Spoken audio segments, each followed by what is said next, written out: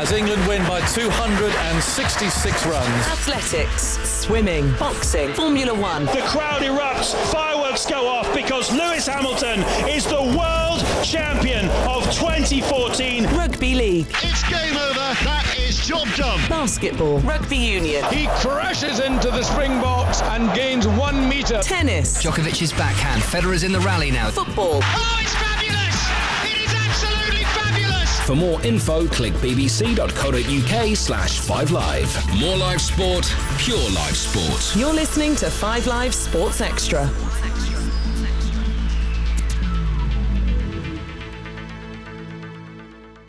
More live sport, pure live sport. This is 5 Live Sports Extra. As 5 Live brings you one event, 5 Live Sports Extra brings you another, uninterrupted and in full. Including cricket. Bowls and pancakes. Bowled, it's all over as England win by 266 runs. Athletics, swimming, boxing, Formula One. The crowd erupts, fireworks go off because Lewis Hamilton is the world champion of 2014. Rugby league. It's game over. That is job done. Basketball. Rugby union. He crashes into the Springboks and gains 1 metre. Tennis. Djokovic's backhand. Federer's in the rally now. Football. Oh, it's fabulous!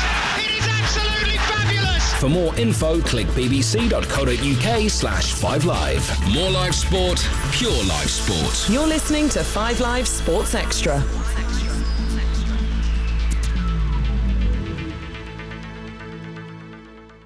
More live sport, pure live sport. This is 5 Live Sports Extra. As 5 Live brings you one event, 5 Live Sports Extra brings you another, uninterrupted and in full. Including cricket. Bowls and pancakes. Bowled, it's all over as England win by 266 runs. Athletics, swimming, boxing, Formula One. The crowd erupts, fireworks go off because Lewis Hamilton is the world champion of 2014. Rugby league. It's game over. That is job done. Basketball. Rugby union. He crashes into the Springboks and gains 1 metre. Tennis. Djokovic's backhand. Federer's in the rally now. Football. Oh, it's fabulous! It is absolutely fabulous! For more info, click bbc.co.uk/5live. More live sport, pure live sport. You're listening to 5 Live Sports Extra.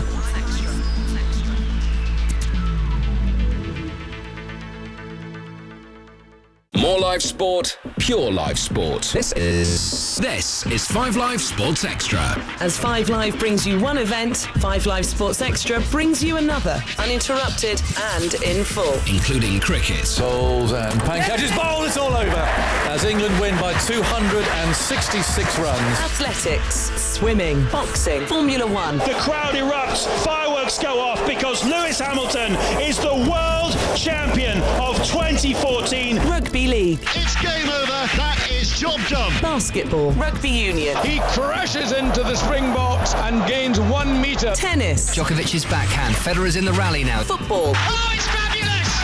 It is absolutely fabulous! For more info, click bbc.co.uk/5live. More live sport, pure live sport. You're listening to 5 Live Sports Extra.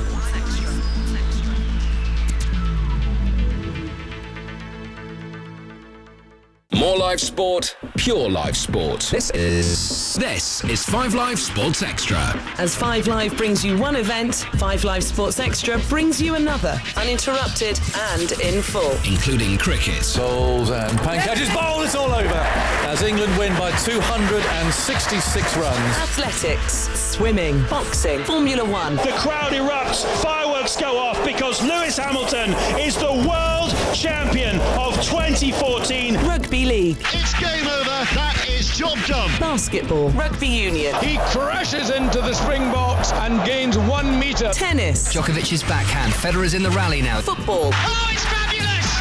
It is absolutely fabulous! For more info, click bbc.co.uk/5live. More live sport, pure live sport. You're listening to 5 Live Sports Extra.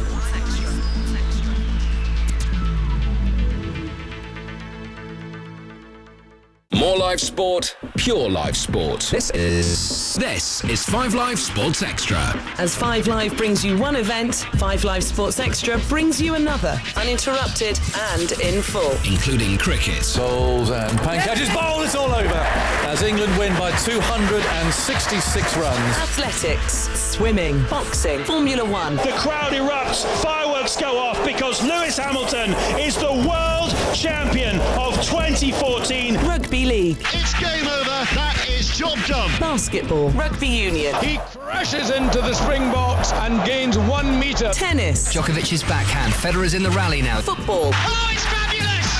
It is absolutely fabulous. For more info, click bbc.co.uk/5live. More live sport, pure live sport. You're listening to 5 Live Sports Extra.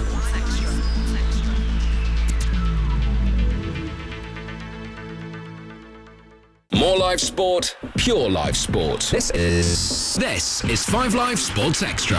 As 5 Live brings you one event, 5 Live Sports Extra brings you another, uninterrupted and in full. Including cricket, Bowls and pancakes. Bowl, it's all over as England win by 266 runs. Athletics, swimming, boxing, Formula One. The crowd erupts, fireworks go off because Lewis Hamilton is the world champion of 2014. Rugby league, It's game over. That is job done. basketball, rugby union, He crashes into the Springboks and gains 1 metre. tennis, Djokovic's backhand. Federer's in the rally now. football. Oh, it's fabulous.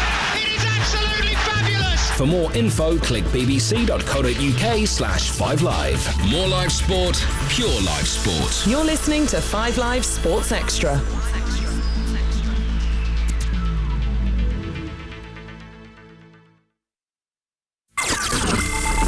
You're listening to 5 Live Sports Extra. This is the chance. 5 Live sister service available exclusively digitally. So simple. Racket descends into silence. Championship point. It just looked effortless.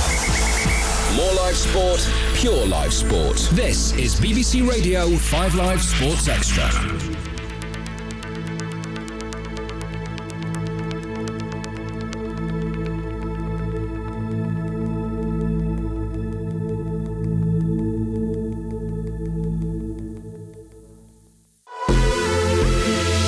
Coming up in the next few minutes. International cricket. 5 Live Sports Extra is a dedicated service for the BBC's live sport coverage with a flexible schedule to suit the occasion. On digital, online, smartphone and tablet.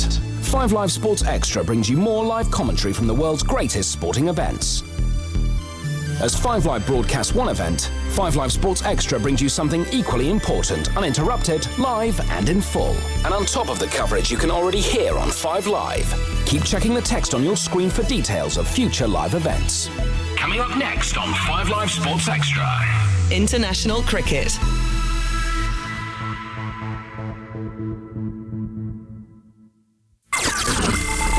You're listening to 5 Live Sports Extra. This is the chance. 5 Live sister service available exclusively digitally. So simple. Racket descends into silence. Championship point. It just looked effortless. More live sport, pure live sport. This is BBC Radio 5 Live Sports Extra.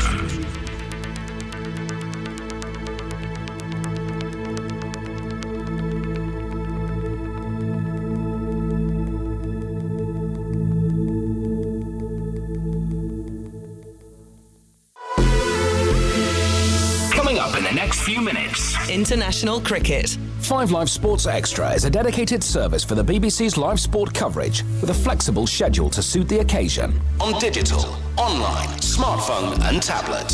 5 Live Sports Extra brings you more live commentary from the world's greatest sporting events. As 5 Live broadcasts one event, 5 Live Sports Extra brings you something equally important, uninterrupted, live and in full. And on top of the coverage you can already hear on 5 Live. Keep checking the text on your screen for details of future live events. Coming up next on 5 Live Sports Extra. International cricket.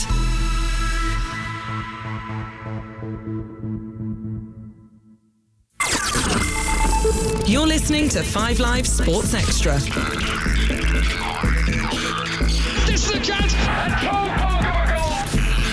5 Live sister service available exclusively digitally.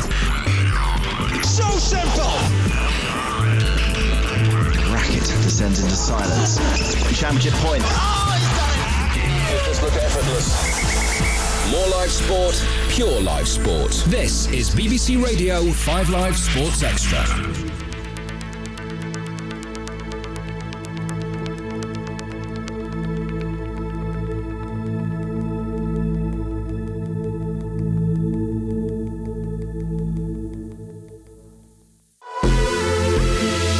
Coming up in the next few minutes. International cricket. 5 Live Sports Extra is a dedicated service for the BBC's live sport coverage with a flexible schedule to suit the occasion. On digital, online, smartphone and tablet. 5 Live Sports Extra brings you more live commentary from the world's greatest sporting events. As 5 Live broadcasts one event, 5 Live Sports Extra brings you something equally important, uninterrupted, live and in full. And on top of the coverage you can already hear on 5 Live. Keep checking the text on your screen for details of future live events. Coming up next on 5 Live Sports Extra. International cricket.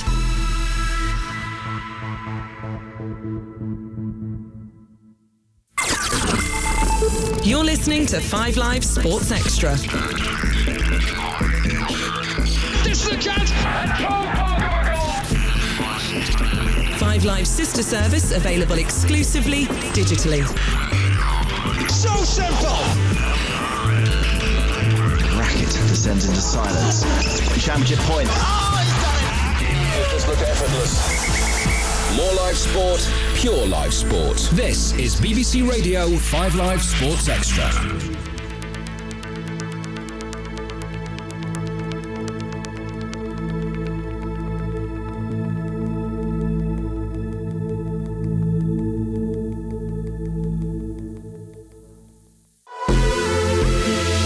Coming up in the next few minutes. International cricket. 5 Live Sports Extra is a dedicated service for the BBC's live sport coverage with a flexible schedule to suit the occasion. On digital, online, smartphone and tablet. 5 Live Sports Extra brings you more live commentary from the world's greatest sporting events. As 5 Live broadcasts one event, 5 Live Sports Extra brings you something equally important, uninterrupted, live and in full. And on top of the coverage you can already hear on 5 Live. Keep checking the text on your screen for details of future live events. Coming up next on 5 Live Sports Extra. International cricket.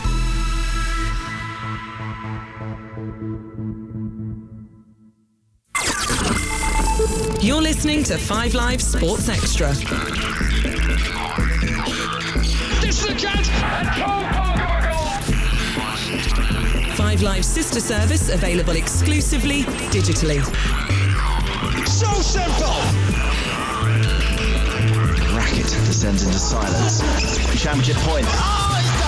It does look effortless. More live sport, pure live sport. This is BBC Radio 5 Live Sports Extra.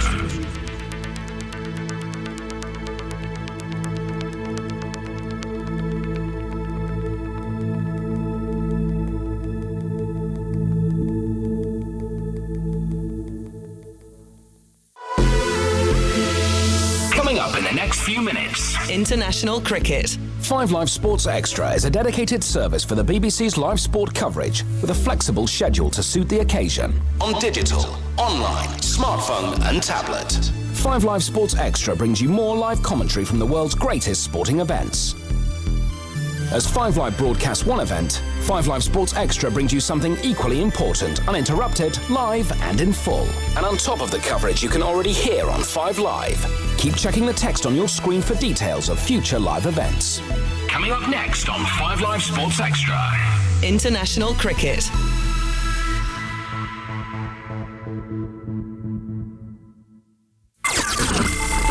You're listening to 5 Live Sports Extra. This is the chance. 5 Live sister service available exclusively digitally. So simple! Racket descends into silence. Championship point. It does look effortless. More live sport, pure live sport. This is BBC Radio 5 Live Sports Extra.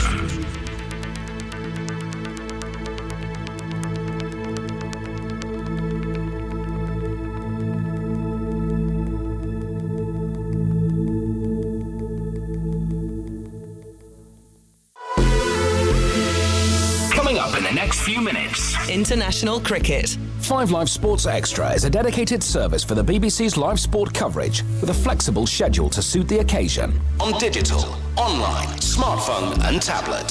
5 Live Sports Extra brings you more live commentary from the world's greatest sporting events. As 5 Live broadcasts one event, 5 Live Sports Extra brings you something equally important, uninterrupted, live and in full. And on top of the coverage you can already hear on 5 Live. Keep checking the text on your screen for details of future live events. Coming up next on 5 Live Sports Extra. International cricket.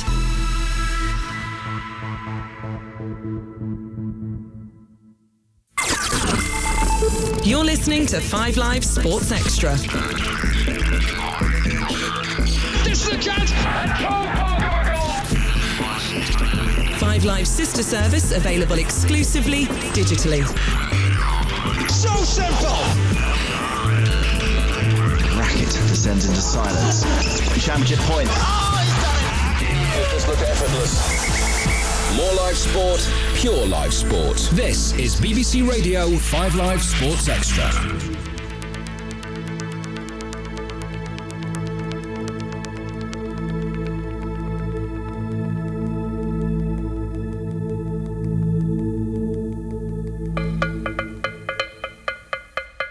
I'm Simon Mann and welcome to Test Match Special and the second day of the Edgbaston Test between England and Pakistan. Play is scheduled to start at 11 o'clock, but first here are the highlights of yesterday's play. And here comes Mohamed Amir racing away from us. He's up to the wicket now. He bowls and Hale plays that nicely round the corner of his pads using the in-swing, and that goes for 4 runs. The fielder down there at fine leg Rahat Ali could get nowhere near that. It was beautifully timed, and so that'll make Hales feel much better.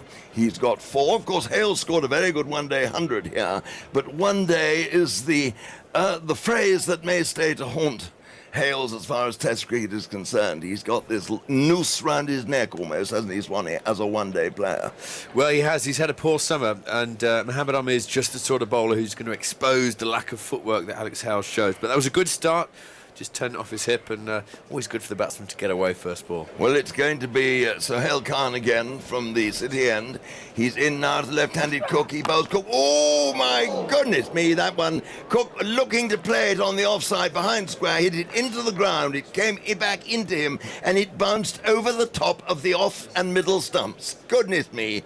That was a great piece of luck, and Pakistan can hardly believe their eyes how he didn't play that into the stumps. Oh, it was so close. Cook going back, beaten for pace, actually. Very good bit of bowling from Khan.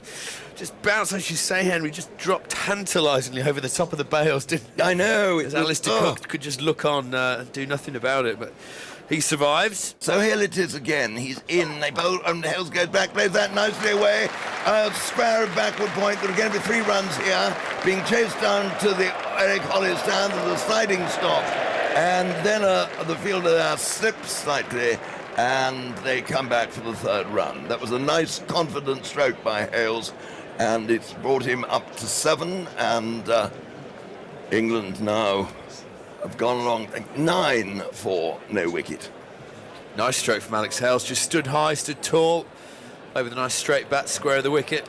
Yasir Shah put in the big chase, put the dive in front of the Hollis stand. The last place you want to misfield slightly is in front of that Hollis stand. You become lampooned for the next 5 days if you do. But he lost his footing, unfortunately for him, as he stood up. He's seeing the funny side, that Lionel Messi look of his. He's got a big smile on his face, but he won't have that smile on once that crowd get to 4 p.m. today if he carries on falling over.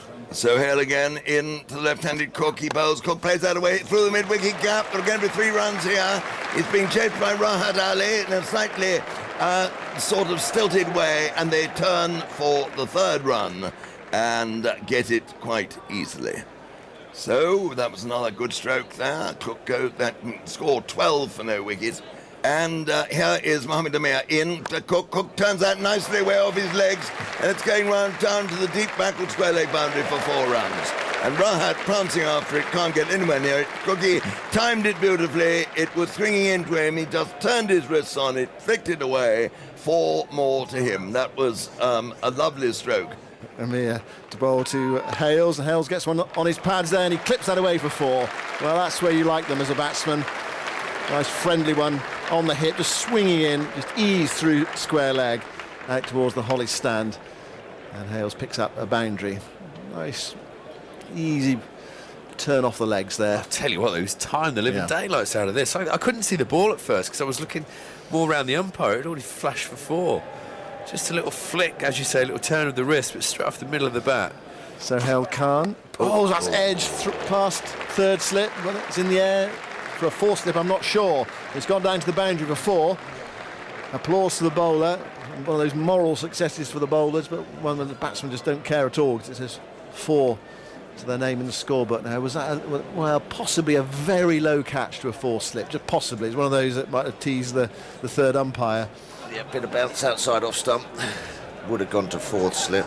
And one of those mornings that, as a captain, when you do decide to stick them in, that everything has to go to hand, and when it does go to hand, it's got to be caught. So Pakistan have got to be have those hands warm. The hat balls outside the off stump, and it's crashed away by Cook. He doesn't even bother running for that. It was short and wide, and it got what it deserved.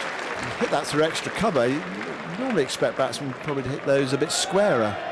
Yeah, he saw that very early, didn't he? Short, wide, no pace off the pitch, all the time in the world.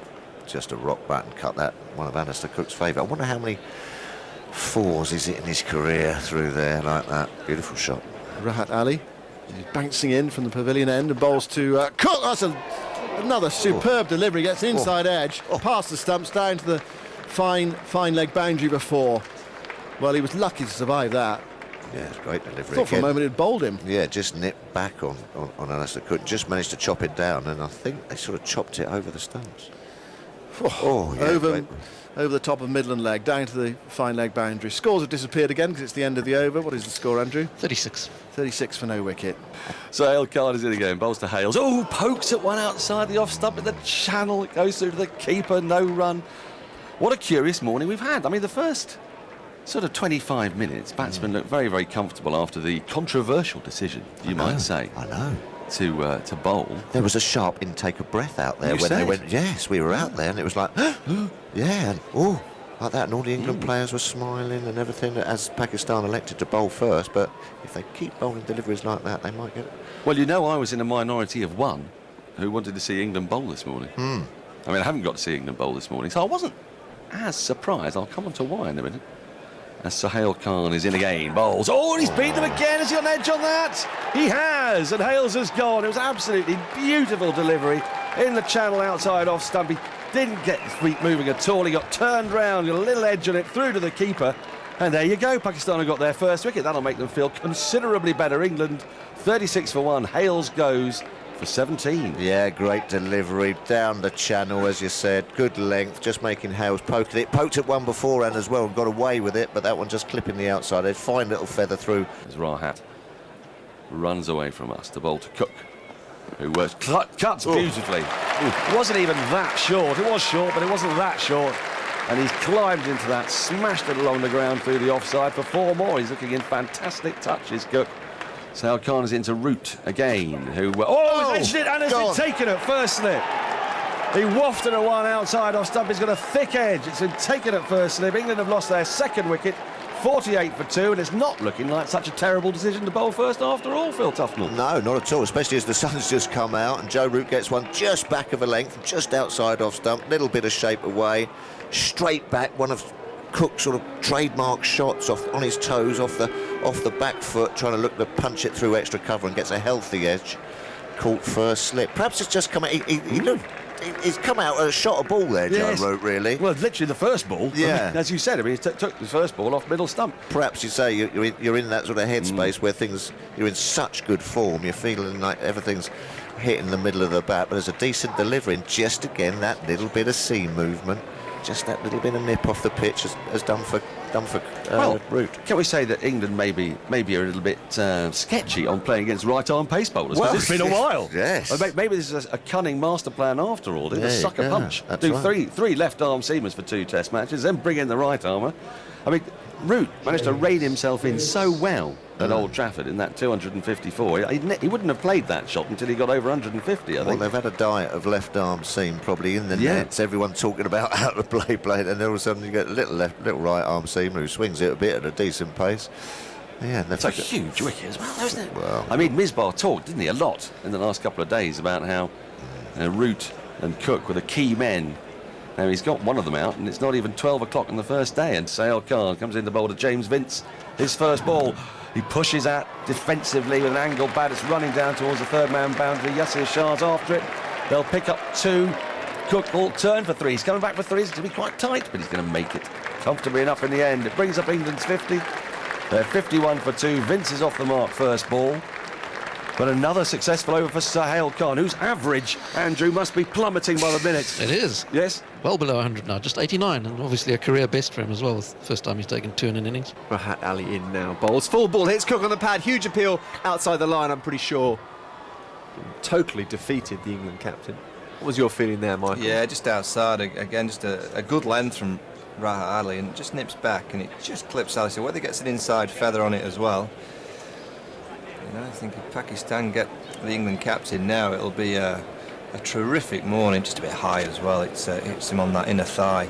Rahat Ali in now, full ball, push driven, nicely played, classic trademark Alistair Cook. Nothing more than a firm wristed punch through straight mid off, and it goes all the way for 4. If Geoffrey Boycott was here, it was classic opening batsmanship where he didn't overhit it, no flourish, control, understated off drive.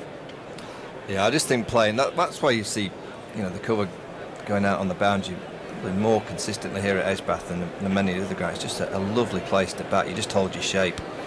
So Cook there, it's just everything's inviting to you as a batsman. You just see down the ground as a great option, square of the wicket with the long square, it just races along.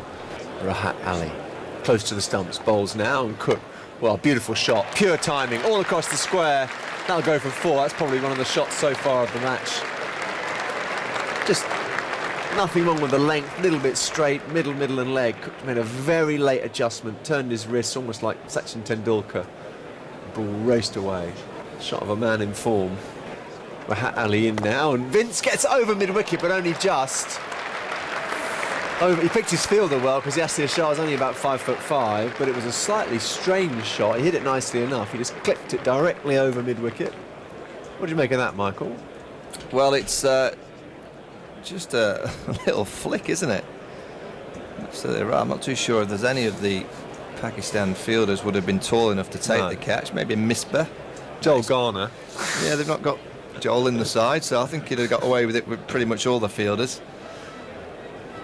Again, it's this pitch, you just always see the ball and think, yeah, I can just relax and play your strokes. You've got to be very watchful and careful. Just leaking runs though, isn't he? Rahat Ali, you just look at the figures now, 4.5 for 25. It's just always ticking along the scoreboard when he's got the ball in his hand. Cook has a look around the field. There are 2 men back on the leg side, fine leg and deep forward square leg. Yasir Shah's down there. I haven't seen him bowl yet. And 4 slips in for the edge. And here's Mohammad Amir looking to big strike for Pakistan. But it's guided away by Cook down to the third man boundary for 4. Well, if you watched Alistair Cook bat, you'll have seen that shot played many times. Not trying to hit it too hard.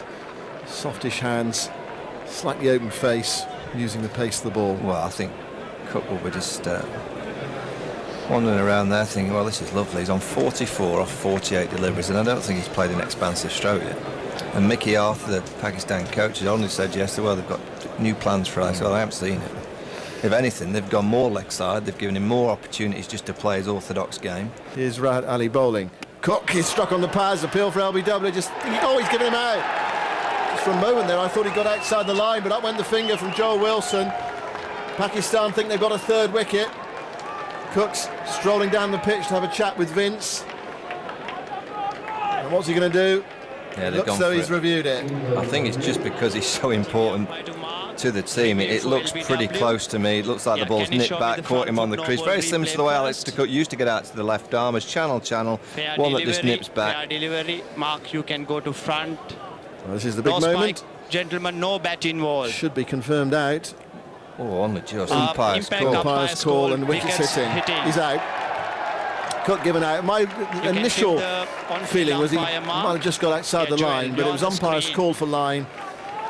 And of course, once you've been given out, then it's a big problem for the batsman. So Cook is on his way. That's a big blow struck by Pakistan. Cook LBW for 45 to Rahat Ali. Balance weights, bat raising, goes back into his crease and edges that just short of the gully. Well, it took a genuine thick edge there, but it dropped short of Yasir Shah. Knocked it away. A close thing for Gary Balance. His first over at the crease. Squared up. His technique's all over the place there, Simon. Played like French cricket, didn't he? And it's Mohamed Amir again in both balance. Balance drives nice. That was a better stroke. It's going down towards the extra cover boundary, and Misbah is after it. He won't stop that. It goes into the boards, and 4 is signalled by umpire Bruce Oxenford from Australia.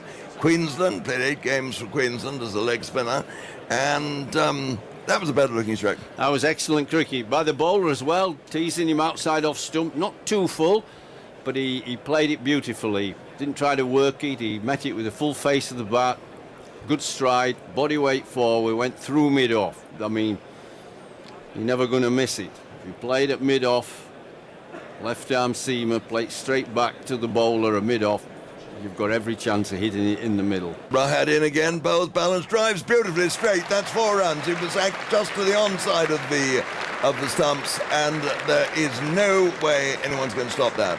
That was a lovely shot. Yep. And a little bit, perhaps tiny bit of bottom hand there, but fair enough. He hit it more or less back into the V where it came from, and 93 for 3. So rocking from side to side is Sahel Khan as he's into Balance, who cuts at this one beautifully, gets it past gully and past backward point, down to the third man boundary for 4. It may have looked slightly streaky, but he looked in complete control of that to me. It was in the air briefly, but he got it past gully easily enough. And it was aerial. But it's just like a glide, isn't it? Yeah. Just a glide into the gap, one of Gary Balance's favoured shots. Sahel Khan is in again to Vince. Identical ball, but he's played that better, if anything, as Vince. It was on his pads, roughly his knee on leg stump, and he's worked that gorgeously through mid-wicket. Crisp timing, got it all the way to the boundary for 4. And there's a lot of people who've been grumbling about James Vince scoring the vast majority of his runs on the offside, but he's unfurled a few of these today, isn't he? Well, I think he's got a gift to play on both sides of the wicket, but this is the side that I prefer to see him play in Test cricket. Just wait for the straight balls. Try and nullify that big drive a yard or so outside of off stump, and he's got a natural gift just to time the ball. I mean, both these players now, we've got Balance on 27, Vince on 21. 25. They've made good, the starts at 42 balls for Vince, 47 balls for Balance. They're in. The set. Rahat Ali in swinger, very well played by Gary Balance. The perfect cricket shot. Rahat Ali's been trying to take it away from Gary Balance. This time he speared it in. Balance held his balance, there's no other word for it. Head still, into the ball, full face of the bat between the bowler and mid-on. And that'll give Gary Balance so much confidence. I think you've got to go for Balance kept his shape. Okay, see, where were you when I was in the crisis and I had balances everywhere? You just could have given me a nudge and say, shape. Yeah, he just kept his shape. I think. Thank you, Michael. Yeah. We'll swap seats in a second. I'll start opining and you can talk us through the language. Yes, here's shot in wide of the off stump. Beautiful cover drive from Vince. Such an elegant shot, and the dive is despairing. And the timing there. Actually, Michael, I'll bring you in. You played a few of those. It was an extra cover drive, really elegant shot, and it flew to the boundary. Well, that had a bit of Mark Waugh in it. Mark Waugh used to play shots like this through the offside, and that's what he's got to wait for. He's got to wait for that ball to drive right under his nose.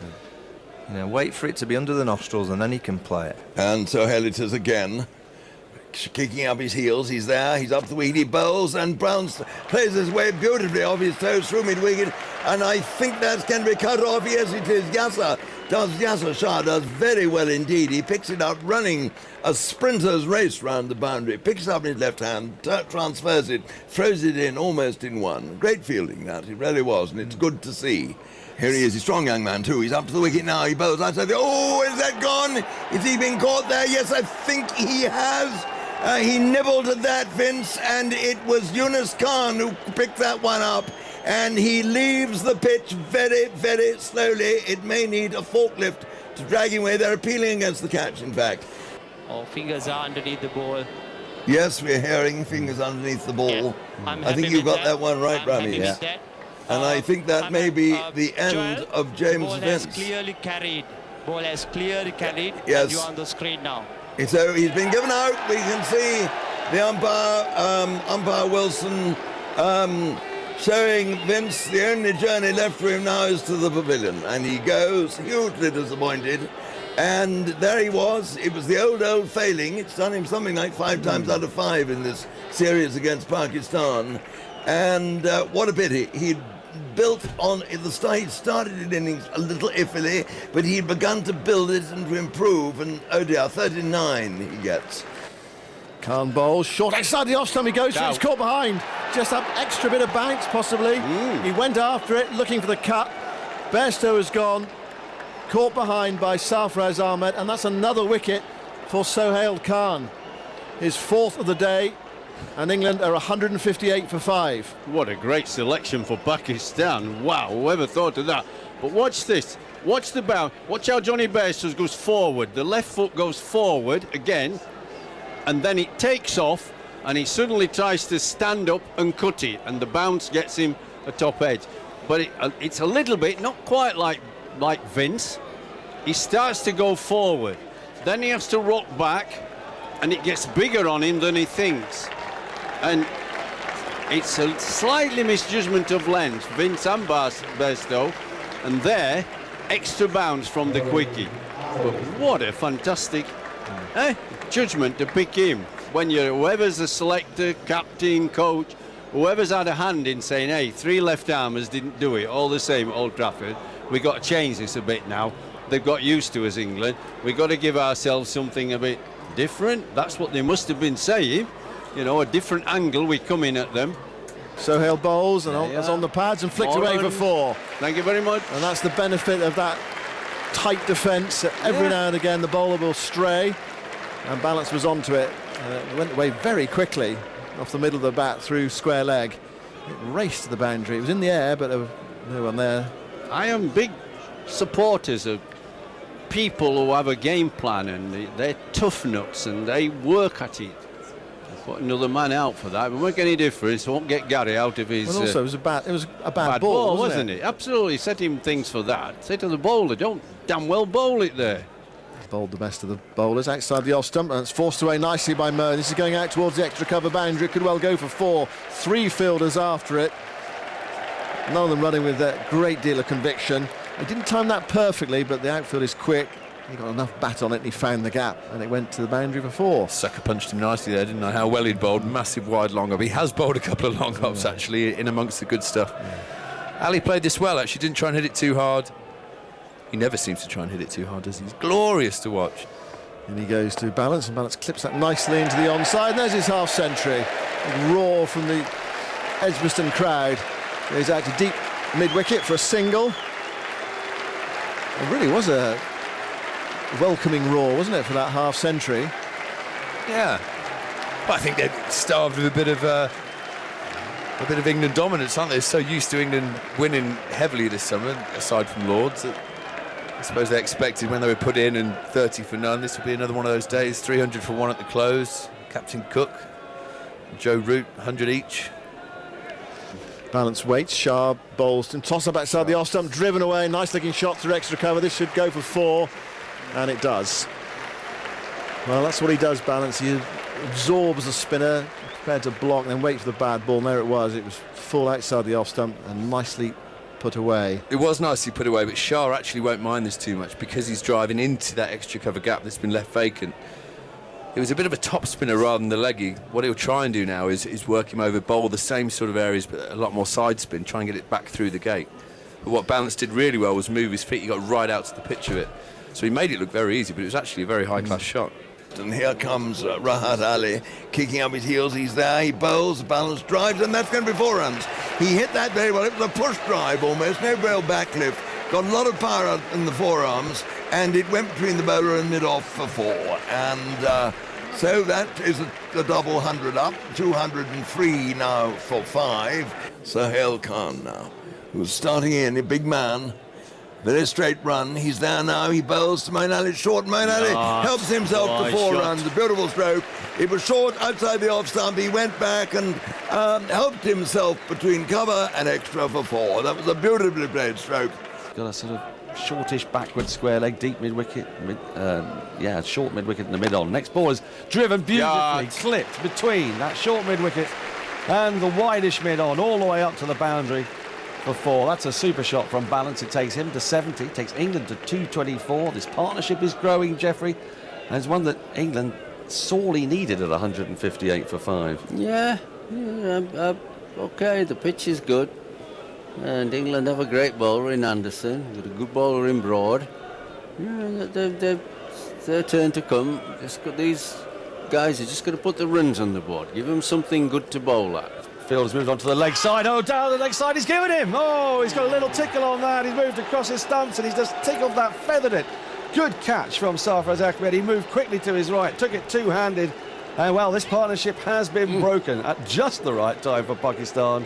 Gary Balance goes for 70, sort of falling over himself. There's a see on the replay on hotspot. He's definitely got a thin edge on that. Smart bit of work from the keeper because that was spinning down the leg side. He anticipated it well, did the keeper.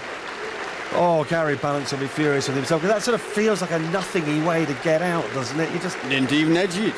He bowling round the wicket, foot wide of off stump, and he's trying to put his leg across and glance it, and that's what he did, glance it right off the middle.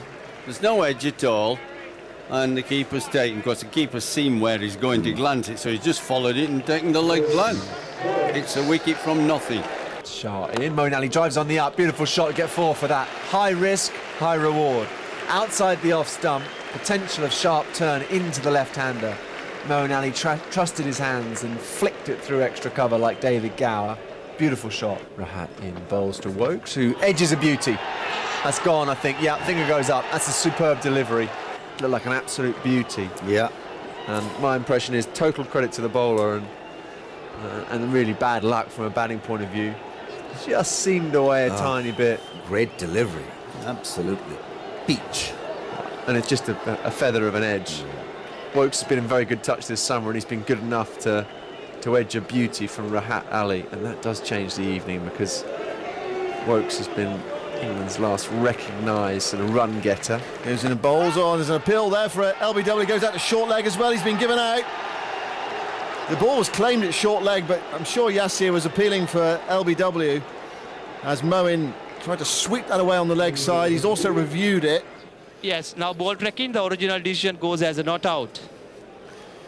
Right, here we go. Well, this is the interesting one. You heard him say the original decision was not out. It's umpire's call. And it's umpire's call, so this is going to be given not out. Yeah. It's umpire's call for wickets as well. I think some in the crowd think this is out, but and I have conclusive evidence that there is no bat involved, so I recommend you to change your original decision.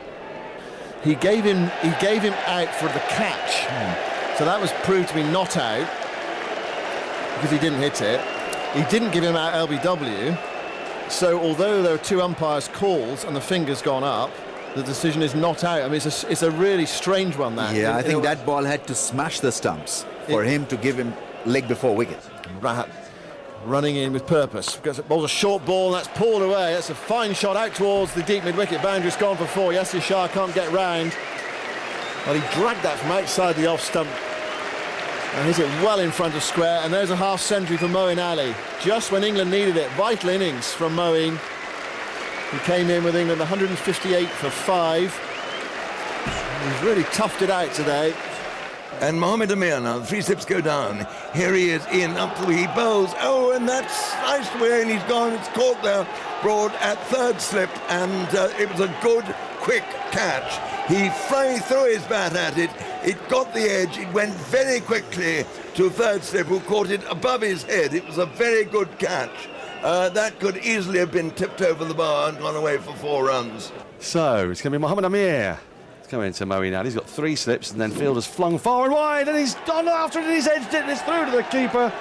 And Moeen Ali has flashed at a wide one. First ball of the over. England have lost their 9th wicket. They're on the brink now. 278 for 9. There was a flat-footed waft. Sahil Khan bowls to Anderson, who gets pinned in front. The finger goes up. Sahil Khan has got his 5th. Anderson has instantly said, no way. I'm referring that. I don't know how much confidence he's got in it. Sahil Khan goes to his knees and rubs his forehead on the Edgbaston turf. That could well be England's 10th wicket. Well, I think it is, you know. I just think Jimmy Anderson knows he's got a review left. And Sahil Khan has celebrated like he knows he's got his first 5 in Test cricket. Good shape back in to Jimmy Anderson, unless he's got an inside edge. No, that's Can you show me the that looks extremely out. hotspot leg side, please? I think Jimmy knows they've got it. So you can hear the third umpire talking. So now we're having, like, there's Nothing no visible there. Yeah, there's no inside edges there. No. Let's have a look. No, there's no inside edge. I guess the one last thing that might save me is where it's pitched. I can clearly see daylight between the bat and the ball. Because it's hit him in front of leg, so maybe it's just outside leg. That might be Jimmy Anderson's hope. I'd be amazed. Yeah, you can go to the ball tracking. No, it's oh, now wait a minute. Is it swung too far down? No. Umpire's call. It's umpire's call. You can stay with your original decision, Bruce. Well, that's the nice friendly days cricket finish. At close of play on the first day of the third Investec Test match at Edgbaston, England bowled out for 297 after being put into bat by Misbah. Leading scorer Gary Balance with a patient, stubborn 70. Moeen Ali with very useful runs down the order. He made 63. Alistair Cook fluent at the top, out for 45 today. That was 75 for 3. England under pressure. Pakistan just holding them back, restricting them throughout the day. Well played Sohail Khan. 5 for 96 in his third Test match. Record to the side today. Change of angle. Right arm seamer instead of the 3 left armers. 2 for Amir today. 2 for 53. 2 for Rahat Ali. He made 2 for 83, and Yasir Shah with the 1 wicket, 1 for 64. That of Balance caught down the leg side for 70. England bowled out towards the close of play, so no time for Pakistan to bat. So England all out for 297.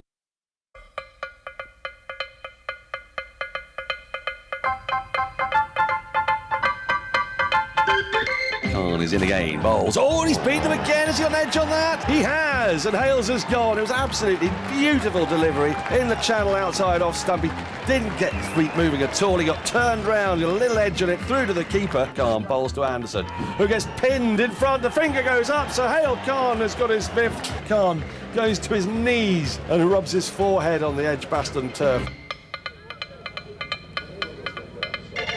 Hello, and welcome to this, the second day of the third Investec Test match here, live from Edgbaston. I'm Daniel Norcross.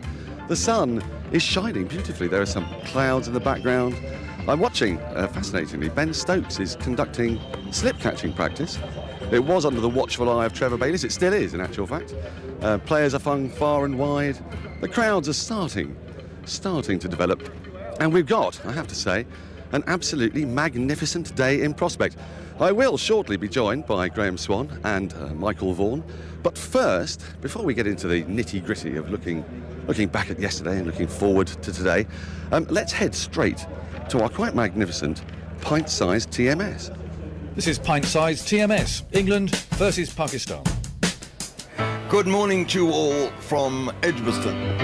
Rahat bowls outside the off stump, crashed away by Cook. He doesn't even bother running for that. Beautiful shot. And Sohail Khan is in again. Bowls. Oh, and he's beat them again. Has he got an edge on that? He has, and Hales has gone. It was absolutely beautiful delivery. Sohail Khan is into Root again. He's edged it and has taken it firstly. I blame myself. I've taken both those wickets. It's not down to you. No? No, sure. Honestly, it feels like it sometimes. Here's Rahat Ali bowling. Cook is stuck on the pads. Appeal for LBW. Just always get him out.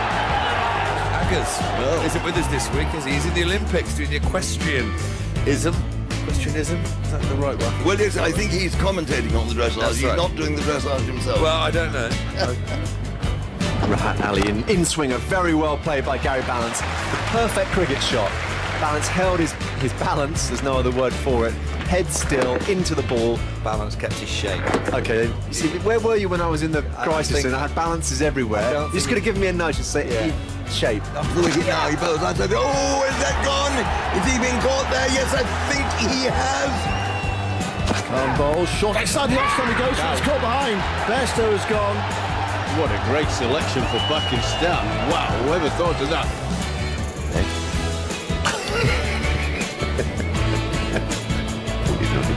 Certainly not. Fields moves on to the leg side. Oh, down the leg side, he's given it. Oh, he's got a little tickle on that. He moves across his stance and he's just tickled that, feathered it. And just feels it's such a shame for Balance. He's put in so much hard work. To edges of beauty. running in with purpose. Because it bowls a short ball, and that's pulled away. That's a fine shot out towards the deep mid-wicket. Boundary's gone before. Yasir Shah can't get round, and there's a half century for Moeen Ali. Here he is in, he bowls. Oh, and that's nice where he's gone. It's caught there. So it's going to be Mohammad Amir. He's going into Moeen Ali. He's got 3 slips, and then fielder's flung far and wide, and he's gone after it. He's edged it, and it's through to the keeper. Sahel Khan bowls to Anderson, who gets pinned in front. The finger goes up. Sahel Khan has got his 5th. It's a nice friendly day's cricket finish, isn't it? That Pakistan can arrive tomorrow and bat. Well, there you go. That's our pint-sized TMS, and listening to that, there were vast numbers of wickets yesterday. You can watch that via the cricket section of the BBC website. And, well, I'm joined now by Graham Swan to talk about what was a fascinating day's cricket yesterday. Pakistan winning the toss, elected to bowl, quite controversial in its own way, and then by the end of it, they bowled England out. Was that a good day for Pakistan, a good day for England? What was it? I think it was a pretty 50-50 day, to be honest. Having bowled first, the thing is that if you do win the toss and bowl first, you expect to bowl a team out for 200, 220. It's not always like that in Test cricket. So the expectation was there for Pakistan to bowl England out, which they managed to do. However, England managed to get 297 on the board, so nearly 300 on the first day. I think it's a good effort by England, and if the ball swings like I think it will today, there's a bit of moisture in the air, there's a bit of dampness in the outfield. I think the ball's going to swing. I think it could end up being an exceptional first innings score. Michael Vaughan, Sahel Khan came into this game. Not sure any of us predicted that. We thought they might bring in a right armour. Thought it would be Imran Khan. He's taken 5 for 96. Has he given us sort of a clue as to how England might bowl on this pitch? Yeah, but I don't think England will need any kind of clues of how to bowl here. They're all used to bowling at Edgbaston. There's always something there for the bowler. But I guess when you see someone like Sahel Khan run up and just kind of a bit old school, when he's top of off stump, just outside, a bit of wobble, the pitch did a lot for him. But he was consistent, and I think he was a standout bowler for Pakistan. 297, I mean, it doesn't sound massive, but it is a decent score on this surface. And I think if England catch well, and that's always a question mark with the cord, and I think if they do get the ball in their hands nicely, there's a chance that England could bowl Pakistan out. I wouldn't say quickly, but it'd be with a decent lead in the first innings. You only have to look at Pakistan throughout the series. I mean, they got 339 in that first innings at Lords when it was flat, and then Old Trafford was as flat as it can be, and they just didn't get anywhere near 300. And you think here at Edgbaston, with a little bit of shape, I'm sure it'll swing. There'll be probably a bit more pace in the pitch today. It might bounce just that little bit more than we saw yesterday. And the Pakistan's techniques of that right shoulder's coming in the right-handers. I think Anderson and Wokes in particular, who just get the ball to shape away from the right-handers. If the slip cord and get it nicely into their buckets, I think it could be a day where England could end up the day batting again, and that's the target for the team, is to make sure that they're batting again tonight. Well, part of that, obviously, Michael, is going to depend upon combination, I suppose, of overhead conditions as well as the pitch, but also how much play we're going to get today if we're going to see Pakistan bowled out. And I'm delighted to say that we have waiting to tell us the weather prospects for today, Jay Wynn. Hello, Jay. Well, it's a day of sunshine and showers, really, but not in equal measures. Just taking a look at the radar, we've got some showers up towards Stoke-on-Trent to the north, and a few showers down towards Gloucester towards the south. But in between, in and around the Birmingham area, well, it's been fine so far today with some lengthy spells of sunshine, and that should continue for quite some time. Not a completely dry day, I suspect. As I say, sunshine and showers, a few showers moving through on that breeze during the afternoon, so maybe 1 or 2 interruptions. But showers are fairly hit and miss, so it could just be a little bit down the road where you see some rain, but Edgbaston might stay dry. We'll have to wait and see on that one. Temperatures around about 17 or 18 degrees at the moment. They'll creep up to around about 20 or 21 degrees by the middle of the afternoon, and it's not going to be that humid either, but it is going to be quite breezy, a gusty breeze from the west or the southwest. But all in all, I think we're going to get some lengthy spells of playing through the day today. Well, thank you, Jay. That's all quite promising. Apparently, sunshine and showers, lads. Sunshine and showers. And I don't like the showers. No, I don't like the showers. But they will be blowing through, and we may get away with it, as is often the way with showers. It is blustery. Now, I want to talk about blusteriness, because it is quite gusty. We can see the flag, St George's flag, billowing over yonder. We can also see that sort of white sheet has been rippling around like wano. Is that going to assist England's bowlers a bit? At the moment, it's coming from left to right as we stand from the pavilion end. So, stick your neck out. Who's going to bowl from which end? Well, I think they'll all have a go at each, but I would think that Jimmy will probably start at this end, and then Stuart Broad will be the far. It seems to be that Anderson's had the ball in his hand from this end, and Stuart Broad's kind of running into it, but they'll all have a go for him, which I don't think it really matters. I think if you just hammer it as hard as you can and full of a length, I think at Edgbaston you have to kind of err on potentially being driven. You know, I think if someone comes out and plays a couple of nice drives, you don't then go, I'll just drop my length a little bit shorter. You've got to be encouraging the drive. If you do that, it's a really good cricket wicket, because as a batsman you always feel that you've got an opportunity to score. You always see the ball so clearly and you go, oh, it's there to take, and then all of a sudden you make that one mistake and it just does a little bit, it bounces, and we saw Sohail Khan produce a few beauties yesterday, and that's why it's always great cricket here. It just rewards quality. We've had 8 wickets yesterday that fell to catches behind the wicket, 5 to the keeper, 3 to slips. I'm joined by Simon Hughes. He's been having a look at Stephen Finn and Jimmy Anderson. They're going to be crucial today. Is this a sort of pitch that's going to suit them? Yeah, definitely. Actually, I think one other little factor which bowlers are very conscious of is the wind. And it's quite gusty today. It's going across the pitch from sort of the ground staff area, you know, towards the Eric Hollis stand, and bowlers like to bowl their swing with the wind, so I can actually see Anderson, although he's taken a lot of his wickets from this pavilion end in the past, I can see him preferring the far end because that'll help his outswing with the wind. But you know, they'll share it out. I'm sure they'll probably all bowl at different ends, but it's just a pitch which I would call a nibbly pitch, because there's a little sort of carpet of grass on it, and the seam grips on that little patchy grass, and although it's not damp grass, it's not green grass, it does have an effect. The seam just grips and moves a little bit either way. So if you bowl that good length, drawing the batsman forward, there's a great chance of wickets. Presumably England, in a sense, got to think they've got an advantage by having the 4 seamers here, haven't they? I mean, granted that they will also be bowling last in theory, with the spinner, but Pakistan have then got the disbenefit of having potentially their most effective bowler slightly negated, isn't he, by not getting to bowl in the 4th innings? Yeah, absolutely, which is why it's surprising when they do decide to field first, because you feel their biggest threat is going to be their leg spinner, and he should bowl last, and he hasn't got the benefit of bowling with runs on the board either if they field first. So and England have this nice mix of bowlers. Obviously Chris Woakes knows the pitch very well, Warwickshire boy, Anderson's taken wickets here before. Just a sort of forensic examination of the batsman is about to happen. Broad, very clever. And Finn, I saw, you and I were at the match at Lord's last week. Finn bowled 92 miles an hour. Great rhythm, didn't he? I think he's got his rhythm back. I'm just watching him loosen up there. He looks better. I'm not saying he's going to be taking 7 for 20, but he looks a little bit more like the old Stephen Finn, so optimistic. Well, we've concentrated quite a lot on England's bowlers and England's performance, but yesterday Pat Murphy spoke to Mushtaq Ahmed, Pakistan's bowling coach, and got the Pakistan view of yesterday's play. What a great day for Sohail Khan. Yes, we are very happy for him. You know, like he's been waiting for his chance, and today he delivered that, and he got 5 wickets. It's good for team and good for him. It was a brave decision to drop one of your left-arm quicks.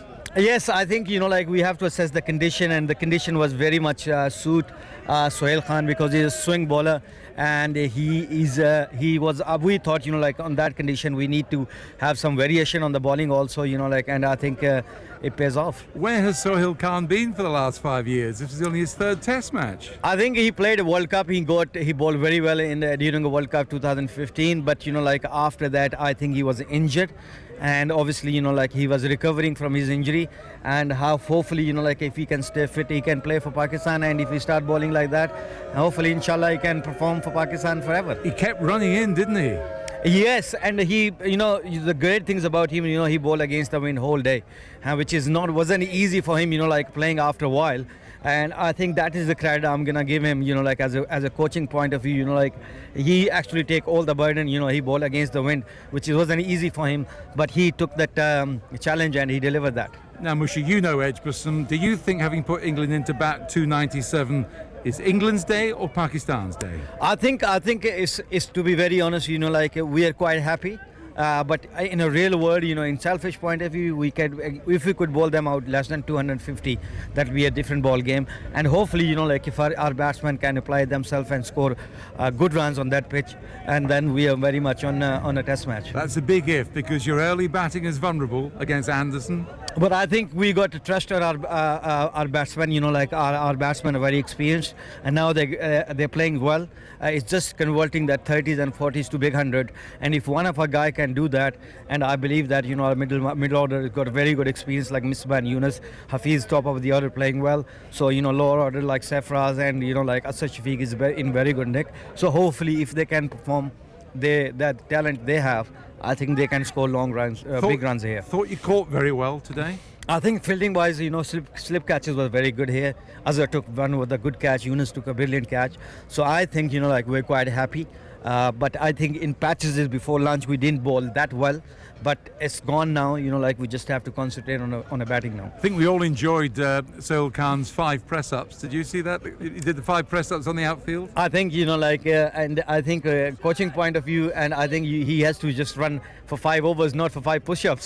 So hopefully if he can bowl 5 overs that suits us rather than 5 press-ups basically. If one of your batsmen gets a century, will he do 100 press-ups on the outfield? I hope so. We don't mind if a couple of our guys can do that. If they can get 100 push-ups, we love those pushes now.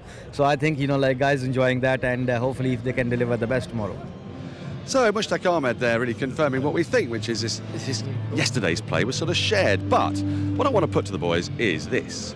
For Pakistan, this is an opportunity. We've been saying that Pakistan's batting has been subpar. You'd say in all 4 innings they've played so far, you expect them to score more runs in the first innings at Lord's and the second, and then it collapsed at Old Trafford. But today they've got a genuine chance here. The scores at Edgbaston the second innings of the match tends to yield more runs than the first.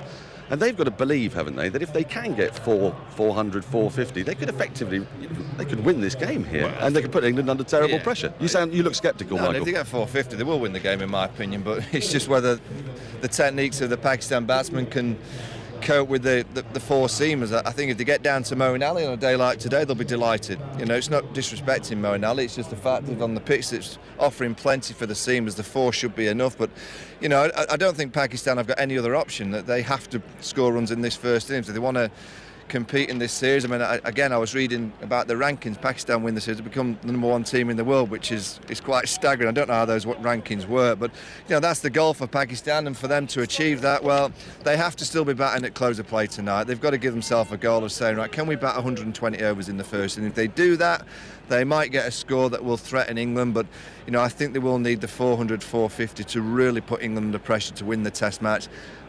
Hafiz is a good player, but he struggled so far. Azhar Ali's a really good player. Again, he struggled so far. The engine and the experience of Yunus and Misbah at 4 and 5. Misbah's looked fantastic. Yunus has been jumping all over the place, but he looked a little bit better in the second innings at Old Trafford. So you'd think that senior core, one of them would have to get a century.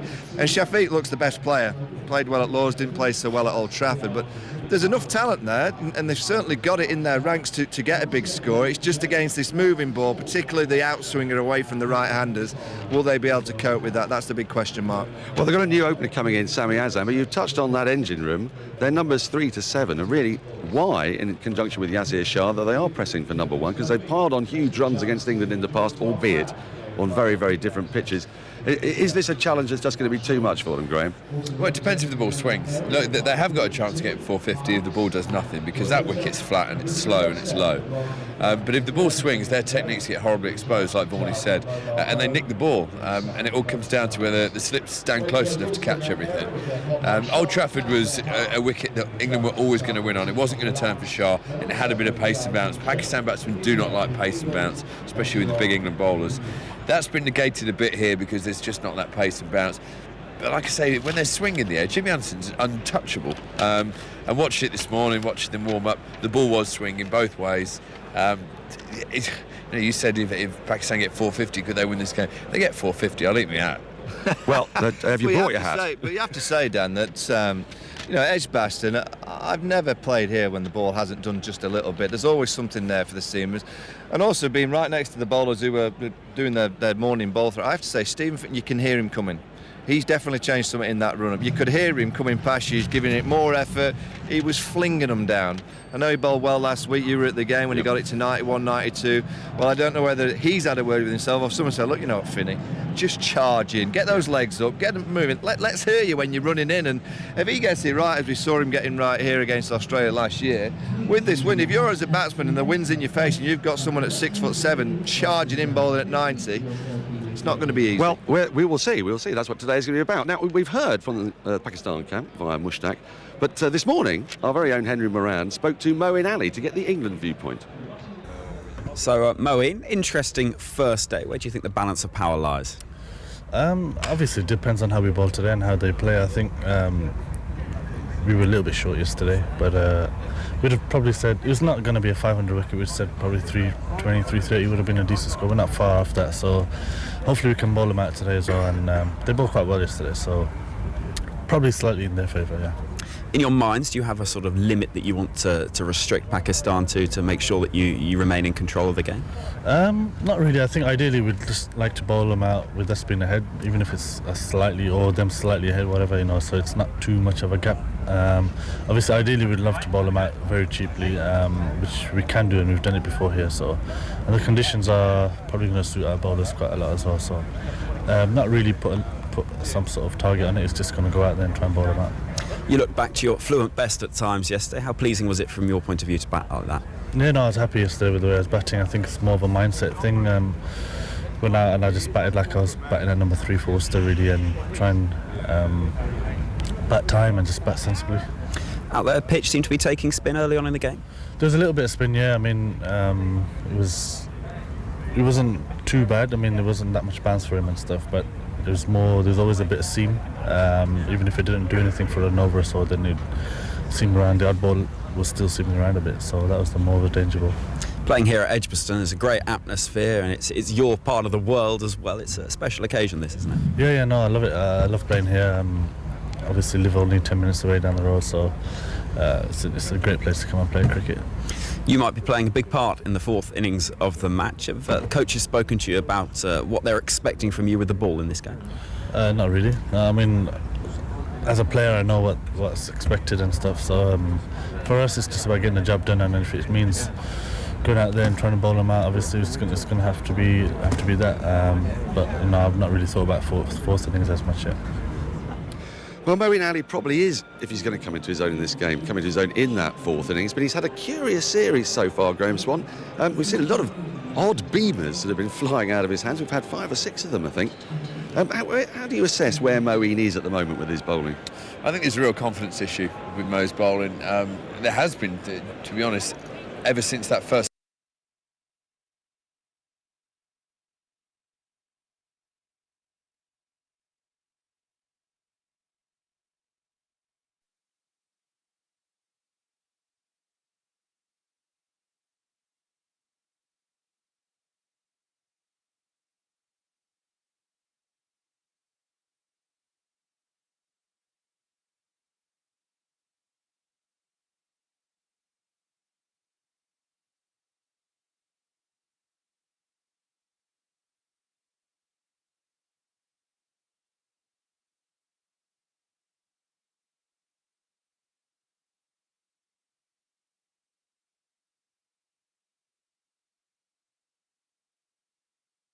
I'll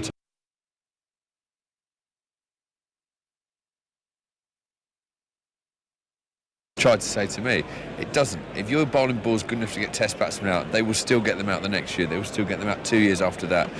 And so I think that really knocks him back, and he tried to change things. He tried to be a bowler that he wasn't, rather than just concentrate on what Mo does. He's trying to work on his dozer and everything. As soon as he gets back to just realising, hey, if I bowl properly, spin the ball hard, land it in a good area, I'll take Test wickets, those beamers will disappear. So you're suggesting really he's overthinking it. Is there in part also a bit of a different challenge when you're up against 10 right-handers as the off-spinner? Because in his early days he was getting some left-handers out, which is kind of helpful, isn't it, for the off-spinner. 10 right-handers, especially Pakistanis, who seem to play the off-spin really well, and they target him, don't they? I mean, the moment he comes on, they don't play it that well. After him. They don't play it that well. Misbah's aggressive, but he's 50-50 when he takes it on. He could easily get out like he did in the second innings at Lord's. Yes, it's easier if there's a few left-handers thrown in, but you say 10 right-handers. From number 7 downwards, you don't care if they're right or left-handed, to be honest. They've got players who aren't particularly good players at spin bowling, trust me. Even though they're from that part of the world, you think, oh, great players at spin. They're not. They're aggressive players at spin. So you've always got a chance. Mo's just got to believe that. He started off taking a lot of wickets against India, and there were a lot of right-handers in that team, and he was getting them out. If you're spinning it hard and you put it in the right place, you'll get wickets. And Mo's got all the attributes to be a very good Test bowler. He's just got to believe in himself. Well, here's hoping. He's hoping for Mo himself. Don't go far, Graham, because we're going to go now, I'm delighted to say, to our colleague Charlie Dagnall, who is, I believe, at Lord's for the crucial clash between Middlesex and Surrey. It's a Celtic v Rangers of cricket. and it arouses similar passions, doesn't it, Charlie? Well, I certainly think it could. However, I don't think we're going to see the sort of frenetic nature of the support here at the home of cricket, which is bathed in glorious sunshine today. And the Middlesex fans will be pleased to see the return, the long-awaited return of Nick Compton after his self-imposed break, after scoring just 51 runs from 5 innings in that England tour match, the England series against Sri Lanka.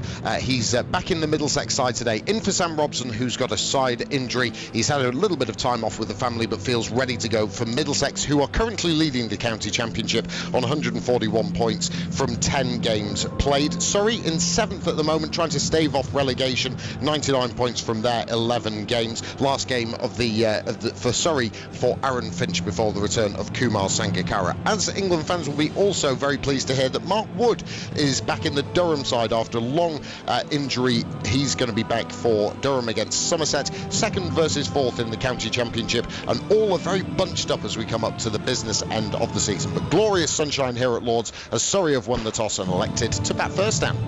Thanks, Charlie. Have fun today at Lord's. Right, well, you can actually listen to all of that if you want to. You can follow every ball of county cricket via the cricket section of the BBC website.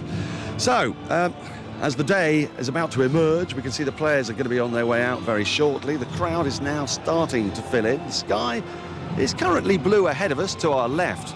There are some glowering clouds developing, and hopefully they will stay away. But if it does come in, that might assist England. They might find that they're on and off the pitch today, Graham.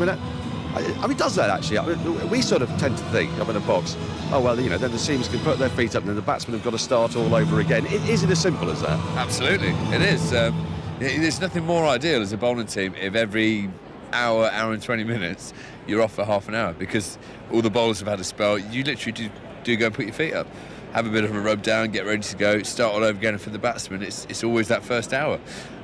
If that should happen, I mean, that would play into England's hands magnificently today. I'm going to be a real optimist about today. I think they'll stay on all day like they did yesterday. I think the sun's going to stay out. It will be a bit blustery. They're not easy bowling conditions, but they're not bad at all. The ball will swing. The blustery wind could play a little bit of havoc, but I'm expecting England to do well today and get a first innings lead. Now, also, we are, of course, at Edgbaston, and we're told frequently that Edgbaston's a ground that England players love playing at. You'll have played here a few times. Does it have a particularly special atmosphere? And what is that atmosphere? What's so different? It's not so much the atmosphere the players love about this. It's the changing rooms and the football game you have on the academy ground next door. That's an amazing surface. All things like that, all little things like that the players really enjoy. The Holly stand, however, by 4 p.m. on any day, it was a bit subdued yesterday because it wasn't 100% full. I'm convinced people bought first day tickets and they all stayed at home thinking it was the Thursday start, and they'll all be here today go, well, I've got to get into the ground, mate. So I think it's going to be absolutely rammed today, and I predict a bouncing, rocking atmosphere by 4 o'clock. Really? Well, let's get your predictions for the day. Do you think we're going to see England are going to be batting by the close of play, with Pakistan having been bundled out by England's seamers? Not bundled, but I think England will be batting again by the end. I'd put my neck on the line and say 2-10 all out. Wow, that is punchy. Right, the traditional theme tune of Jerusalem. Jerusalem is blaring out now. And just to remind you that today we expect and hope that there will be a number of highlights today. During play, you can follow us on the BBC Sport app, and if you want to, you can also get text alerts on your phone. Anyway, that's us done. It's time we went inside, and it's time we handed over to who is waiting for us, which I think is Henry, isn't it? It is indeed. Henry and Tuffers. Dan, it is, and thank you very much. An excellent start. It's really set the day up. And Tuffers, good morning to you. And what a really exciting day this promises to be. Yes, morning, blowers. Morning, everyone. No, really looking forward to today's play. I think it's going to come down to, can Pakistan get within touching distance of England's total, or even go past it, or will they or will the England seamers just sort of roll up and put it on a decent line of length, get a bit of movement from this Edgbaston pitch and bowl them out for about 220, 230? So absolutely crucial day for how the whole series and how the whole feel of the series is sort of going to wrap up. So really looking forward to it. Well, yes, indeed. And the general feeling is, one got from Graham Swan and Michael Vaughan, is that England will perhaps have their noses in front by the end of the day. I think that was the general consensus. Well, the players are out there. The umpires have come out. Joel Wilson from Trinidad, Bruce Oxenford from Brisbane, and we've got Mr. Wilson standing at this end and Bruce Oxenford at the far end.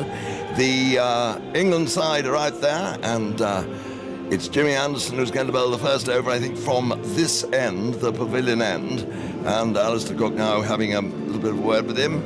And the batsmen are out there. We've got Mohammed Hafiz and Sami Aslam, the newcomer to the side. He's taking the place of Shan Masood, who really was cannon fodder, wasn't he, for Jimmy Anderson? Well. And it's going to be Hafiz who's going to take guard.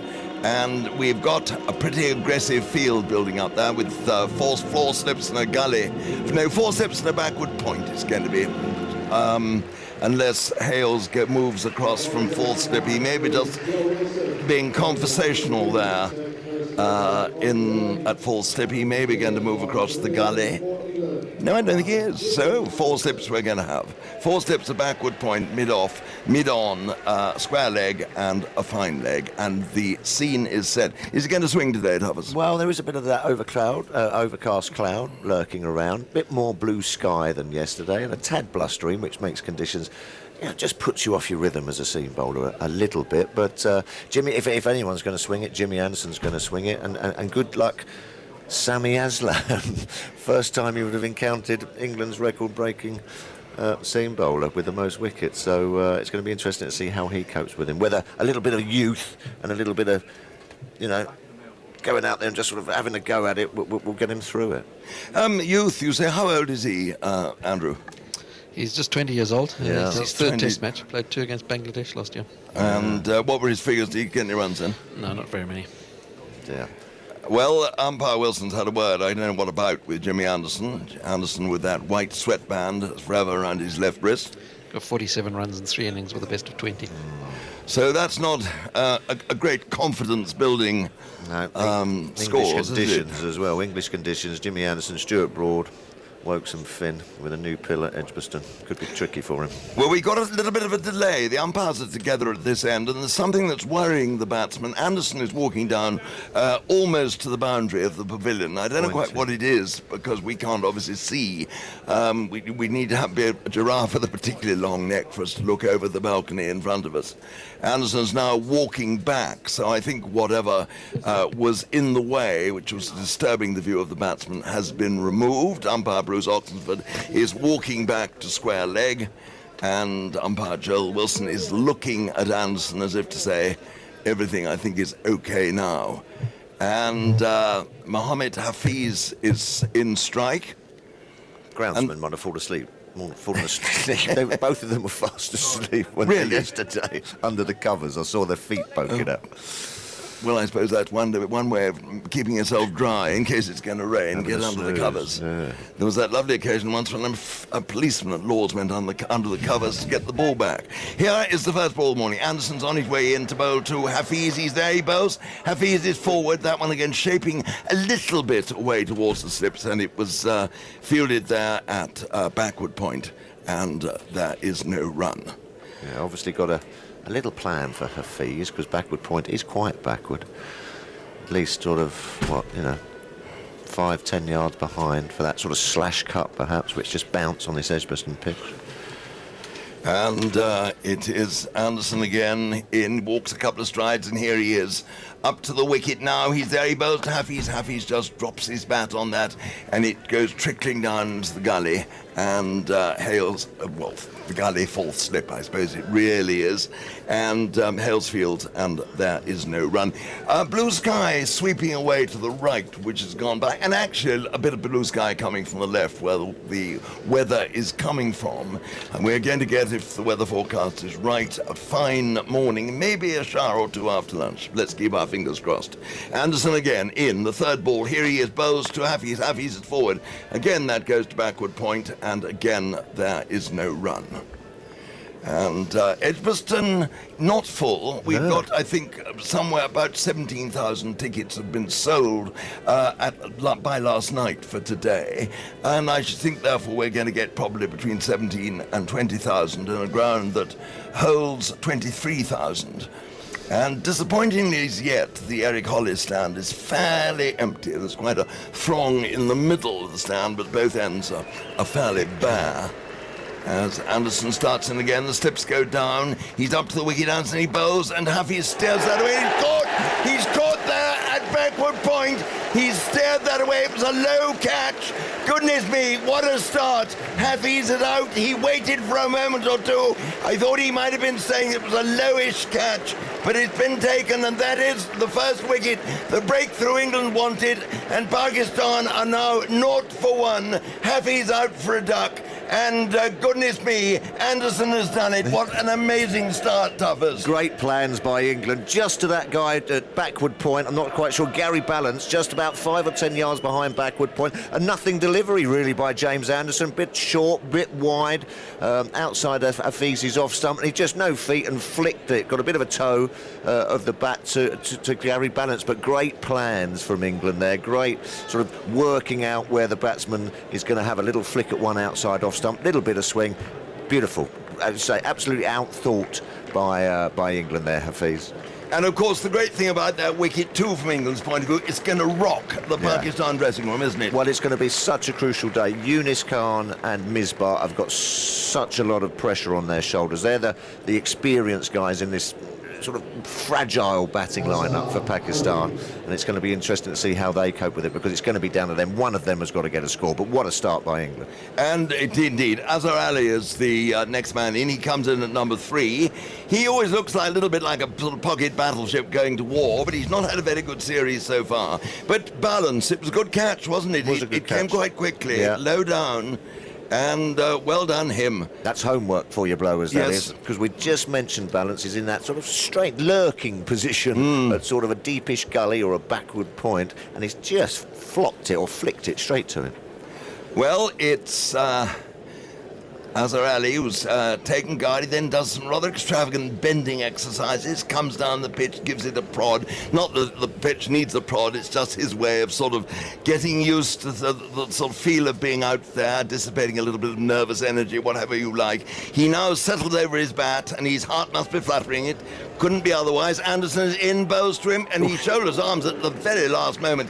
He looked to be drawn into a stroke. It left him, and he left it lane. It was a pretty good leave, in fact. Yeah, good delivery by James Anderson. As you say, he's cut down on his pace a tad, hasn't he? He's sort of 80, 82, 83 miles an hour. Bags of experience, and when the ball starts talking for him, still one of the best in the world. And that just moved away from Azhar Ali and just bounced as well. Poor old Sami Aslam, the newcomer at the non-striker's end. He's been watching this. And here's Anderson again in both. Azhar Ali is forward, and again that goes to Balance at backward point.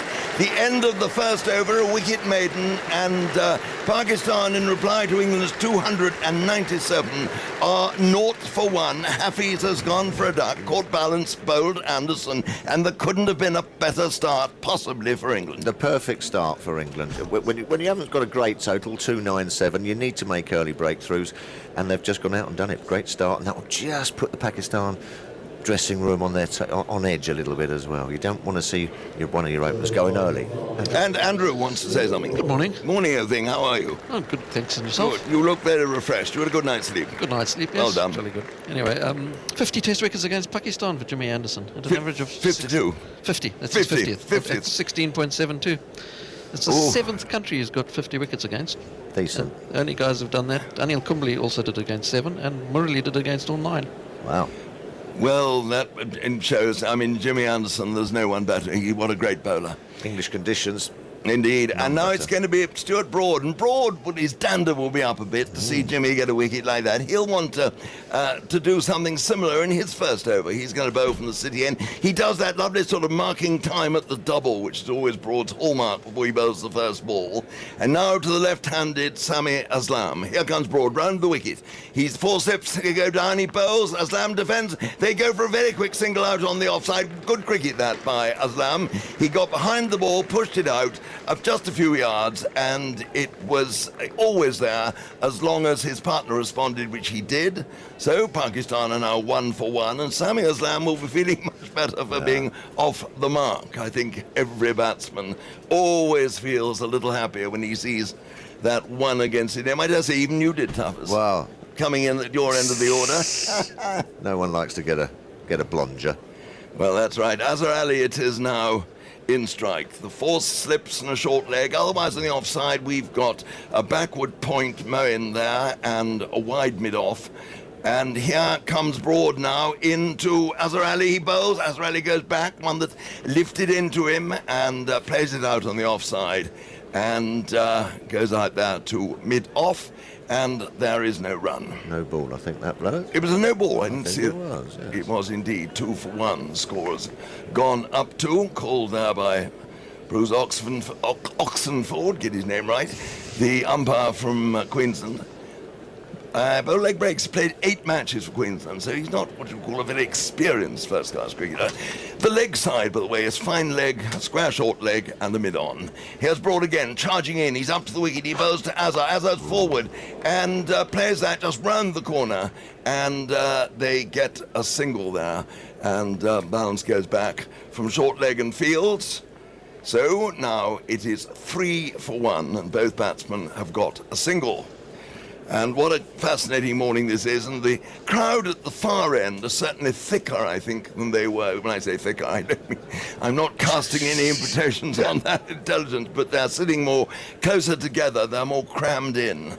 Yes, if you're about, get yourself down there. There seems to be lots of room. Well, and lots of room, and lots of good cricket to come, too. And it's Sami Aslam in strike, and Broad is in now there. Bowls trim outside the off stump, well left. Shaping a little bit away towards the slips, wasn't it? Yep. And good leave. Yes, indeed. And at the moment, I was very impressed with the way actually Aslam played that first single of his into the offside. Yeah, just got right behind it. Say Stuart Broad coming round the wicket, trying to move the ball away from the left-hander, but he's covering his off stump. Quite short, isn't he? Sort of crab-like, getting right behind it, head over the ball. And Broad it is, goes back hugely tall, and here he comes charging in, those long legs going like pistons, up to the wicket. Now he bowls outside the off stump, and Aslam didn't even really move then. It was very wide of the off stump, just going a little bit further away, and taken there by Bastow. And Bastow talking there to Alistair Cook. I came down in the lift for breakfast this morning with Alistair Cook. He was in very good form. And he seemed quite pleased with the way things had gone yesterday. He said he thought they had a highly competitive score. Yeah, 300, just about enough. Yes, and he said liked a few more perhaps, but 300 may be par for the course. Here comes Broad again, in both to Aslam outside the off stump, no stroke again. And what we've seen of Aslam so far, his temperament looks reasonable, doesn't he? I mean, you know, there's no sort of nervous fidgeting out there. No. He left the ball alone perfectly responsibly and respectably. And when he ran that first single, newcomer playing in his first test for a while, the first test against England, might perhaps have said no then, but he went straight into the run. It was very good cricket. Broad it is again, charging in from the Birmingham end. He's there now. He bowls Aslam plays straight round the corner, and it goes away for 4 runs. Leg byes or off the bat, leg byes. Oh my goodness, Mr. Oxford very nearly overbalanced, didn't he, when he signalled that? He stood on one leg and there was a great lurch. 4 leg byes, and the end of Broad's over. 7 for 1 is the score. And this in reply, of course, we must never forget, England's 297. One each to Aslam and Azhar Ali. Looked like he nearly fell off his bar stool, didn't it? Yes, indeed. Crikey. Just overbalanced a little bit. I know the feeling. Yes. It was interesting yesterday that after about half an hour the roller seemed to work sort of leave the pitch, didn't it? And it started really hooping about for Pakistan. Interesting to see if it happens today. Here's Anderson to Azhar. He's in, he bows. Azhar gets in position, just pushed out in the offside. They go for a single. Right. Balance from backward point is quickly to it. But he had to move a fair way. They were so quickly into the run, and they easily completed it. So Azhar now has got a couple, and it is 8 for 1. There's quite a buzz round the ground of conversation. The crowd, I think, picking up that this is a crucially important session, a crucially important day. And the balance of the match is going to be decided one way or the other today. And... and the series, really. Indeed.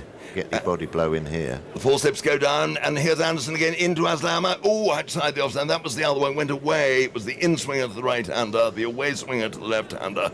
And Bairstow went across in front of Cook. It slipped there to take. The sun shining very brightly on a rather sort of... a utilitarian block of flats away that on the left, I can see. And St Mary's Ambrose Church, the dull colour of the weather-beaten brick colour, is looking splendid in the semi-distance. As Anderson's in again, bowls outside the off-stump, and Aslam plays no stroke. It's taken up there with made quite a bit off the pitch, didn't it? Quite a bit of height. Yeah, nicely left, as well as you said, getting right over to off-stump. And yeah, it looks like he knows his onions, doesn't he? Well, indeed. Sammy? Indeed. Whether they're spring onions or the bigger ones, we'll have to see, won't we? And Anderson back at his mark. Forceps standing up now. Now they go down. Here comes Anderson to Aslam. He's in, he bowls. Outside the off-stump again, he plays no stroke. And Aslam seems quite unruffled by the pressure of this situation. There is a great deal of pressure out there. 8 for 1 is the Pakistan score in reply to England's 297. They were out just before the end of the first day. You just get the feeling Jimmy Anderson's setting him up for the in-swinger here. But yes, you do, absolutely. He's bowled him, 3 in a row outside off-stump. And here's Anderson again. He's into Sami Aslam bowls, and there it was. And in fact, he was up to it. He turned it round the corner. It goes down there to fine leg, and they run through for the single. So 2 each to Azhar Ali and to Sami Aslam. The score now 9 for 1. The sun comes flowing back across the ground, and quite a lot of, not exactly heavy cloud, but greyish cloud away to our left, the west, where the weather is coming from. And of course there's that huge cherry picker sort of behind the pavilion where the aerial cameraman is looking down on things as Anderson is in, both Azhar, who's forward. And this again runs there to balance at backward point. And it is the end of Anderson's second over. And Pakistan now 9 for 1 in reply to England's 297. 2 each to Azhar Ali and Sami Aslam. You just get the feeling that Pakistan mustn't get too far ahead of themselves today. You know, they're going to be feeling that pressure. And as you said, we can feel the pressure sort of around the ground as well. Mustn't get too far ahead of themselves. Just go in little targets, keep nipping it off, get through this new ball, you know, and just keep ticking it off, and that's the way they're going to get there. I think if they get too far ahead of themselves and start playing a few too many shots, they could collapse in a heap. Good to see queues of people coming into the stands all the way around the ground. And word, I think, has got around that this is going to be a terrific day's play. And here is Broad to Sami Aslam in bowls. He plays that away. Short, very well stopped there by Bounce there at short leg. And there is no run. He played that quite firmly away. And he's standing a little bit back. He's not there for the bat pad. He's there for the one off the bat. And he reacted very well to his left. Yep. Going to his left, and the score 9 for 1. Things like that just help, don't they? Build pressure on the batsman. They do. He was looking at a little 2 there. Oh, just missed out. It's one of those when you get a bad ball and you hit it straight to a fielder. Yeah. You just feel, don't you, there a bit of a niggle. And here is Broad again in both outside the off stump, and Aslam leaves it alone. I must say, Test cricket does produce great excitement. I mean, you couldn't get a much more exciting situation than this today, and it's wonderful looking around the ground. You can feel the place abuzz with drama, really. There's a chap wandering around there, actually one of the ground staff, in shorts, and he looks like he might be whistling a happy tune. I'm not certain if he is. But yeah, very jaunty, isn't he? It's that sort of, he's a bit jaunty. I know. And he's full of the joys of spring, anyway, or midsummer, I should say, perhaps. Here's Broad again, round the wicket into Aslam outside the off stump. Again, that just moved a fraction away from the left-hander, and through it went to Bairstow. Nice leave. Leaving well, seems to be lining up Stuart Broad, who is getting that. Oh yeah, no, that's shaped away and just went off the pitch as well. So he's lining it up nicely, Aslam. And third slip, James Vince should be watching the leave alone, because that's something that isn't a weapon in his armoury. He's got himself caught between two stools a bit, hasn't he, Blowers? Now Absolutely. He doesn't know what to play at and what to leave alone. Absolutely. Here comes Broad again, round the wicket in bowls, outside the off stump, and Aslam again plays no stroke. Broad's radar just a little bit wrong. He wants to get just a little bit nearer the bat than he is. And our versatile television cameraman down in front of us is moving around here, there and everywhere, photographing the crowd in the Eric Hollis stand now. Eric Hollis, of course, the leg spinner who bowled Don Bradman for naught with his second ball, the googly, at the Oval in 1948. If Don Bradman had scored 4 runs in that innings, he'd have averaged 100 in all Test cricket. As it was 99.94. Broad is in, bowls, and that time Aslam stares that away, wide of full slip for 4 runs. He got on top of that, and it was not a bad short stroke at all. And away it goes for 4, and 13 for 1 the score now, and Aslam goes along to 6. Yeah, a bit of bounce there from Broad, just outside the off stump, but as you say, got up on his toes nicely, Aslam, and just sort of chopped it down past gully. Yes, that was a perfectly good stroke, wasn't it? It was intended. Yes. Well, that was the 4 that the Don would have loved to have had at the Oval, I was telling you about. But he had tears in his eyes, he said, didn't he? That's why he missed it. 52 Test matches, 99.94. What an average. Broad is in. And that was Zama's flash at that. He's got 4 more. I mean, in the air, wide of, over the top, I think, of full slip. And Hales runs back to fetch it from the boundary. But that was a bit of a naughty one, actually. He got 4 runs, but it could very well have got a thinner edge and ended up in someone's hands. So at the end of that over, 17, I think, for 1 is the score. And Sunny Aslam has gone to 10, and 2 to Azhar Ali at the other end. And after a word now from Tuffers, it will be time for Simon Mann. Yeah, flashing drive there by Aslam. Full wide. I think Azhar Ali's had a little word with them just to keep them in the locker while the ball's new and doing a little bit. But would have taken some catching. If you're going to flash hard. Good morning, Simon. Good morning, Tuffers. Is Aslam the name of the lion in the Lion, the Witch and the Wardrobe? It's Aslan, isn't it? Oh, is it Aslan? I think. Oh, is it? Okay. Andrew can check it for us. It's a very long time ago since I read it, but I'll never check it. 17 for 1. Here's Anderson with 4 slips in, going into bowl to Azhar Ali. It's a disappointing series so far. It's full and plays that with soft hands, coming forward, guiding the ball away towards balance at backward point. And there's no run. He keeps getting out playing across the line, if my memory serves, doesn't he, Azhar Ali? Well, he's had a couple of dodgy Lord's ones, Test. He had a couple of marginal LBWs, didn't he? What else has he had? Just trying to remember. I think he had another LBW at Old Trafford. Yeah. And a little bit Shane Watson-y. Was he caught and bowled at Old Trafford as well? I'm just trying to remember. That's right, caught and bowled in the first innings by Works. He scored 39 runs in 4 innings. Anderson bowls to him, and that squares him up a bit. Runs it away on the offside with thickish outside edge down towards balance again at backward point, and there's no run. Yeah, I mean, this is the acid test for Pakistan, isn't it? This batting lineup. This is the day, isn't it? This is the day. It feels like it anyway. Yeah, if you've got it in you, get close and then put the pressure back onto England with the leg spinner Shah and, having to, get over that pressure of building and lead.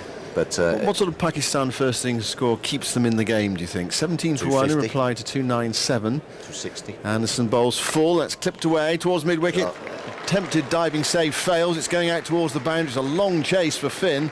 The ball might just have enough on it here. It's creeping towards the rope and it gets there. It's like a putt going into the hole. Where was that? At the Masters. Tiger Woods, that amazing putt that went all round the green and then just blocked in. Got a hand on it, I think, Steve. Yeah, I think he was disappointed because he had a long run after missing it. And he had to haul himself up as well. Did he get something on it? No, he didn't actually. Just seeing the replay. He was diving for it and he couldn't get there. There was no more than a push into the onside. Another boundary to Pakistan. 21 for 1.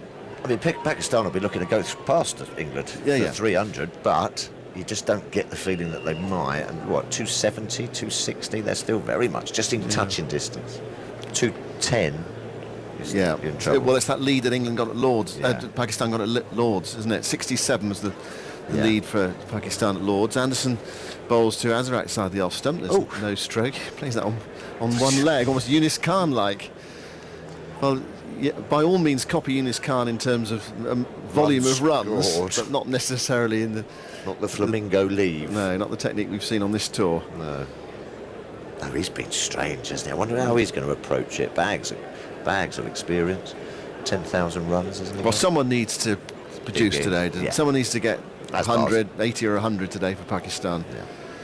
Azhar on 6, Anderson bowls. Played away into the onside by Azhar towards mid-on. There's no run. That's just a shot that's got him in a bit of trouble. Loves to clip it through that vacant mid-wicket gap off about middle and off. But he's just got it wrong on a couple of occasions this tour. You still seem to think that Misbah is the crucial wicket, don't you? The glue. Well, he's their leading run scorer in the series. Anderson in pleasant late morning sunshine goes in to bowl to Azhar. Oh, that's a lovely delivery. Goodness me, it just left him and went past the edge, just missed the off stump and almost did Bairstow as well. Oh, a fine delivery that was from Anderson. Almost too good, really, to get a wicket. Turned the man into an S, we used to say. Why an S? Well, because you sort of go, yeah, and it like a shimmering S. You really need to see that rather than hear it. Yes, turn the man. Well, you turn the man into an S. Means that delicious shape and just pitched and left him, and the old curtain rail. That's a beautiful delivery from Very Anderson. close to the wicket. Well, he does get close to the stumps and just putting the red mat down on television to see whether he is running on the pitch. Yeah, that one was in the zone. Now Broad begins a new over, round the wicket to Aslam outside the off stump, curving away. Aslam doesn't play. Andrew. It is Aslan with an N, the lion. Got it wrong. 21 for 1. We've got the breeze again today. Yep. Not quite as breezy as it was yesterday, but you can see the trees being ruffled behind the scorebox on the far side of the ground. Yeah, the England flag as well. Yeah, really buffeted. Yeah. I'd never want to be in that cherry picker, but even less on a day like today when there's wind around. Broad bowls, and again that shapes away from the left-hander, but Aslan doesn't play, and he's had a good 25 minutes here. Okay, it's very early days. He's 10 not out from 17 balls, but he's lined it up nicely. It's a bit more convincing than Shan Masood. Well, bless him. Looked like he was going to nick Jimmy Anderson every delivery. Really, just didn't get grips with him at all. I think there had to be a change. Well, so far it's worked very well, hasn't it? So well, got a nice 5 foot. Yeah. So Hale. Azam left-handed, faces Broad, doesn't play at that one. Yeah, I like that. I like that shot from Broad because it's very difficult round the wicket to the left-hander. You feel everything's coming in and threatening your pads and threatening your stumps, and then there's that late movement away. You've got to be right on the money to leave those. Where Masood might have been having a little poke at them, perhaps. Yeah, also as well, if Broad wants to get him playing, sometimes it just drag the line over, then you can tuck him away as a left-hander. There's not much protection on the leg side. Balance, as Blowers was mentioning, is quite deep at short leg. Almost for a hit. Yeah, there's a mid-on and a deep backward square leg, but plenty of open space on the leg side. Broad bowls to Aslam, and there it is. He just tries to change the line, and it goes down the leg side. Aslam attempted to flick it away and missed it. Once the leg slipped there straight away. He's seen something there, Stuart Broad. Is Gary Bannon's now taking the lid off. Oh no. Thought he wanted a leg slip the way he played that. It was a horrible little sort of shovel off his hip. They brought Moeen Ali over from the offside to an orthodox square leg, perhaps to allow Broad to bowl a bit straighter. Yeah. And Balance has gone to backward point. A bit more cover on the leg side. Balance took that catch in that backward point position earlier. Broad bowls outside the off stump. And Aslam lets it go again. There's a bit of homework on Sohail Khan's fifer. He managed to improve his career average from 245 to 56.83. It's amazing what you can do in a day. He reduced it by 188.17, which is the 5th best reduction in bowling average from one innings to the next. You stayed in last night, didn't you, Andy? It was a long evening. It was a long evening. Stayed in and got a very late night, I think, to come up with a stat like that. Bit of room service. 21 for 1 Pakistan. If he's out for naught in the first over, Broad bounding in, bowls, and this time he does have to play, sets off for a single. It's not there, Balance is onto it, rushing in from backward point. Azhar sent him back. That would have been Pakistan's first run out of the series. Actually, England are leading on run outs in this series. Well played. 1-0. Come on in, Andy. Hit me with them. Well, the biggest reduction in bowling average from one innings to the next is Rusi Surti, the Indian all-rounder from the early 60s. Okay. He had 1 for 457 at one stage. Yes. He took 3 for 56 in his next innings. So his reduction was? 328.75. Lovely. Frank Martin of the West Indies in the early 30s, he reduced his bowling average by 290 from one innings to this. These guys all had one inning, obviously all had one wicket in their career before it. Shane Warne, of course, is the most famous. Yes. He had 1 for 335 before he took a 3 for 11. So his average came down by 248.5. Here's Anderson. Let's break off from that fascinating conversation. Down the leg side, and Azhar tries to flick it away and misses, and it's taken by a tumbling Bairstow. Well, Warne is next door. I might actually jot that one down. What is it? 248.5. So he's third on the list. 248. Third on the list. The other guy was an old friend from last month, or last tour, Sri Lanka, who Nuwan Pradeep managed to improve his career average from 345 to 153 in one innings. Excellent. How long did it take you to work that out, by the way? Probably about, you can say about 3 minutes, I thought. No, your computer programs. Anderson to Azhar, and Azhar squared up by that, but he's going to get runs down towards third man. He might get 4 of them. Thick outside edge, it's running down towards the boundary, and it has gone for 4. Anderson stands and stares in the middle of the pitch. Well, streaky one from Azhar, but it was along the ground. And Pakistan pick up their 4th boundary off the bat this morning. Go on. That's right, yeah. Well, we don't want to disillusion all the listeners who think I was up all night doing this. No. We'll it keep took that about quiet. 10, 15 minutes. No way. Yeah, on the computer, just I can writing a imagine program, basically. Yeah. With your little desk lamp on in your towel. It's a much better story, isn't it? Study the buffers, Tubbers. Coffee constantly coming in. 25 for 1. 7th over of the morning. 10 Both minutes. batsmen on 10. Anderson bowls, and Azhar comes rather suspiciously forward there. A full swinging ball. Plays it defensively to Moeen. That extra cover, and there's no run. I knew it was only going to be about 10 minutes. I know. Just a bit disappointing, that, really. Anyway, was it worth it? Were the stats Yes, I worth thoroughly it? enjoyed it. Thank you, Andrew. I don't know what I would have done without it. I might tell Warney that. I saw him this morning at breakfast. I might just slip that to Warney. Anderson turns. 1 wicket to his name. He's up to 459 Test wickets now. He bowls to Azhar, who keeps that ball out of his stumps in a rather unconvincing fashion, playing it defensively, and it runs out towards Moeen. He's fielding out extra cover position, and there's no run. That's horrible when you're out of nick as a batsman. Oh. Don't really know the feeling when being in nick. It's difficult to answer that. Out of nick. Well, 3 slips and a gully. There's a gap between that 3rd slip and a gully now. Anderson bowls wide of the crease. Bowls to Azhar, who offers the full face of the bat in defence, back up the pitch. that? Anderson picks up and then stares at the batsman again. It's a strange follow through, isn't it? I think you had the same thought as you, Thomas. Yeah. What's that? What is that? I mean, he's been trapped LBW a couple of times, but the bat coming right from sort of cover point, really. Towards the onside. Like a scything action. If you get your timing wrong there, no wonder you're missing it. Strange defence. Anderson goes in smoothly again and bowls a big wobbling delivery that comes in from outside the off stump. That was the in swinger, but it started wide, and Azhar was able to let it go by. And that's the end of Anderson's over. 25 for 1. Anderson 4 overs, 1 maiden, 1 for 10. Both Azhar Ali and Sami Aslam are on 10. Broad is going to bowl the next over from the Birmingham. He probably hasn't got the batsman to play enough today. Aslam has lined him up well and is able to leave quite a few deliveries. So England 297, Pakistan lost the 1 wicket in reply. Feast caught by balance at backward point. I have a feeling with the Feast wicket, if you're going to get out like that, you might as well call the game off now. It was such a soft dismissal. But, since then they've just tightened up a bit. It was short and wide. Bad ball from Anderson that was clattered away straight to backward point. He's had to drag himself off out for naught. 4th ball.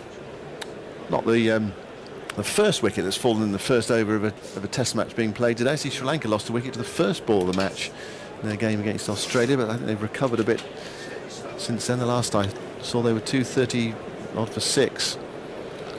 259 for 7 the latest. Karuna Ratne out of the first ball of the day. Yeah. To Mitchell Stark, yeah.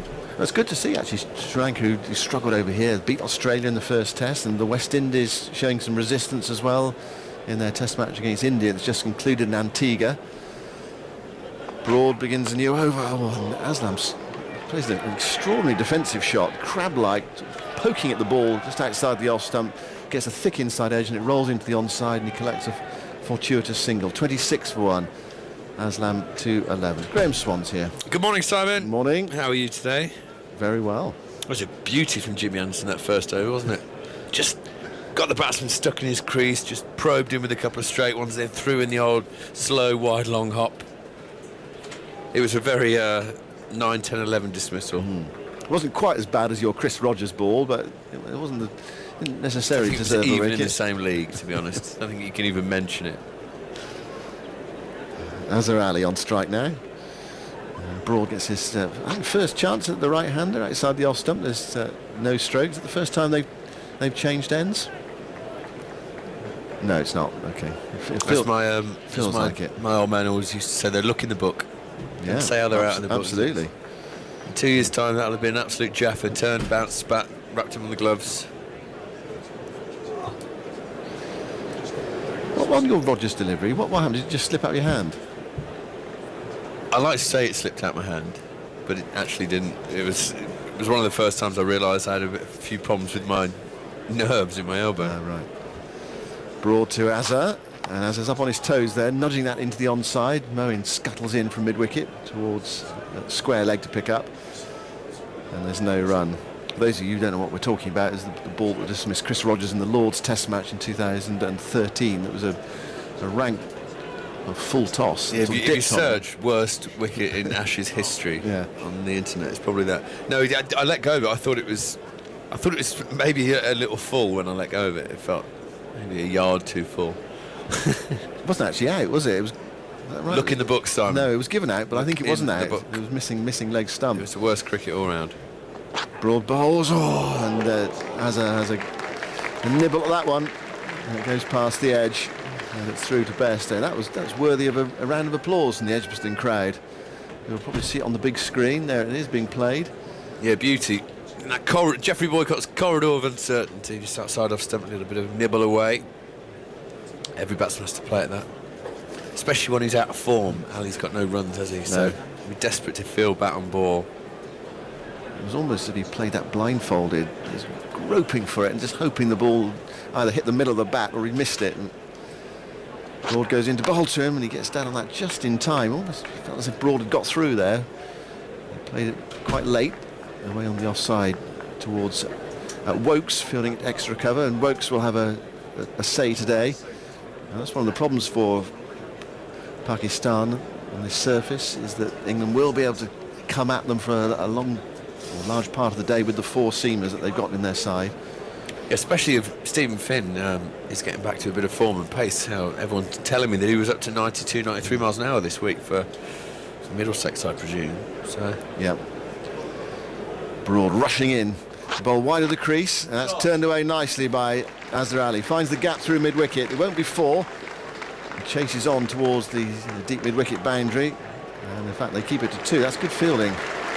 Very good fielding out there Jimmy Anderson, wasn't it? That's why. Looking after his fellow bowlers' figures. That felt like 3 when Azza played that. I see the best thing about this, and the reason you can tell Jimmy's a bowler, he threw the ball as well, not wantonly, not so it bounces twice on the outfield. He threw it so it carried all the way to Stuart Broad. Look after that ball. You'll never see an angrier bowler than Jimmy of, say, an Alex Hales or someone of that ilk. Chases it to the boundary and then just throws it back 1 or 2 bounces to the keeper. He wants to rip their heads off. Does there not come a time in the day then when you deliberately throw it into the ground? Was that only Players never deliberately throw the ground into the ball to enhance its position for reverse swing. Yeah, there is.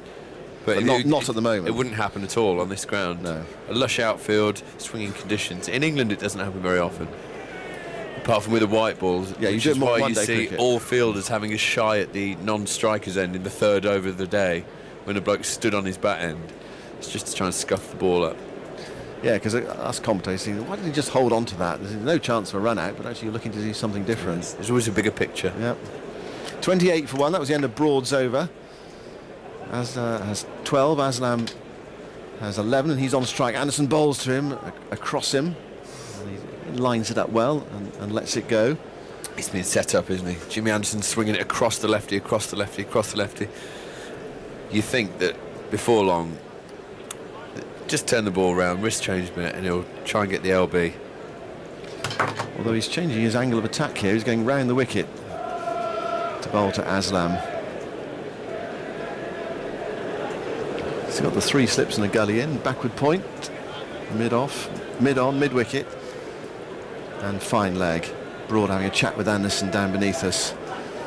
And there's 2 experienced and wicket-taking pace bowlers. I think I'd be very tempted to take my mid-wicket out and put him into a 4th slip if I was Jimmy Anderson. Anderson goes in round the wicket to bowl, just outside the off stump. Good lead from Aslam. Is coming in with the angle, is shaping away slightly, but not tempted to play. He's playing in his 3rd Test match. His first-class average is nothing spectacular. He averages 35. He's only 20 years of age. Had a couple of games against Bangladesh, not particularly successfully. They haven't got a lot of experienced backup on this tour. Iftikhar is the middle order batsman. He hasn't played a Test match at all. Anderson bowls outside the off stump, and there's no stroke from Aslam. He's off for a wander towards square leg. But it felt as if something had to change at the top of the order. Mind you, Hafiz is not exactly set the series alight. I mean, one of the problems with Hafiz as well is that they love him to be able to bowl. Well, is he still banned? No, he's close to taking another test, apparently. You know, to see whether he's okay again. He's strained it enough. Do you have all your wickets taken off you that you've thrown throughout the years? Anderson bowls, and this time he does play Aslam away from his body slightly, feeling for it. Plays it to backward point, picked up by balance, and there's no run. No. It's a shame. Well, it'd be hard to go back and work out how many. Not really. Well, I think all of them. Did you see Hafiz? Well, yeah. Just say, well, just wipe the slate clean. You can start again. No, it's good if he's gone back and decided to legalise his action. Good man. Everyone deserves a second chance. Anderson wide of the crease, bowls very wide of Sami Aslam's off stump. And there's no stroke, and he's off for a wander to compose himself. It really is a tense morning, not just in the game, in the series. You feel if Pakistan do fall in the heap today, so they were bowled out for 200, then that would give England such a huge advantage in the game, psychological advantage in the series. They need to produce something today after 3 low scores. It's not going to be easy with the amount of swing there is out there. If wickets do fall, they're going to fall in clusters today. Anderson bowls outside the off stump, with an extra carry there. Bairstow leapt in the air to take that, but Aslam played that well, lined it up nicely, and he's done that so far. 28 for 1, Azza has 12, Aslam has 11. Hafiz, the man out from naught in the first over. It's time for a change. Graham Swan, and then it'll be Ed Smith. Yeah, England yesterday when they started with the bat started very securely. They looked very good in the first half hour. The ball was swinging round. Started thinking this could be a horror day for Pakistan, but as soon as a wicket fell, it's very difficult for the new men coming in. You feel that will be the same today. The amount that Jimmy Anderson and Stuart Broad are making the ball talk. Ed Smith, good morning. Morning, Graham. Morning, everyone. Swing, a little bit of movement off the pitch. England looking to get into this Pakistan batting order. Azhar Ali waits for Broad, who's in now, and nicely straight driven. Mistimed touch. Broad just stoops down with his right hand. And Anderson behind him tosses the ball back to Bairstow. How have England bowled, Graham? I think How well? I think they've bowled okay. Jimmy Anderson's not made the left-hander play as often as I'd like, or as probably as he'd like. But there will be a plan. If there's one thing about Jimmy, he's a stubborn so-and-so. And the slips will all be standing there saying, I think he should be bringing it back in, I think he should be bringing it back in. Who's going to tell him? And everyone looks the other way. All yours, skipper. Broad, knees pumping, bowls now, wide of the off stump. Look a little bit quicker, we'll see on the speed gun in a second. Broad just finding a bit of rhythm here. He's into his 5th over. I remember playing at Lord's once. I think it was against Sri Lanka and their left-handers. And Jimmy was hooping it and play and miss, and we were all thinking, any time now, bring one back in. And he didn't for ages. So we're all saying, who's going to go and talk to him and ask him why he's not swinging it in?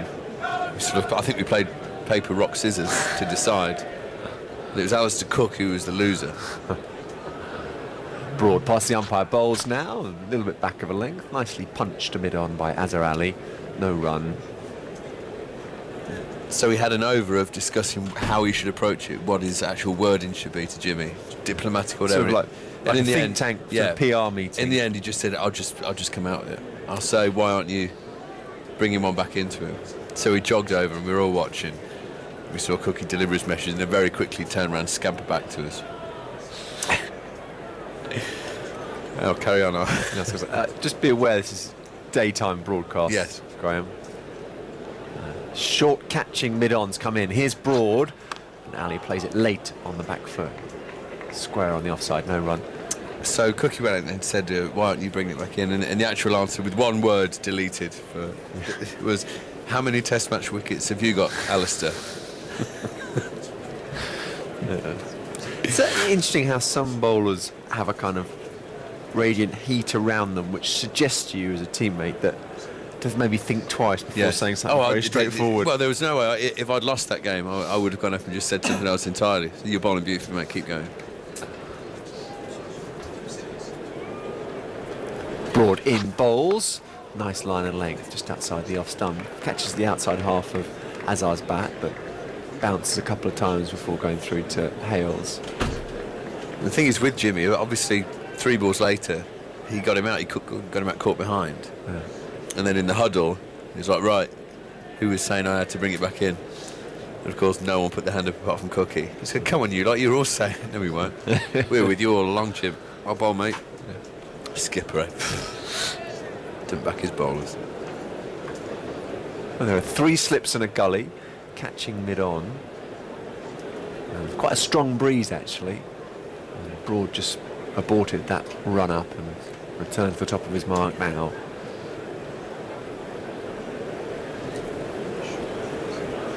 And once again, just buffeted by this Edgbaston breeze. And Broad's catching the worst of it. It's straight into him from just over Johnny Bairstow's left shoulder, so between fine leg and the keeper.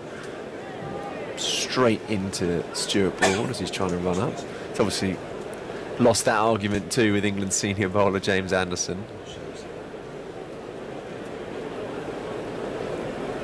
Actually, it might help Anderson's away swing if he swapped over and bowled from Broad's end, but Broad in as the in ducker just went over the top of off stump, left on leave by Azhar Ali. Successfully negotiated over by Pakistan, 28 for 1. Actually, a good question, isn't it, in terms of captaincy and bowlers? It's not something that batsmen have to suffer or endure as captains telling them how to bat unless they're really out of form. Typically during the game, batsmen are allowed just to get up. But because bowlers are out there and they're kind of doing their thing and for a long period of time amongst the team with the captain out there, the temptation can be irresistible for captains to say, maybe just try this or try that. Yeah. I guess sometimes it works, usually it doesn't. Yes. How did you take it when... I like to think I took it really well. In truth, I was horrific. I remember Andrew Strauss once coming to me, he was at Melbourne, and suggesting I have a second slip to Michael Clark. I was bowling, I kept beating him on the outside edge. It wasn't spinning, but it was drifting a lot.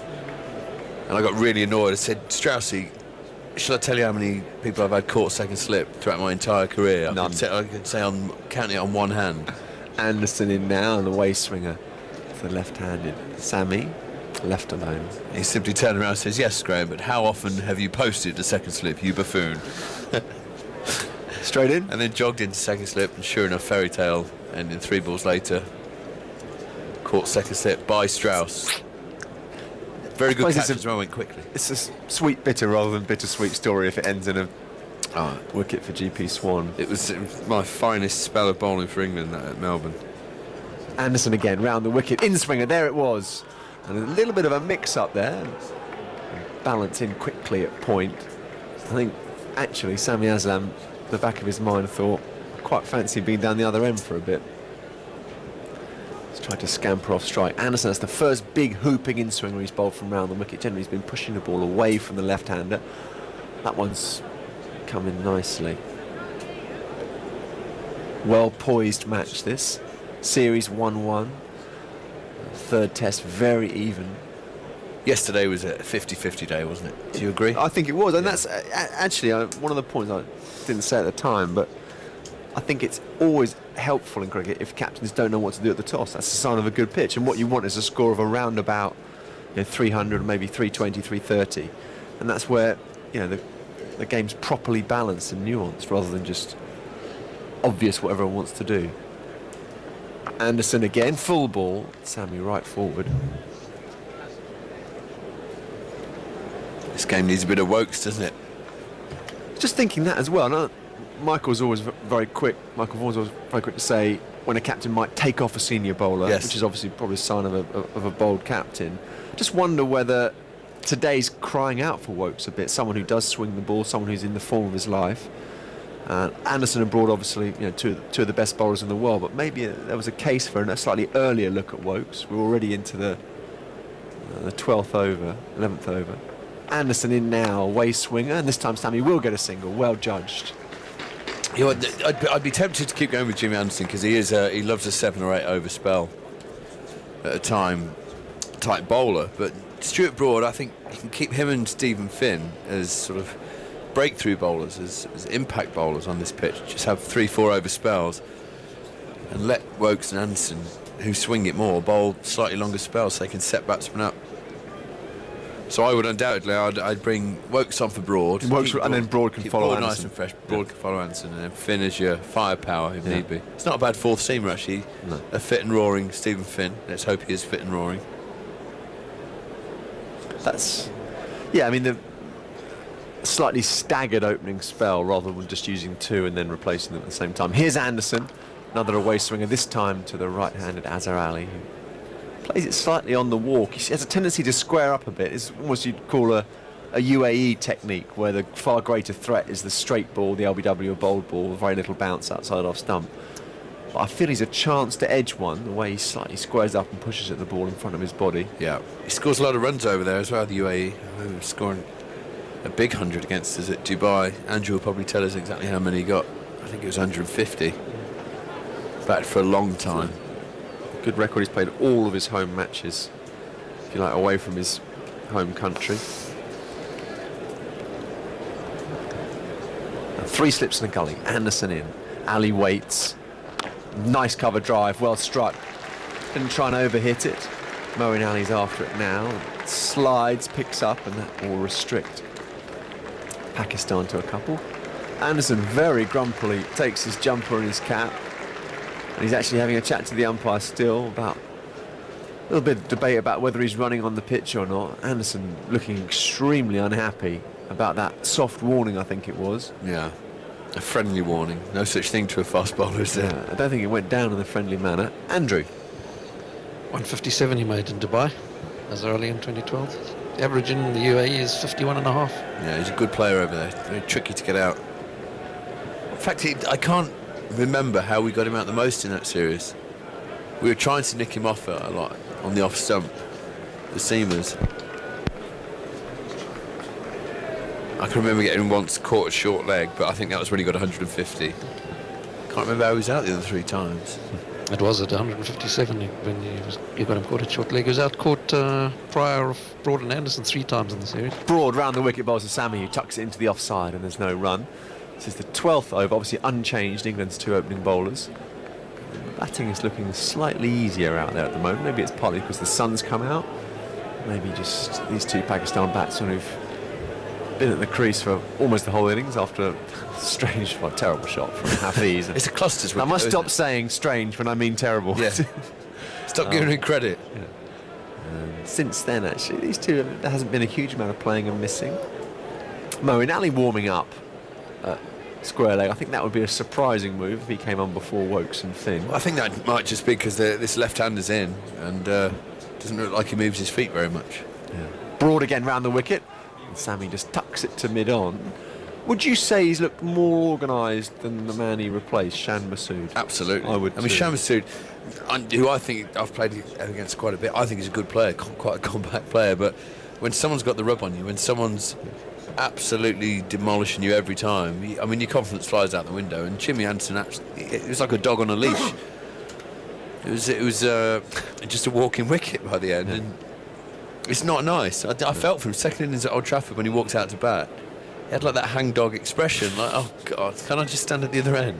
Can I just bat 3 today, please, Skip? Can someone drive Jimmy Anderson to another ground? Yeah, just... Yeah. Broad in now, and Sammy plays very watchfully on the front foot. It trickles down to Broad with some quite good footwork, actually. Got a couple of touches and kicks it to his friend James Anderson. Small ripple in the ground for that. Discerning football fans only. Yeah. Which bowlers had you on toast, Graham? Who were the ones that you just thought, there's one guy... What's the point of me going There's one guy from Worcester, and he probably had no one else on toast. Successful career, called Stuart Lampitt. Yeah. Jed Lampitt. Can't have played against him that much. He's about 15 years older than you. No. Late 90s. Okay. I reckon he's bowled 10 balls at me in his career and got me out 8 times. LBW all 8. Broad again. Sammy plays nicely, really watchful, looks solid in defence. Back and across. 31 for 1 Pakistan. Graham Onions for me. Got me out 5 or 6 times without me inflicting much damage on him. Just been a bit too brisk for your lovely public school technique. Just nipping through, clipping the bails. I introduced with your peak of your cap just slightly askew. I introduced a self-critical theme. That's an invitation to say something nice, not just to pile in behind it. How on earth did Onions get you out? It's like I've got Jeffrey later. Technique. I don't expect that from you. Well, you're a joke. With your public school front foot. Bet he bounced you, didn't he? Broad over the wicket, and there is a bouncer. One of the first of the day, actually. Both teams have been reluctant to bang it in. There's not much there. It sits up pretty easily, but Sammy got right underneath it. It's not far to go down, actually. He's probably only about 5'7". But as a bowler, especially if you've got someone who you know you're going to get out. Well, when Ashwell Prince used to bat, I knew I'd get him out no matter what he tried to do. I had him on toast. Which is connected to another question, which is that is it knowing things are going to go well that makes you bowl well, or the other way around? Because the classic one being the cloudy day and swing, as Broad's in now and left alone outside the off stump. Because without getting involved in an argument about science, there is a scientific school of thought, a bunch of physicists say the ball does not swing more on cloudy days, and I'm not going to get involved. But there is a possible explanation, which is that because the folklore has been handed down from bowler to bowler to bowler, the swing bowler believes it's going to swing, so he relaxes. That's lovely, beautiful day for swing. Wake up, wow, muggy and cloudy, and then they feel great, and they on a bare, parched, sunny day. Yeah, exactly. And so, in the same way, for you, being completely all over Ashwell Prince, you just kind of relax, bound into your work. Absolutely. There's no way I'm going to bowl a bad ball at this guy, because all I'm thinking of is how I'm getting him out. So yeah, absolutely. There has been a change, and it's not Chris Wokes. And it's not Moeen Ali. It's not Moeen Ali. It's someone a good foot taller than Moeen Ali and much less facial hair. It's Stephen Finn. Who, as Michael Vaughan said this morning, warming up, was thundering in. He used to prance in a little bit on his toes. You couldn't hear him, but like whispering death isn't the right term for Stephen Finn. He's far too nice for that. Yeah. Three slips in a gully. Azhar Ali on strike, and here's Finn's first ball, short and wide and left alone, and the crowd ooh and ah, and he's followed through a long way. He's clearly, I think what we can say is I think he's really keen to assert himself in this Test match. That was something that Alistair Cook alluded to before the game, that he had a glint in his eye when he was told he was picked. He wants to bowl quick here, doesn't he? He did that last year. Different pitch, not as much bounce as against Australia, but the sense there that that's actually one of the probably most interventionist moments from the crowd in all match. They really sort of recognised this is a potential turning point in Finn's career. 6-7 into his run-up, bowls now, another short and wide one. Stephen Finn's knock yesterday, you'll remember his on drive, which is a thing of beauty, followed up by the swivel pull. And as I saw him in the middle today, I went over to give him a cuddle. I said, Finny, it's the greatest shot I've ever seen. Yesterday. He said, which one, mate? Oh. That takes his batting very seriously. He's quite a studious cricketer. He said, are you on about the on drive or the premeditated pull shot the next ball was? Finn in again, bowls, and play and miss, slightly discomforted there. Azhar Ali. It's good pace that from Stephen Finn as well, a little bit of a way shape.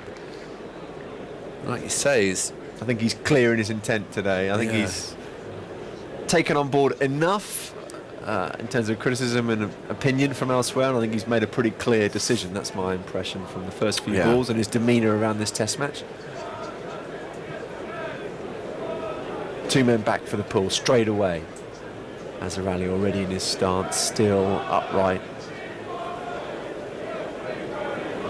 Finn bounding in, bowls, short again. Azhar Ali, like Yunus Khan, flips up his right back leg. Ball goes through to Bairstow. He certainly seems to be getting it through with a bit more zip than he has in the last couple of tests. Well, for the last year, really. Just looking at the TV monitor will give us the speeds he's bowling at, but not yet. Might be these stupid sunglasses I've got on. I can't see anything.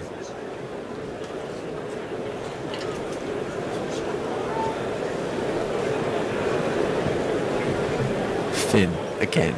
Past the umpire, bowls wide of the off stump, a little bit fuller this time. Signs of a way swing. Left alone by Azhar Ali. Been a slightly flattering analysis is over in terms of no balls have been played. It could end up being a maiden with one ball left. Well, the first ball got a roar, you know, it was short and wide but quite quick. The second ball was shorter and wider and slightly less of a roar. Third ball was a good one, got nothing from the crowd. That one, I think everyone's gone to the bar. Yeah.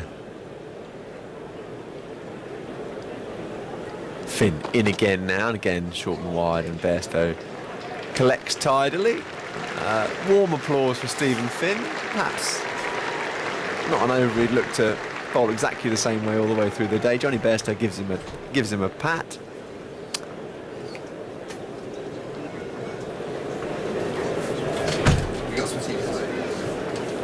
It looks to me as though we're going to have one more over and it's going to be a double change. I was going to say before the drinks break, a double change.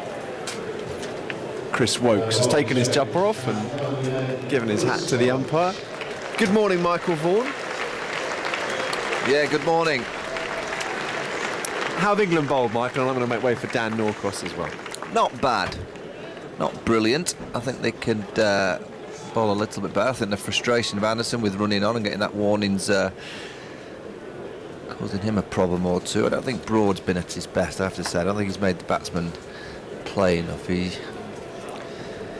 just looks like he's just losing his technique a little bit. He's falling away and he's getting the wrong side of the ball with his fingers, and it's all kind of going into the right-handers. There's not enough kind of oomph of wrist and finger behind the ball just to get it shaping away. Now Wokes, he's been the standout so far this summer on his home venue.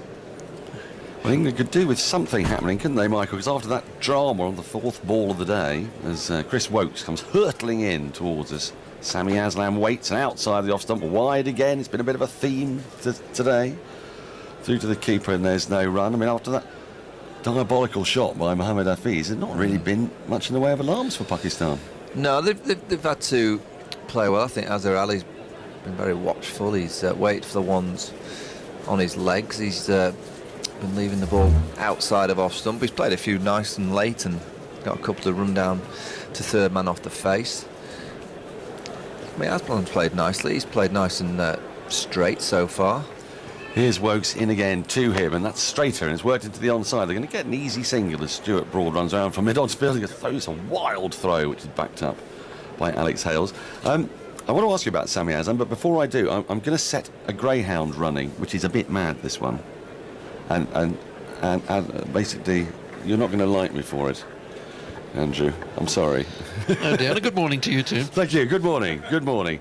I've got a sense, a theory that is totally unsupported by anything other than a spooky, mystical feeling about Pakistan's scoring rate in world cricket. And I'm going to explain what I want in a moment after this ball, as Wokes is at the top of his mark. I'm building this up, aren't I? Here's Wokes, got 3 slips, gully and backward point. He comes charging into Azhar Ali, who drives nicely, didn't quite time it. It's gone through the gap between cover point and extra cover. Broad hairs after it. I don't think it's quite going to make it to the boundary. It isn't. It's clawed back. They've run 3 and taken the total to 35 for 1 into the bargain. It might. What I want to ask is, what are Pakistan's scoring rates in the last year and a half over the course of the first 100 overs of their innings? And I know that sounds a bit mad, but I have a suspicion that they are not what we think Pakistan. We sort of imagine Pakistan as being very flamboyant and showy and what have you. But I think their ascent to quite near the top of the ICC rankings. Well, I don't think that it would be that high because they've played a lot of their cricket in the UAE. So I think scoring rates over there are a little bit lower. Wokes is in, outside the off stump, shouldering arms is Sami Azam. You know, when you come to England, go to Australia, South Africa, scoring rates are a bit higher, the quicker outfield, a bit quicker pitches. You know, it's very attritional, the cricket that they play. And so I would have it at 2.6, something like that. I know what you're getting at. About 100 overs. How long is it going to get for them to get the 297 to be up with England? It's partly that, isn't They're going to need a few more than that, I think. But they've started in the right sense. They're looking to occupy. There's not as much seam. We saw a little bit of seam movement yesterday, with particular Hale Khan. There's not been as much today. There's been a bit of swing. Wokes is into Aslam. Ball beats him on the outside edge. He came prodding tentatively forward to that. There's a bit of carry that time in the channel at last. But Azhar Ali, you know, if you look at his figures, he's got an average of near on 42. But before this innings, he only averaged 11.25 in this series. So he's really struggled against the moving ball. But so far, I mean, it's very early days for him. He's only on a small few, but he's looked better. He's looked more controlled than we've seen him throughout the series. Here comes Wokes running in towards us from the Birmingham end to Aslam. It's a short ball which he didn't need to play at. He's guided it down to Moeen Ali at backward point. Slightly riskier shot. As drinks will come onto the outfield, I must tell you that commentary continues now on 5 Live Sports Extra, on digital radio, digital TV, online and via the BBC Sport app.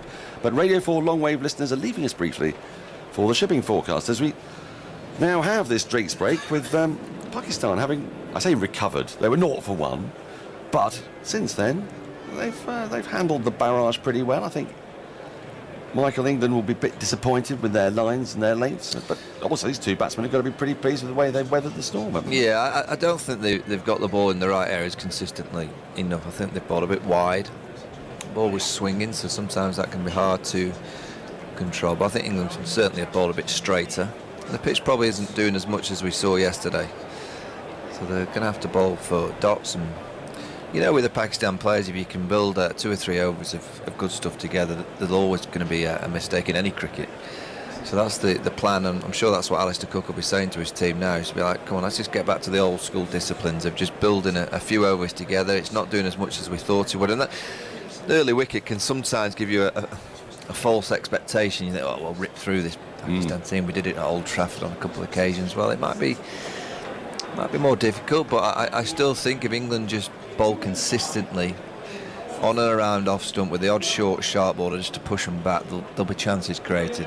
I just look at, again, Azhar Ali's looked better in this innings, but still that right shoulder just is coming into play, and if you just can get it shaping away, you just feel that the outside edge won't be far away. But, you know, full credit to particularly Sami Azhar. He didn't get a huge score at Worcester. What did he get? 15 or something at Worcester in the week. Shah Masood got quite a good score. He's been promoted into the team, and he's looked like he's like a little grafter, isn't he? Like a little.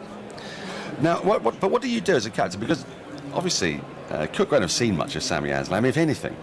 So when players sort of get airlifted out of obscurity, as far as you're concerned as a captain, you've really got to sort of learn on the hoof, haven't you? You've got to sort of make a plan as you're watching. Yeah, I mean, so far I've seen enough to suggest that kind of tactic to Shah Massoud will be very similar to Sammy Amner, just on around off stump. It's quite basic cricket at Edgbaston. You don't really change it. But I do think they should try him out with a few short balls. Test him out with a few just over the right ear. That might get his weight. But I think to all the Pakistani players and a lot of the subcontinent players that come here, if you can bounce them a few times, they never generally get their head over that front pad when they're playing the front-footed shots, and that's when it's the chance of the outside. I have to say, Stephen Finn's first over was one where you thought, wow, he's just charging in. Well, you mentioned it. Yeah, you can see the outfield. You said before the start of play, you could hear him hurtling in. Yeah, he's certainly going to run in harder than we've seen. He's got a bit of wind behind him as well, which is good. Captain's given him the end that he would have liked. Now, we think, I think we can welcome back Radio 4 Longwave listeners now. I'm delighted to say, with the news that you've missed nothing because we had a drinks break. And you're still missing nothing because Stephen Finn is waving at someone and waiting for someone to sit down, I should imagine. We've got 3 slips and a gully in, a backward point, a wideish mid-off, or extra cover if you like, a wideish mid-on.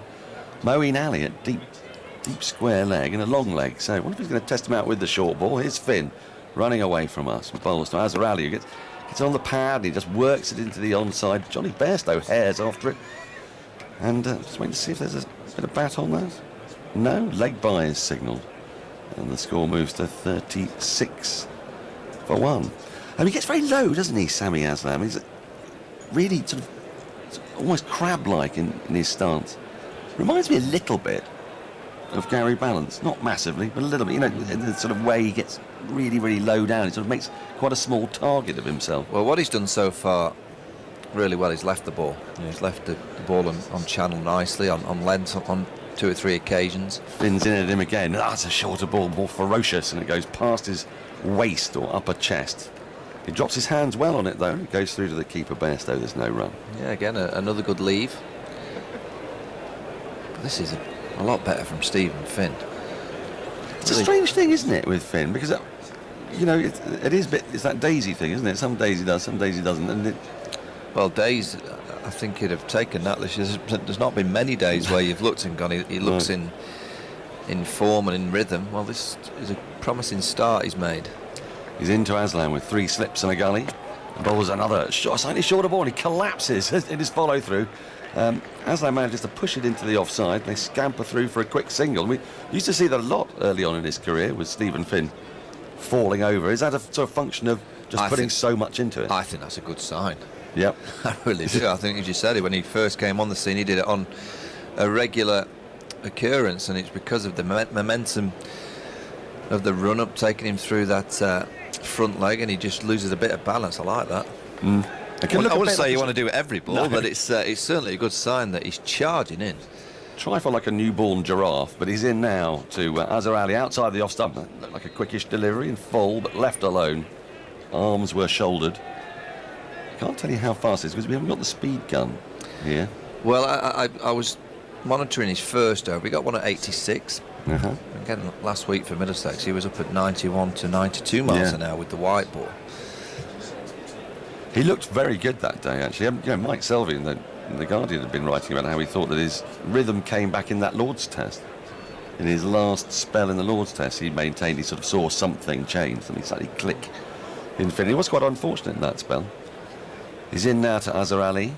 Right arm over the wicket. Oh, he plays at that. There's Ali, and he misses it, and then rather like a naughty schoolboy, puts the bat between his legs and gazes down at the pitch as if to say, "I'm sorry, sir, I didn't mean to do that." But again, that's no run. The seam position is perfect. Exactly the perfect position for an outswinger. Just gets a little bit of extra bounce. So that's the seam position. I'd love to see Stuart Broad get back to. And you think he's straight not upright seam? No, it's a little bit wonky and falling away to the leg side. It's well, Finn starting in again to Azhar Ali. There was a short ball which is left alone rather extravagantly by Azhar Ali. It completes the over, the 15th of the innings. 37 for 1 Pakistan. Azhar Ali has 17, Sami Aslam has 14. And the promised showers are keeping away thus far. Looks like we could get something approximating to a full day's play. And in that time, I wonder, are you poised to give me some sort of an answer, Andrew? Some sort of an answer. Ah. Well, average run rates in the first 100 overs of innings for Pakistan over the last 3 years has been 3.1, which is the 8th highest or 3rd lowest, whichever you prefer, yes, of the test playing teams. Only South Africa and Zimbabwe are slower than them in the first 100 overs. I felt that might be. See, I think they're actually. I think they've got a method in Test cricket, and maybe it's become slightly undone on English pitches, perhaps. But I think they've got a method. Wokes is in, starting a new over. Sami Azam, and that's tucked away around the corner. Very fine indeed. Finn comes hurtling to his left, and collects the ball, throws in. Good throw into Johnny Bairstow, but not before the batsmen have come back for a second. Takes. Oh, just get the one for that. Yeah, just the one. They've had some funny series. I mean, his last 3 years was Misbah's quickest century in those 3 years, but that was the second innings, I'm guessing, isn't it? Yep, against Australia, 56 balls. Yeah. I mean, the Abu Dhabi pitch is a road, quite a quick outfield, but you know, it's good scoring rates when you think Dubai is difficult to score quickly and Sharjah. Well, Wokes has now got Azhar Ali in his sights. He's got 3 slips and a gully with his hands in his pockets currently. Bowls again, that's nicely on driven, not quite got the timing in it. Good diving stop, but quite brilliant diving stop at mid-on from Jimmy Anderson. Prevents any run. He's a prodigious fielder, isn't he, for an opening bowler? It's quite ludicrous. Yeah, he's a brilliant athlete. I cannot really imagine Bob Willis doing that. I'm probably going to be told... If he did, he wouldn't be getting up. I'm probably going to be told that Fred Truman did, but... not so sure. It would surprise me somewhat. He's right up there, isn't he, with the great bowlers who... I can't think of many better fielders. Wokes in again, and there was a full ball on off stump, which is nicely played off the front foot and just to the left of extra cover. Come through for an easy single as a result. They're starting to look fairly comfortable here, Pakistan. 39 for 1. At what point are England going to start thinking, right, we need plan B, whatever plan B may be? And what would plan B be? I don't think you go to plan B. I think you keep it very basic at Edgbaston. You just got to throw in the odd short ball. Right. But you've always got to be encouraging the batsman to come forward. And now and again, you've got to accept they'll play some good drives. But there's always something there if you can consistently land the ball in the right areas. Wokes to Aslam. Bowls a slightly shorter ball. Gets up on his toes, pushes into the offside. Moeen Ali comes in quickly to field, though, so they can't pick up a run. You know, in 2 or 3 of his time, might be worth, with a left-hander, and maybe giving Moeen Ali a chance. DRS just firing into the pads. And there's a few footholes outside the off stump of the left-hander that he might just be able to grab the edge of. You take a look at the pitch this morning? Yeah. It looked pretty good. I didn't see much wear on it at all. It looks more worn actually now from today. I don't know whether it's the effect of England's bowlers, particularly in an hour and a quarter. It looked pretty good, didn't it? Yeah, it is at the minute. Wokes bowls to Aslam outside the off stump, too wide, and that's easily and prudently left alone by Aslam. Goes through to Bairstow, but moves some distance to his left to take it. It was that wide, and there's no run. The crowd's beginning to fill up again. I think we're going to have a similar kind of crowd to the one we had yesterday, which again I wonder is a function of starting a game on a Wednesday, Thursday, Friday. It means you sort of miss out on the weekend crowd, don't you, potentially? Which I wonder about. Well, I think the weekend crowd, you look at Old Trafford, that was a Sunday, there was hardly anyone there on a Sunday. 10,000 or something. Wokes in again too wide, and Aslam, once he got into position, just stayed there and raised his bat, let it go through to the keeper. I think cricket, we have a wonderful way of making excuses up for why. You know, I think ticket prices are obviously a reason, and I just don't think Test match cricket gets marketed enough. I should tell you that following our commentary from here, we've got more cricket tonight on 5 Live Sports Extra with coverage of the Kia Women's Super League match between, you'll like this one, Surrey Stars and the Yorkshire Diamonds. There was an amazing game in the Super League last night. Lancashire Thunder beat Loughborough Lightning by 6 runs. There were 322 runs in the match, and after a kind of slow start to the Super League, maybe it can catch fire again tonight with Surrey v Yorkshire as Finn comes into Azhar Ali and he gets up on his toes again. He pushes a short ball out to the offside. Moeen Ali fields. When you were playing for Yorkshire, it was Lancashire presumably, but where did Surrey rank in the list of rivals that you had to beat? No, Surrey were higher than Lancashire. Really? Absolutely. I mean, the Roses battle was great. You know, it was a historic event, and we always got on really well with the Lancashire players. So, of course, it was You're sort of big implying game, that you didn't with the Surrey. No, the Brown Hatters, no. David Bias, our captain, he embedded in us that we dislike Surrey. Finn bowls short ball. That's well played again by Azarali. Just works it up to mid-on. The Strutters. Yeah, they do have that reputation. Well, yeah, the swagger. Well, I like that kind of player, but you know, we were very much brought up at Yorkshire that Surrey were, you know, Public it goes enemy. back to the 60s, doesn't it, with all the great Surrey teams and the great Yorkshire teams. That was the real combat, wasn't it? And it was embedded in our genes from an early age that Surrey were the ones. Of course, we wanted to beat the Red Rose lot as well, but something about those brown hats down at the Oval. Finn bowls again. Another short ball, which is guided back to the square on the offside. Moeen Ali as the fielding. There is today apparently 16,432 at the ground currently. Tickets are on sale if you want to come down. £31 for adults and a fantastic £6 for under 16s. And you better get in quickly because tomorrow is sold out. It's actually embedded in Surrey culture as well to such an extent that they've got a rather hubristic dish that you can purchase in the hundreds bar at the Oval. Do you know what it's called? Go on. It's called the Surrey Stuffed Yorkshire. As Finn is in, bowls to Azhar Ali, who defends on the front foot. Your look of contempt and disdain, Michael, is a joy to behold. I wish I could get a picture of it. It's a Yorkshire pudding stuffed with a variety of meats and gravy and stuff, and they call it the Surrey Stuffed Yorkshire. And for a side that's currently languishing near the bottom of the First Division and has been struggling in and out of the Second Division for the last few years, it does as we strike me. speak, are 73 for 3 at Lords in 16.2 overs. Against their less bitter Aaron rivals. Finch, he's 37 or 32 deliveries. He's gone. He's gone, is he? Yeah, LBW James Franklin. Rory Burns, he's doing a job for you. He's still in. Okay. Finn comes in once more, too wide this time, too wide, too short, and easily left by Azhar Ali, and there's no run. Yeah, I sort of look at that Surrey Stuffed Yorkshire, and I think there's a time and a place, and it was probably when Adam Hollyoake was captain, and or Mickey Stewart, or Stuart Surridge for that matter, but it's not right now. And Yorkshire are all conquering. Well, they are.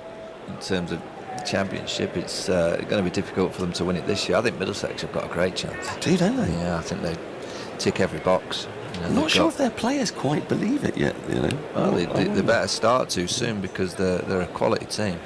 Finn is in again. Again, it's too wide. Again, it's too short, and it's easily left alone by Azhar Ali. That completes the over.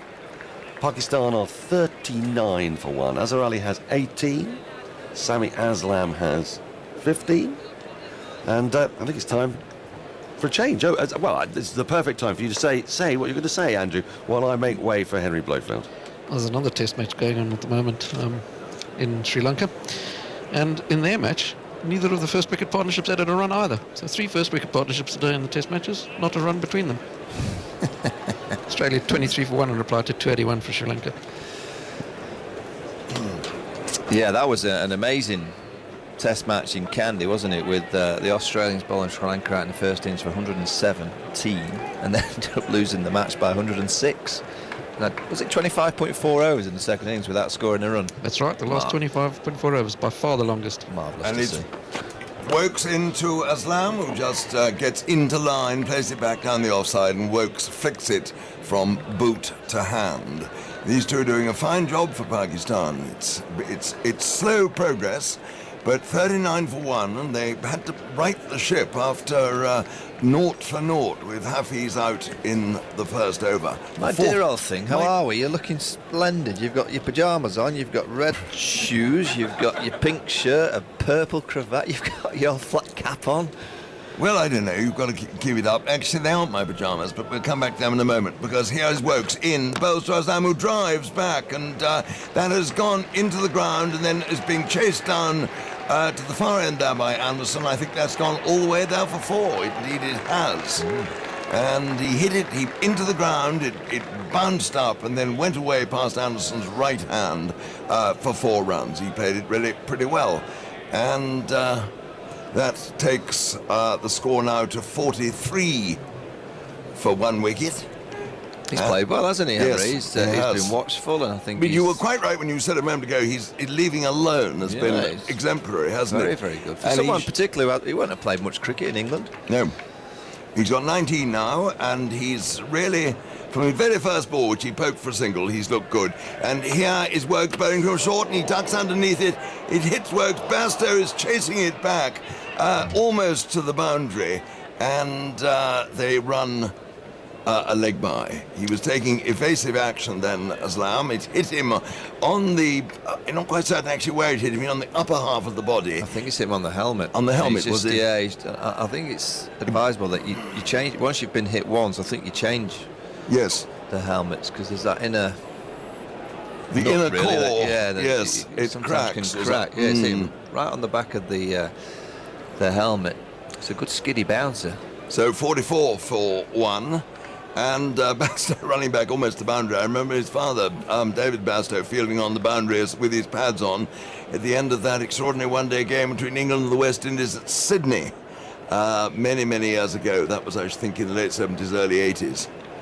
And it's Wokes now bowling to the right-handed Azhar. Forceps, they go down. He's up to the wicket now. He bowls, and Azhar plays that off the back foot, a little bit uppishly down there to mid-off, and there is no run. So 44 for 1. This in reply to England's 297. And I think we've got more spectators in, just a few more than we had yesterday. So a gaggle of youngsters down there in yellow mustard-like shirts in the front there of the Eric Hollies stand. That's where all the fancy dress happens here. And it is Wokes again in bowls, and that's played away nicely by Azhar down to mid-on, and Anderson fields there, and there is no run. Yeah, I think they've got to stray away from Azhar Ali's pads. He looks very controlled, working it on the onside. He's vulnerable on around that fourth stump, just you're looking at the 3 slips on the gully awaiting the outside edge, and every time it's straight, it looks so comfortable. They've just got to hang it out there to him. And Wokes back, turns now, both hands together, now they break free. He's up to the wicket now, he's there, he bowls to Azhar outside the off stump, no stroke, and through it goes to Bairstow, who just lollops the ball sideways to Joe Root, his Yorkshire colleague, at second slip. It's the end of the over. Bairstow sprints down to the other end, 44 for 1. My dear Arthur, just let's talk them through. So you could have come out of bed with your pyjamas on. No, they're not. But you could have come out of some kind of a yacht. You could have come off a yacht with your pink shirt and your cravat. You could have come from a shoot with your flat cap on. You've covered all bases. All bases. Well, actually, if I'd stepped in these trousers, which are striped, fawn striped, white and fawn striped, they'd be a bit more creased, wouldn't they? Well, what do you mean a bit more? Well, they're linen trousers. Linen trousers are always creased. It's Finn now, running in to bowl to Sami Aslam. He bowls. Aslam goes onto the back foot, plays it back down the pitch, and Finn picks it up, underarms the ball to Root at second slip, who bends over and polishes the ball vigorously on the tightened back of his trousers. And throws the ball then to Cook, who overarms it rather, right down the ground to Anderson at mid-on. The ball then finds its way back to the bowler. Finn is perhaps showing a little bit more rhythm and whatever than he did in the Lord's Test, but he's been a little bit off target, hasn't he? His radar not quite working. Here he is again in bowls it short, and Aslam just ducks underneath it as though he's been doing it all his life, and through it goes there to Bairstow. A little bit of a roar from the crowd, and there's people walking around there in the Eric Hollies stand, people coming in. I can see one or two red banners being waved, red flag by some of those boys there in yellow. Are they ducks down on that front row, Henry? What are they? They're giving us a wave. Look, they are. They are. Oh, splendid. Are you ducks? Are they saying? Are they nodding? What are they doing? There's a gentleman there. We get confused because we had bananas, didn't we, at Old Trafford? We did. Big bananas. Similar. Yes. There's a gentleman in an open waistcoat there who's in a white shirt who sits down in the front row, and he's obviously enjoying himself, sitting alongside his colleagues and straight into conversation. Now, the other yellow crew in the Hollies stand, are they from Baywatch? Here comes Finn now into Aslam. He's there, he bolts down the leg side. Aslam goes, turn it round the corner, doesn't catch up with the ball, goes too far across the offside, and it goes through to Bastow. No, I think they're from Baywatch. Where's Pam? Pamela Anderson was a... Well, I don't think she's there. Well, if she is there, I think there'll be more people around her, wouldn't there? Anyway, 44 for 1. We've got Moen doing some exercises, lying flat on the ground. I don't think he's doing his press-ups in the same way that Misbah was at Lord's, and indeed all the other Pakistanis, but he's probably coming into bowl fairly soon. Here is Finn outside the off-stump, better length, but too wide to produce a stroke. Aslam shoulders arms, and through it goes there to Bastow. It's been a bit disappointing this morning for England. They got the perfect start, Hafiz's wicket in the first over, but then after that, both bowlers, Broad and Anderson, the two openers, were a little bit off target, weren't they? And Wokes, who has always been the man to turn to in this series so far, has not yet been the man to turn to today, but who knows? He's had a tremendous run so far, 18 wickets he got, I think, so far. And here's Finn in, outside the off-stump, again allowing Aslam to play no stroke. Aslam, when he's very much in control. He moves across the off-stump and he measures the ball up, leaves his bat up high above his head. And he's batting in a very responsible way.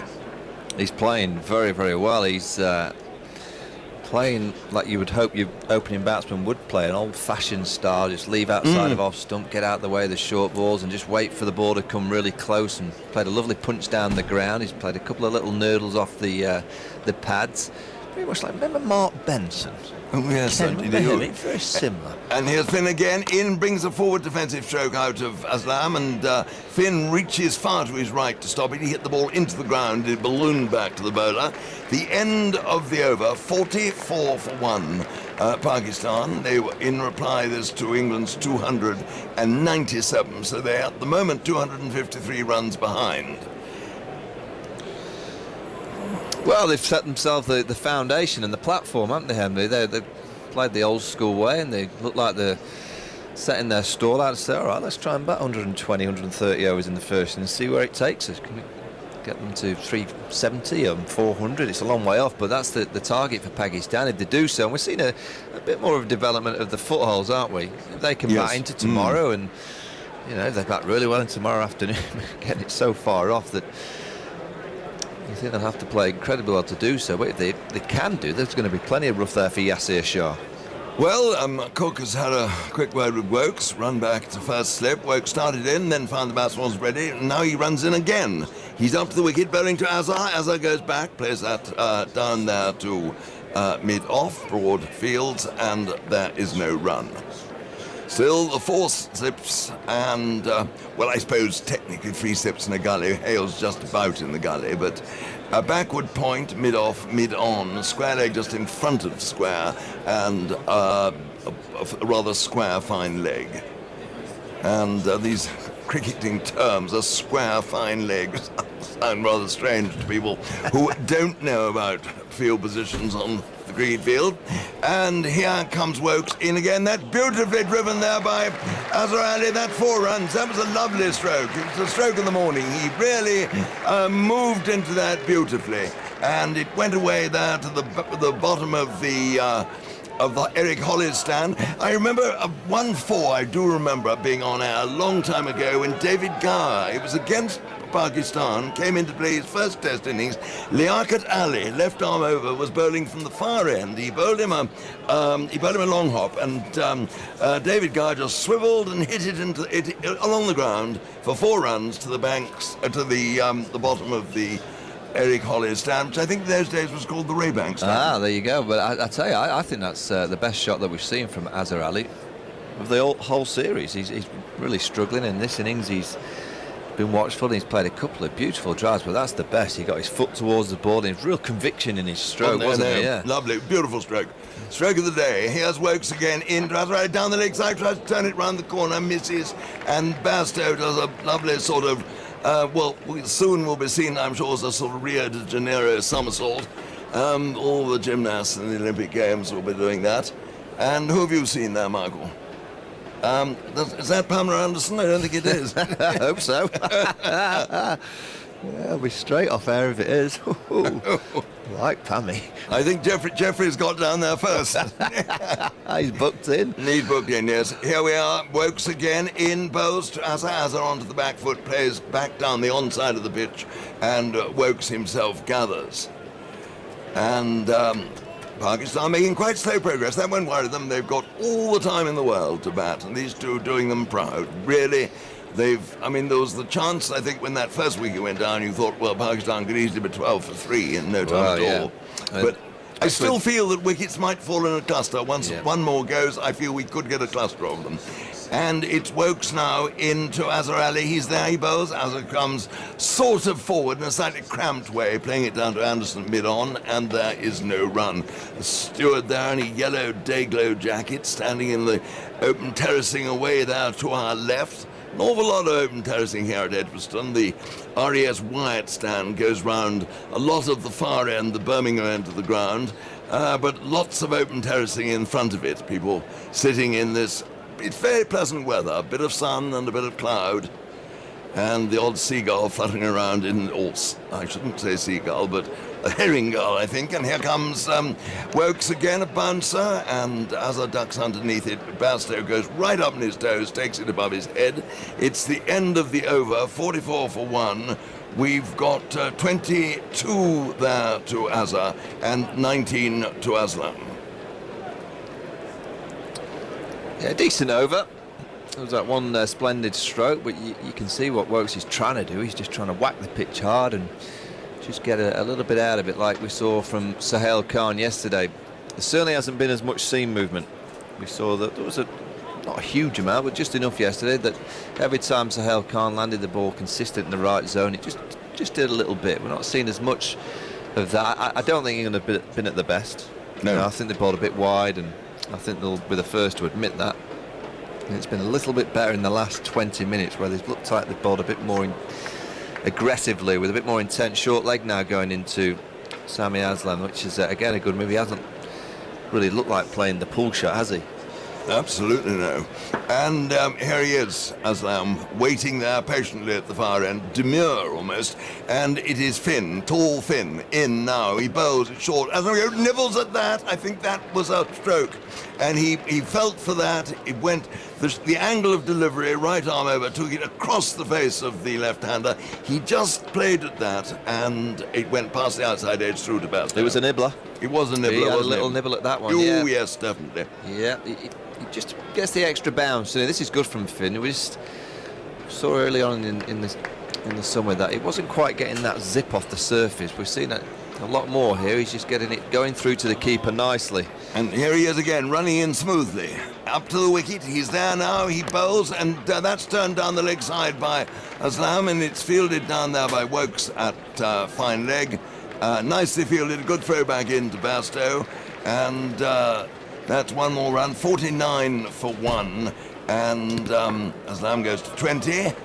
And it is Azhar Ali who's in strike. Michael Warner's left us, and it's very good morning to Geoffrey Boycott. Morning, Henry. Morning, everybody. I thought Pakistan had done really well. They've grafted, yes. There's been an odd ball that play missed, but on the whole, Finn's been too short. Looks to have better rhythm and time for pace, but pace is only any good if you get it in the good areas.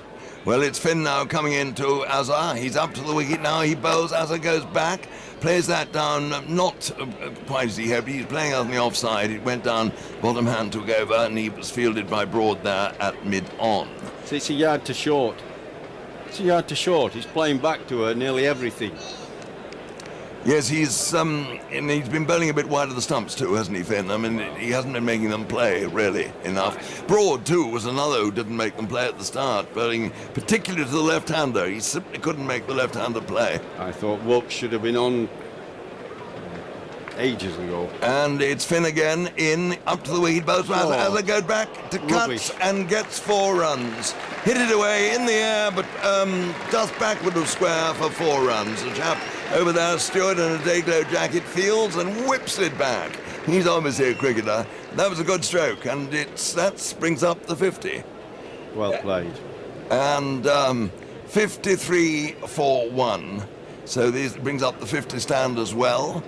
And it's been a really good performance by these two. If you're an independent selector, you wouldn't have picked him, Finn. You'd have picked Ball. If you were genuinely independent, not about his past performances, you'd have picked the young kid, Ball. Well, here comes Finn again into Azza. He's up to the wicket now. He bowls. Azza is forward. Finn fields and then underarms the ball back to Bastow. 53 for 1, 28 now to Azza. And Aslam 20. I think Sami Aslam, playing in his third test match, coming into the side, has done a very good job. He's been such a good lever alone, hasn't he? He's defended well. When I've watched him, Alex Hales should watch him, how he bends his front knee, how he gets his foot out to the pitch of the ball, really gets his nose over everything. He has a good defence. And from there, if you can stay in, you can move forward with shots, can't you? You can't make runs in the dressing room if you're out. Finn it is again into Azhar Ali. He's there. He bowls short and waist much too short.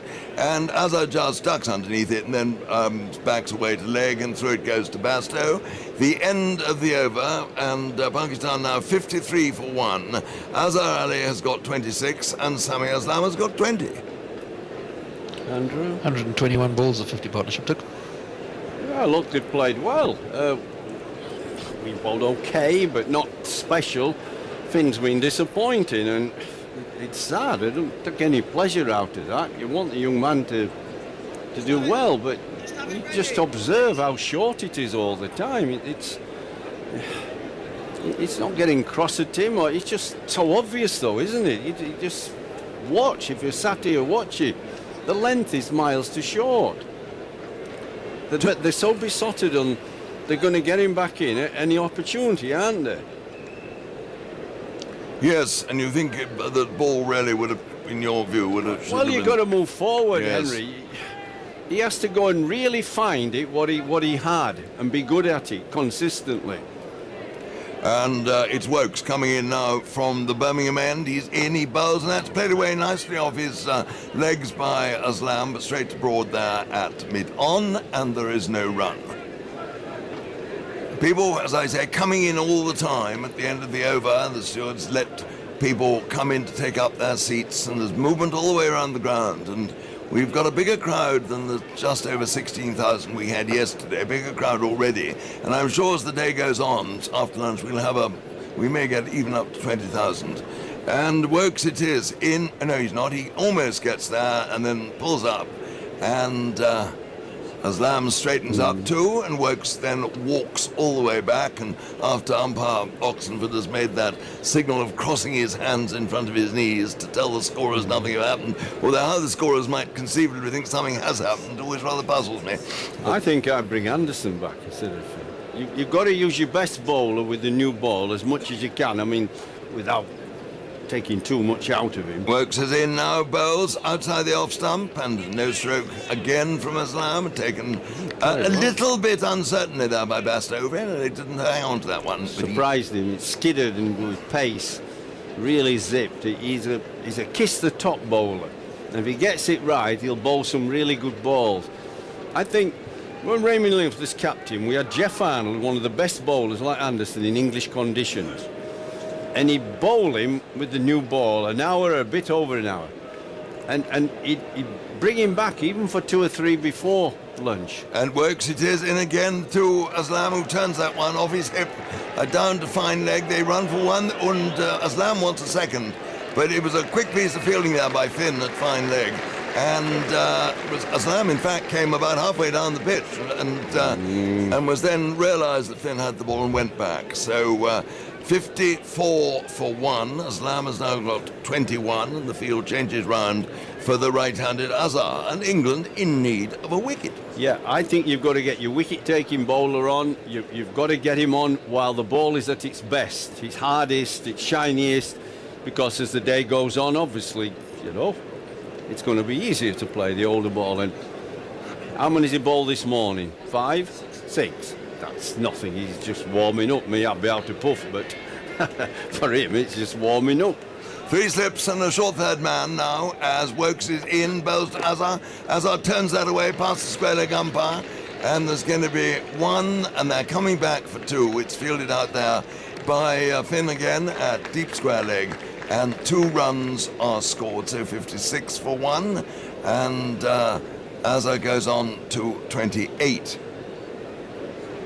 And I've just seen something remarkable, which I've never seen all the years I've been commenting cranes. I've seen a crane actually moving at the far end of the ground in the city of Birmingham, one of those 2 lovely golden cranes. One actually straightened up.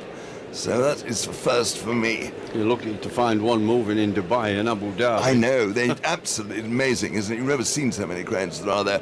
Here comes Wokes again, in bowls to Azar. Azar stands up firmly, plays that one down to Moen at mid-on. Moen actually doesn't pick it up, but just drops it at his feet, so there's no question of any runs. Our friends in the yellow jersey, yellow shirts down there in the Eric Hollis stand, waving flags and things, having a great day down there. And it's where all the fancy dress and things like that go on here at Edgbaston. We had the party stand the other day, didn't we, at Old Trafford, and there's the Western Terraces at Headingley. I don't know why cricket attracts fancy dress. And here comes Wokes in, and that's played away firmly, but straight to Anderson, who's at a short mid-on there. Quite close to them, very close to the main bit of the pitch. He fields, and it is the end of the over. 56 for 1, 28 to Azar, and 21 to Sami Aslam. And after another word from you, Geoffrey, it will be Simon Mann to take us through until lunch. Well, I watched very carefully Wokes bowling. I think he'd be a good bowler on here with Jimmy Anderson, but if I stood at first slip like Alistair Cook, I'd just be a bit concerned. And I'm accepting, I just said to you, I did think he'd be a good bowler with Anderson. He hasn't moved the ball out at all. I haven't seen one ball swing an inch or seam an inch out. That's your wicket-taking ball. When you're Anderson and him, you can make it go out to the right-handers, then your in-swinger, nip-backer becomes more effective. We've been gun barrel straight, and that's where, if I'm stood at slip watching that, I'm thinking, not too happy about that. Good afternoon, Geoffrey. 56 for 1 then, and Finn is going to continue from the pavilion end. And his figures look good. 5 overs, 3 maidens, no wicket for 6. Yeah, he's bowled about 3 balls that trouble the batsman.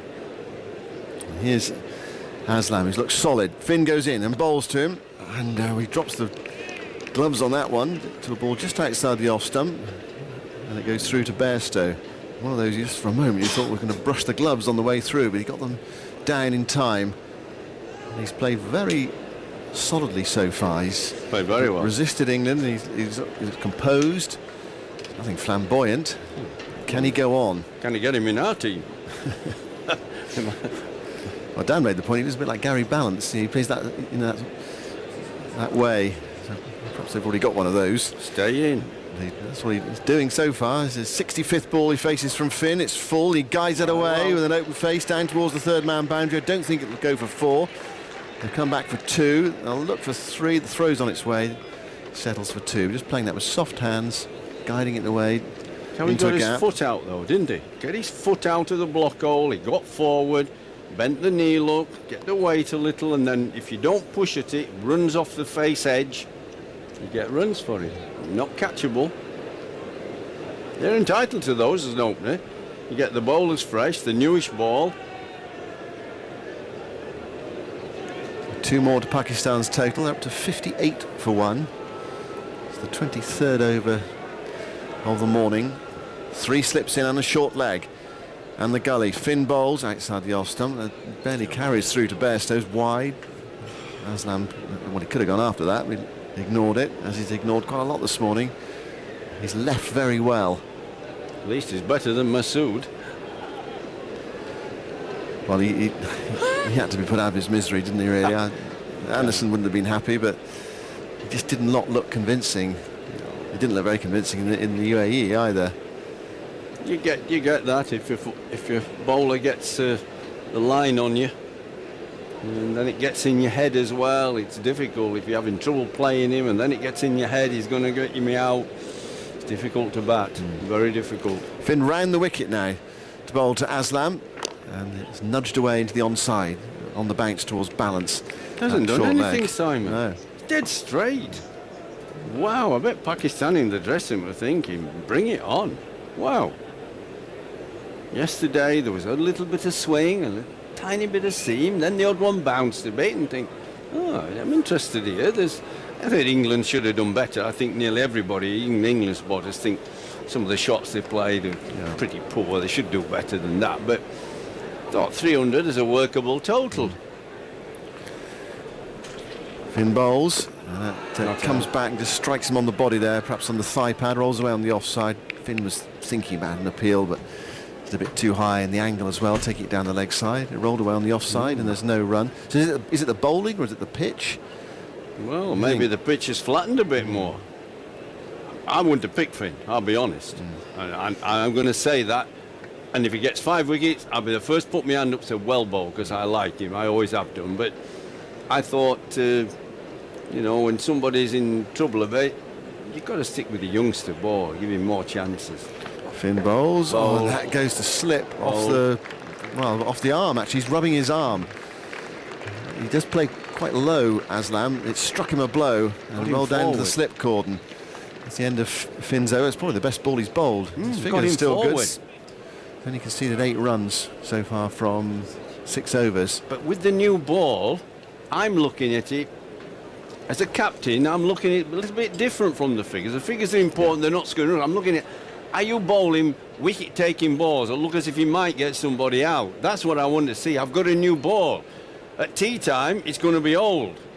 If he's not doing anything now and you're not looking if you're going to get somebody out, how the hell are you going to get him out at tea time when it's got 50 overs? I need you to make it do something or cause a problem and look as if you're going to get somebody out. Now, Moeen Ali's going to bowl. His 5th bowler of the morning. Former Warwickshire player. There's a reasonable ripple of applause for him as he comes into the attack. He made good runs and valuable runs for England yesterday. Lovely batting, beautiful batting, really sensible stuff. Well, we need him. He usually gets somebody out some way or other, doesn't he? Well, he's taken 73 Test wickets. Well done. It's his 29th match. We don't matter how, Moeen. A bit of good fortune we want, bit of luck. He's bowling to the right-hander at the moment. He'd probably prefer to be bowling to the left-hander. He's 58 for 1. Moeen bowls. His first ball's a bit short. Back goes Azhar and forces that into the offside. Goes to Vince there at extra cover. They don't seem to have a look at Moeen. They all fancy him. No, they just want to whack him. That's what they did in the UAE as soon as he came on, and Rashid as well. Moeen pushes that one through it short and clouted away off the back foot. This could go out for 4. Broad's running round, dives, and he doesn't get there. It rolls into the rope. Well, he was treading water a bit there. Broad away to his right-hand side. He wasn't on the cover boundary. He was more deep backward point. Wasn't a great delivery from Moeen. A bit short. It was very well struck by Azhar. He's probably relieved actually to have the spinner on. It's been hard work. I mean, although England haven't bowled many wicket-taking balls, haven't gone past the edge that much, it has been hard work against the seam bowlers, scoring runs. Azhar defends. And it goes into the onside and there's no run. 62 for 1. I mean, Pakistan have toughed it out, but they haven't got away from England. Nothing that a couple of quick wickets wouldn't solve. Moeen bowls. It's defended back up the pitch by Azhar. And Moeen picks up and there's no run. It's an intriguing test match developing here. It feels like it anyway. Azhar 32 not out. Most convincing contribution of the series. Moeen bowls him outside the off stump. He stretches forward, reaching for it a bit. Goes out to Vince. The extra cover area. And there's no run. Off he goes again, into bowl to Azhar. That's knocked away slightly uppishly past short leg. There was a shout of catch it, but it was to the left of balance. And Azhar gets a single off the last ball of the over, so takes the bowling, and he goes to 33. And Pakistan 63 for 1, with 10 minutes to go until the lunch interval. Hafiz out in the first over of the day. I think did you mention this, Andrew? The third batsman today to be out in the first over of a test innings. Yeah, we did mention it. Both innings in Sri Lanka, Australia game. The opening batsman was out first without a run on the board. You must have been out in the first over of a test match, Jeffrey. Don't tell me you can't remember. First over of a test match. It's happened 3 times today. That's a good one, Andrew. 3 test innings. I know how many knots I've got, but whether with the first over, I mean, even the holding over in Barbados wasn't the first, because Gucci took the first one off Andy Roberts. Right. That was the first over you faced? Yes, which was the second over, because Gucci, I mean, I did take the first over, but then he was like a bit superstitious. Did I mind? You're either going to get runs or get out. You've got to face the people. So, Sobers, I got a note at Trent Bridge in... but whether it was the first over... Oh, don't worry, Jeffrey. Andrew will find it. It won't take him long. I've had 10, Andrew, so... 63 it's for not difficult. Now, Vokes is... change of ends for Vokes. He's been bowling at the Birmingham end now from the Pavilion end. And he goes into bowl to Azu, slightly squared up by that one. Plays it away on the offside defensively towards mid-off, and there's no run. If it's not going to move much, because either the pitch has got better or what it sounds like it, the roller on it, then you've got to bowl the line. You've got to bowl the line, the length, in that corridor of uncertainty I talk about, squeeze the pressure on them and see what happens. So often I say 63 for 1 could be 85 for 3, and just because it's not moving, make them earn the runs. Wokes goes into Azu, plays that forcefully away into the offside. A bit of width there, and so using the length. You heard Jeffrey say it was a bit short. Anderson after it and sent in a nice return to best. They're back for 2 runs. Azza to 35. And Pakistan to 65 for 1. Wokes is in his 6th over. He's gone for 19. Not often you see Wokes not move it. The lad has improved, batting, bowling, and it's not often. I mean, and he's a golden form. He's in form, isn't he? So we can't be talking about his wrist is wrong and all this. The guy's bowling well. Has been all summer. So pitch must be a bit better. Here he goes with 3 slips in and bowls. And he's played and missed that one. Drew him forward. It just left him. That left him. Correct. That's a fine delivery. And as I was groping for it. Forward, wasn't he? See? Going forward. Perfect. Just held, didn't it? Just enough. Don't need a lot. If it does too much, I always don't worry if it did 6 inches. I ain't going to nick that. If I nick that, I'm a genius. It's when it does an inch or 2. That's what I worry. I just wonder on this pitch that every now and again it will just do an inch or 2. If you bowl the length right, you've got to bowl the length, the line consistently. Works to Azza drive in. It's pitched out. They're off for a quick single. Finn hurls the ball in towards Bairstow, who stops it with his pads, and just as well he did there actually, because there was no one backing up. That would have gone for 4 overthrows. Silly lad. You're not going to run him out, was he? Just to get excited. If he hits the stumps, cannons off for 4. There's no point unless you're going to run him out. If you've got a chance of running somebody out, take it. Yes, a big wicket in Test cricket, especially a batsman, if you run him out. But just throwing it, and it hits and cannons off, or somebody's not backing up, give him 4 away. Every run might be priceless. This might be a low score, lowish scoring, not low, but low-ish. And therefore, runs are priceless. You need to do professional things well. You can't afford to be doing daft things. Anyway, Bairstow saved the day, getting up to the stumps and blocking it with his pad. 66 for 1. Wokes ran the wicket to bowl to Aslam, who offers him the full face back down the pitch. Wokes picks up and there's no run. Wokes, of course, would love to produce something in front of his home crowd. He was saying in the lead up to the game, I mean, he must be right, he's never played an international match here. I think he was saying. That can't be right. Played a test match. Test match, couple of one-days. Couple of one-days. I thought that didn't sound right. He said, I haven't played a game here. Wokes in, bowls to Aslam. That's in with the angle there. It was on middle stump, turned away into the onside towards that balance. And there is no run. The end of Wokes' comeback over. Or much better. Good change of end over anyway. Much better to the right-hander particularly. They're going after the bowlers. They should have assessed now that, hang on, we expected a little bit more from the pitch like yesterday.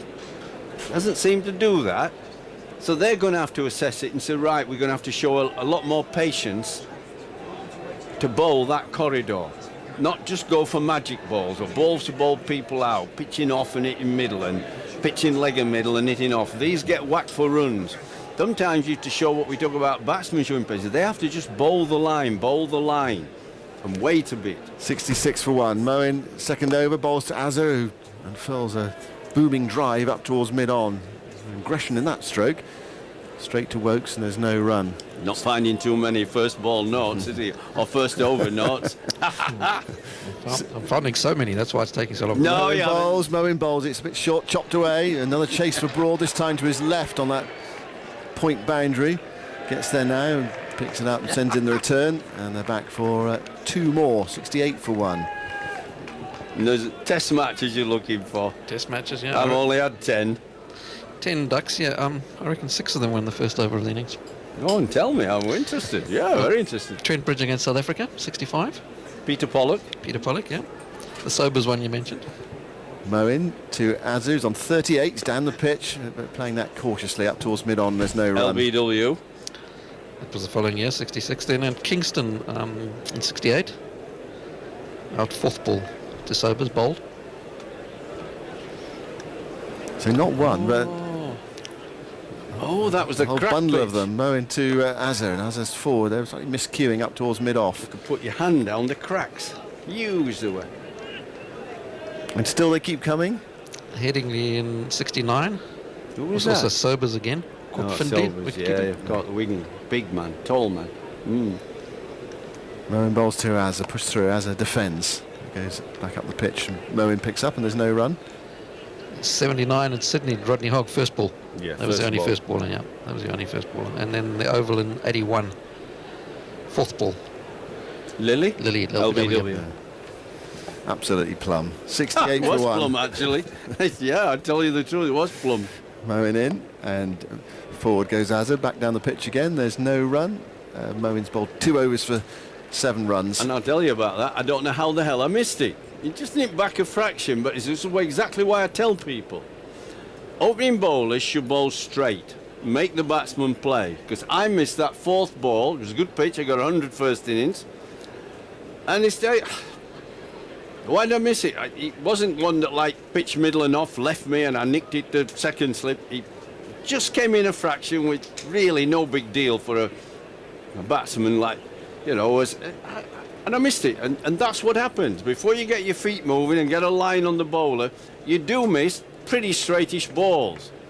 And I always say to bowlers, do not bowl wide at the opening batsman. Bowl straight, fairly full. You never know. Wokes to Aslam, who's forward, obdurate defence, bat and pad close together.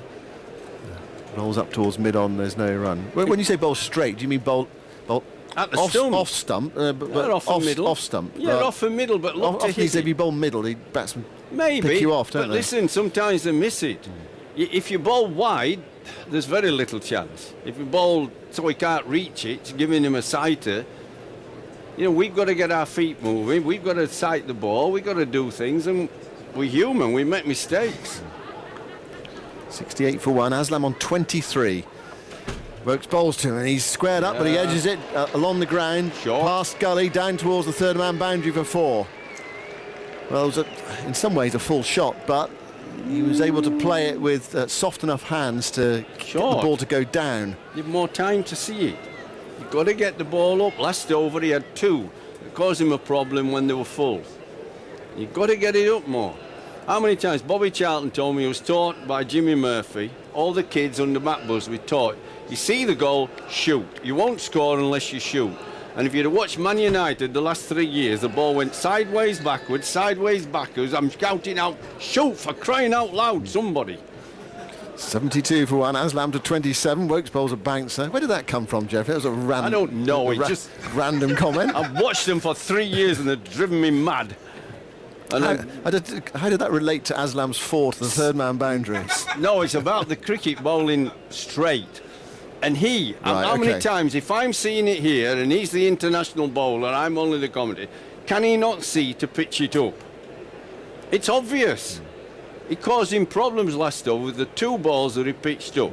He drove at 1 and missed. Well, he's probably got 3 balls at Aslam before lunch. Better. And that's a good delivery and a very good leave from Aslam, who's judged it really well around about off stump today. It was coming in with the angle, not far away from his off stump, but he was just covering it with his pad through to Bairstow. That's been 3 years of watching Man United inbuilt had driven me mad. I watched him in Dubai. I watched the first half playing in Dubai in a hotel. I said to my wife, come on, we're going to watch CSI. It's much more interesting than this. She couldn't believe I wasn't going to watch the second half. They were terrible. Season hasn't even started yet. Wokes bowls full, and forward comes Aslam, bit of bat and pad in that. We won't be like that under Marino.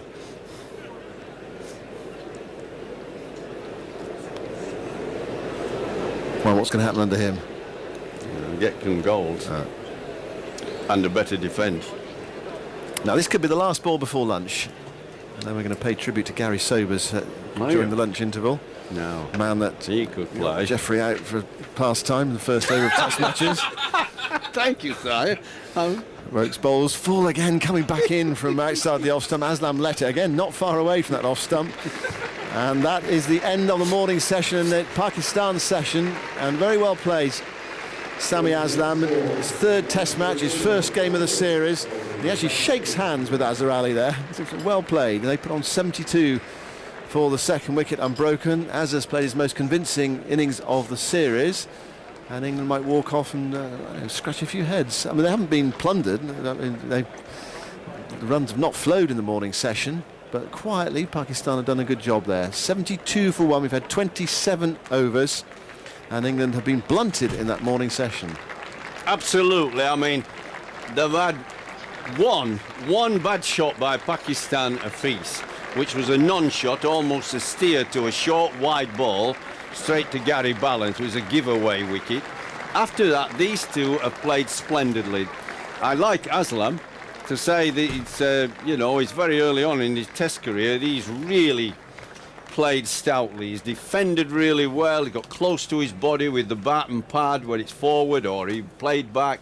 He's thoroughly deserved it. Ali's been a little more, positive because he's played much more Test cricket, but they've done splendidly. The pitch, well, it's flattened out. It definitely has. It's definitely flattened out better. I thought England could bowl them out, definitely, for the Pakistan score, but well, he might still do, but it's going to be harder work, yeah. and they're going to have to sit down and do what you said, do a bit of thinking at lunch. Say, hey, hang on here, it's not doing too much, and somebody's going to have to tell them to set a field, pitching the ball up in the corridor, risk a drive or two off the front foot, and have a bit of patience, because they're going to have to work for the wickets. They're not going to get the little bit of swing, little bit of sea movement that Pakistan got yesterday, so they're just going to have to work a bit harder than we all expected, me included. Yeah, it's a fascinating game this. Pakistan have worked really hard. Thanks very much, Jeffrey. More from you later.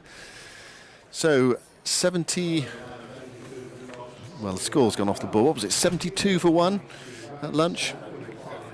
Anyway, here are the bowling figures. Anderson, 6 overs, 2 maidens, 1 for 13. Broad, 6 overs, 3 maidens, no wicket for 14. Finn, 6 overs, 3 maidens, no wicket for 8. Wokes, 7 overs for 24. And Moeen Ali, 2 overs for 7. The man out, Hafiz, caught balance, bowled Anderson in the first over of the day's play. Fourth ball, in fact, 72 for 1 at lunch. Now, in a moment, as I said, we're going to celebrate the 80th birthday of Sir Gary Sobers, but first let's check on today's action in the Specsavers County Championship.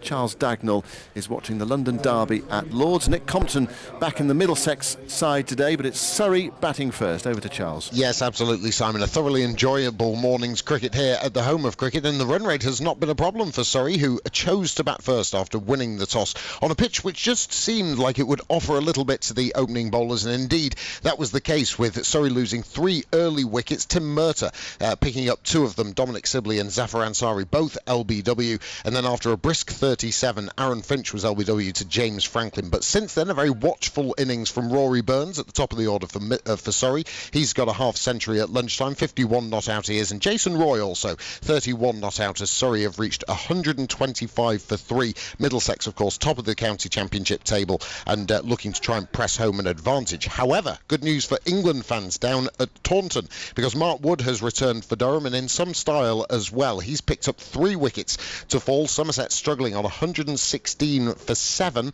No one making really any inroads in the batting order. Chris Rogers making 30, James Hildreth 34. But at lunchtime there, they've 28 overs have been bowled, and Mark Wood has 3 for 18 off his 6 overs. So good news for England fans. Slow progress at the Ageas Bowl. Hampshire Hampshire 69 without loss against third-placed Lancashire. Hampshire struggling at the bottom of the table, desperate for points. Jimmy Adams 33 not out and Will Smith is 27.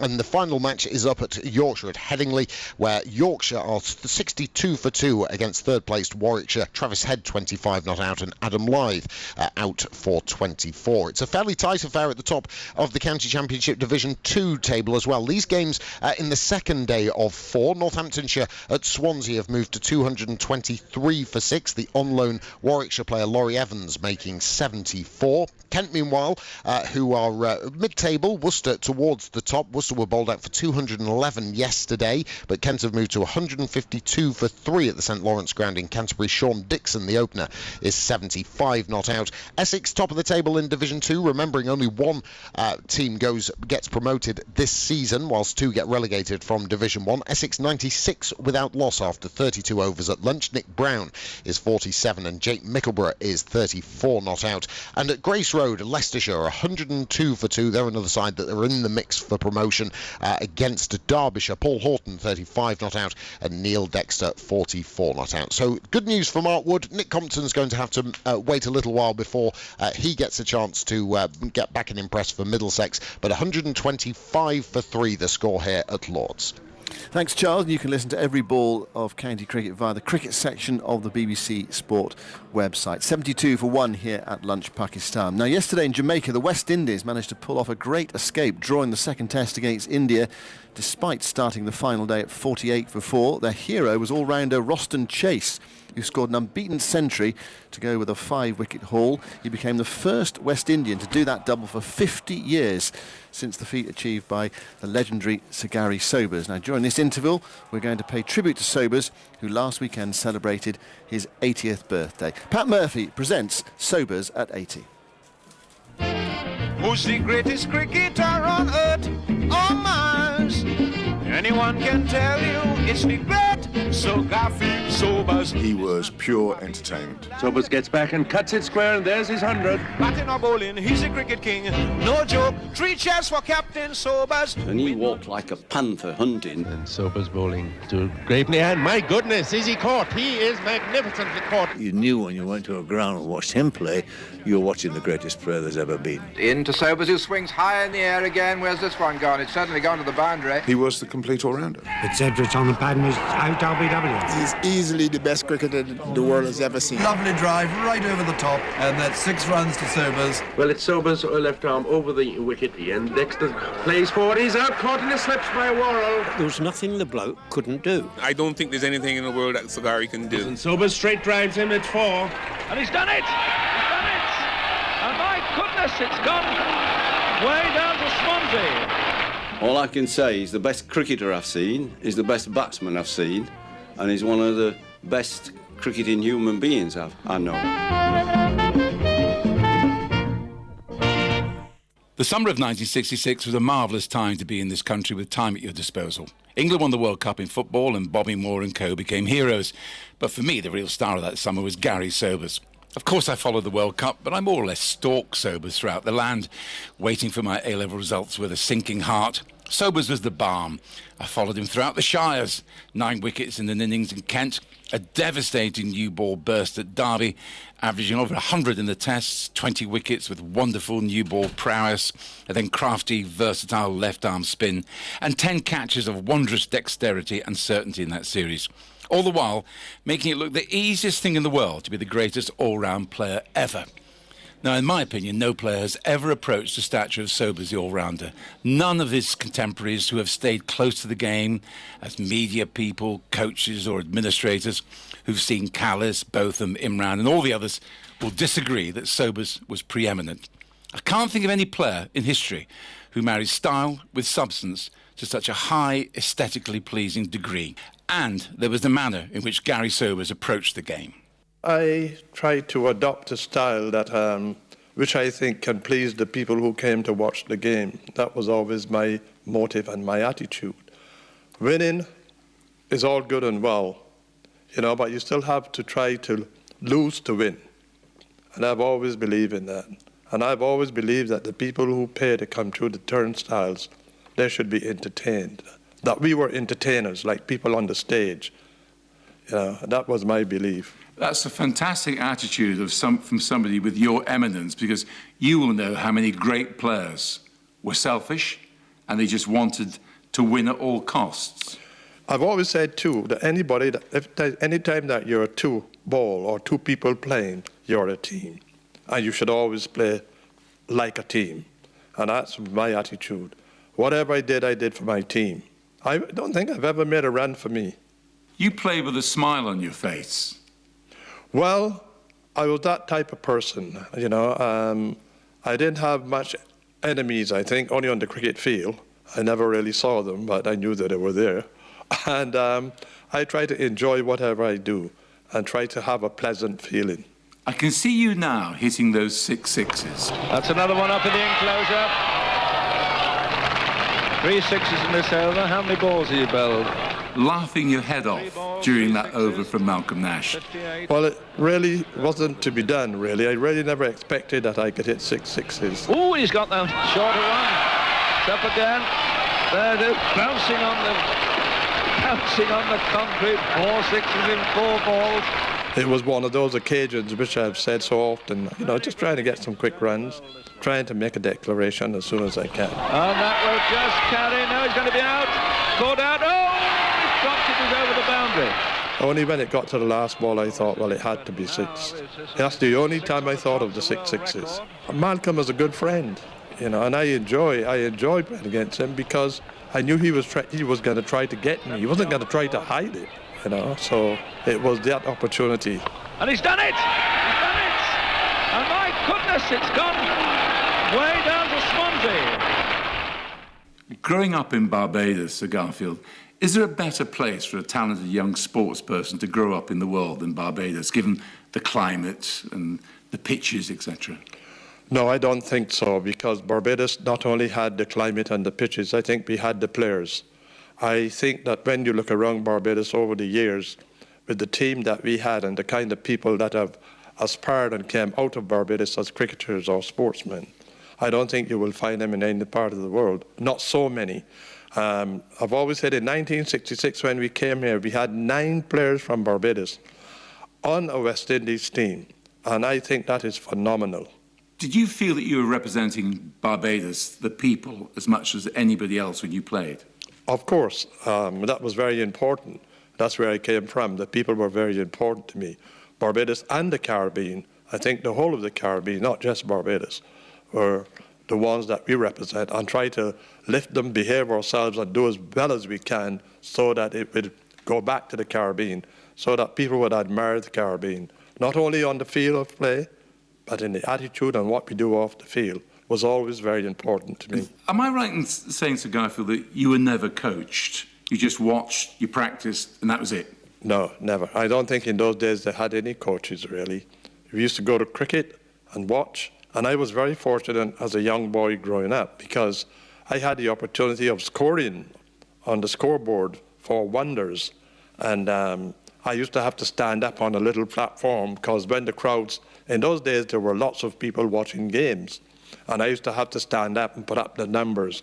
And I had that great opportunity of watching the players like Weeks, Walcott, George Carew, you know, and all those great players in those days. And you learn from watching.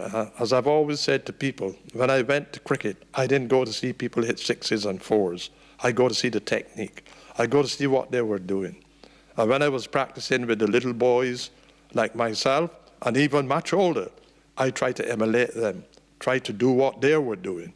So the 6s and 4s was important to me. You were 16 when you played for Barbados, you were 17 when you first played for West Indies, and you were 21 when you got 365 not out. Got very lucky. Got very lucky, beating Len Hutton's record. Can you remember anything about that innings in Pakistan? You know, I had played for a little while, and I didn't score 100. And they were all the saying is that how people can say, you know, oh, he's a good batsman.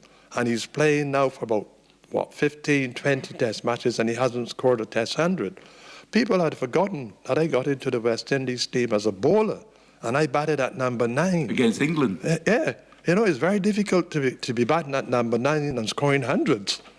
I think it was in Pakistan. Yeah, in 57, 58. That's right, Pakistan. When I got one, I got two. And yeah, it wasn't even that interesting, you know, because we had a lot of runs on the board, and I was thinking more about the team. Why am I going on to make all these runs? Because Conrad Hunt had made 250 and got himself run out, coming back out from lunch, because he was told that we need a certain amount of runs to break this record. And he got himself run out. And I thought, we got quite a lot of runs. And anyhow, I remember Clyde Walcott coming to me and saying to me, son, when I got 300, you only need 64 more. And you don't pass this way too often. So then I put my head down and decided, well, how am I going to get these 64? So I thought back and said, you know, let me look at it from this point of view. The West Indies need me to make 64 runs. And I think that that is the only way that I could have done it, by thinking that I need it for the team, not for me. Because you never put yourself first. No, never. Not in sports. Always the team. No, yeah. I've always said any sport with two people is a team, and one should help the other. I never did in anything I did. Okay, with your due modesty, which is admirable, could I ask you what you think was your best innings you ever played? Well, let me say first, it's not modesty, it's honesty.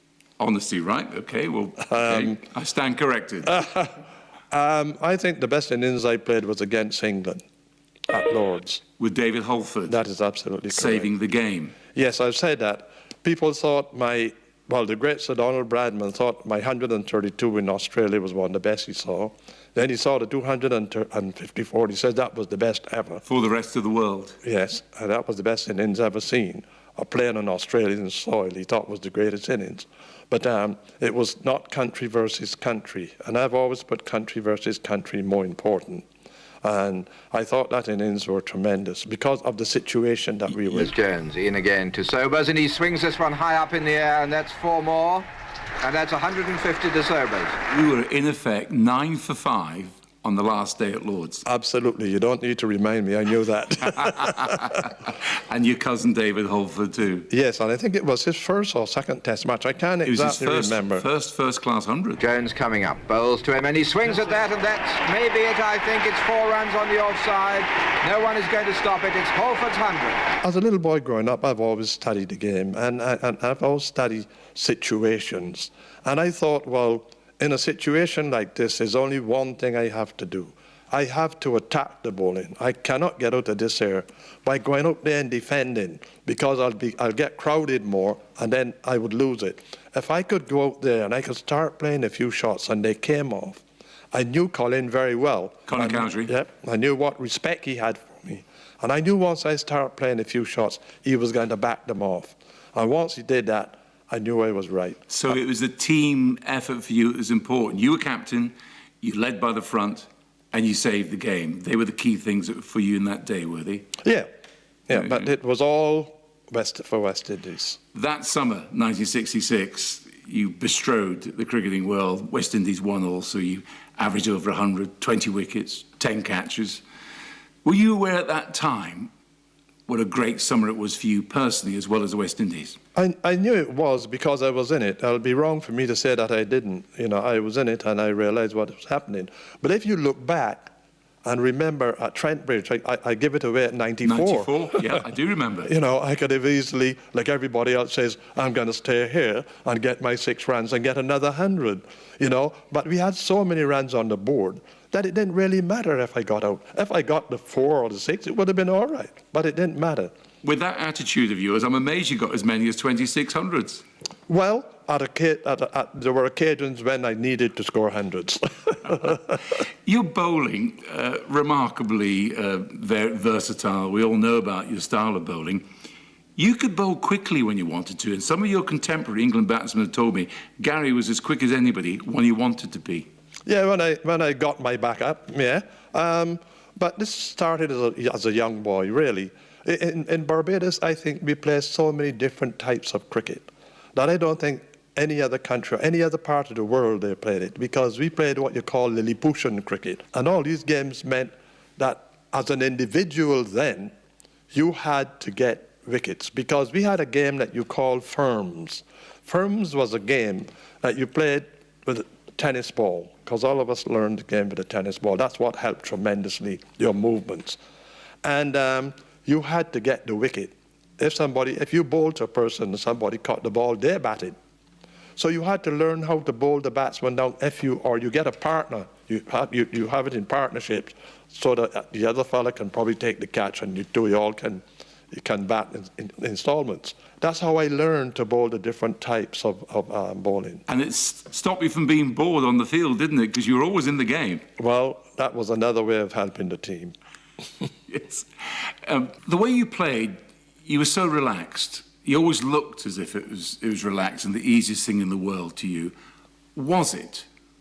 Well, it wasn't easy because that kind of sport is not easy, particularly when you're playing under all conditions.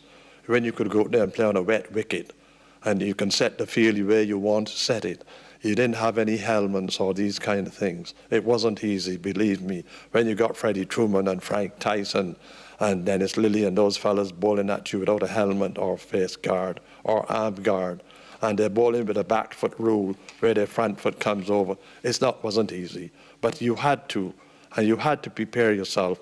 And I think I was well prepared from a youngster, because as a youngster, between the age of 14, 15, I were playing against boys who were, well, men, 21, 23, who were trying to knock me down, not trying to get me out.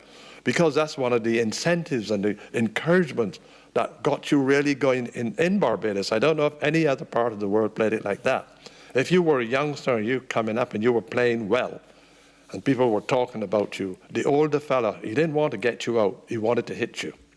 Sobers was just a magnet to all cricket lovers. The upturned collar, the sleeveless sweater, the sleek walk. It was enough to see him stroll onto the pitch, never mind bat or bowl. Ian Botham had Sobers' picture on his bedroom wall as a boy, and he and Geoffrey Boycott remain massive fans. He's the best batsman I've ever seen, and those of you who've seen Viv Richards, there you are. If I had to choose very little between them, I'd go for Gary. People always look at figures. I think that's wrong. You should look at people in the era they played against the other people in that era. That gives you the best judgment of all. He was a wonderful catcher. Wonderful. I mean, slip, short leg. He was agile. Everything he did was quick.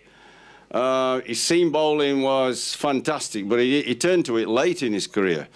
I think mainly when he went to South Australia to play in their state cricket, and just played so many state matches, a bit of club cricket on Saturdays. He picked up the ball and he had this lithe, fluid action and swung the ball late. He was about, I would say, at his pump, just about as quick as Jimmy Anderson. He was quite lively without being of the fastest. But as we see with Jimmy Anderson, you don't need to be the fastest bowler in the world if you swing the ball and cut it and you have great control. And he did have that. I think every person that aspired to be an all-rounder, that was your benchmark. And he didn't really come much better than Gary Sobers. Left arm seam, left arm Chinaman, left arm anything, everything. Ferocious batsman, aggressive player, terrific fielder, great close to the bat. He was the complete all-rounder. And yeah, I don't think many people will ever get. I don't think people get close to him. Not when you look at all the departments he mastered, the runs he scored. You know, I speak to people like Everton Weeks and these guys, and over the years, and they just put him in a different league. And it's nice. It's nice to hear what those guys have got to say. The memories I have as a kid, the picture on the wall in the bedroom, along with Peter Osgood and Ian Hutchinson and the guys, all the Chelsea boys of those days, Ron Harris, etc. So it was a sporting bedroom, but centrepiece was Gary. If Gary Sobers was on your walls, as well as Peter Osgood, that must mean he was sensational in your eyes. He raised the bar. I remember watching him. I used to deliberately watch him when the games were on, and I mean, we had limited coverage in those days. But as soon as I got a sniff that Gary was going to be on, or actually, in fact, the West Indians, because I loved the way they played the game.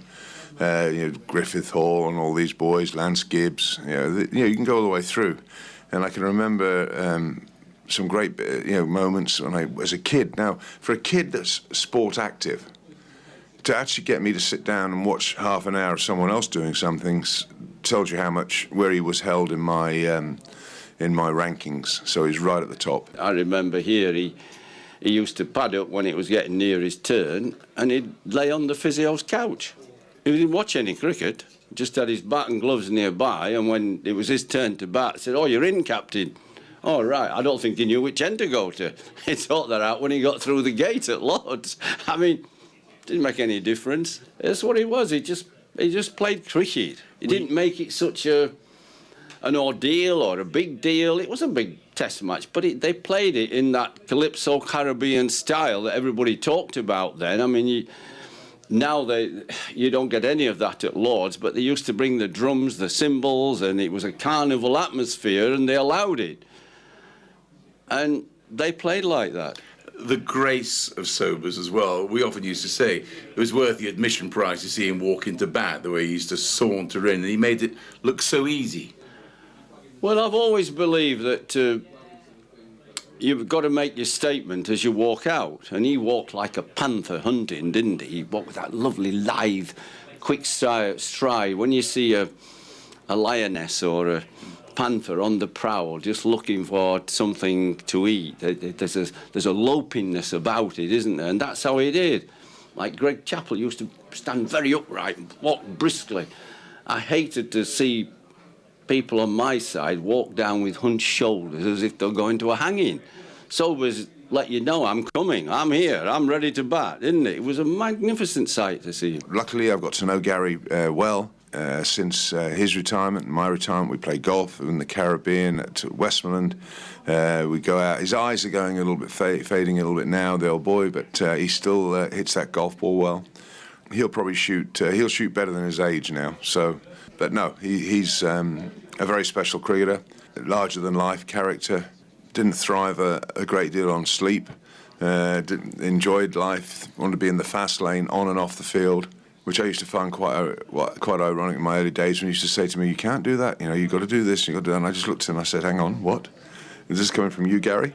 And he just laughed. And he was a very special cricketer. I was going to say, there's more than one similarity then between you and Gary Sobers, not just as cricketers, but also as personalities. Well, I think it rubbed off. I spent time with him, and, you know, it's his fault. He was an entertainer, and I think if anything that sort of stays with me and will always stay with me is the fact that he was pure entertainment. It was never a dull moment when Gary, whether he was bowling. I remember him coming in with a new ball, swinging it round corners, and then I come back an hour later and there he is bowling Chinaman. Did he inspire you in terms of your attitude as a cricketer? No, I think the entertainment side of it, yeah. Yeah, I think I always try to play the game to entertain. I believe that that's my stage. The audience are here, no different to being a thespian doing your thing on the board. So yeah, to me, he showed me that it's entertainment, and I was lucky to grow up with people like Viv Richards in the same side in the same house for 10 years. These guys went out there. They made it look easy, but the thing was, people came to watch them. Sobers wasn't a great one for practice. He maintains he'd never had a day's coaching in his life, that the sporting culture and climate of Barbados was enough of a challenge to improve his skills. He was a terrific all-round sportsman: football, golf, hockey and swimming. It was natural because I'd played so many sports that and I swam. I swam a lot at home and played a lot of beach cricket. And there's nothing better to keep you fit than swimming and running on the beach. And I did a lot of that as a youngster and played a lot of sports, cricket. I've always said to people, look, I'm a sportsman. I'm not an academic. I'm a sportsman. My whole life was built around sport. Your collar up. I can see you now with the collar up. Did you always have the collar up on the cricket field? Yes. And I think that started from Sir Frank. I think Sir Frank was what people I saw as a young boy. And when I started, I put my collar up. People think it was my kind of style, but I think I got it from Sir Frank. And nothing to do with the sunshine on the back of the neck, anything? No. It looked good. It certainly did look good. And you didn't look so bad either, by the way. The Lord's Test match recently, as you know, Muhammad Ali had just died, and you were there. Yes. And there were some wonderful shots of you and Muhammad Ali in the dressing room up on the giant screen. What are your memories about meeting him then in the '66 Test match? Yeah, well, we were invited to the fight against Henry Cooper. Yeah. That's right. Yeah, that's right. And after the fight, I think I had a chance to meet him, and we mentioned something about cricket. And somebody mentioned to him that how good I was and thing. And this is what I gather from some of my compatriots, you know. And he said, well, if he's the greatest, I want to see the greatest. Like all great players, Sobers won so many games. Others with impressive all-round statistics were better at saving matches, but Sobers was a match winner, still scoring Test hundreds at the age of 37, like Lord's 1973, 150 not out with a dodgy knee and a severe stomach upset. Wes Hall, the great West Indies fast bowler, was privileged to play so long in the same team. I first played against Sir Gary when I was 11 years old and he was 12 in a competition back in Barbados in the schools. And at that time he was a left-arm spin bowler. And he, you know, he had spun a web of confusion around us, and he was a superstar under construction, even at 11. He played, you know, a lot of great cricket against the adults when he was 13, 14, and 15. So that by 16 he played for Barbados, and by 17 he played for West Indies. But he was batting at number 9 and bowled. He went in the team instead of the great Al Valentine. So he had a share of bowling. Got about 4 wickets at that time. But since then, you know, people have forgotten that, and they have normally criticized him, saying that he took 4 years to get a century, but he was batting at number 9, you know what I mean? And when he got that 365 in Pakistan, 1957, from then he scored centuries against, you know, everyone. So he is the most fantastic batsman that I've come across. Indeed, he is the only batsman in the whole world that has hit me to the right of mid-wicket and even to long on off a bouncer. I've been hit, you know, many times, but not in front of the wicket. But he had that ability. You know, as a cricketer, he's easily the best cricketer the world has ever seen. As a teammate, it must have been a massive boost to you seeing G.S. Sobers on your scorecard. Yeah, but, you know, we're always in awe. You know, it boggles the mind, the things that he did. But to him, it was just doing a job. You know, he never really looked at the scoreboard to try and get a double century or anything like that. He was more interested in what can I do for the team. You know, and as I always say, that there was not a trace of egotism in his bones, but massive doses of humility. He was really a great man. And today he'd be equally great player. Oh, of course. I mean, you know, if he was playing today, I mean, he played 20 years, and in 20 years he only played 93 tests. In 20 years today, he played 250 test matches. Then he will have Zimbabwe, you know, and Bangladesh. God knows how many runs he would make. I often say that if he can hit Nash for 6 sixes in a 3-day game, well, the thing called unitary method, then, you know, we'll have to know what he'll hit in a 1-day game. And was Sobers as a man? Well, in public, incredibly modest. You had to work really hard to get Sobers to talk about himself rather than the team. I remember when I went to see Sobers, I told Michael Parkinson I was going to try to drag something out of him, and he said to me, bon chance. It's extraordinary to find in that one package a man who was so gifted, but also a man who was so modest. I mean, he never boasted about anything at all. He seemed to take it all for granted, which is why I suppose he lasted as long as he did. He wasn't overwhelmed by hubris or whatever. I mean, and also he gave the impression of not trying.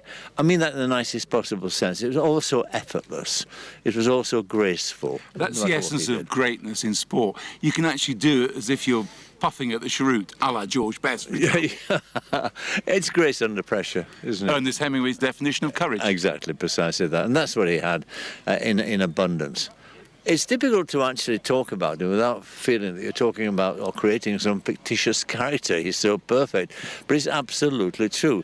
Now, he has his weaknesses. We all know that on the personal side. I mean, gambling and all that sort of thing. And the rest he just wasted. Yes. But yeah, exactly so. But he's been a great man and a great example for all his playing life. And there are not many you can say that about. And at present, he remains this wonderful treasure. Anybody who saw him play will have no doubt about his greatness. Anybody who watched him play as much as I did will have no doubt he was the greatest player I ever saw. It's a gift, a package of gifts, so great and so extraordinary that is almost mythical. You have to think about that. In the same way that Muhammad Ali became a mythical figure, so is Garfield, in my eyes and in the eyes of millions of other cricket lovers. And also, I mean, the other nice thing about Garfield was that I've never known a more modest creature than him. I really haven't. I mean, you can't get him to really tell about what he is and what he can do. Maybe because he doesn't understand quite how far removed from the rest. I remember with George Best, another extraordinary genius as a footballer, I remember him watching a game with me at Man United when he was injured, and somebody did something brilliant, and I said, "Wasn't that brilliant?" And he said, "What?" I said, "That." No, he said, "That's routine." He said, and it wasn't. They have a different way of looking at things, these people. They were greatly, greatly gifted.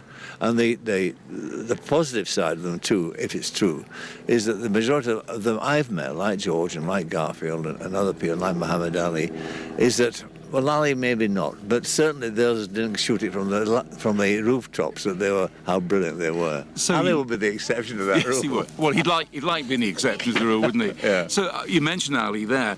Among the charismatic sportsmen that you've met, known and interviewed, is it Ali and Sobers bracketed then? No, I mean, what Garfield never was a promoter of himself. What Ali was the superb promoter of himself.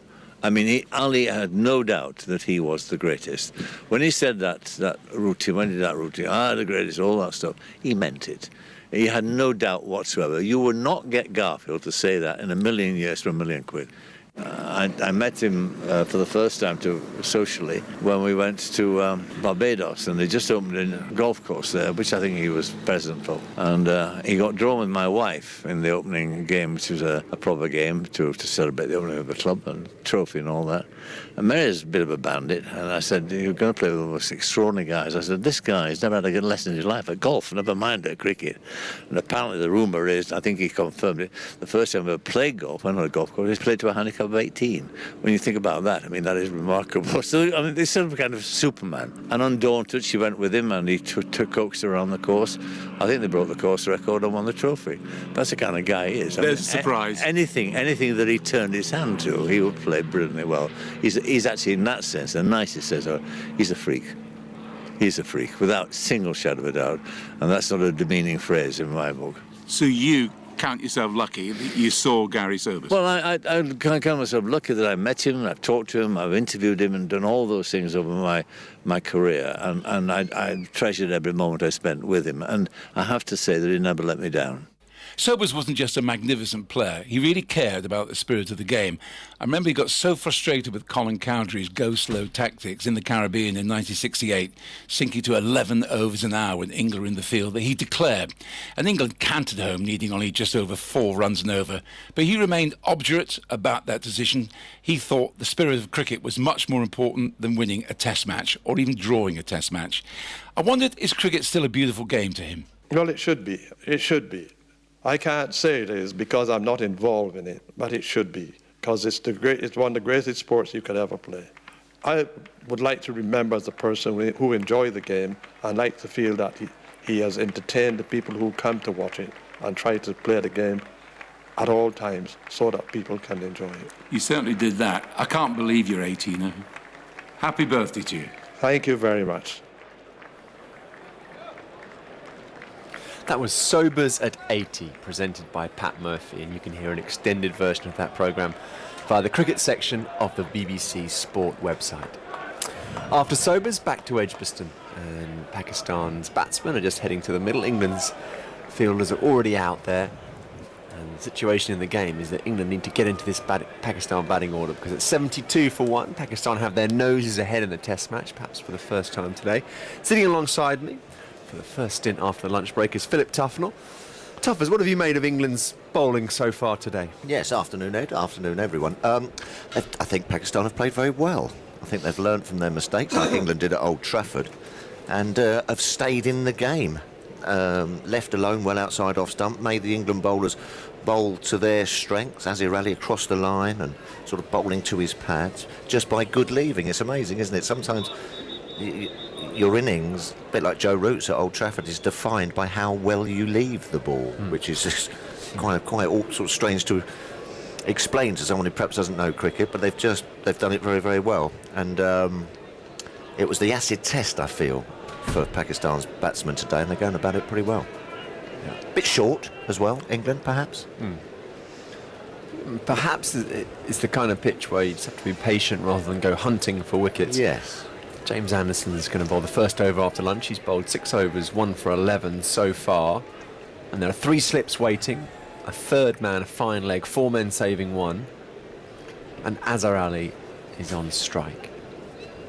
Anderson in bowls. And Azhar Ali right into the groove with a nice forward defensive shot. Push back towards the bowler. And I'm going to say it, this next hour is very, very crucial to the Test match. If England can get 2 or 3 out, you've got a feeling that Pakistan might just crumble. But they've gone about it very well. But if they can get over that, all of a sudden, you start hunting, we might just nick a little lead here. And then that brings in the leggy, doesn't it? Then you've got the leggy up your sleeve. Absolutely. Slight break in play here as the sight screens just moved a touch. I think one of the things that England didn't do, they threatened to do but never quite managed in their first innings with the bat, was to get into a state where you're just batting and you're relaxed and you're kind of in a proper partnership rather than always thinking, well, if we lose a wicket, we're right back and having to grind our way out of it. Pakistan haven't quite done it yet, but they're just threatening now with 1 man on 38, Ali, and Sami Aslam 27. Probably an hour of good batting, as you say, and that would completely change the balance of power. Yeah, they got wickets at perfect times, didn't they, Pakistan? Gary Ballant's got a bit of a strangle down the leg side, perhaps, and Vince just sort of trying to leave one on 40, then could have just gone on again. England need to do that sharpish, otherwise they could be in a bit of stuck. Quite surprised, actually, that the QuickViz or WinViz, the app that predicts the likeliest scenarios, England's still 44% winning, the draw is 16, and Pakistan just under 40, so they say it's very level. What's going on here? Someone's moving or fluttering behind the bowler's arm. There's now a steward wearing a red bib running in front, just trying to... I think he's trying to move the cameraman, actually. Oh. I think that's sorted now. I think it might have been perhaps a little bit of sun on the camera lens. Anyway, he's just being shuffled off. Great big camera, big TV camera. Sky. Cameraman's been unceremoniously dumped to the right of the side screen. Slightly embarrassing. Have you ever been called? Have you ever just wandered behind the bowler's arm ever? Oh goodness, I have. Have you? Yeah, probably many times having been out. Anderson in now, bowls, and Ali plays a flick shot straight to Moeen Ali at mid-wicket. There's no run. Actually, thinking about people behind the bowler's arm, one of the scariest things, I don't know if I've mentioned this to you before, Tuff, one of the most frightening moments I've ever experienced on a cricket pitch was in Holland and Amsterdam when Kent were playing Holland in a B&H game. And it was a very sort of, rustic, outground feel, as you'd imagine. And Van Troost, the brother of the bowler, so he was built, a huge, strong man. So Anderson's in and bowls and left-hand line outside the off stump. Smashed the ball, probably the hardest I've ever seen a cricket ball hit, flat, straight past the bowler and heading into the side screen. Yeah. And a 3-year-old kid had just wandered, sort of with unassisted, no parent in sight, just wandered past the steward and right in front of the side screen. And I think all, 2 umpires, 2 batsmen and 11 Kent players thought the same thing, which is, do you shout or is the kid going to turn, potentially straight into the ball? As Anderson's in and bowls and pushed into the offside by Azhar Ali. There's no run. I'm on the edge of my seat. Well, it was honestly, it must have taken about a second for the whole thing to happen, but it felt like half an hour. Yeah. And everyone almost collectively somehow decided not to do anything, and we just sort of waited and what happened. And the ball went right past the kid's nose, a few inches away, and smashed and sort of dislodged a bit of wood on the side screen. Well, that would have been trouble. And you just... and then he was absolutely furious at the steward sort of allowing it to happen, because the kid would have been knocked straight into the side screen. Yeah. Always watch the ball. Watch the ball. When you're at a cricket match. Anderson in now. Azarali edges and is dropped at second slip. Difficult catch. Root went to his left. Cook might have caught it moving to his right. If you see it, you go for it. That's the iron rule of slips catching. But Joe Root's now got his, covering his eyes with his cap. He's got his hands on his head. He can't believe it. It was a flashing drive to a wide half volley, and it went quickly high, about chest high to Joe Root's left. It would have been a fine catch, and he spilled it going to his left. Yeah, it could be. How crucial could that be? How crucial could that be? Joe Root has had a fantastic year catching that second slip. I think that's his catch. I think he did the right thing going for it. Just got it's one of those ones where your weight's just slightly wrong and you throw your hands out about sort of shoulder high, but your weight's sort of not going to the ball to catch it, and it just parts the fingers there, shaking his head. He'll be disappointed with that. And that could be a turning point. Sammy waits for Anderson and just dinks on the offside, gets a single. Well run. Change in the field, there was no point. There was a catching mid-off and then an extra cover. Sammy recognised the gap and took advantage of it. 74 for 1. First over after lunch, created the chance, James Anderson did, and it was grasped by Joe Root. Difficult catch, but probably one he'd fancy himself to take most times.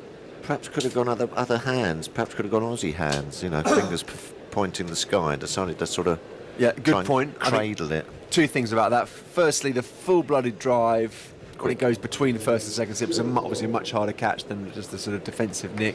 And secondly, it was at that height where you're torn between reverse hands and English style. He went English, palms facing up. Didn't work.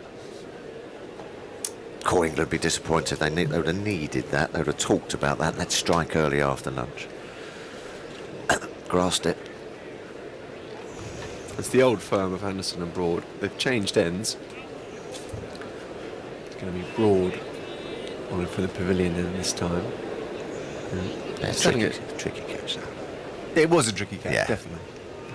But as you say, the way he was catching at Old Trafford and the mood he's been in, where it's just been so nonchalant and straightforward, as though it never occurred to him that there was a danger of dropping any. Pop it in your pocket. Catch it, pop it in your pocket. As Colin Cowdrey did. Yeah, was that? It was, yeah. I think it was against the West Indies, actually. Broad round the wicket, down leg side, and runs straight away for Sammy as he gets a single to fine leg. We just heard, actually, in that Sobers interview about Cowdrey and Sobers, and I think it was against West Indies. He just caught it on his hip and sort of tucked it in his pocket. And no one knew where it was. I was just so happy to catch it. It was the last thing on my mind was hiding it. Were you a copper? Were you? Was that your posse? At the end, yeah. What, like first? Most? Yeah, like most. Hiding behind the keepers, like that kind of. It's very. I don't. Just a little jab in my rib from Tuffers. You suit up in the morning, you expect to cop a few blows from Jeffrey, but if you and Graham Swan start climbing in as well, it's a form of bullying, isn't it, really? First or second, were you? First. Athletes at second, really. I suppose. Normally you have your great athlete at second. Well, and of course, the captain at first. As well. Exactly. Direct traffic. Yeah. See the game, I think was the way I put it to the bowlers. Yeah. Broad's ready, in now. Bowls. Wide of the off stump, left alone. That's another in-swinger. He hasn't quite got his line right, Stuart Broad, has he? He'll be disappointed with how it went early on, but I think that's come from Sammy. Yeah. And just how well he left him early on, and he's sort of been fighting with him just to find that natural line to draw the edge of the bat.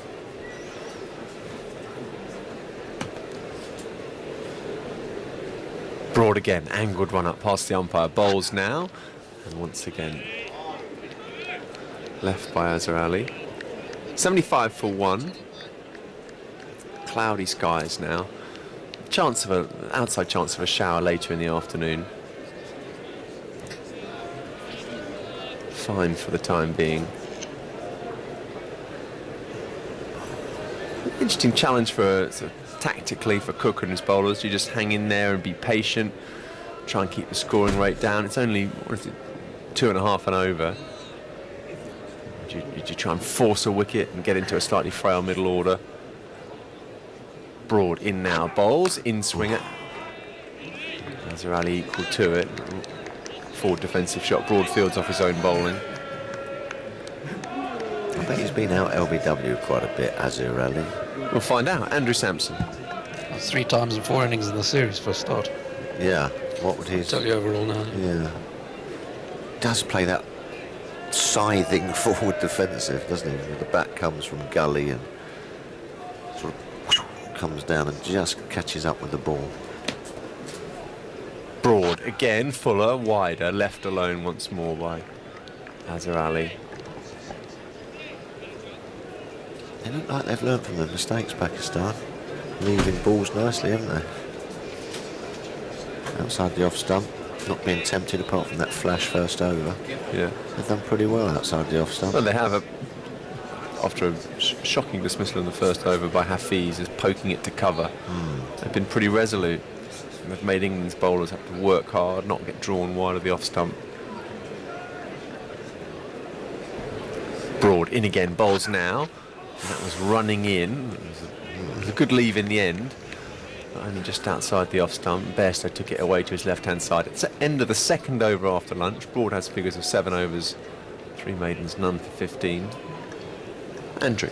Well, it's just 15 times in 83 innings, average at about 18%, which is about average these days. Sets up like he's a candidate. It's funny how most batsmen's technique actually kind of, the tweaks and changes are nearly always responses to methods of dismissal. You can almost see a batsman who's had an LBW problem, who's probably opens up his stance a little bit, or splays his front toe, or squares up a bit or something. Well, job of the bowlers to see that. Job of the bowlers to sniff that out early on. Anderson's ready. In. Bowls. Exactly. Oh! Shout of no, there was definitely a single there. I'm surprised at that. There will be now because there's an overthrow. Buzzers! It was Wokes who threw the ball off balance. And Bairstow couldn't take it. He was running up. Difficult one for the keeper.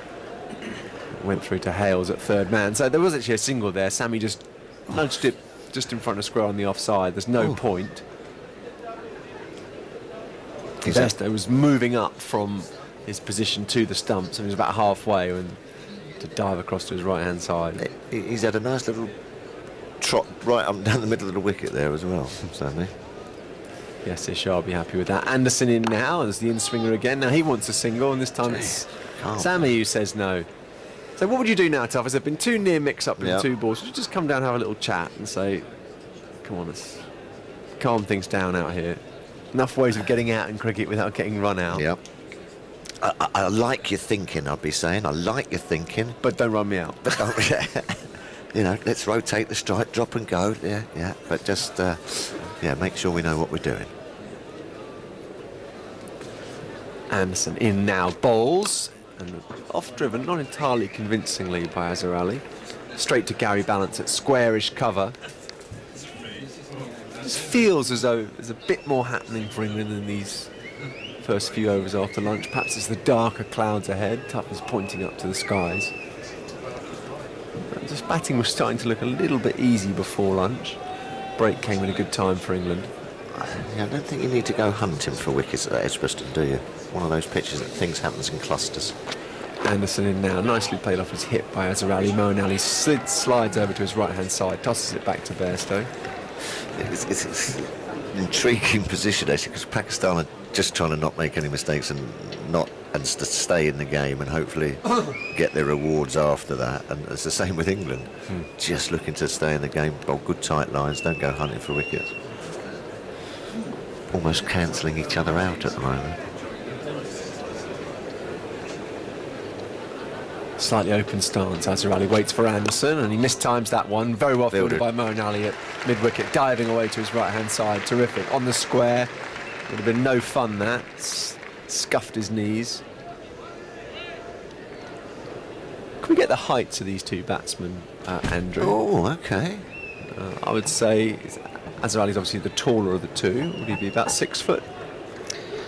5'8". It's one of the great secrets of cricket, I'm afraid. I can't find heights. We can't find exact heights. Okay. I would say, Azhar Ali would say just below 6 foot, wouldn't he? About 5'8", 5'10". And Sammy's 5'6". 5'6", yeah. 5'7". Why, Ed? Anderson in now and bowls. I'll tell you why, Tuffers. This defender on the offside is that taller batsmen often have more problems with LBW. So just picking up on your point of is he a candidate or not, end of the over 76 for 1. Yeah. I think, for a start, the disproportionate number of the very best batsmen in the history of the game, obviously Lara, Tendulkar, Bradman have been shorter rather than taller. And also, an intuitive hunch of mine has always been that it's easier to be well balanced if you're that sort of height. Even someone like Ian Bell, who never really looked like he was toppling over all over the place. So taller guys often find it hard to hold their balance. Also, bigger pads. It is true that that's a kind of a bored county match when you say, look at those big pads, hit him right in front. Well, no, if you're 6 foot, you're going to have more pads to hit. More pad to hit. Than if you're 5'4". I'll take that to a physicist. Broad round the wicket bowls now, and Sammy bending right down. Much the shorter of the two men, left-hander, squatting almost, defending down the pitch. It's a very good point, actually, because in the dance world and the ballroom dance world, smaller dancers look better than longer dancers. Everything looks a little bit more less to go wrong. Yes, and a bit more sort of, I don't know, what's the word I'm looking for? It's compact, it's solid, it's nice, it's just, everything's sharp. When if you're a bit long, looks a bit spaghetti-like. Broad in now, good ball, reversing away, I think, a little bit from Sammy, who's right forward in defence again. So you're the only person really... Actually, I suppose Goffey and Ramps also have been... There you go. Cricketers turned dancers. Yeah, but It's Ramps, an elite group of you. Ramps is a perfect example of like a 5'8" batsman turned dancer. Yeah. Suggesting that Stuart Broad shouldn't expect the call from Strictly Come Dancing anytime soon. Well, if you're going to do it, you might struggle a bit, that's all.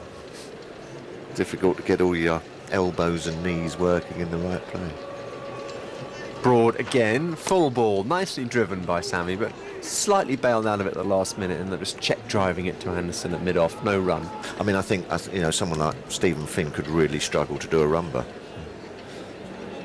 That could be the basis of your post-match analysis for the England camp. What do you think of the game, Tuffers? Well, I think you could tell Stephen he's going to really struggle with a rumba. Definitely tried to bang it in today, Stephen Finn, back into the England side. He looked better, didn't he? Looked a bit better. Certainly the intent was there, maybe the rhythm not quite. It's Broad now, around the wicket bowls. A bit of swing away from Sammy. I'm pretty sure England are trying to keep it tight here after lunch and try and build pressure. Sit in. I think that's definitely the plan. They've gone to their two, most accurate bowlers probably, and just to try and keep Pakistan slowed down and anchored and maybe build a bit of anxiety. Certainly not much happening in terms of lateral movement, a little bit of swing, not much seam movement. There wasn't yesterday, actually. I think it's just that there was that little bit of freshness in the pitch which just made it skip at you a bit, doesn't it?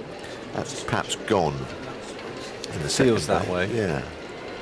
Broad again, bowls to Sammy, and that one again he's going for the LBW ball. A little bit of swing from round the wicket away from the bat, inside edge, out to Moeen Ali, who comes in from the boundary.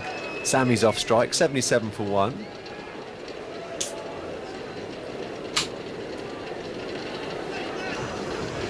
Azhar Ali 39, Sami Aslam 31.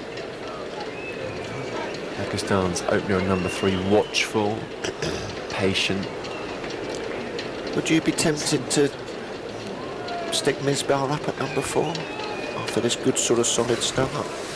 They won't. No, I think with tempted. I think with top players who are coming to the end, as it feels like Yunus Khan is, Broad's in now and wide of the off stump. Azhar Ali across his stumps, defends, full face of the bat. Anderson fields, end of the over, 77 for 1. Yeah, I think with top players, it's almost a sort of back me or sack me. I think if you start going down the order, it's sort of, it might feel to Yunus Khan like he's being hidden a bit. And slightly embarrassing.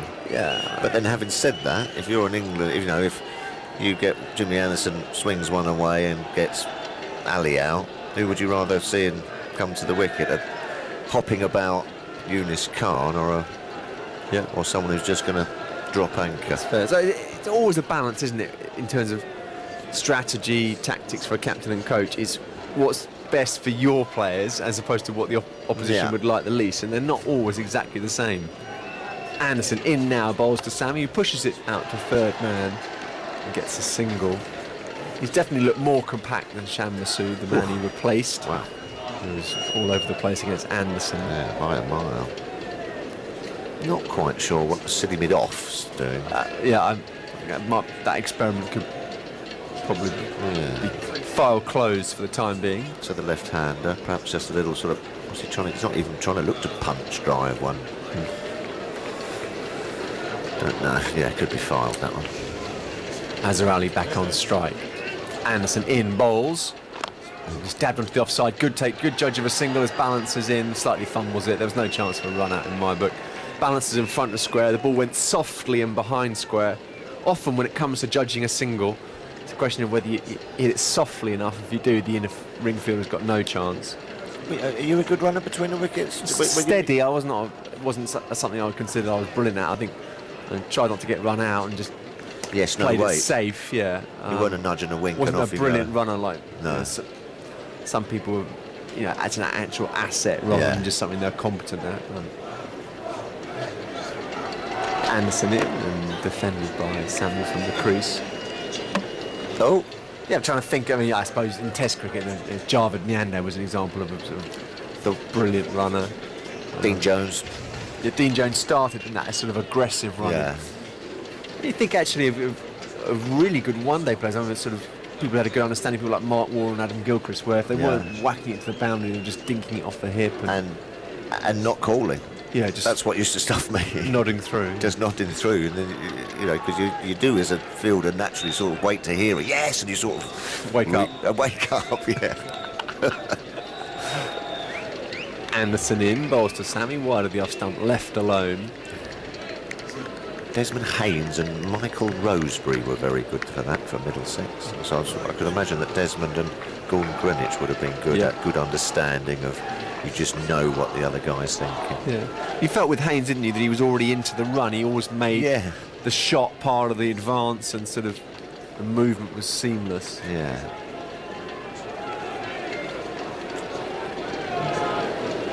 Clive Radley at your place? Yeah, little scamperer. Yeah, fantastic one-day player. Anderson round the wicket and left alone by Sammy.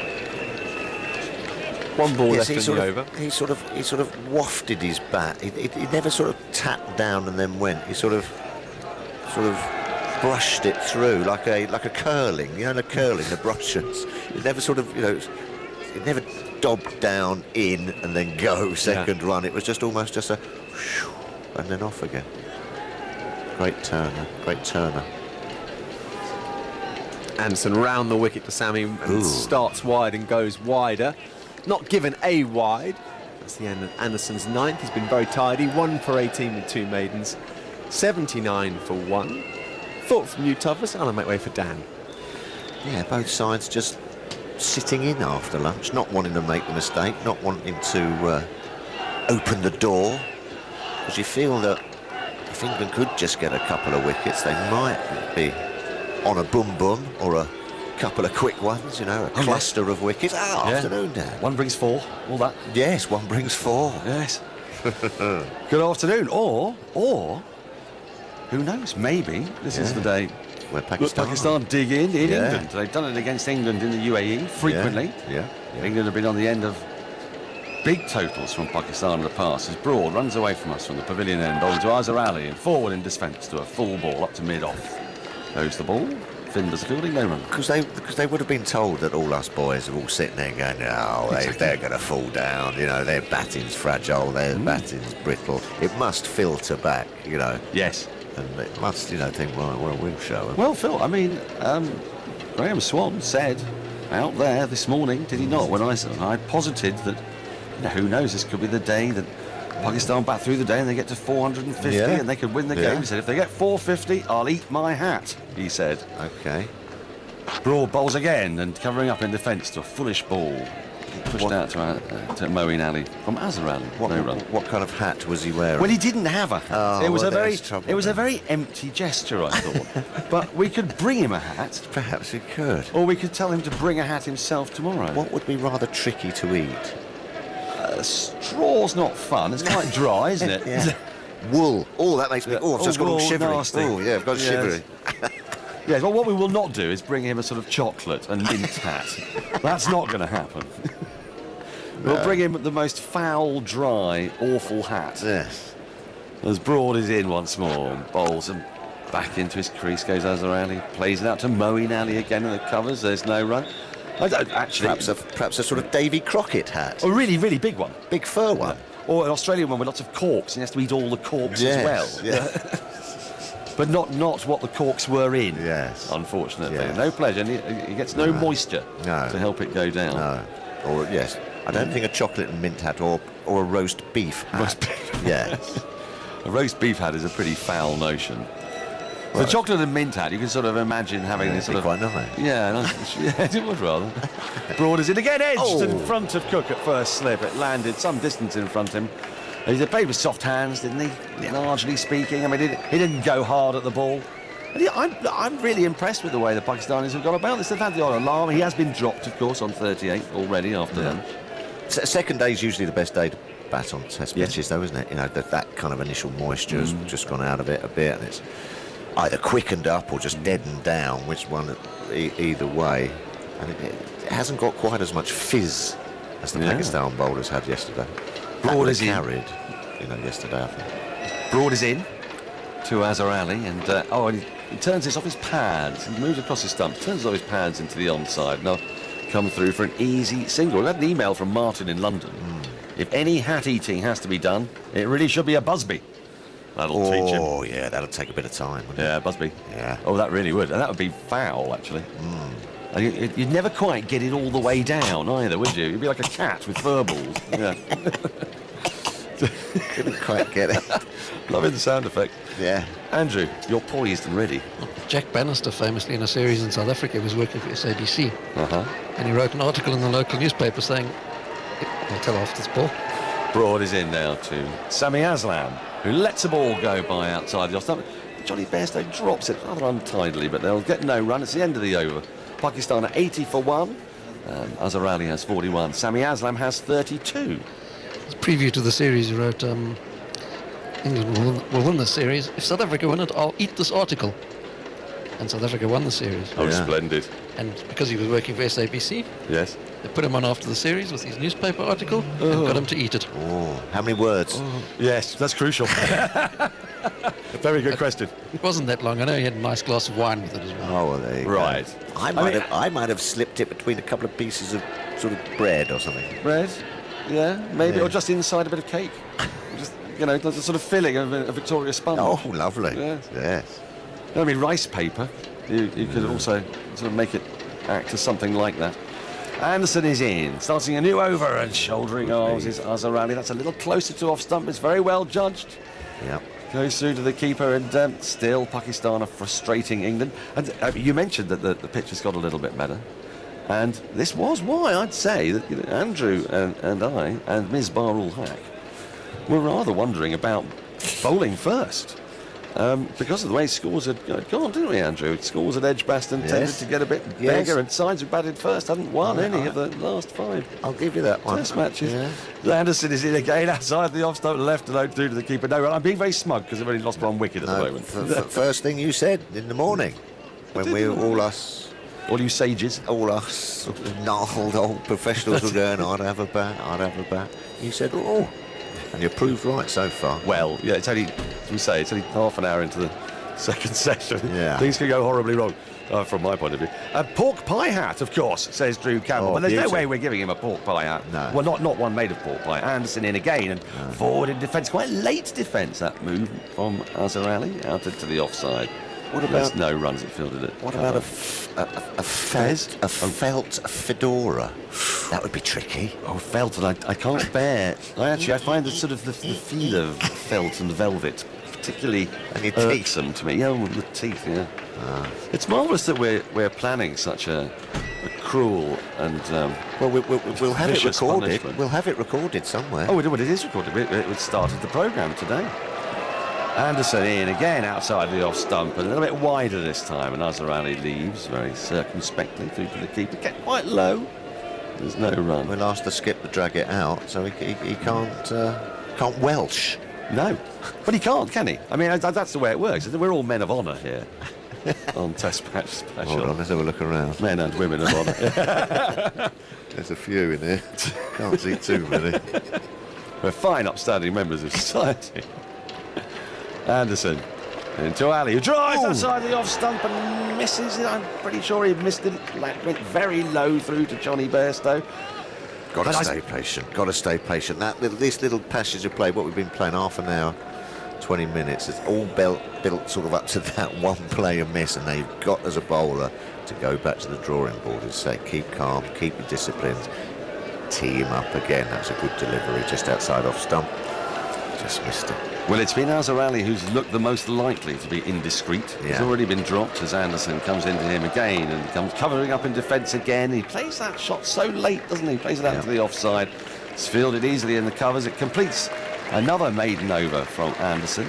10 overs, 3 maidens, 1 for 18 from him. 80 for 1 the score. Azarali has 41. Sami Aslam has 32. 34 overs. Got as good attritional cricket. Yeah. But Pakistan are digging in. And, you know, we were sceptical about whether they'd managed to do that, but they are doing it, and it's making for a good spectacle. No, they're doing it very well. Good bit of, as you say, good bit of old-fashioned Test cricket going on here. I also never thought I'd get sceptical and spectacle into the same sentence. Did you? I've done it, yeah. How did you do that? I missed it. I just did it just then. Did you? Yeah. I don't know how I did it either. Normally I'd trip over that one. But I've pulled it off. Let that be an inspiration. Steady. Right. It's going to be Stuart Broad to continue. He's got a long leg. Sort of deep mid-wicket. Wide-ish, shortish mid-on. A mid-off. A cover third man. He comes charging in. Sami Aslam, who defensively pushes forward to a ball that's sort of angled across him. Have you seen much in the way of movement after lunch? Not particularly. There's been a little bit, hasn't there? Just if you hit the seam and a smidgen of swing. Smidgen of swing. I think they've played very well. I think they've played well. Just a completely different sort of mindset. England would have been slightly thrown by this. Come on, boys, you know, let's get it in good areas, bit of swing. There'll be the odd bit. As you say, someone will be indiscreet. They'll go after a wide one. We'll catch it. Hasn't quite gone to plan, and I think England will just be thinking, right, we're in a battle now. Change the plan. Broad, and again, and played with an angle back down to third man. Played a little bit away from his body. He could have left it, but he played it solidly, and he got very low. Yeah. He does. I mean, really impressed by how compact Sami Aslam is. Well, Ed was asking, you know, for heights of the batsmen. They don't give them anymore. We always used to give heights. Yes. Yeah, there was a few strange ones knocking about. On top trumps, that was one of the categories was height. Was it? You'd have your wickets, your runs, your catches, and then there'd be height and weight. Wouldn't fancy Tony Cotty then? Was it Tony Cotty, the little lost Glamorgan batsman? It was the category in which Will Jefferson could beat Brian Lara, so it was very handy. It's outside the off stump, fullish delivery goes through low to the keeper. Andy Jones, really the Eton hat. As it's cricket, it has to be a bowler hat, surely. Oh, of course. Now, that's splendid punning. If I had a hat, I'd take it off. We should all wear hats tomorrow. Shall we all go in hats tomorrow? If Pakistan are still batting at the close of play, let's all come in. We shall all come with a variety of Easter bonnets and similar. And I urge the crowd, which is it's a sellout tomorrow. If you're coming and you want to bring a particularly inedible hat, do so. Broad is in again, full down the leg side. That'll run away. I think it'll be 4. Just waiting to see if he got any bat on that. The umpire says no, it's leg byes. That's why it went quite slowly down to the boundary, but very fine. He lost his line a bit there, did Broad, and it's accrued 4 more. Danny Weston says, how about a watermelon hat? Cut I like top those. Off, hollow out and plonk on head. No, I like watermelon hats because you fill them. That's what you fill them full of. Watermelon? No. Juice? No. You fill it full of vodka. Vodka? Yes. Of course you do. You get the syringe, put it in there, and then eat your way through it during the day. What a wonderful palaver. That sounds great. And they don't throw you out then. You're going to see loads of watermelons here tomorrow. That's a terrible tip. Forward in defence comes Azhar Ali, pushes it to the offside, fielded to cover point. Balance, I believe. There's no run. Yeah. Andrew. Sorry, I obviously don't condone that. No, of course you. I was going to say, you absolutely don't. Thank you, Skip. Andrew. We've actually discovered a height for Azhar Ali. With a bit of help from Tom Capes on Twitter, he says Azhar Ali's 5'11". Azhar Ali is. We were talking about heights earlier with Edson. 5'11" never means 5'11". No, does it mean 5'8"? It means 5'9". 5'9", okay. But what about Sami Aslam? Do we know of Sami Aslam? No, we haven't found his. We were guessing 5'6". Well, he makes the least of his height, doesn't he? He gets very, very low indeed. Crouches. Not like Gilbert Jessup, as Broad is in again, forward in defence, but turned round ever so slightly as Azhar Ali as he pushes it out to the offside. Moeen Ali does the fielding. It's the end of another over. 85 for one. There's just one run off the bat, 4 leg byes in that over. Azhar has 41. Sami Aslam has 33. And I can tell you there's a fair bit of gustiness out there. We still see it on the flags. I wanted to ask you, Tuffers. Yes. Wind, here we go. I know. I knew I'd get this response. but wind. Yes. When you go out there in the morning, you think, this wind might be quite. It's not going to make life easy for batting. It's not going to make life easy. Doesn't make life easy for anything. Doesn't make life. But I imagine it's quite tricky to be a seam bowler in a sort of gusty, especially swirly kind of wind. Apart from sailing. Sailing is sailing thrives in wind. Yes, it really does. Mercifully, Anderson is in. Sami Aslam, who comes tentatively but firmly forward in the end. Just plonks this full delivery out to the offside. Moeen Ali is very close in on the offside. A breeze, is lovely to bowl with. If it's even wherever it is, a breeze is nice, because especially spin bowling, because you can sort of that helps you get dip and it can hang in it. It can hang in it if you're bowling into it. Yeah, but a gusting wind. It mainly what it does, it just knocks you about your balance and rhythm. Yes. Anderson. What a leave that is. That's a tremendous leave, I think, from this distance by Sami Aslam. And it's a good leave because it's not touched the stumps. It's gone through to Johnny Best. I'd like to see that again, but we're being deprived of that opportunity. Top of off. For whatever reason. It was it. And he's bowling round the wicket now, Anderson. You think this is the right move to the left hand? Yeah, I do. He's played Stuart Broad very well from round the wicket, but just slightly different trajectories and angles from Jimmy Anderson. As I say, that nearly outdid him. Gone over the top of off stump. Anderson in again to Sami Aslam, and that's wider, and it goes wider as it hits the pitch. There's been a bit of that movement, sideways movement off the pitch, but only when it's been quite wide of the stumps. Are we saying goodbye to Tuffers? I think we are saying goodbye to Tuffers. Well, do find that hat, because currently Pakistan are 365 runs away from making Graham Swann publicly eat a hat. I don't know if you're aware of this, Ramiz, but this morning on this very programme, as Jimmy Anderson comes in to Sami Aslam's forward in defence, pushes it to Moeen Ali, does the fielding, there's no run. I'd suggested to Graham Swann and to Michael Vaughan that today was the day that Pakistani batsmen must feel if they could get in, really dig in, and if they could get 450, they can win this game and take an unassailable 2-1 lead. I mean, they wouldn't be able to lose the series, and they'd have to believe this. And Graham said to me, if Pakistan score 450, I will eat my hat. Now, this is incentive enough. Or with veg.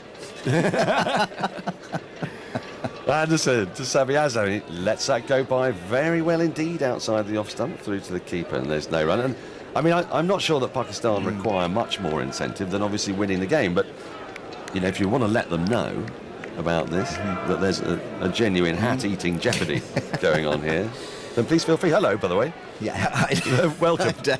Yeah, okay. Well, this is remarkable batting from the left-hander. This is so unlike a Pakistani batsman. Anderson is in to that left-hander who has a little nibble, and just as you say, it goes to the commentator. He's got away with it though. He's had a little nibble, and it's gone through to the keeper.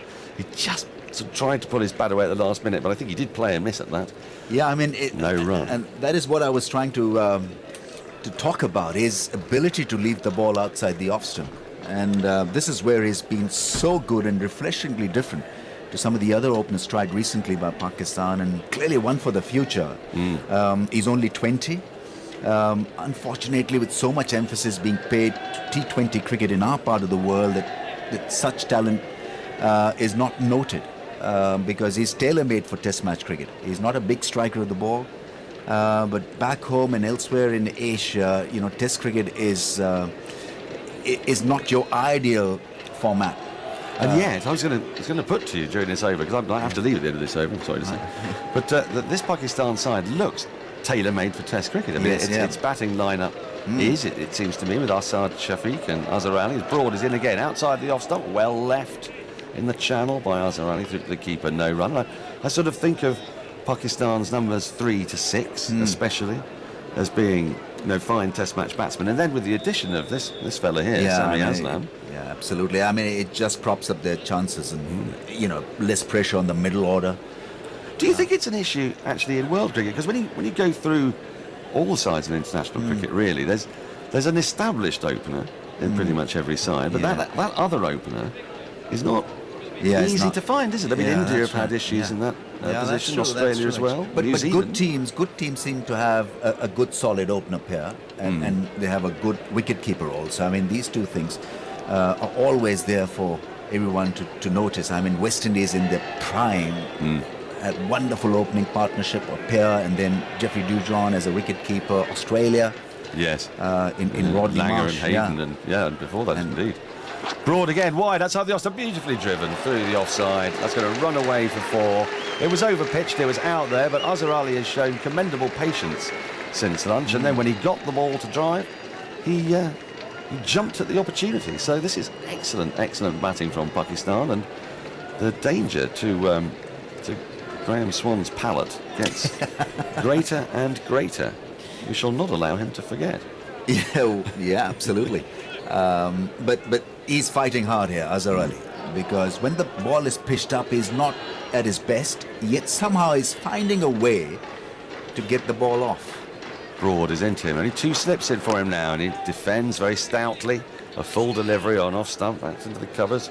Moeen Ali does the fielding.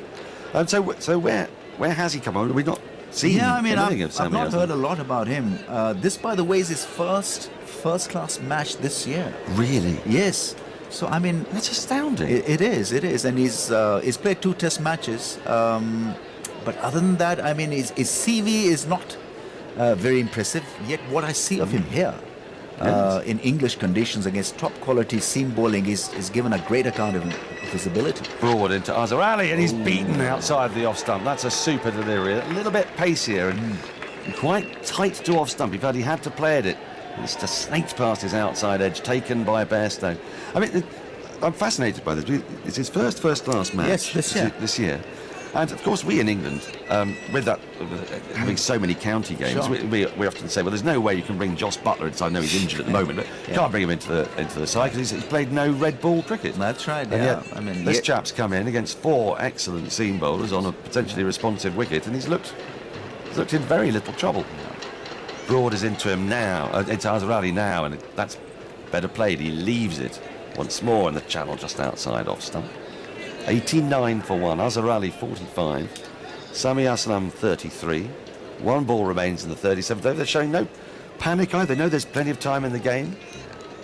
That's the other thing I find very commendable, is the maturity with which they're playing it. They're playing it like a Test match. Absolutely, I mean, leaving the good ones away. And I think the rotation of strike is pretty impressive also, because what they've done, they've dealt very nicely with a difficult ball with a single. Broad in again, and that's a forward in defence. The ball he didn't actually have to play at, but he got a full face of the bat on it. Plays it out into the offside. It's fielded at backward point. There's no run. That completes the 37th over. Azhar Ali 45, Sami Aslam 33, 89 for 1. And with more thoughts on what has so far been an excellent day for Pakistan, it'll be Ramiz Raja, followed by Henry Blofeld. Yes, excellent partnership, and making sure that they go hard at England. Any amount of lead will put England under a lot of pressure, but it's the ease with which the left-hander has played that's been so impressive. I'm seeing him for the first time in Test match cricket, and the way he's judged the line outside the off-stump, religiously has followed his game plan, which is to play the ball late and not take risks. It's just been a very powerful performance from Sami Aslam. Ramesh, you very seldom see someone this young and this new to it all, who knows the width of his stumps as well as this chap has done. Yes. I mean, leaving the ball alone has been splendid, and leaving the ball alone is an important stroke. In fact, it's Finn who's come on now, who's coming in and is going to bowl round the wicket. No, this is not What am I talking about? It's Anderson. I'm going nearly mad. And around the stumps. Oh, going around the stumps, indeed. And that there is no stroke down through there to Bastow. We've got 3 slips, a route at second slip, feeling guilty, no doubt, having dropped that one from Azar. Difficult catch, but you felt at this level it should have been held. He saw it all the way. Polishing the ball there, 3 slips. We've got a third man now. Cover, short, mid-off. That's the offside. Anderson round the wicket, in again, bowls, and Aslam just plays that away to a balance there, just forward of the square leg umpire.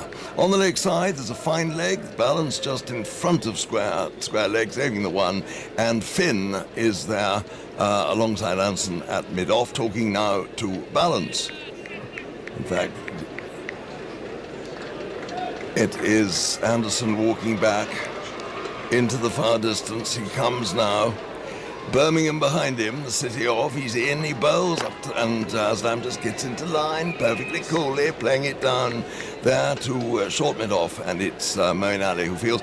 We were talking about eating hats. I remember commentating in Melbourne. It must have been in the 80s when, thereabout, end of the 80s, when Andrew Simons came into the Australian side. Yeah. Played and missed his first 3 balls, and Jeffrey said, if this man's a test match cricketer, I'll eat my hat. When he got 150, he didn't quite know what to do. Here's Anderson again outside the off stump, and no stroke there, and Bastow takes. It was a great moment, but we never actually had the eating of the hat. I don't know what we should have given Jeffrey, probably a Lancashire hat with a red rose on it, but he'd rather have enjoyed that, I think. So, anyway. So gone are the days of eating a humble pie. Indeed, it's a very good point. You've raised a very good point indeed. A humble pie, rather more tasteful, I think, don't you? I think so, than eating a hat. Well, yes, indeed. I think a hat could be a bit chewy. And it's Anderson in, bowls, and that's pushed away, and they go for a very quick single on the offside. He drew it again very well indeed. It was played away just behind square on the offside, and they were quickly into that, and the run was there. So the running between the wickets has been another thing, Ramesh, which has been absolutely splendid. Yes. I think that is where they've been effective as a pair, because you would want to bowl to one batsman, ask any bowler, but they've not allowed that to England. 90 for 1, and Sami Aslam has got 34, and it's Azhar Ali who's in strike now, needing 5 runs more for a very good 50. Anderson over the wicket, in bowls to him. He comes forward, a big appeal for LBW. Anderson was running backwards down the pitch, appealing, imploring the umpire, Oxenford, with both hands outstretched to give it, but he didn't, and I don't think there's going to be any question of reviewing that. No, he was forward. Was he going down, do you think, a bit? No, I think it was probably played. I think that's the reason why England just... Yeah. Anyway. Shut out the idea of an appeal. It was a good ball. Very good ball. Sharp in dipper. I just wondered if I think it was going as looking at it. It may have been shaping down the leg side too, I think, just a little bit. That too. 90 for 1 at the end of the over, and England really scratching their heads looking for a wicket.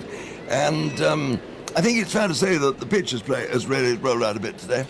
Yes, yeah. I mean, the lateral movement has clearly subsided. I don't know whether England are looking for some reverse or not at this stage, but there could be a possibility of the ball reversing.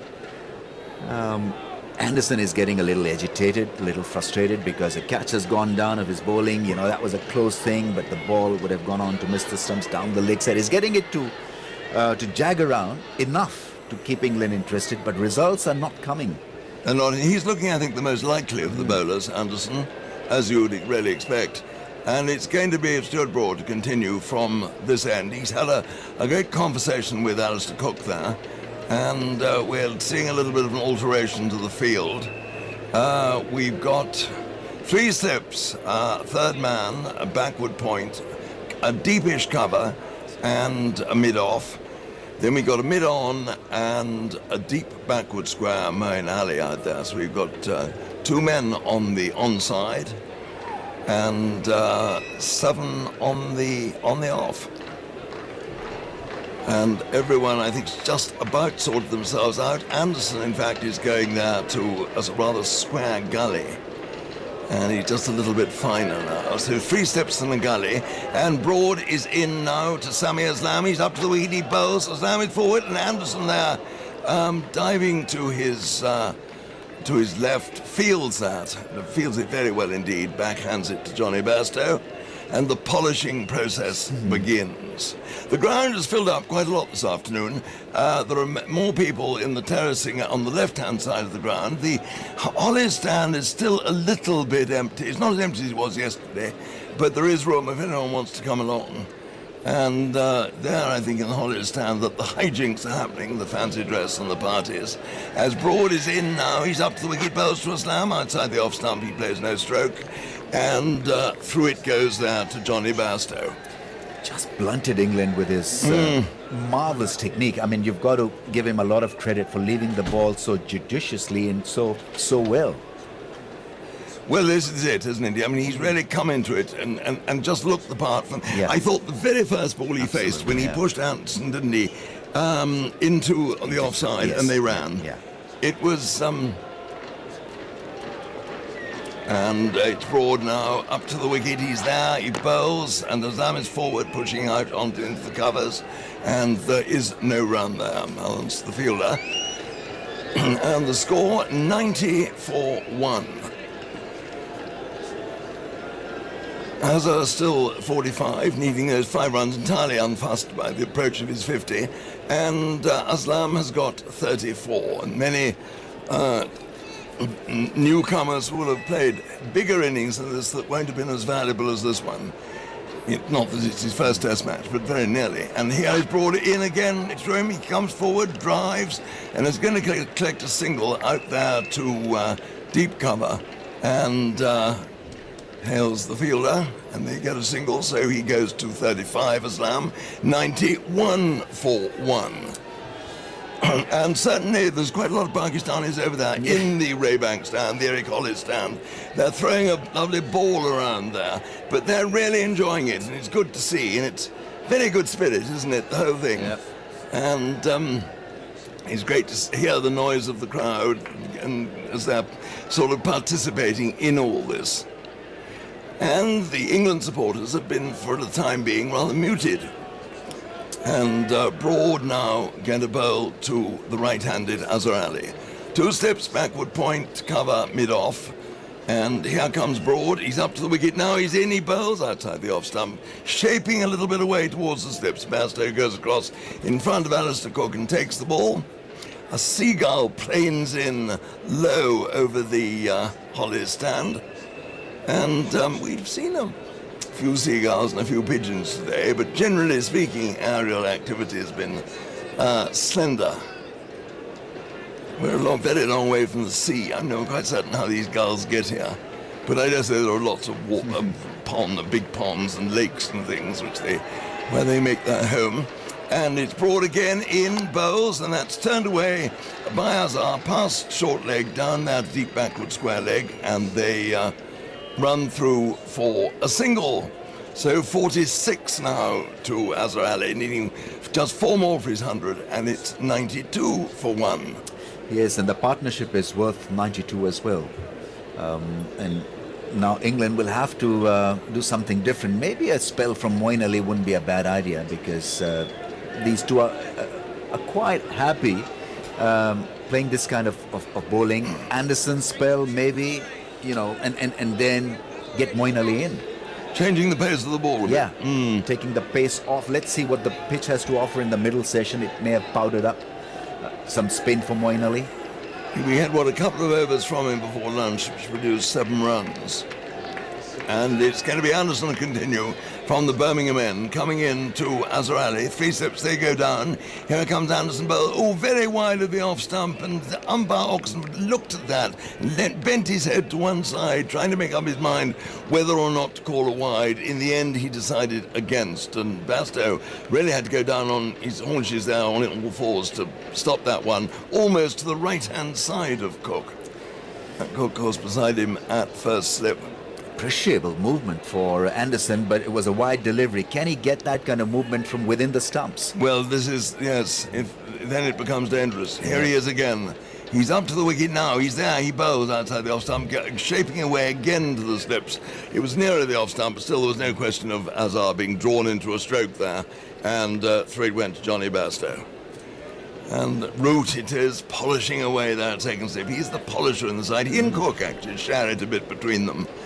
And Root has got the telltale mark down the back of the trousers on the right-hand side, where he polishes the ball every time he gets it, which is after almost every ball that goes through to Bairstow.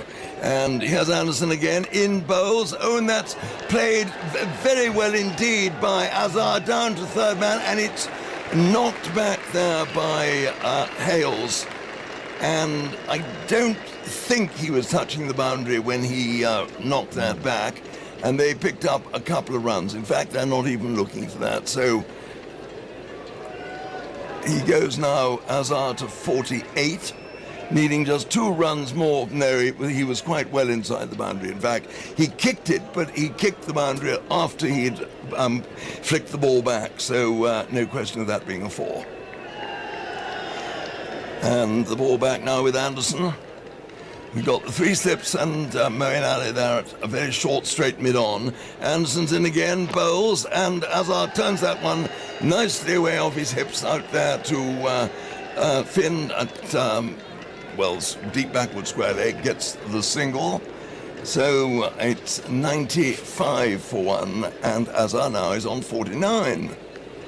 And changing round for the left-hander, umpire Wilson walking across from square leg for the right-hander to square leg for the left.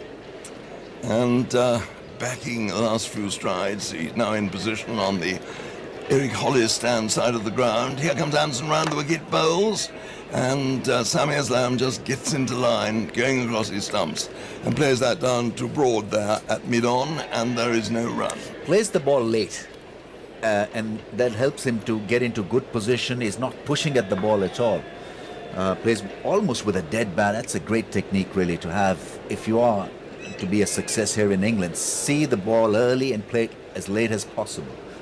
He looks so composed, doesn't he? In everything he does, he's not had an anxious moment at all that I can remember. Anderson in, bowls him again short. He ducks underneath it. Bairstow goes down the leg side and takes. The end of another over, 95 for 1. Aslam has got 35, and it's 49 to Azhar Ali. And this Pakistan performance, this stand, goes on. 95 it's now worth.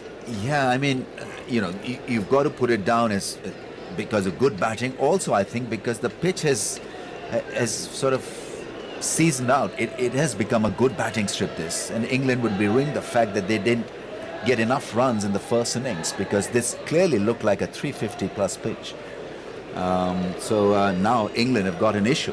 They need to break this partnership, make sure that they are in this game, and let's see how they react to the staleness of the track.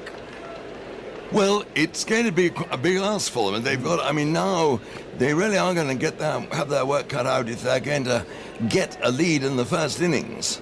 And we've now got a change in the bowling at this end. Broad has come off and Finn is coming on.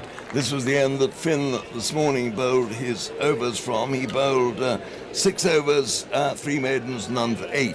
But he was essentially too short and too wide of the off stump. They didn't have to play at him, did they? His radar was wonky. Yeah, with batteries recharged, I think he wanted to prove a point by bowling quick. But he got the length wrong. He bowled the length, which you probably execute on a hard pitch. This pitch demands the ball to be pitched up. Well, here's Finn now, bowling to Azhar, and he's 1 for his 50. Finn is on his way, he's there, he bowls it short. Azhar goes up on his toes, plays it down in front of him, and Moeen Ali from cover comes tripping in and picks up. And yes, we may be seeing Moeen in a few minutes, having a word there with Broad at mid-off, and on his way back to cover point. And England, as I say, really rather scratching their heads. Yeah. Are you saying, 350 plus as the wicket is now, certainly. Yeah. Was it 350 plus yesterday, do you think? think so. I mean, Pakistan bowled reasonably well, but it wasn't an unplayable pitch. And Finn it is in now, bowls to Azhar, goes back, falls down, he hits it 50, and Moen can't stop that, he dives and it goes through almost to the ex-cover boundary, pursued by Broad. They run 3 runs, they run very quickly indeed, and that is Azhar Ali's 50, 52 runs he scored. It's been a marvellous partnership, a marvellous innings, and really, I know he was dropped when he was 38 after lunch in the first over, but nonetheless, he's taken the lead out there. He's taken as much of the pressure as he could off his young partner, Sami Aslam. It's been a really splendid innings, and no praise for it can be too high. Absolutely, and what about this partnership? I think that is the critical part of Pakistan's performance so far. Good partnership and an excellent innings under pressure, because he's going nowhere with his technique in the first couple of test matches, and he's put things right with this very good-looking 50. And Finn round the wicket to Aslam outside the offside. The one left the bat on pitching and went away towards the slips. Bastow did another dive to take it, and Andrew. News of the 50. Yeah, 177 minutes, 129 balls, 6 fours. His first 50 in 8 innings in Test cricket. Previous 7 innings, a total of just 78 runs. Well, he couldn't have picked a finer moment in which to get his first 50 rate in 8 Test matches. It's really been a simply super innings. And he's languishing now at the non-striker's end, and it's Finn. Running away from us, fast and furiously up to the wicket. He bowls there to Aslam, who turns into his stumps, turns it round the corner. It goes down that fine leg. They get 1, and I think 1 is all it's going to be. Wokes through. Oh, it's going to be buzzers. And the throw eluded Bastow. It was not backed up on the offside. They've gone for. It's gone a boundary 4 overthrows. So that is 5 runs there to Aslam. Clumsy work by England. It was thrown in by Wokes. Bastow, I had my eye off the ball. I was looking at the batsman running, and it went through Bastow, and then on the other side, it was not backed up by balance. It went through him, and the score now is 103. That brings up the 100. 103 for 1 Pakistan. So all sorts of figures arriving. It's taken 40 overs, 180 minutes, and 245 balls. And Michael Vaughan has joined us as Finn is running away from us. Bowls now to Azhar. Azhar gets into line. It scratches him up a little bit. Plays it slightly French cricket-wise down there to mid-off. My dear old thing. My dear old thing. It's splendid from Pakistan, isn't it? It's old school. Wear the opposition down. It's grafting and just clipping the balls away. They're and you can see England in the last half an hour. They're starting to get a little bit grumpy, aren't they? Yes. They certainly are, and well, they've had their chance. That catch went down in the over after lunch. And here is Finn coming in to bowl Azhar Ali. He's up to the wicket now. He bowls. Azhar goes to pull one round the corner, makes good contact, and is going to get one out to deep backward square leg. And nice throw coming in there. And 104 for 1, and Azhar goes along to 53. Yeah, well, he's got, is that right, 109 Test centuries, Azhar Ali, in his 48th Test, so he knows how to get the 3 figures. And this is the first time in the series where he's looked really controlled, balanced on both front and back foot. Now, he's got to make it count. The pitch isn't doing a great deal. It's certainly not swinging like I thought it would do. I thought it'd be hooping all over the place. And certainly I thought the pitch might just offer a bit more seam movement. I don't think England have been at the best. I think they wasted that new ball. Thought the ball too wide and allowed Sami Aslam to leave too many deliveries without bringing him into the shot on a regular basis. So they can give themselves a little slap just for not bowling well enough. But I just think in the last hour or so, Pakistan have just kind of really grinded and played an old-fashioned way, Henry, hasn't it? Well, they have. Occupation at the crease, just tick along the time and tick off the overs and wear the bowlers down. And you've got to admire the way they've done it. The drinks are out there now, and that's why we're Michael and I are talking. And I'm going to actually hand over to Simon Mann, so you can continue to discuss this. And I think 2-1's got to give tremendous credit the way this relative newcomer, Sami Aslam, has played. Absolutely, fantastic. And I'm just looking forward to seeing Graham Swan put a bit of gravy on that flat cap of yours when he starts eating it. As soon as they get to 298. He might need a bit more than gravy to get that one through the digestive system, but It's been tremendous play by Pakistan. They've got a great opportunity. The foundation's set. What are they now behind? 193. It'll probably take a good 60-odd overs to get to the 297 that England have posted, and I think they'll probably need a real good score of 400 to put England under a lot of pressure. If they do that, well, you just never know. The only problem is, Michael, that Graham said he'd eat his hat if they scored 450, so he's given himself a... All right, he's changed his tune. No, I think that was his original statement, wasn't it? Okay, so 450 to eat the hat. Well, there's a chance. You know, Yunis Khan was looking better in that second innings at Old Trafford.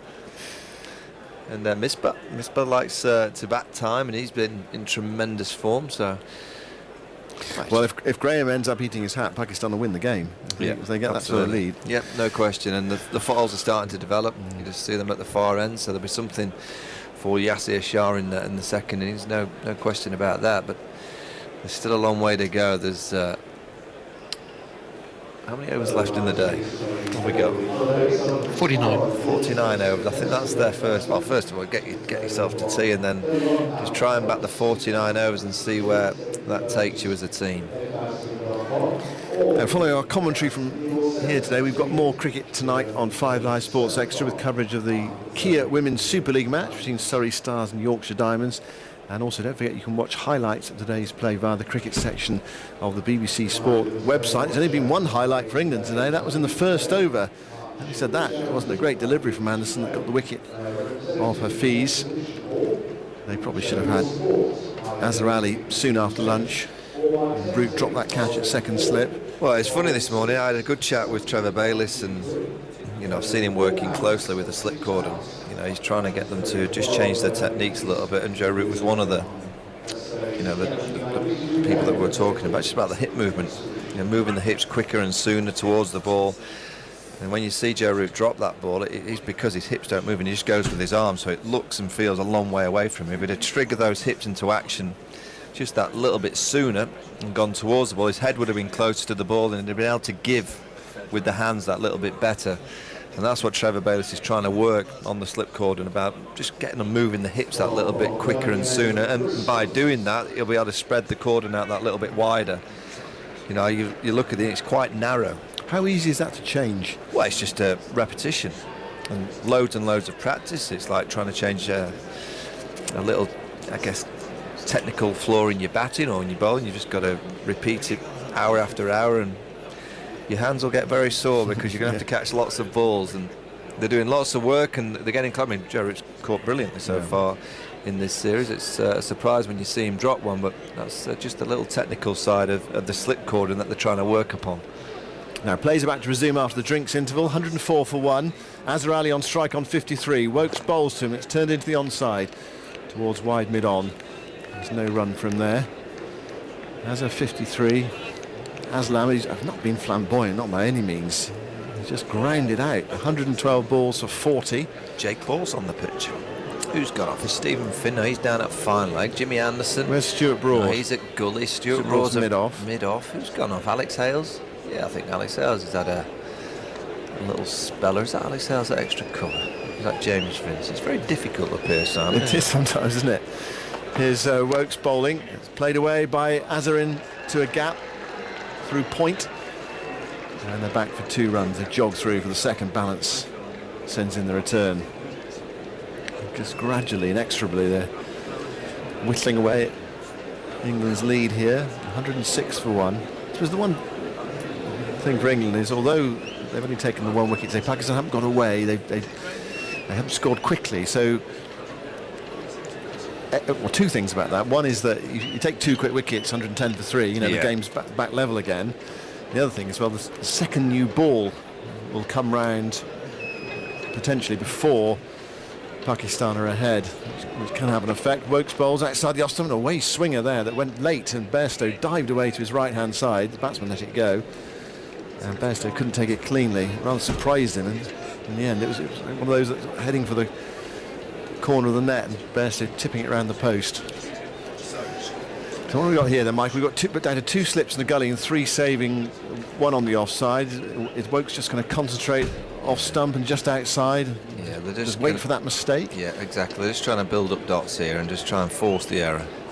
Wokes bowls. That's on off stump. It's played carefully back by Azhar, back up the pitch. They're an interesting team, Pakistan, because they can play flamboyantly, they can be very unpredictable, but they've also got it in them. If they get on the right kind of wickets and they fancy it, they're batting a long time. You know, we've seen that in Abu Dhabi, we've seen that in Dubai. When they suddenly lock into a style of a certain play on a certain wicket, they kind of can be very, very successful. I think we'll hope that they go for the flamboyancy and create some opportunities. Wokes bowls turned away by Azhar, characteristic Azhar Ali shot, playing across his pads, straight to Moeen Ali at mid-wicket, and there's no run. I just had a look, and Andrew probably get it quicker than me, but I did note down somewhere how many overs they batted for in that test match in Abu Dhabi when they made over 500. Where is it? I've got it somewhere. That's the question.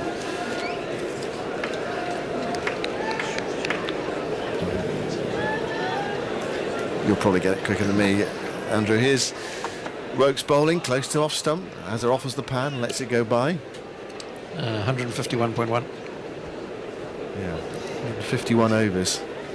Well, I think England batted longer, didn't they? Oh, 206 overs England batted for. Yeah, it was it was a long week, that one. It was a strange game. Yeah, Pakistan will. You have these charts sometimes in teams, particularly after you've had a heavy defeat and you go into the team room and someone, why don't we just set a chart to just tick off overs? Why don't we try and aim to about 130 overs in that first innings? And maybe Pakistan have done that. They might need to bat a bit longer than that at this rate to get the 400, and to make Swanee eat his cap, I think he might have to take about 145 overs. So it's a long way off at the minute, but as I said, this is a perfect platform. Finn round the wicket, bowls to Aslam, and Aslam comes forward, playing that defensively towards mid-on. And there's no run. See, Aslam, Mark Nicholas on Channel 5 has described Sam Aslam as a similar kind of player to Gary Kirsten. Yeah. And Kirsten used to lock in and just play it late and nerdle it off the pads. Didn't offer too much in terms of the big drives. And he's played in that kind of fashion, hasn't he? He's set his stall out, that's for sure. I don't remember him playing and missing too many. No, he's hardly played and missed at all. He looks up to see Finn approaching, and that's full from Finn and defended through mid-off, through straight mid-off, so he gets at least a single, balances after it from wide mid-off to his left-hand side and back a bit. And Aslam scampers through for his 41st run. What he's just done is given Pakistan some solidity at the top. Okay, they had another poor opening stand with Hafiz out in the first over, but he's locked it down. He's just worn England down, just taking some of the... What happens when you get a younger player like Sami Aslam, who's come in and played so well? It puts Mohamed Hafiz under a lot of pressure. He's got to start to play a little bit more responsibly. Finn bowls to Azhar, who's back and playing that forcefully in defence, back up the pitch, stopped by Finn. I bet the England bowlers are thinking, where's that Shan Masood? Can't he come back in? Surely they should have given him another go. We've given, how inconsistent of them. We've given James Vince another go. Exactly. Especially Jimmy Anderson, 6 in 6, average of 2.5 against him. Anderson was chuntering earlier, wasn't he, about a quarter of an hour ago, He's 20 been minutes grumpy, ago? yeah, he's been grumpy. He had that warning, didn't he? I wonder if he might be called into the match referee's room tonight. He could be on the naughty step. Well, he could be, just seeing some of the television pictures. Finn bowls, and Azhar squared up by that, but he gets a thick edge through cover, between backward point and cover, and he pinches a single. The problem that England are finding is that, you know, again, I thought the pitch would get a little bit quicker today, and it hasn't done. If anything, those balls that have been bowled into the surface have come off so slowly. There's been no zip, and at Old Trafford, what England found against the Pakistan batsmen, there was just a little bit of zip off the back of the length balls, and it did a lot of the Pakistan players for pace. Whereas here, they've just been able to adjust, even though you thought, oh, wait a minute, that's looking vulnerable. They've just been able to adjust because of the lack of the pace off the surface. 108 for one. Finn bowls outside of Aslam's off stump. Not the man to be tempted. He's not interested out there, is he? No, not at all. He's like let so many balls go there today. Again, it's good to... I love flamboyancy and aggression and playing, but it's also nice to see an old-fashioned opening batsman play, you know, in his limitations, and he's basically saying anything that's in my left eye and outside, I'm just going to let it go by. Finn turns beneath us. sets off again. This long straight run past the umpire now, up to the stumps, bowls to Aslam. Aslam plays into the onside, they pinch a quick single, and they've done that very well today. Moen comes in from mid-wicket. That ball went 2 or 3 yards away from the bat. It was the sort of single you often see pinched in a one-day match. And although at times Aslam has set off, and you would think, oh, he has a run-out possibility here, and at those times he's gone back, but when they've committed to the run, they've been excellent. Yeah, they've been really good, haven't they? Just rotating the strike. Another grumpy England player, Stephen Finn, grabbed the cap then and give it one of those whiffs and waves of the cap with a bit of aggression. They look like a team that's just being challenged here mentally. England, they're just trying to do the right things and being consistent. I just wonder it's time for a bit of mowing. Well, it'll come. Bit of a change, just a little bit of spin. Now, these two players, I don't think Sammy Aslam will change his approach, but if he just sits himself in his crease, he might just get one to slide one on. I think Azhar Ali will probably take Moeen on, which could bring a chance. They're going to try something different here because the captain's been talking to Wokes. It was a long conversation about, I don't know, change tactic or a different type of field setting. Well, I think you've got to try and force him to play the strokes. I think extra cover can come on the catch and basically go on then try and drive one past me. And everyone can come closer in. Yeah, short everyone's extra. coming in closer. So I think this is really good. James Vincent cover point. He can come in a few yards. He's not that close. He's on the one, but you can feel it by the time he's walked in, he's almost going to be in a catching position. Gary Balance at backward point. Again, if he walks in, they're all on the catch, aren't they? Wokes bowls to Aslam, who plays defensive. Appeal for LBW there for pad then bat. Wokes looks at his captain, and Cook doesn't look very interested at first slip. The best thing about Alistair Cook at first, he had a wander around Johnny Best there, didn't he? Just to see where it hit the batsman and just to see whether it pitched in line. It was a nice 3 or 4 yard manoeuvre behind the keeper. Well, it's very hard for us to tell. The batsman's got his back to us. Only when we see the front on replay do we get the view the umpire had. Was it pad then bat? Well, it was pad then bat, but it's well outside off stump, yeah, isn't it? But didn't feel quite right. Just probably missing off stump. Here's the Hawkeye, yeah, hitting him outside the line, and then going on to miss as well. 109 for 1. Wokes goes in, bowls a fidgety defensive shot from Aslam there, opening the face, running it down to Balance at backward point. Well, there's 7 fielders on the offside, just 2 on the onside. There's a mid-on and a wide fine leg about 10 yards behind square. I'm going to say to the young opener, go on then, we're going to dangle the carrot to you. Do you want to play a couple of drives and try and force it? It's like a good defence, isn't it? Good back 4, Craig, with a wing back down here at Moeen Ali. He's quite wide at the right back. Wokes bowls, and Aslam lets it go. So what line is he going to bowl then? Because if he bowls 2 straight, then you can just pick him off on the leg side. Yeah.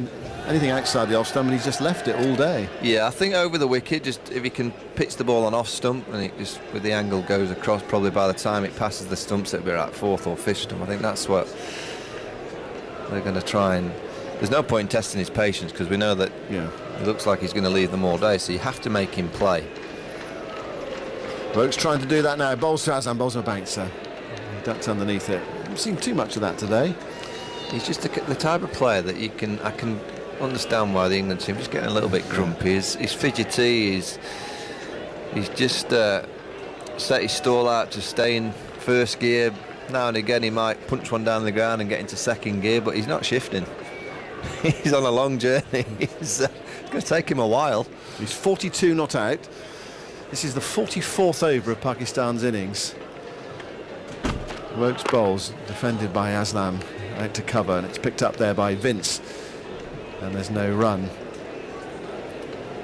I mean, Pakistan have done well today. They've absorbed a lot of pressure, and this was a big day for them.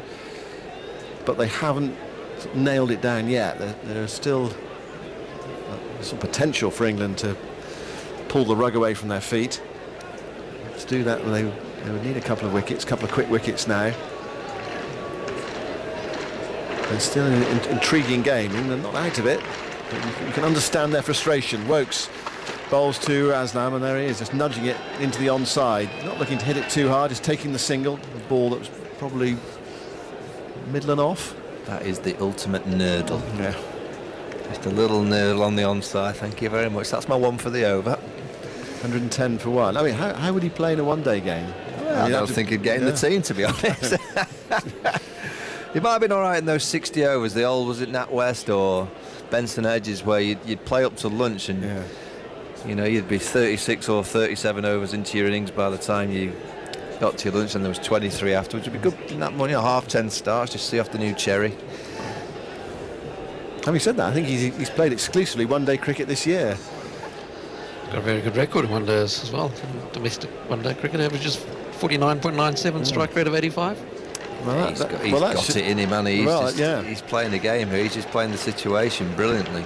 Well, he's still on strike for a new over. Finn rushing in to bowl to him, and forward he goes, playing that way on the offside. They're off for a quick single, shy at the stumps. The non-striker's end misses, and a tumbling Broad backs up the throw, which is just as well, because that would have been off for more buzzers. We've had a few of those today, including a 4 overthrows, and Nelson's on the board. 111 for one, and Aslam to 44.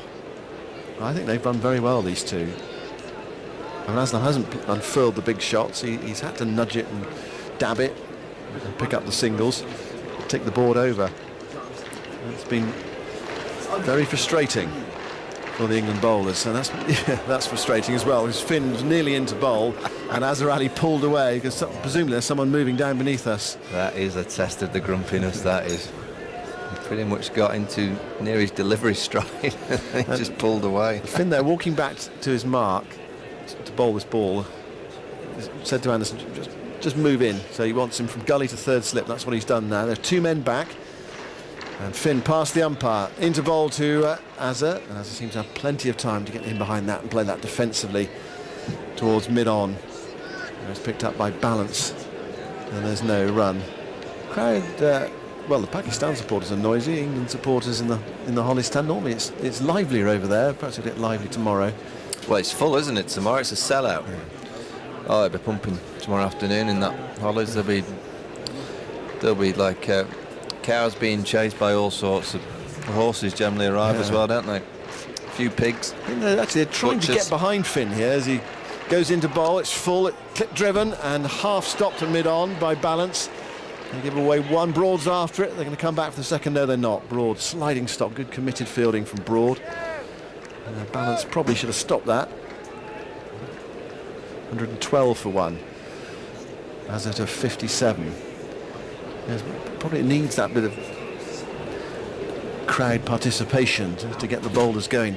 Sometimes here sometimes you see it in Test matches where the crowd can sort of sense the team struggling, try to give them a lift. Suddenly you can get on a roll, 1 or 2 wickets. That noise is being generated by the England supporters in the Hollis stand now for Finn.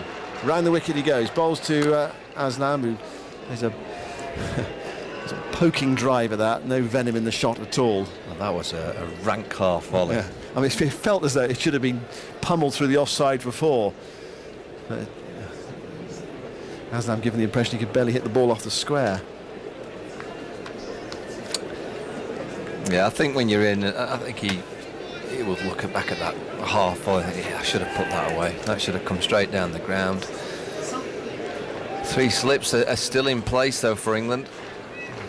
112 for one. Finn to Aslam outside the off stump. It's almost a waste of time bowling it there if you're trying to get him out. Just ignores it. How many 4s has he hit, Andrew? 4, 5? 4. 4.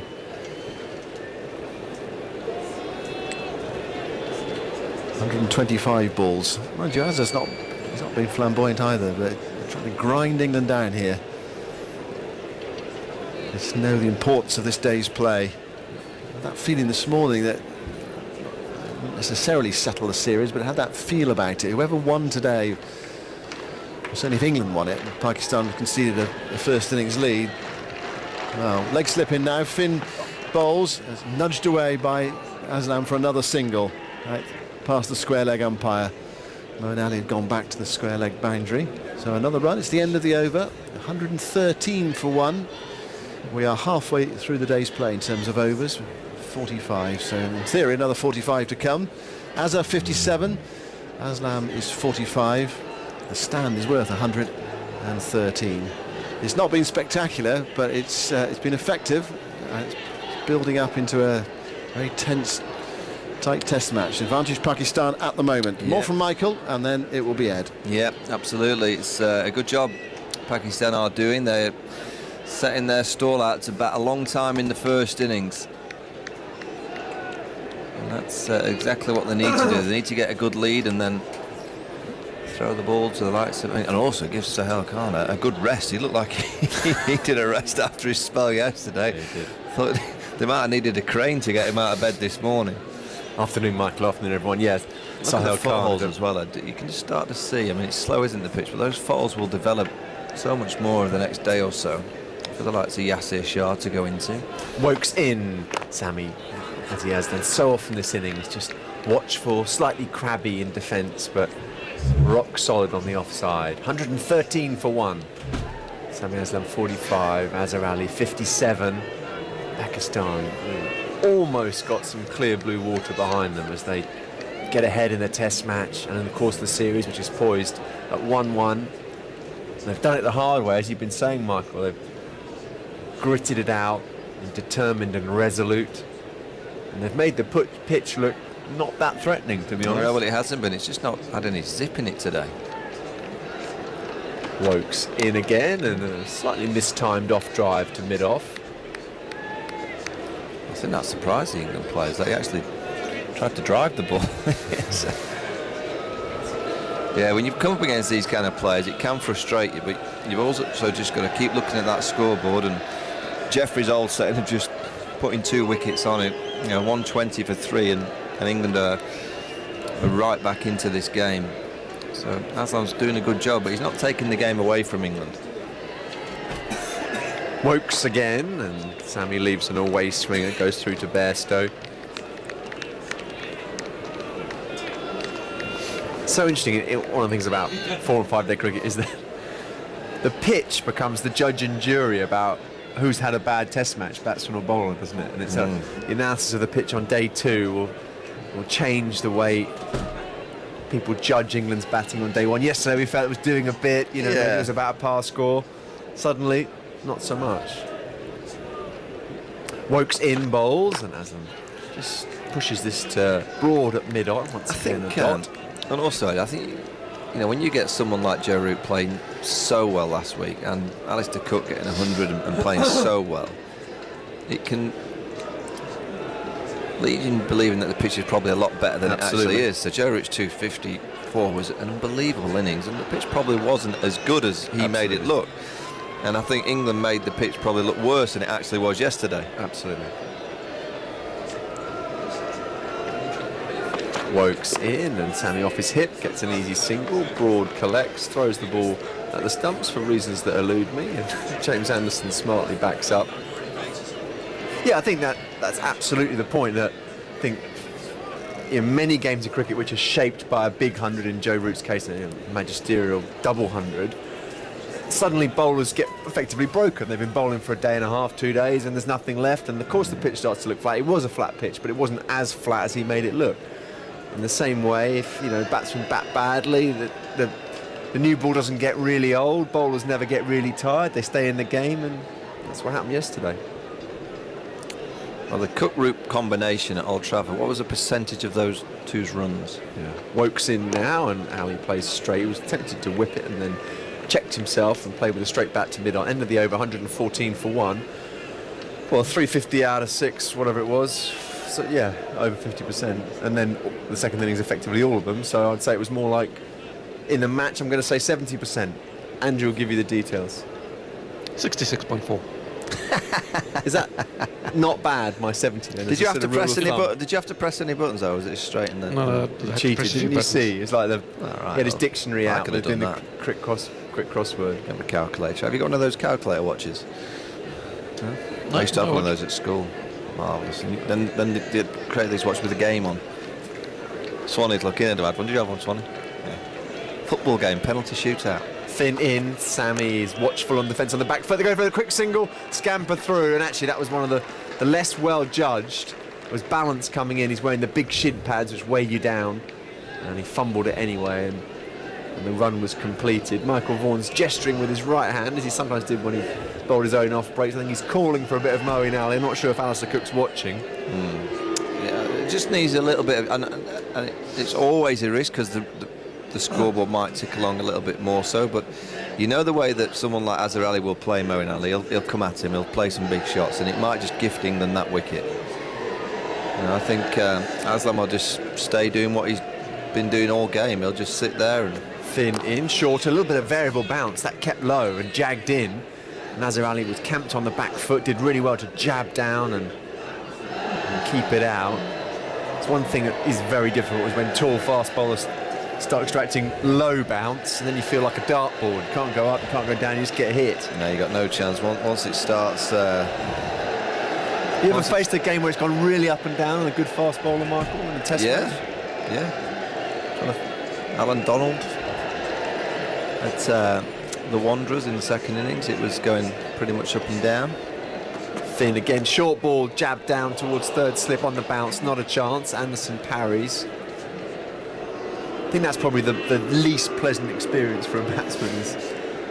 I remember playing a county match, Shane Bond bowling for Warwickshire, and it went up and down, and you're thinking, dart, ride it, what do I do? Shoaib Akhtar played against us at Headingley one year for Pakistan A, and it was the old school Headingley wickets, and he charged him from the Kirkstall lane, and it was one of those wickets that you'd look down at and it was like a jigsaw puzzle. Horrible. Finn in now, bowls, good length ball. Azhar Ali squares up but finds the middle of the bat. And the crowd getting interested, just sensing that Pakistan are drawing clear a little bit. England need a wicket.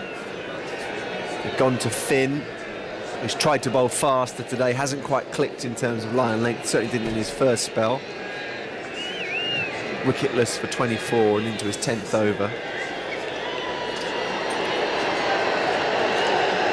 Looping round at the top of his run. He's ready now. 6'7", strong man, past the umpire. Bowls, short ball. Azhar Ali punches it to Moeen Ali at extra cover. Michael's disappeared. Afternoon, Graham Swan. Hello, Ed. How are you? Very well. What should England do here, Graham? What's the plan? Time for spin, is it? Or England tried to keep it sort of dry and slow the run scoring after lunch, created a chance, Joe Root dropped it. Now Pakistan seem to be, entering calmer waters. What can England do? Well, one thing you've not got to do is panic. You've got to still keep trying to take wickets, in my view. The ball is still swinging. So you need to keep pitching it up, keep swinging it, keep allowing the guys to drive. I mean, Stephen Finn's just switched around the wicket here. Just a bit of a change of angle. That's not a bad tactic. Finn in, and Ali just punches it, strong bottom hand, whipping it wide of mid-on. He'll get a couple as balance picks up now. Throw comes into Bairstow, end of Finn's 10th over. But one thing you can't do, and one thing it's very easy to do, is think, oh God, we should have 4 or 5 wickets now. They're still 170 runs behind. I've just sat there listening to myself getting a load of abuse for saying if they get 450 I'll eat my hat. And producer Adam Mountford giggling like a schoolboy behind me because he thinks it's hilarious. But I think for me that sums up the psyche of an Englishman watching. They're 100 for 1 and we're already thinking they'll get 450. Whereas I'm still thinking 250 all out. Yeah. Whether that defines me, I don't know. I'm looking smugly around the box to all these people who... I mean, I'm sure Dan Norcross is coming on later. He's laughing his head off upstairs. Optimist corner. You find it's a lonely place, don't you? I do. English cricket. I do. But no, so I'm England. And Moeen Ali's coming on now from the City end. Perfectly timed to coincide with you being in the commentary box. I'd be saying, look, there's no panic. We're still 170 ahead. One thing I wouldn't be doing, which England have immediately done, is post a deep point. So Alistair Cook is off the pace here. He's thinking, oh, I've got to stop my boundaries. That's for a long hop. That's an awful ball if he gets cut for 4. So Alistair Cook should immediately bring that man in.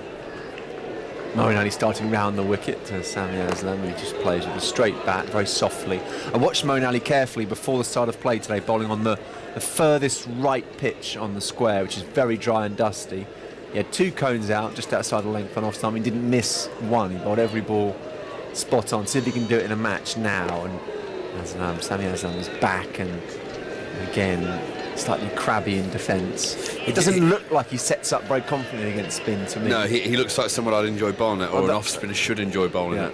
Not much foot movement. Crease bound, no big stride. Here's Moeen Ali in now, bowls. Sweep shot, not entirely convincing, but I think we'll get 4 for it. It's a long run for poor Stephen Finn and a fruitless one. 4 runs and 50 for Sami Azam, and a big hug from Azhar Ali. It was a very good innings. Brought into the team to staunch the bleeding at the top of the order. Shan Masood's had a torrid time, dropped off at 2 tests. And this man has played really well. 135 balls, 208 minutes, and he's ground away for his 51 not out. He has staunched the bleeding, cauterised the wound, so to speak. But actually the spin bowler shouldn't be bothered about this. He's swept a very straight ball. Moeen Ali again. That one was down leg side. It was a poor ball, dragged down leg side, and Finn picks up now. A deep backward square leg, the throw comes in. Danger signs a little bit for England here. Runs coming more easily. If guys are sweeping straight balls, if they miss it, they are definitely out LBW. You don't mind that as a spinner. You want to encourage that. I'm just a bit worried. I said this at the start. I'm really worried about Moeen Ali's body language, about his general lack of confidence, or seeming lack of confidence in his bowling. His shoulders are dropped. He's not puffing his chest out. He doesn't look to attack the crease. His follow-through is not dynamic at all. He's bowling. He looks like a man very low on confidence. Here is Ali over the wicket to the right-handed Azhar Ali, who dabs it into the offside. Bairstow skips across and picks up 122 for 1. Whereas with the bat yesterday, Moeen Ali looked supremely confident. There was almost an air of arrogance about him. Ali again, and Azhar Ali rocks back, opens the blade and skews off to Finn, who's done most of the fielding this over, and Bairstow juggles the catch, tosses it to Anderson. So that's the end of the over, is it? So but I really worry about spin bowlers when they post a deep point, especially to a right-hander, Moeen Ali. It almost makes you bowl that ball. If it's there, so no, it doesn't matter if you drag one down. You only go for 1. It almost makes it an excuse, and you do bowl that. If it's not an option, if you bowl a bad ball, you get hit for 4. You don't bowl bad balls. You force yourself to concentrate. So I really don't like the deep point at all, especially to these guys, because they're not exactly dynamic players who look to really blast you around. They'll wait for a bad ball. So say, right, I'm not going to bowl any bad balls. I'm going to pile the pressure on. Having a deep point just gives batsmen an easy single and makes it very hard to build any pressure. Come back to that in a second. I'm going to try and calm you down. Finn in now, bowls to Azhar, who just whips it again with a strong bottom hand. Greg Chappell's favourite shot, picks up a couple in front of square on the onside. Are you, though, perhaps transferring your personality onto Moeen Ali? I mean, some bowlers don't have that positive mindset, and they just are a bit more naturally passive and defensive, if you like. Maybe, but surely as a captain, you're saying, no, I don't want them to have easy singles. I don't want the strike rotator. I want them to 25 dot balls in a row. That'll get me a wicket. Yeah. Not 3 decent balls, blocks, and then 1 pushed out for a single because the man's... honestly, I can't see the point. It drives me absolutely round the bend. One example you often see is people that don't sweep have a deep backward square leg straight away, and you're like, well, absolutely, he doesn't sweep, so what's he doing? Get him there? to do something he doesn't want to do. Exactly. Finn in now, and Azhar Ali is equal to this in-swinger. Targeting the pads here, Finn. So check the pace on that. So for the little left-hander here, Aslam, who played that dinky sweep in the last over, he doesn't look like someone who's going to try and belt it square. So deep square leg, I'd immediately bring up and have him on the 45 at once. So if he tries his dinky little sweep and gets the top edge, he's caught. That might drag him into trying a full-blooded sweep, something he doesn't look like he's natural at doing, and then you get the chance. Always get the batsman to do something he doesn't want to do. Absolutely. Finn in again, wide of the off stump, left alone by Azhar Ali. He's been the more attacking and confident of the 2 Pakistani batsmen in this very encouraging partnership for them after Hafiz lamely poked a short wide one straight to cover in the first over of the day off James Anderson, gifted England a wicket. And I wonder how many people in the ground then thought Pakistan might fall in the heat. Not so. They fought back, And they've deserved this scorecard. It's been representative of the day's play. Finn looking a bit bigger and stronger this year. In bowls, good length, and could be caught just short of mid-on balance, wearing shin pads, has to turn and chase. And picks up now. It was actually a bit like Stephen Finn's elegant on-drive last night, which he creamed through straight mid-on. This time it nearly carried to balance. It was in the air for a long while. Gary Balance is completely immobile because of this fascination that short leg fielders from one end having keeping their pads on for the next over. Which you're against, aren't you? Oh my word, I'm against it. But yeah, that on drive you spoke of last night, I sincerely believe it was the shot of the year in Test cricket. Finn in again, bouncer, Ali ducked. Didn't you speak to Stephen this morning? I did, about it? Yeah. and I Tell us what he said. So you saw him on the outfield. I went straight up to him. I said, "Finny, I'm not joking. Last night that was the shot of the. It's the best shot I've ever seen." He went, "Which one?" The conceit of these tail enders. It's unbearable when tail enders start getting runs. He did have the broadest smile on his face when he did it. Okay. Cheers, Doc. Cheers, G Dog. Takes his batting very seriously, He does, Stephen yeah. Finn. Well, he had that famous 50, didn't he? The Wall of Watford in Dunedin. Dunedin 2013. Followed it up by averaging 2 for the season for Middlesex the next year or something. Finn again, good length. Azhar Ali drawn forward. Another successfully negotiated over by this pair of Pakistani top order batsmen. And at 127 for 1, despite the defiant enthusiasm and optimism of Graham Swan, you'd have to say Pakistan are on top. Time for Dan Norcross after a word from Ukraine. Yeah, Pakistan are on top. There's some pictures on the TV screen of big Imran from yesterday, the 5 for hero. He's off for some throwdowns, and one thing that was on the ground this morning, there's a huge screen here, and the guys get interviewed after a day's play, and he doesn't speak much English at all, and so his interpreter was Mushtaq Ahmed. Oh. And I know Mushy really well, and I'm pretty convinced that Mushy was making up what he was supposed to say. Because he had that cheeky grin on his face. Yeah. Well, he did that with Yasir Shah, I think, at Lords as well, didn't he? Yeah. And Yasir Shah said very little, and then Mushy would say an awful lot. Go on for 20 minutes. It's like, that's something out of the Hot Shots movie or whatever. Moeen Ali decided to do over, and outside the off stump, his delivery is pushed down to deep backward point by Sami Aslam. He moves to 53. And Pakistan are 128 for 1, or Graham Swan hat eat minus 322. Well, I was just saying, you missed it off. You weren't in the box. I was just saying the difference between a pessimist and an optimist. You know, I still believe 250 not out, all out is an attainable target for England, whereas you've written them off already. So. Right. Moeen Ali bowls, and this is nicely worked into the onside by Azhar Ali. It was fuller on his pads, worked to the right of mid-on for a single. Well, indeed, yes, I do tend to sign the surrender documents early. Yes. I have been called Lord Halifax in my time.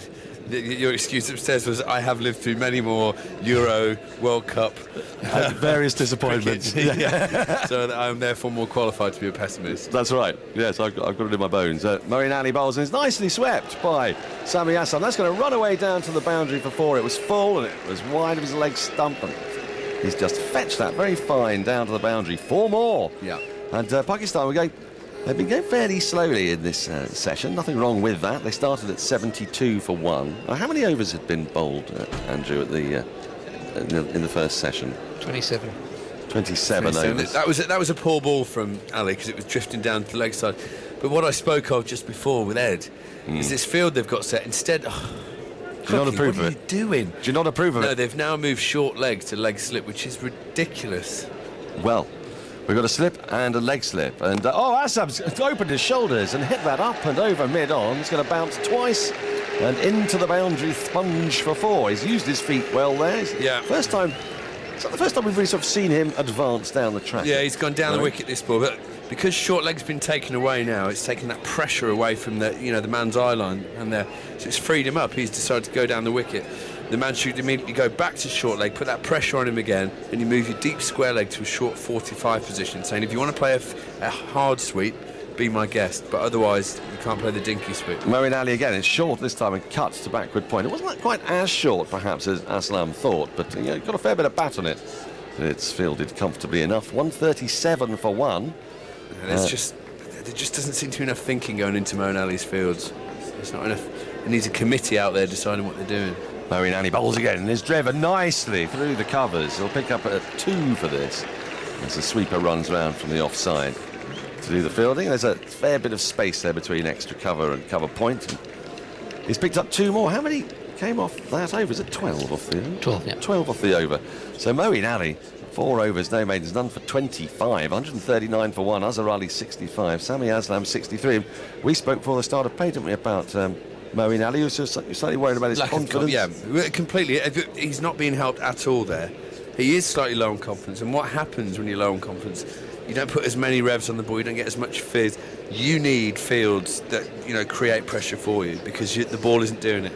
The fields he's got at the minute are allowing him to be milked, and milked quite heavily there, because those dinky little sweep shots, if deep square leg comes up to a 45, the dinky little sweep isn't a possible shot anymore. So then he's got to play what? He's got to play the hard in sweep. Front of hard sweep. And looking at him, looking at the way he stands, looking at the way he bats, he is not someone who's going to play a successful hard sweep. He's not got the reach on him to get down the pitch and control that shot. So as a bowler, I want him to try that. I'll get him out if he tries that.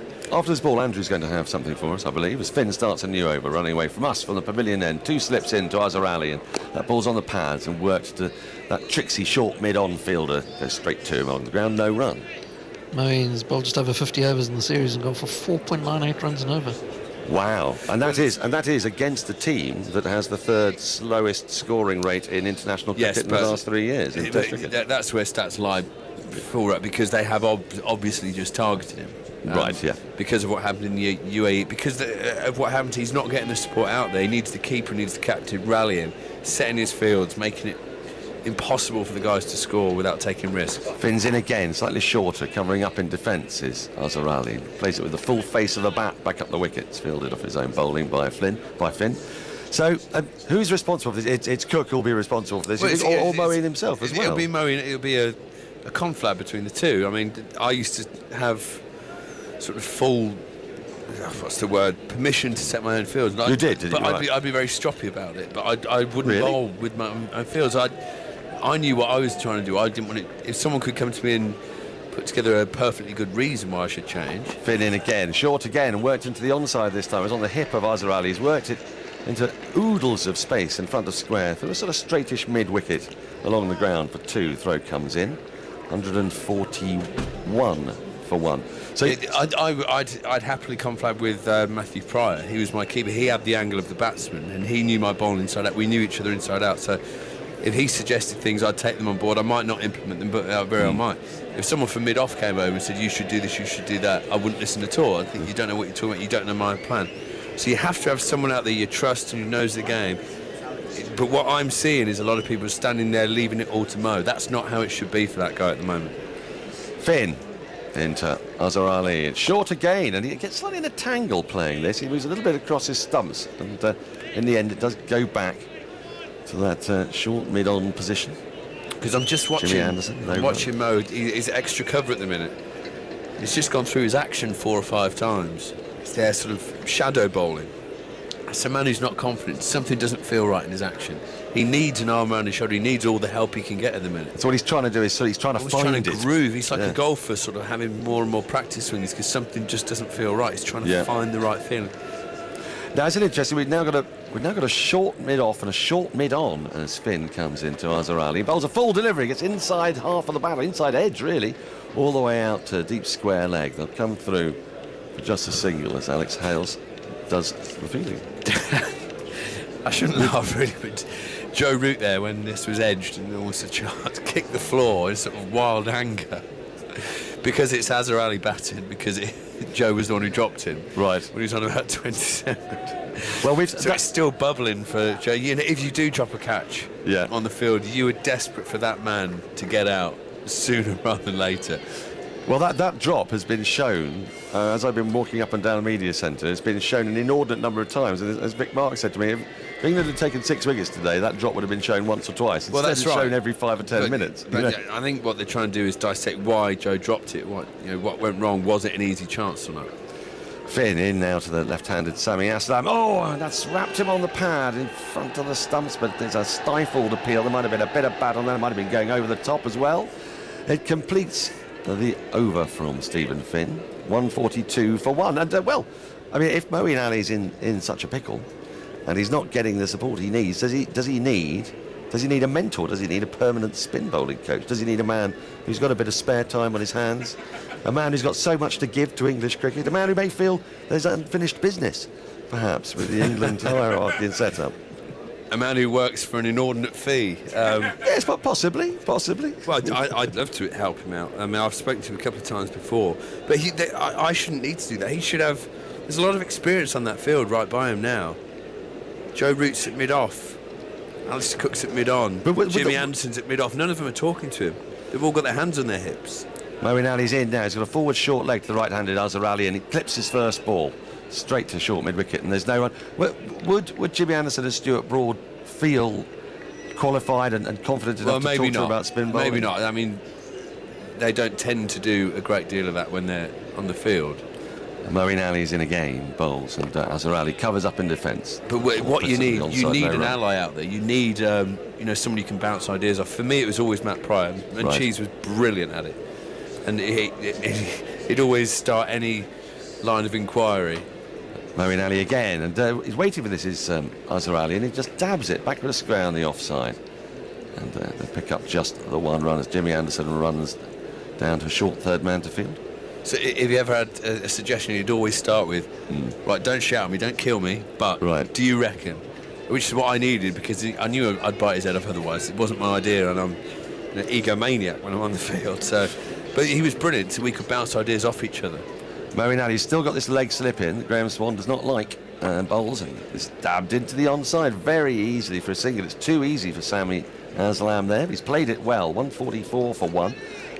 It's not so much I don't like that leg slip. I don't like not having a short leg. I think if you had a short leg and a leg slip instead of a deep square, then it's a decent position. Right. Yeah, but no one's doing that anymore. I don't know if Johnny Bairstow's talking to him between. Well, I know he's not talking to him between overs, because I've seen him wander off on his own. Well, let me talk about that in a sec. As Moeen Ali bowls and covering up again in defence to a full ball on off stump is Azhar Ali. There's no run. Would that be in part because, Matt Pryor was an out-and-out wicket-keeper? Maybe he had more confidence. And he'd also played at Sussex, hadn't he? He'd played with Mushtaq. As Moeen Ali comes in now, bowls down a wicket, comes Azhar Ali, and Moeen Ali has dropped him. I mean, it was a tough chance. It was hit full-bloodedly, straight back at him, but he sunk slightly down to his knees. The ball was above his head. He got both hands to it. It's a tough chance, that one. Those of you who had 101 great goals, the video as a kid, will remember the Johnny Metgod free kick. Oh, yes. Where the keeper should have really saved it, but he's almost down on his knees and pushed it into the roof of the net. That was the sort of shape that Moeen Ali took, caught and bowled. It was actually very catchable, just hit his fingers. It was a hard catch. I mean, it was hit firmly, so they either stick or they don't, so you can't really have a go at Mo for that one, but definite chance for England.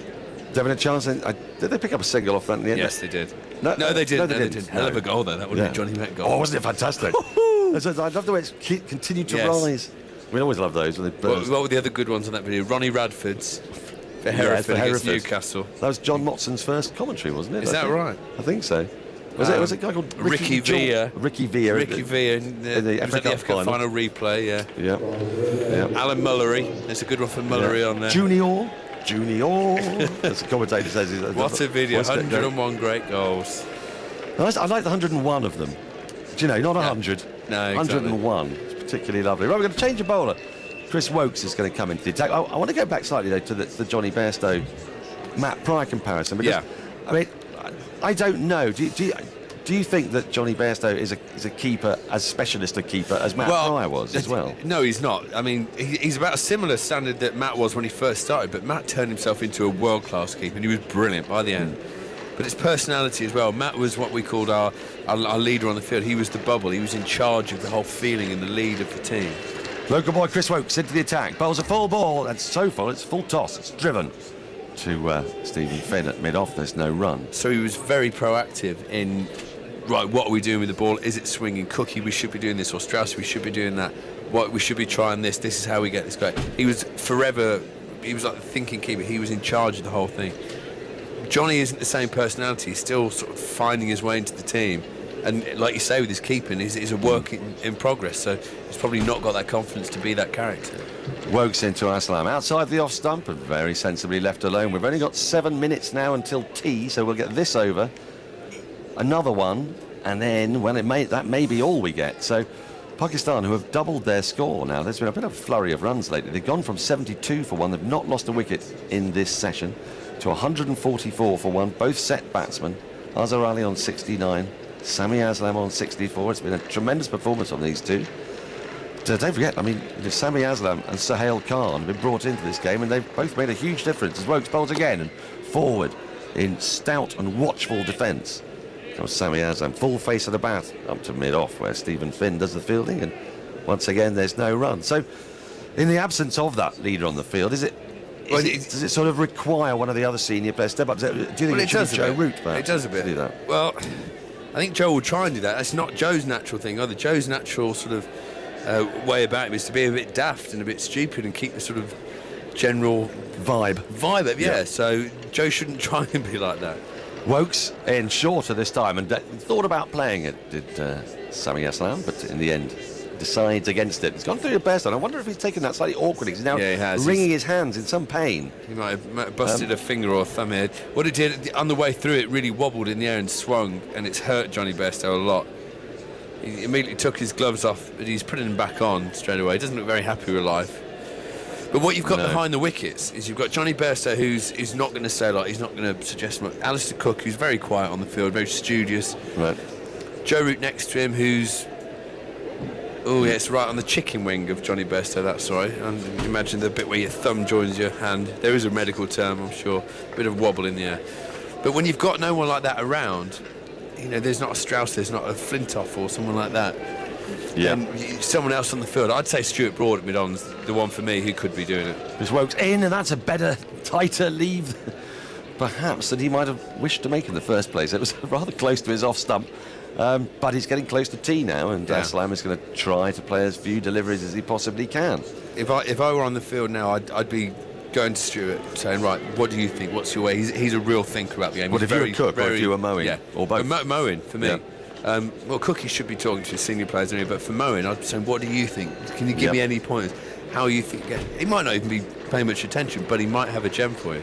Wokes in again, wider this time, and that's a much easier leave. It's also the end of the over, a tight over. None for 28, Wokes in his 11. 144 for 1. We have 4 minutes until tea. Azhar Ali 69, Sami Aslam 64, 144 for 1. So, what there is there's 20 minutes at tea, so will the bowling coaches, or will Trevor Bayliss, or will Paul Farbrace or somebody, will they be getting into Moeen's ear now and saying, what's the plan? Playing. You've got your spin Saki, coach, right? so Saki should be, for 20 minutes, should be just talking.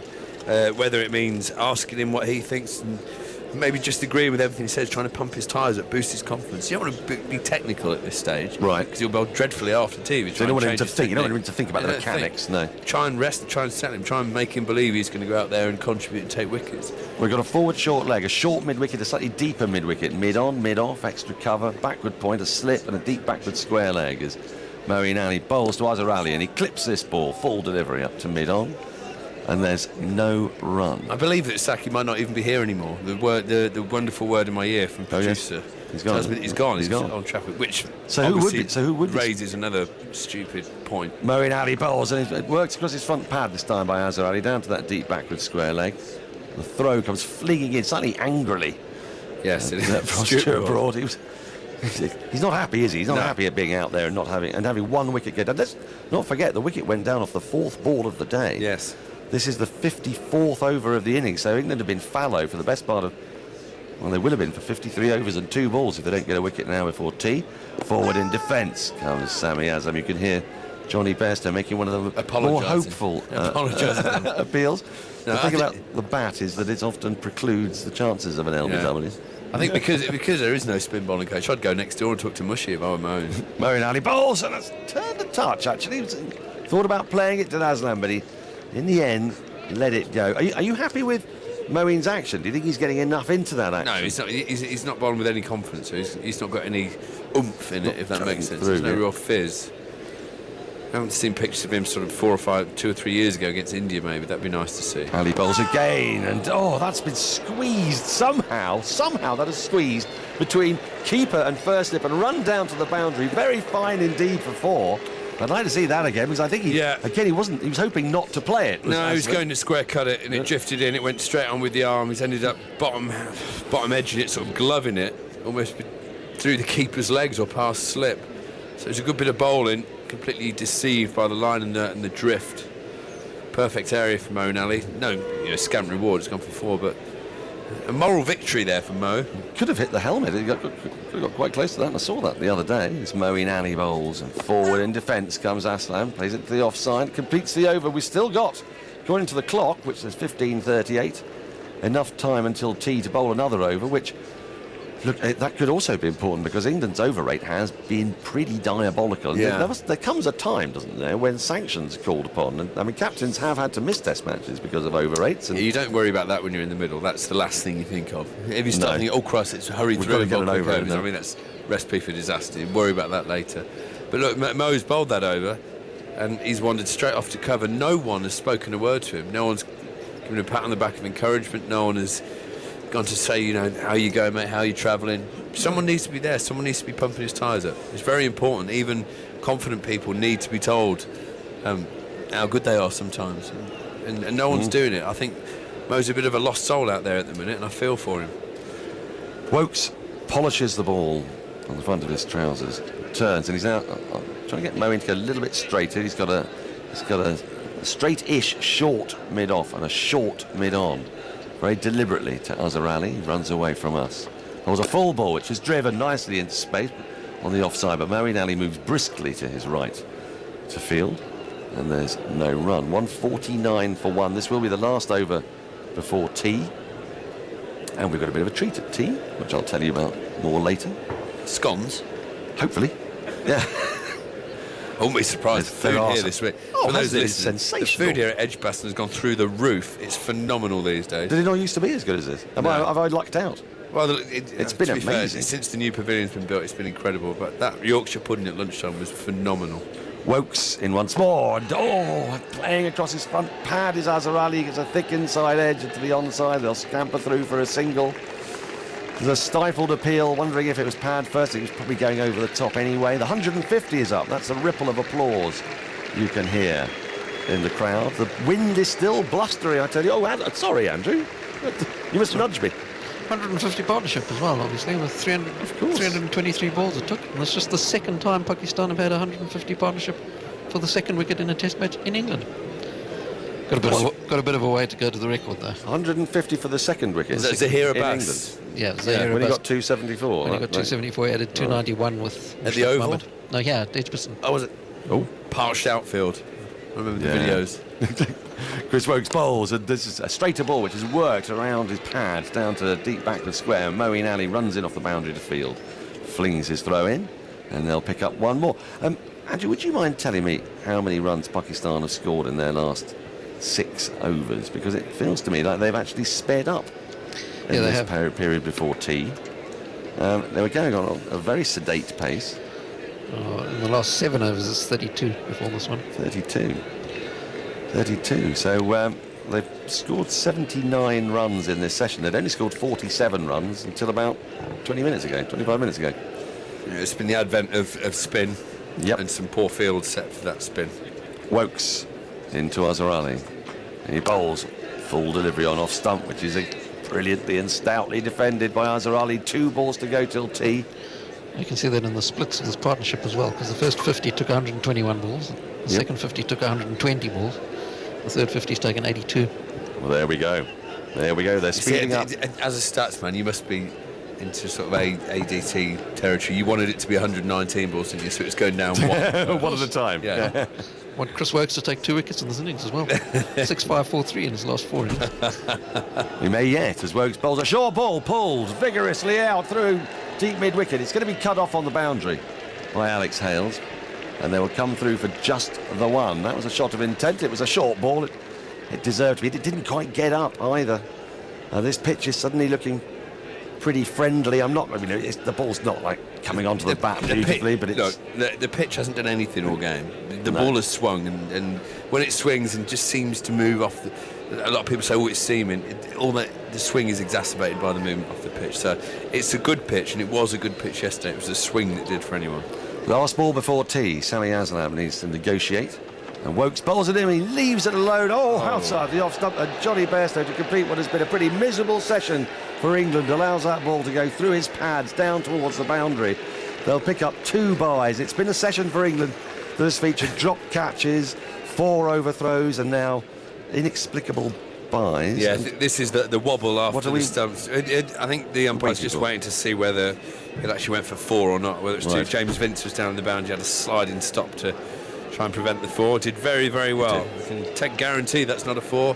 Umps, so walk off, have your cup of tea and a bit of cake.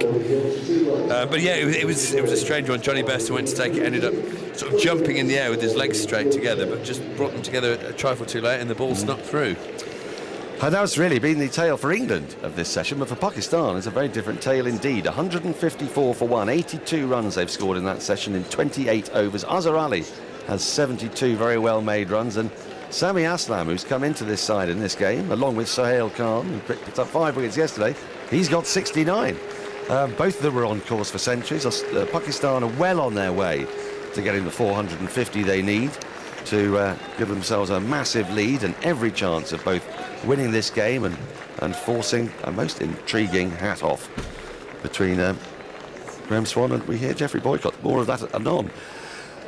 However, it is now tea, I'm delighted to say, and Ed Smith is going to be trying to find the meaning of cricket with his tea time guest in just a moment. But first, let's check on today's action in the Specsavers County Championship. Charles Dagnall is at Lords, watching the Division 1 leaders Middlesex in the London Derby, that crucial London Derby.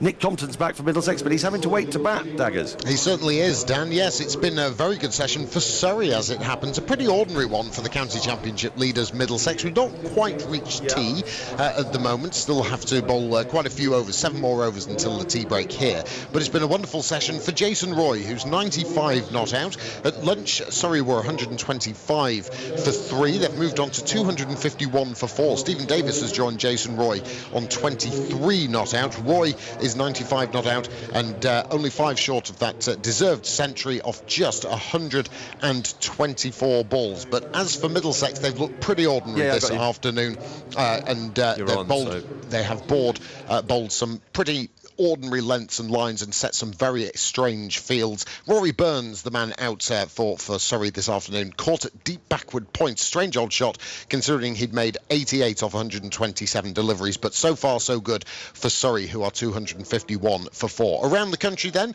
at the Ageas Bowl, Hampshire, who are struggling at the bottom of the County Championship Division 1, are 178 without loss against Lancashire. Will Smith is 68 not out. Jimmy Adams there on 82 not out. Somerset have been bowled out thanks to the returning Mark Wood from injury. The England bowler picking up 3 wickets. Graham Onions, former international, had 2. Chris Rushworth with 3 and Paul Coughlin with 2. And in response, Durham are 56 for 1, so they trail Somerset by 128 runs. Yorkshire 158 for 5 at Headingley against Warwickshire. Jack Leaning and Tim Bresnan trying to rescue Yorkshire from a fairly ordinary situation. Travis Head, the Australian, making 54 for the county champions. On to Division 2 then, and these first 2 games in their second day. Northamptonshire bowled out for 321 and Rory Kleinveld bludgeoned 91 from 88 deliveries to get Northamptonshire to a respectable first innings score. Glamorgan in response 29 without loss. Kent have already surpassed Worcestershire's 211 in their first innings. Kent 273 for 6. Darren Stevens is 70 not out, the former Leicestershire man. Sean Dixon making 79. And in the first day of these 2 games, Essex leading Division 2. There's only 11 points separating first and fourth in Division 2, trying to get that 1 promotion place up for grabs. Essex 186 for 3. Highly rated Tom Wesley got a first baller, half centuries from Nick Brown and Jake Mickleborough, and Daniel Lawrence is 39 not out. And Leicestershire at tea are 160 for 5, 44 for Neil Dexter and 42 for Paul Horton. So here at the home of cricket at Lords, Surrey 253 for 4. Jason Roy facing up to James Franklin, who's 95 not out, and there's still another 6 overs remaining before the tea break here, Ed. Thanks, Daggers. Well, the meaning of cricket as a title for a book. It's hard to imagine a book title with more natural appeal to TMS listeners, and I'm absolutely delighted that John Houghton, the author of the book, also the author of a really distinguished blog called The Old Batsman, is with us. Welcome, John. I just thought we could start by asking the question, cricket and writing, what is it about cricket that draws writers to it, in this case a non-fiction book. Tom Holland in The Spectator, a lovely review of the book, and described it as a book about memory. Is that how you see it? I think that's very true in a lot of ways, yeah, because I didn't make any attempt when I was writing to, sit down and research in any great capacity. I just wrote down what I remembered in a lot of ways. And I think it's an interesting way of approaching it, because the game lives inside your head to a great degree, doesn't it? There's a sort of section in the book where I met Mark Ramprakash and spoke to him about his great run of hundreds after he'd been dropped from England, when he went on from an international career for another sort of 10 years and batted just like no man has ever batted, really. And I asked him what he remembered about those games, and there was a section of one summer where he scored 150 in 5 successive games, and he remembered kind of sensations. He remembered hooking a boundary down at Hampshire. He remembered how the sun sort of shone on particular grounds. He had these kind of sensory memories of what had happened to him. Yeah. And it was interesting that people think about cricket in that way. You can think about it in a statistical way. You can think about it in a, well, I've got the video out and I'll examine exactly what happened. But for the people who actually do it, whether you're amateur or pro, I think it lives in your mind. And I think that was maybe what I was unintentionally even driving at. So it's partly a game, a competition, a sphere of the pursuit of excellence, but also partly a mood and ambience. And I think for many people, the long English summers, perhaps the later light in the north, it's the central aspect of childhood, isn't it? Yeah, well, I think that's very true. I saw Joe Root on TV yesterday talking about he used to have these fearsome games of cricket with his mum and dad and brother in the back garden. And that was true for me. That's true for lots of people, wherever you end up in the game. And the English summer kind of allows you to do that in a way it doesn't happen in Australia or South Africa or India or anywhere like that. We have these, long Northern Hemisphere evenings that are quite magical, and I still find it the most magical time to play if we play a 2020 or something like that in the evening. It's a fantastic time. You're almost, you're racing to beat the light, and it just gives cricket a kind of, a light and shade that it doesn't have everywhere else, I think. Yeah. Well, one of the interesting things about the book, because obviously you're a keen amateur player, is this question of... Amateur is the key there. Yeah, in my language that's still a compliment, but is the game one game in which there are merely shades of difference between the amateur game and the professional game? Does it feel like a joined-up aspect of life, or are these just two entirely different things? We were having a bit of a disagreement in a nice way off mic, weren't we? The book is set up as though there is the amateur game than there is the professional game. I'm probably a bit more inclined to see lots of cricket as being very interchangeable. Yeah, and it was really interesting to hear you say that. I mean, I think the great divergence in cricket does come when an amateur becomes a professional. That's the great leap. That takes you into a kind of psychological sphere that's very different. You go from wanting to play or playing because you supposedly want to. Maybe you've been dragged to the game or whatever, but supposedly you want to as an amateur, to as a professional you're there and you're being paid to play, and your living and the living of your family and so on depends on that. And I think that psychologically immediately becomes very different. And I think that's why you have, a lot of amateurs will look at professionals and go, well, I'd love to do your job, you wouldn't have to pay me. And why a lot of professionals, I think, will talk about the professional game as something separate and different, because it is in a lot of ways an experience only they can have. But then you were making the point earlier that, with England's bowling this afternoon, maybe a kind of, pretty decent club player would have stood a chance of surviving an over or two, and that's probably true. So I think you're probably better placed to explain that idea of exceptionalism than I am, but I think it's an interesting theory. I suppose the other way into that whole discussion is whether or not the third stage of the top player's journey, so the first one is playing for love and for fun and for joy, then it becomes a job. Maybe the third one is rediscovering that first stage. When you look at the very best players that play for a very long time, Sachin Tendulkar or Rahul Dravid or Alistair Cook, probably in a few years' time, it's not going to be money that drives these people. It's actually going to be finding meaning in life, because obviously someone like Roger Federer in tennis, they're sorted financially. If it wasn't providing fulfilment and as an aspect of life, there'd be no reason to do it. So yeah, but I think this is the great the great sort of psychological hinterland of cricket is that it's there providing something. I don't know if anyone can particularly say what it is, but there's a certain need there once you do it to keep doing it, and I think you're right. And I think those guys that have that abiding love, often I wrote a bit about in the book about what it's like to have to give up the thing you love, which as an amateur you maybe don't experience, but as a professional you certainly do. Everyone knows there will come a day when this ends. And I think one of the nicest and most moving quotes was from Geoffrey Boycott when he retired, when he wrote about, I think it was at Scarborough that he finished, and he wrote about waiting till the ground had cleared and then walking out and walking through the rubbish that everyone had left and sitting down and just thinking, well, something wonderful has come to an end. And he had to accept that. And then I think from what I've read and heard him say and so on, then began a very difficult process of accepting that his bond to playing the game was over. And he had to find another way of experiencing it. And I think, some guys seem to like to play after they've finished. Some guys don't want to play after they've finished. And that's another interesting division, really. There's a lot of interesting things you write about technique in the book. You go back to a book I didn't know anything about, 1845, as a book on batting technique. And then you explore the famous case study. You've done it journalistically as well as in the book about Bradman, whose swing was very unusual. He had a rotary swing, which has never really been coached. I think you make the point that 2020 hitters may be doing something similar in the way of finding rhythm and accessing the ball in that sort of unusual way. Yeah, that seems to be a modern theory developed by Tim Noakes, who's the guy who did a lot of work with Bob Woolmer on the visual sort of sighting of the cricket ball. And I now think there's a terrific guy called Tony Shillinglaw who plays up in Liverpool, who's devoted the latter half of his life to trying to unravel the mysteries of Bradman. And it's been a bit of a one-man crusade. When you think about it, cricket had this incredibly exceptional, not just player but sportsman. He's not just an exceptional cricketer, he's the most exceptional sportsman in terms of statistical difference between his performance and everyone else's.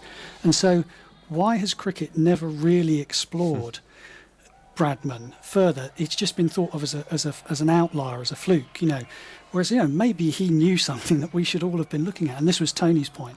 And he started off in his garage in Liverpool, clearing it out and recreating the backyard game that Bradman had as a kid, where he would bang a golf ball against a water tank with a stump, and discovered that what Bradman was doing was this kind of fluid rotary motion that was triggered when he sighted the ball and had this tremendously fluid movement. And I think they're now looking at that in terms of 2020 hitting. The movements that a lot of the players are making are unconsciously very similar, and they're certainly not the MCC coaching, lift back your bat and bat up, ready to drive, as I was taught by the great Alf Gover many years ago. So yeah, I think that it's a really interesting element of thinking that maybe the Don left us with something that we're only just now starting to discover.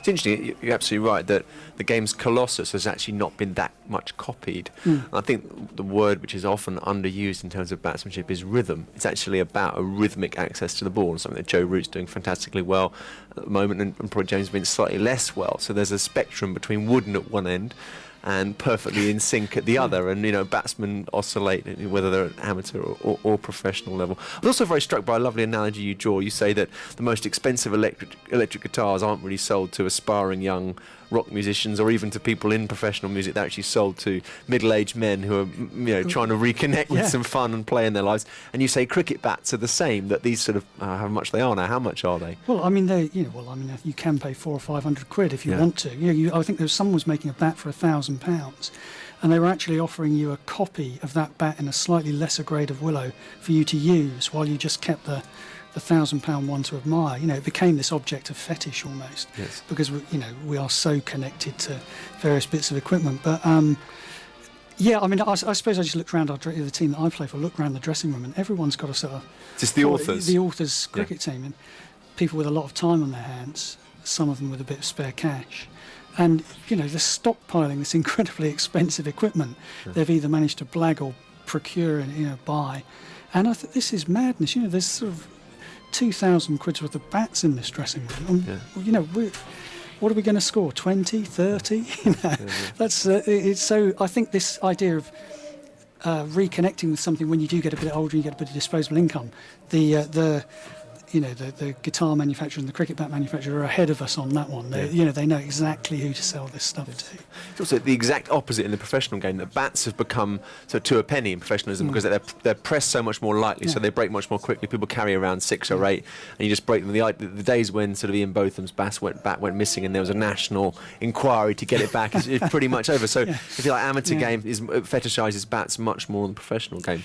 Just wanted to ask you a question about fiction, because obviously you're a novelist. You're writing, I think, a new novel that touches on sport or faction or whatever genre you want to put it into. But writing fiction about cricket's very hard, even though it's as a rich literature cricket. Very few novelists have really made a success of it. Why is that? What's difficult about cricket?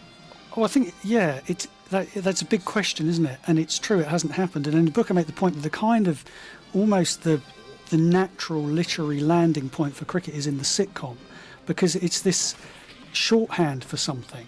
Everyone can understand a cricket match, and if you land your favourite characters in a cricket match, you immediately get these comments on class and ability and who's the guy who fits in and who's the guy who doesn't, and cricket tells you these things very quickly, so it's a nice shorthand as a writer. I think when you want to explore that further and write about what actually happens during a game, it's a lot more difficult to do that fictionally. Do you make the names up of the players?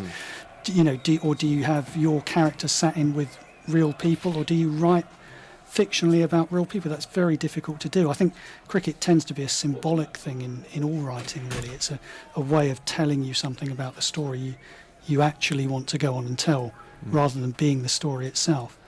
Whether anyone will ever crack that, I don't really know. If you had to pick out one cricket novel that you admire, does one spring to mind? I mean, it's difficult because, where does a novel become a cricket novel? You might say, well, Woodhouse wrote about cricket, and some funny scenes and so on. Mike is the novel, isn't it? Yeah, that's right. Yeah, where it's about a sort of, he's the young protege in a family, isn't he? So I mean, you could pick those up, but I think it's difficult to say. There's an Australian writer called Malcolm Knox, who I think very good. He wrote a book that was originally called Adult Book, but I think it's now called A Private Man. And one of the characters in that, and it's one of the few times I've seen it, is a professional cricketer playing in a test match for Australia against Sri Lanka. And as the book unfolds, he's batting over 3 successive days. And that is actually really, really well done. But again, it's not the kind of point of the book. It's just part of the book. Question about cricket and cricket's place within our lives and within, if you like, the pantheon of sports. So I asked Shield Berry the same question. He's written a very elegant book on cricket recently too, and we didn't quite sort of come to a satisfactory answer either. It's not surprising, but is cricket? I mean, we naturally tend towards talking about cricket as though it's separate and distinct, don't we? But are we just talking shop there? Or are we just in cricket and therefore we love it, so we just say, oh, it's different to every other game? Or could the same claims be made for, well, certainly baseball, but also perhaps football and tennis and so on? Well, is cricket different? Well, I mean, you're right. Everyone who writes about it thinks it is. I mean, I think if it has a difference, there's a difference psychologically. It's a game that can match physically quite mismatched people. If you think about Tendulkar versus Curtly Ambrose, the two physical archetypes are completely different, yet they can battle quite successfully. But I think where it diverges is psychologically, especially for the batsman, where you have this kind of very cruel edge where you make one mistake and you're excluded from the game. Whereas in golf or tennis or whatever, you play a bad shot, well, it's on to the next point, on to the next hole, it doesn't really matter. I think if there's a hinge point that makes cricket different, it's that. Mike Brearley, you quote in the book as saying there's a metaphorical death every innings, isn't there, where someone not only fails, he then has to exit the scene. Yeah, I'm not sure. I think he was trying to say that it prepares you for death. I don't feel, I've been out loads of times, I don't feel remotely prepared for death, so I'm not sure that holds, but I see what he means. I think there's that feeling sometimes that you want to rip your own liver out because you've done something stupid. I think that certainly stands. Yeah. This book's terrific, The Meaning of Cricket, and it's out now. It's published by Yellow Jersey. Just tell us briefly, what are you up to next before play resumes, that players are coming out onto the pitch now? I'm going to try and write something about the death of Sonny Liston and the rise of Elvis Presley. Don't give too much away. In Las Vegas. That's it. Or you can tell us, and when you come on to talk about that, have a little bit of cricket in that, so there's enough to talk about on TMS. Yeah. And then you can tell us about that, whether boxing fits into your cricket, its exceptionalism theory or not. Also, you did a book with Simon Jones, which was a big success, and just recently won an award. Yeah, I ghosted Simon's book. And he had an amazing career in that he basically played one series of international cricket, but it was the greatest series, I think of recent times. And he's another one who's had to live with that being taken away from him. And I think the strength of his story is in how he came to terms with that. Yeah. John, thanks so much for coming on, and congratulations on the Menion cricket, and wish you every success with it. Lovely, thank you. Moeen Ali's going to bowl. We'll find out more about the Menion cricket this afternoon. Great stuff.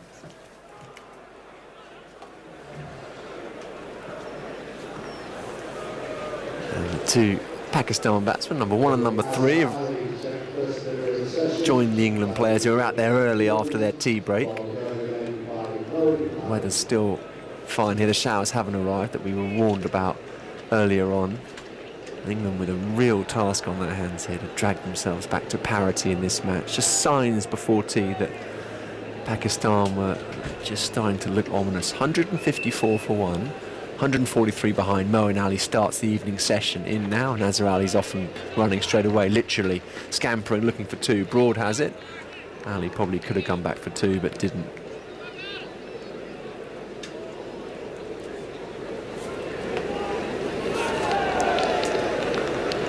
And we've been talking about it all day and yesterday, but there's a moment in an innings as a batting side when you realise that the opposition's not quite beaten, but well on the back foot. And neither England nor Pakistan have quite got there, but this is the closest as Moeen Ali's in. And Sami Aslam defends confidently on the offside.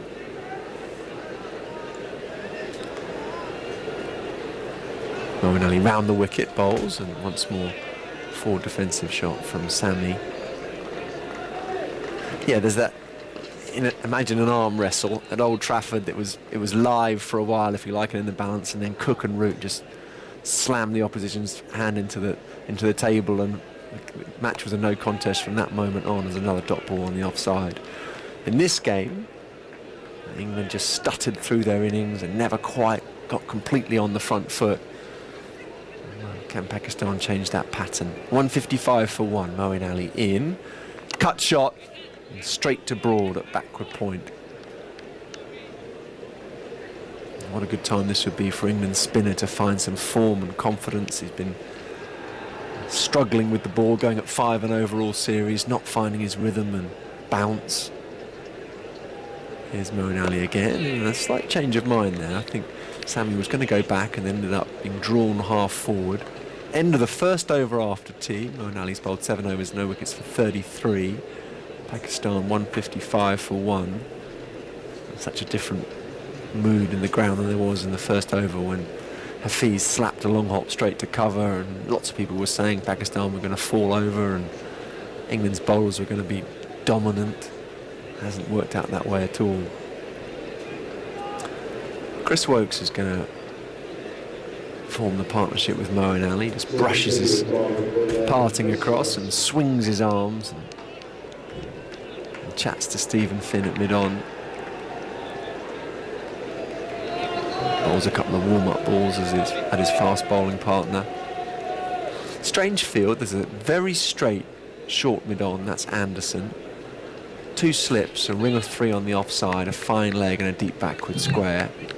As Wokes just kicks out his legs and warms up his hamstrings. He's ready now. Angled approach past the umpire. Bowls. Yorker.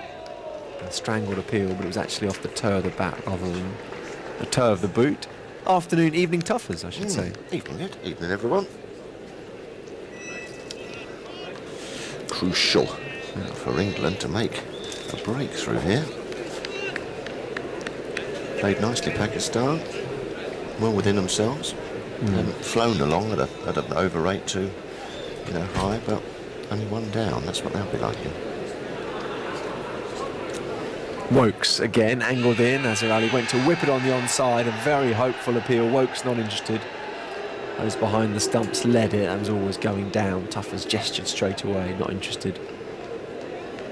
No, slipping down. For me, anyway, a bit high as well.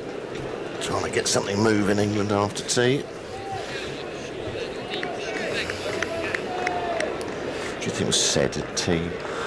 What can you say other than Yeah, just bowl as well as we can and execute what we're trying to do and build pressure. I mean, there's not much happening in the pitch.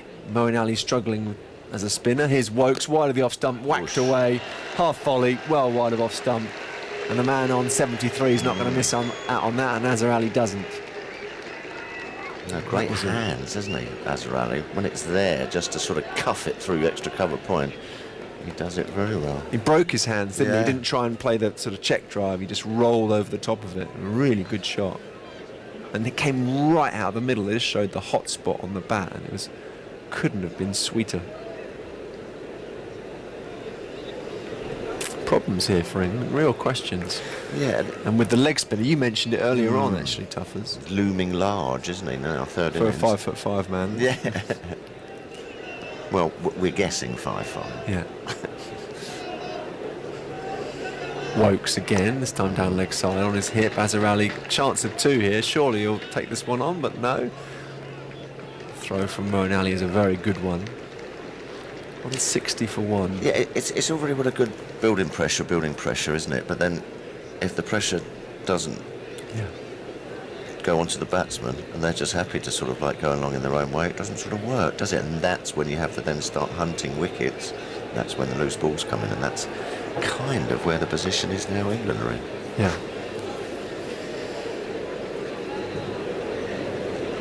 Who wouldn't have minded pressure? Who didn't mind pressure when you played?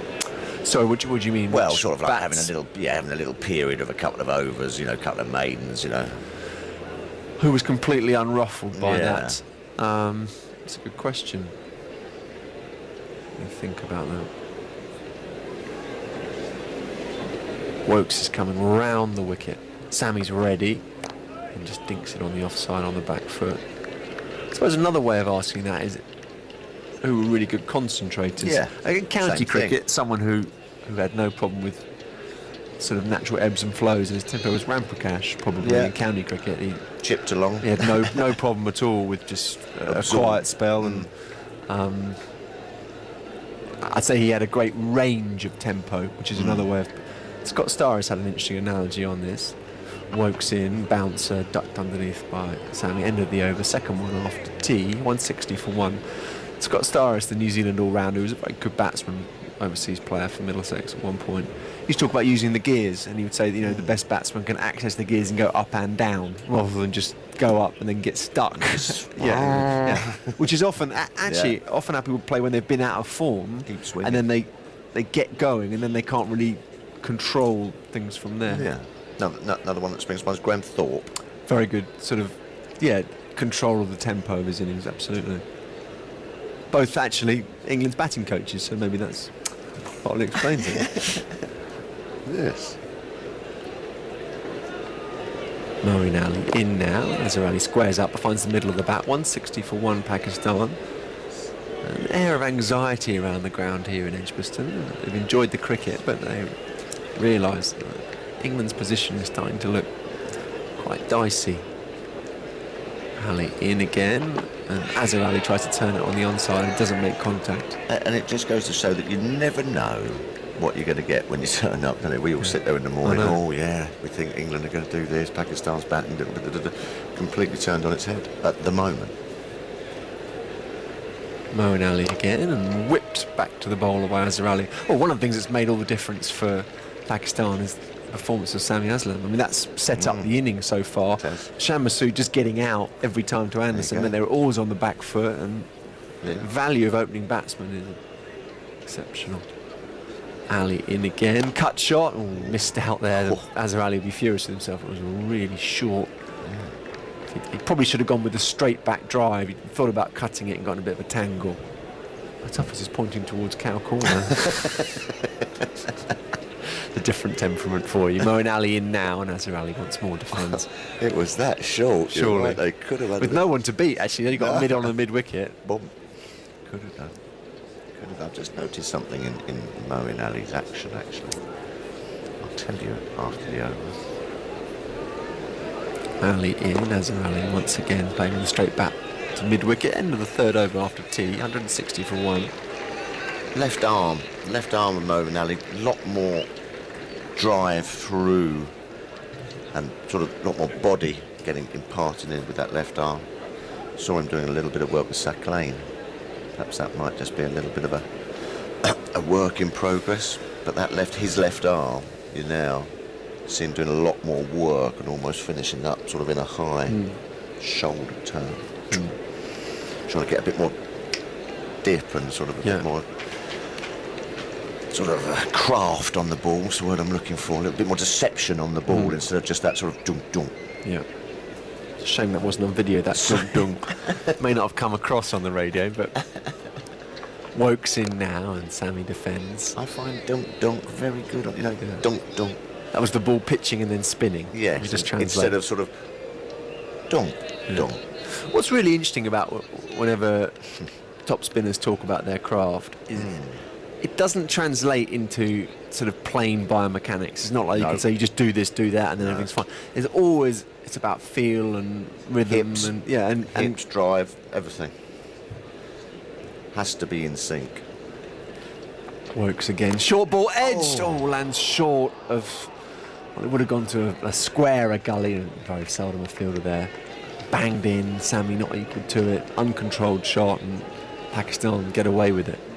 And that's why you can make a batsman, you can make a fast bowler, but it's very difficult to make a spinner because it's a lot more sort of feel to it, if you know what I mean.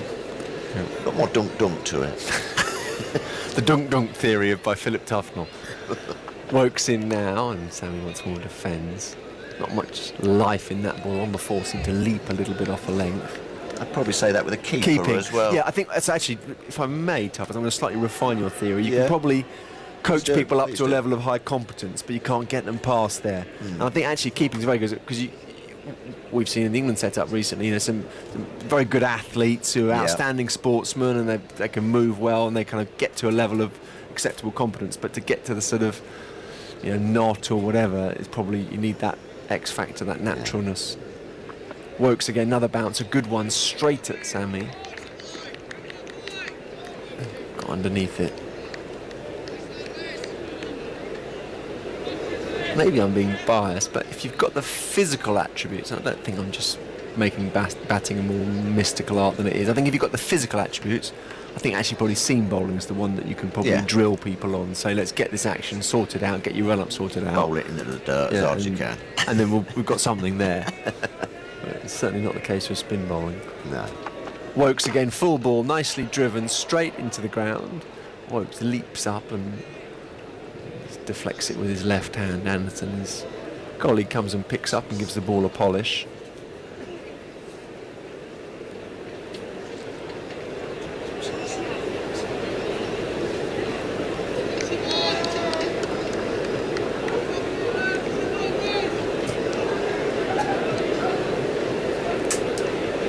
There's now a leg gully in place, a normal gully, a leg gully and one slip.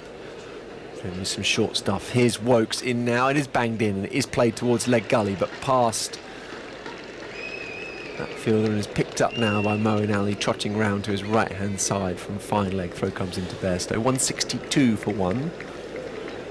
Would you say that was a sloppy session by England? The middle session, the afternoon session. I don't know. I think it was a bit. It's so difficult, isn't it? If that catch had been taken first over after lunch, I actually thought England bowled well at the start after lunch. They bowled with more discipline than they had done in the morning. And Anderson got the edge, it went down at second slip, and then that sort of set the tone, didn't it, for the session? I think England might just be a little bit sort of taken aback at the way the Pakistanis bat, actually. I agree with that. Yeah. Well, they haven't batted this well in the series, have they? Because it was England's batting that cost them the game rather than Pakistan's excellence with the bat. Should be sort of playing across straight ones and hacking at wide ones. What's going on? Moeen Ali in now, and Azhar whips this nicely timed. On 78, Pakistan's number 3, Andrew Sampson. That session before tea was actually the first session of the series without a wicket. There we go. You teed Tuffers up with that insight, didn't you? That's why you said was England a sloppy session, because Moeen Ali in, and Azhar Ali hits it up and over and all the way into the crowd. 6. Pakistan have fancied taking on Moeen Ali all series. I think he's probably going for about 5 and over now. And that was an imperious blow. Really good use of the feet. Nowhere near the pitch of the ball. Didn't make any difference. Just went through with his hands. They're the ones that usually go a bit further. What a great Seeing catch. Hayden against you somehow tough or something at the Oval in 2001. Done him. And it went a long way. Even bigger. Yeah, when they get to the pitch of the ball, sometimes you get a little bit too close to it and you can't really hack it, you know, but the ones where you're nowhere near it, the keeper's smiling, he's going to miss it. Oh, no, he's really got hold of it. They're the ones that go really far. Oh, I was taken right back to the summer of 2001 watching your facial expressions, talking us through that Matt Hayden 6. Andrew? 4.8, 4 and over he's going for in the series. Yeah. And it feels that way. Have you teed him up there? No, you're right. He's got his wickets. He's got his wicket. He's got 7 wickets. Yeah, he's got his wickets. But you just at this position of the game, this is when you can't use him. He bowls 5 overs and you've got 30 on the board odd. 30-ish. 25. Great cow. Moeen Ali in now. Nazar Ali just straight back, rocking forward. I think. Tough as I expect you to have 5 times 5 covered. No, but well, ish. Well, you know, because he might just hit a little bit extra. Yeah. Great crowd catch, by the way. Was it? I didn't see that with ease. Yeah, man, very in England cap. Yes. Talking to his mates now, chuffed. Ali again. That's short and wide and almost an edge. Bairstow's hands stay up by his helmet. He can't believe it. Azhar Ali, there's 2 ways he could have got. He could have dragged it on with a 45-degree bat, and he's also very close to an outside edge. Just fell off it, didn't he? The cut shot, leaning back. Moeen Ali in again, same shot, this time straight to extra cover, played with a slightly straighter bat actually, more of a back drive than a cut. I think that's the better shot with the ball spinning in and rough coming into play. Look to play it straight, give yourself the option of changing it to a cut rather than vice versa. Last ball of Moeen's over, here he comes, bowls. Ali is watchful in defence. 168 for 1. More thoughts from Tuffers. I'll make way for Simon Mann. Yeah, 161. 68 for 1. Didn't see this coming this morning. After that wide long hop from Jimmy Anderson. Was pouched at point. Thought it could be a little bit more of an exciting day, but Pakistan have played very, very nicely, Simon. This will suck the life out of England today. Yeah. That's probably a plan as well. Keep them out there, you know, get some overs in the legs. Wear them down a bit. Well, it's working, and they're making England fidgety out here. And there's just that possibility opening up of a decent first innings lead for Pakistan. They're still 129 runs behind, but still 9 wickets left. And they've scored slowly today. That's one thing in England's favour when the second new ball comes around. Here's Wokes bowling down the leg side. It's nudged away. He's going down to the boundary for 4. Wokes getting his line wrong there, just outside the leg stump. And a deft glance from Aslam, and it raced down to that fine leg boundary. And they're now reaping the rewards for the way they've played, because England are a little bit, well, what do we do here? I mean, there's obviously a little bit of leg theory going on, isn't it? Wokes has bowled beautifully all summer. He's now coming round the wicket to the left-hander with a chap going in a leg gully and a square leg, trying to get him sort of caught flicking it off the hip, which is a victory to the batsman. Yeah. 172 for 1. Aslam to 75. Wokes bowls to him with that leg slip in, and he's looks as if he's trying to get him caught leg slip. That was angled in as well onto his hip, and he turned it away. He definitely is. To the right of the leg slip fielder, and they're through for a single. Aslam 76, 173 for 1. When you score slowly, it can go one of 2 ways. You get stuck, suddenly lose 2 wickets, and you've gone nowhere really. Yeah. The other thing that can happen is you score slowly, and then the runs begin to come, and you reap the rewards, and that's what's happening for Pakistan here. England absolutely desperate for a wicket. Azhar Ali on 84. They dropped him just after lunch. Wokes goes in and bowls to him. That's a beauty. Where's that come from? Yeah, goes past the outside edge, and that's the problem for England. If Pakistan get a decent lead here, and if they get a 100 lead, you still feel there is and will be enough in this pitch for Pakistan's, certainly their seamers, and then spinner to exploit. It's gone a long way, that, hasn't it? I don't think England have bowled particularly well in this innings. I don't think they've hit their sort of lines and lengths and that little bit of X factor from Jimmy and Broad and people. You know, Wokes has joined the party as well. I don't think they've sort of got that from the pitch. Wokes bowls. That's full on. He misfields the ball on his follow through. He's coming up towards the long off boundary. Broad's after it. I think he'll stop it inside the rope. Yes, he knocks it back, and the throw is on its way. And they've gone for only 2 there, I think. I feel that should have been 3. Anyway, it went nearly to the boundary. When it goes close to the boundary, you expect 3 runs. But only 2 to Azhar. Wokes got something on it. He will feel he should have stopped that. His follow through. I know it's not always easy for a bowler, but I think his high standards, you expect himself to stop that. 2 more to the total. And the runs, I mean, they're not flowing. It's not been ticking now, aren't they? Yeah, but earlier it was just nudge, 1-1, occasional 4. Now the tempo is increased. Nice. 175 for 1. Yeah, lovely foundation now. Really good. England's starting to panic a bit, yeah. Azhar to 86. Wokes bowls to him outside the off stump, and he allows that to go through. It's clouded over. There's talk of some showers later on this afternoon. You wouldn't be surprised if one did come over the ground. It's sort of, that sort of feel at the moment. I wonder whether over at Birmingham Airport there looks to be one at the moment. It's one of those where England might actually not be that disappointed if there was to be a shower. Might change the conditions a bit, and also get them off the field and break the batsman's concentration. There's silly mid on in, so the non-strike has to go wide. Wokes bowls, and Azhar comes forward and defends. No more than that. Rolling the ball back up the onside of the pitch, and there's no run. That's the end of Wokes' 15th over. 15 overs, 1 maiden, 0 for 45. You have a great summer. You come to your home ground. You get dismissed for single figures, and you don't take a wicket in 15 overs. Who said yes? Who said bat first? Oh, that would have been a mistake. That's worked out rather well for them. Well, it has so far. Yeah. As the stats show. Might be time for a bit of Joe Root. Right, it's going to be Moeen to continue. What they want here, Moeen to make a breakthrough and then bring back one of the Anderson or senior pace bowlers. That's what you'd feel. Anyway, Aslam on 76. 2 close catches in behind him, leg slip and orthodox slip. He leans forward and pushes that towards extra cover. We saw him before tea, a huge wipe over wide long on off from Moeen. Whether he'll take him on again remains to be seen. There's a man back on the deep cover boundary and deep back with square leg. Moeen bowls, and there he goes. He does wipe it out towards the scoreboard. Where's this going? Is it gone for 4 or 6? It's gone for 6.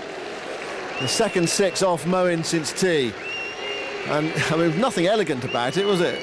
Plenty of bottom hand in that, and off it went. Oh, it's another decent delivery. Got nowhere near it, and just a couple of little, as you say, sort of ugly sort of skips down the pitch. There'll be plenty of batsmen playing shots like that in club cricket this Saturday.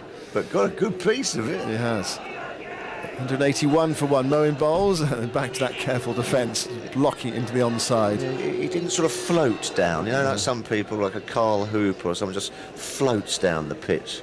That was a real sort of hop, skip and a jump to get there, wasn't it? Mighty effective. Free swing of the arms. Moeen bowls to him, and he squeezes that in defence away on the offside towards cover, where it's picked up by Vince, and there's no run. That 6 has taken Aslam to 82 not out in his 3rd Test match. First game of the series.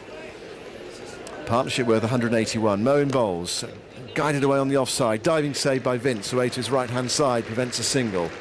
2 new boys got to get 100 and a 5 here. What a belting bit of selection that is. Yes. Where's he been? Well, he's been on the tour. He played in the game at Worcester the other day. Moeen bowls, he nudges that into the offsides, off for a single. It's not there. Vince is onto it and sends in the return. I mean, it's a strange one, because he played in that game at Worcester. I mean, he didn't. What did he make? I think, was it 17 he made? 17. Yeah. I mean, that's not pick me, is it? It's not put your hand up and pick me. But it's almost as if, Shan Masood looked like a walking wicket. Let's give the young guy a go. it can't be any worse. And what's happened? They showed really good judgment right from the start, leaving the ball outside the off stump, not to be tempted. Frustrated Broad early on, didn't he? Just by leaving those little ones which usually get the left-hander to poke the bat out at from around the wicket. He just left them. Frustrated him. And then it's finally, as you say, got on top of them. What are the Hollis Vikings? standings? The Viking chant, the Iceland supporters chant from the Euros. I don't know what the word, are they saying root? Not sure. Don't think so. No? I think they want him to bowl. Here's Wokes bowling short, and he goes to pull, and there's a polite inquiry, no more than that. Wokes is not interested. Bairstow held the ball up, but it could easily have been a little feather through on the glove, through to the keeper. It wasn't. Wokes banging the ball into the pitch. When you bend your back, that went through nicely. Yeah. As you say, he was on 86. That's beaten him for pace. Yeah, surprised Azza. Yeah. Must have been some sort of a noise. Might have clipped his visor or something. Did that hit something? No, it didn't. I thought very close to the glove. There's nothing on Snicko. 181 for 1. Azza 86 not out. Wokes goes in and bowls to him. He's squared up with that. He's off the single. If he hits, he could be out. He hits. Oh, out. I think he's run him out. He has. I think he's run him out. And the finger goes up. Oh. We're not even going upstairs. And it's Aslam has been run out by Azza. Vince with the throw. And you just knew, direct hit, he was gone. Well, that's really tough on Sami Aslam. He's been run out for 82. And he walks off very, very slowly. And that's the bonus England needed. They have been running well today, but that was a tight single too far. And England have their second wicket, and who knows, that could open the door. They certainly needed it. Aslam 82 from 176 balls, and he deserves the applause from this Edgbaston crowd as he walks off. A very disappointed man, because he had the chance of 100, but also, he's done well for his team today. Very well indeed. Yeah, well batted, young man. Takes the applause of the crowd. Has got Pakistan in a very good position. It's laid the foundation for a big score. If this middle order, this experienced middle order now coming in, can capitalise on it, but he got totally stuffed by his mate there, I'm afraid. Still had a little bit of work to be done by Vince, but he had all the time in the world just to pick up to line it up. Take aim. He wasn't that far away, and he was still 3 or 4 paces out. Really. Well, it was one of those that, the third umpire wasn't needed. See you later. Knew all the way. Yeah, well and truly stuffed. But he's played well. Very good innings. But he'll be bitterly disappointed in that dressing room. And who knows, as you say, silly things like that can sometimes just change momentum. The only thing you could say there, as far as Aslam's concerned, is he could have said no at the non-striker's end, couldn't he? You could have said no, but you trust your partner. Yeah, you do. Normally, in front of square, you trust your partner, but it was a tight one. He could have said no. And you say that they have run well. You don't think they have? Well, there've been a couple that. Yeah, they've looked to rotate the strike and take the quick singles, but there has been a couple of sort of no's, Well, he set off a couple of times and gone back, hasn't he? Yeah, so it was kind of on the cards. But I think their running today has frustrated England. Oh, very much. They pinch singles here and there. If you get it right, it's so frustrating. Right, so Younis on strike, his first ball, he's dug out, back up the offside of the pitch. Well, a nice little base has been built here for Younis Khan to build on. 181 for 2. I'm just seeing a replay of it. It was nudged away. It's far too close to Vince. Never on. And he knocked out one of the stumps with his throw. Well, he'll be feeling a lot better about life. It's lovely, isn't it, as a fielder when you affect a run out. You can't remember some of us, right? Here's Wokes bowling outside the off stump. It's nice, Tuffers, when you pick the ball up cleanly. Can I say that? No, I've affected a couple of run-outs. Yeah, I'm sure you have. But there's some chap coming in who knows all about running the odd personnel. Thanks very much, Tuffers. Thanks a lot. Don't poke the hornet's nest before it arrives. 181 for 2. Azza on 86. He'll try to put that behind him now, leaning on his bat at the non-striker's end. 3 slips for Yunus Khan. Wokes bowls. Oh, an extraordinary shot and delivery from Wokes, an away swinger, and Yunus played that on the walk with a big drive. And then it went past the edge and through to the keeper. He almost did too much. Oh, extraordinary shot that was from Yunus Khan. They flick the ball outside the off stump into the onside. Here he is. Jeffrey, good afternoon. Good afternoon. I would have bowled Wokes straight after lunch. Definitely would have bowled him with Anderson. He seems to rotate them by numbers, as Alice did, instead of having a bit of intuition about which bowler is the best bowler on a particular surface. Wokes bowls and Yunus prods forward at that one. It goes past the edge and through to Bairstow. So England have opened an end for now. They've got the new batsman in. Wokes gets the applause. I mean, there were some good balls in that over, but it was the run out, the mistake by Azhar Ali that's just opened things up a bit for England. It still needed the run out from Vince, and he hit bullseye, and Sami Aslam on his way. Andrew. 76 he made of 82 he made of 176 balls, 9 fours and a 6. He was there for 271 minutes. The partnership of 181 is Pakistan's second highest second wicket partnership against England ever in Test cricket. Well, it's given them an excellent base from which to build and potentially take who knows, possibly a match-winning first innings lead. But, I thought he was excellent. Yeah. Just wore England down. Great defensive technique. Here's Moeen continuing. He bowls there to Azhar, who covers up to a ball perhaps fractionally turning in from outside the off stump. Plays it defensively away on the offside, and there's no run. But you'll know what Azhar Ali's feeling, Jeffrey, won't you? What's that? Never been there. Here's Moeen bowling. Forward goes Azhar. Pushes that away on the offside, and there's no run. But I mean, seriously, you could be the first BBC commentator on the moon. Carry on. It's only done affectionately. Here's Moeen bowling. Oh, that's a huge heave over extra cover, wide long off. It's gone for 4. Not hitting it there. Down the pitch, and away it went in the air. That's a slog. That's not a shot for him. It hitting that straightish, wasn't it? It slipped off the face. Remember, that's what happened when the catch was dropped by Moeen.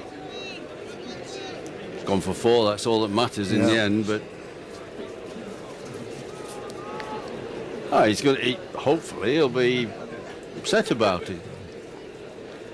185 for 2. Azhar's 90. Moeen bowls to him.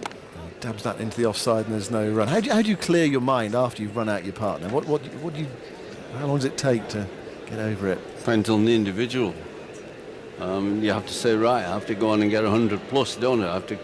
Moeen bowls, defended by Azhar into the onside, no run. The worst thing you can do is be upset enough about it then to give your own wicket away. And that's 2 mistakes then. Yeah. 1 mistake is human, but 2, give your own away, silly. Finns come up from the deep point boundary now to try to prevent Azhar getting a single. They'd like to have a bowl at Yunus, who's just come in. And here is Moeen bowling. Forward goes Azhar. Plays it back up the onside of the pitch. Moeen picks up, and there's no run. It's the end of the over. We're 16 overs away from the new ball. 185 for 2. Pakistan are 112 runs behind. It can change. I mean, look, they've had a difficult day, England. They've been worn down, battered out of it. Terrific. I mean, you look how Joe Root organised his game to improve from Lords and go and bat on off stump, play the ball only at mid-off to the onside, not play any extravagant shots through the covers. They've got 200. They've got beaten badly, Pakistan, haven't they, last match? And they've come out, they've changed the 3 left-hand bowlers, they've got a right-armer to have a different angle, they've come out and played differently and got a platform now. You've got to take your hat off to people, I do, who think about it and say, hey, hang on, we had a poor match, we did poorly, now what are we going to do about it? It's a character test, isn't it? That's what cricket is, it's a test of you. What can you do about it? Here's Wokes. Bowling to Yunus. That's a bit of that's a gimme, that one. A freebie on the leg stump. It's turned away for a single down towards fine leg. It's picked up by Moeen. He actually got away with that. It's a shocker. Isn't it? It's a full on leg stump. Only a single rather than the 4 it could easily have been. But you've got an opportunity to bowl a new batsman. You've beaten him twice already. And you give him a gift like that, you couldn't miss it if he only had one eye, he would have hit that, wouldn't he? My mum stick a rhubarb hit that, and so it's going down leg side and it's so full. Yeah, it's frustrating for a captain. 186 for 2. Eunice off the mark. Then now change of field for Azza. The silly mid-on is back in. Deep square is there, so 2 men back. Down to 2 slips, 3 saving, 1 on the offside, the mid-on. Wokes bowls. And that's played to that silly mid-on fielder by Azza. It looked as if he was tempted to play that towards mid-wicket and then just straightened himself up a bit. Don't bowl too straight. Off stump outside. Not short. Even if he drives it, let him drive it off the front foot. He bowls some very good deliveries, just enough to interest him. But you have to keep up that disciplined line, like Glenn McGrath. I tell him, he was a brilliant modern-day bowler. Well, he's the model, isn't it, for right armers to follow. Here's Wokes bowling. That's right on target, drawing Azza forward. Plays that to Vince, whose throw ran out. Sami Aslam in Wokes' previous over. As a bowler, probably from a batsman's perspective, bowlers like to just vary it a bit, don't they? They have a plan. But as a batsman, if a bowler bowls 6 balls and over for 5 overs, on off stump or just outside, is that the biggest test you can face? Yeah, you're knackered. The patience and concentration. Wokes bowls, and it's defended by Azza into the offside, up towards mid-off, and there's no run. You get 5 or 6 at the other end, that's an hour gone. That's 12 overs. And if you can't get a run, but 2 sneaky singles in an hour, you get nothing to hit, no juicy, easy ball. A lot of people, it plays on the mind. And even the best concentrators. You've been here a long time and getting nothing. That's what McGrath was able to do. Wokes past the umpire, up to the stumps now. Bowls outside the off stump. The Bairstow drops it on its way through. The batsman left it. With that sore thumb when it hit him, wasn't it? Hit him earlier, it's very painful. That's what I come back to about Shane Warne. Most leg spinners, they'll give you an odd poor ball, won't they? Somewhere. Didn't really bowl. Didn't bowl that sloppy 4 ball, that long hop that you could hit anywhere. And it was spinning like, 2 feet, wasn't it? And you're thinking all the time, I can't get a run and I'm going to get out here, I'm not careful. And the pressure that Billy built up, that's why he's such a great bowler. Wokes makes a slight adjustment to the field. He wants his fine leg finer and his deep square finer as well. Wokes bowls full, that's edged down to the third man boundary for 4. It was full. Beautiful bowling. Edged along the ground. In a way, that was what he wanted him to do, was to drive at it and get an edge, but it went wide of the fielders and down to third man. 4 more runs the total to end Wokes' over. The score is about 190. The scores have gone off the board again. It's exactly 190. It is 190. 190 for 2. Jeffrey, and then it'll be Henry. See, that's a lovely delivery. You're right, it's slightly fuller than he wanted. He's trying to get it in that corridor. He got it in the corridor, he got it slightly fuller. You can't get it perfect, but he drives it. And it goes sort of wider second slip, more or less along the floor, because the ball is old. It's so old now. But if that's a newer ball, and it zips off a little quicker, that's liable to have flown to second slip rather than on the deck. And that's the benefit of the best bowler at the time getting a newer ball. That's why Walt should have been on for my money after lunch with Anderson. He bowls by numbers, does Alistair. He doesn't have that intuitive feel a captain should have. Not for my money, anyhow. Well, good evening, Jeffrey, and hello, everyone. It's going to be Anderson to bowl his 14th over of the day, and he's going to bowl to Yunus Khan. We got 3 steps backward, point cover, mid-off, mid-on, a rather square mid-wicket saving the 1 and a fine leg.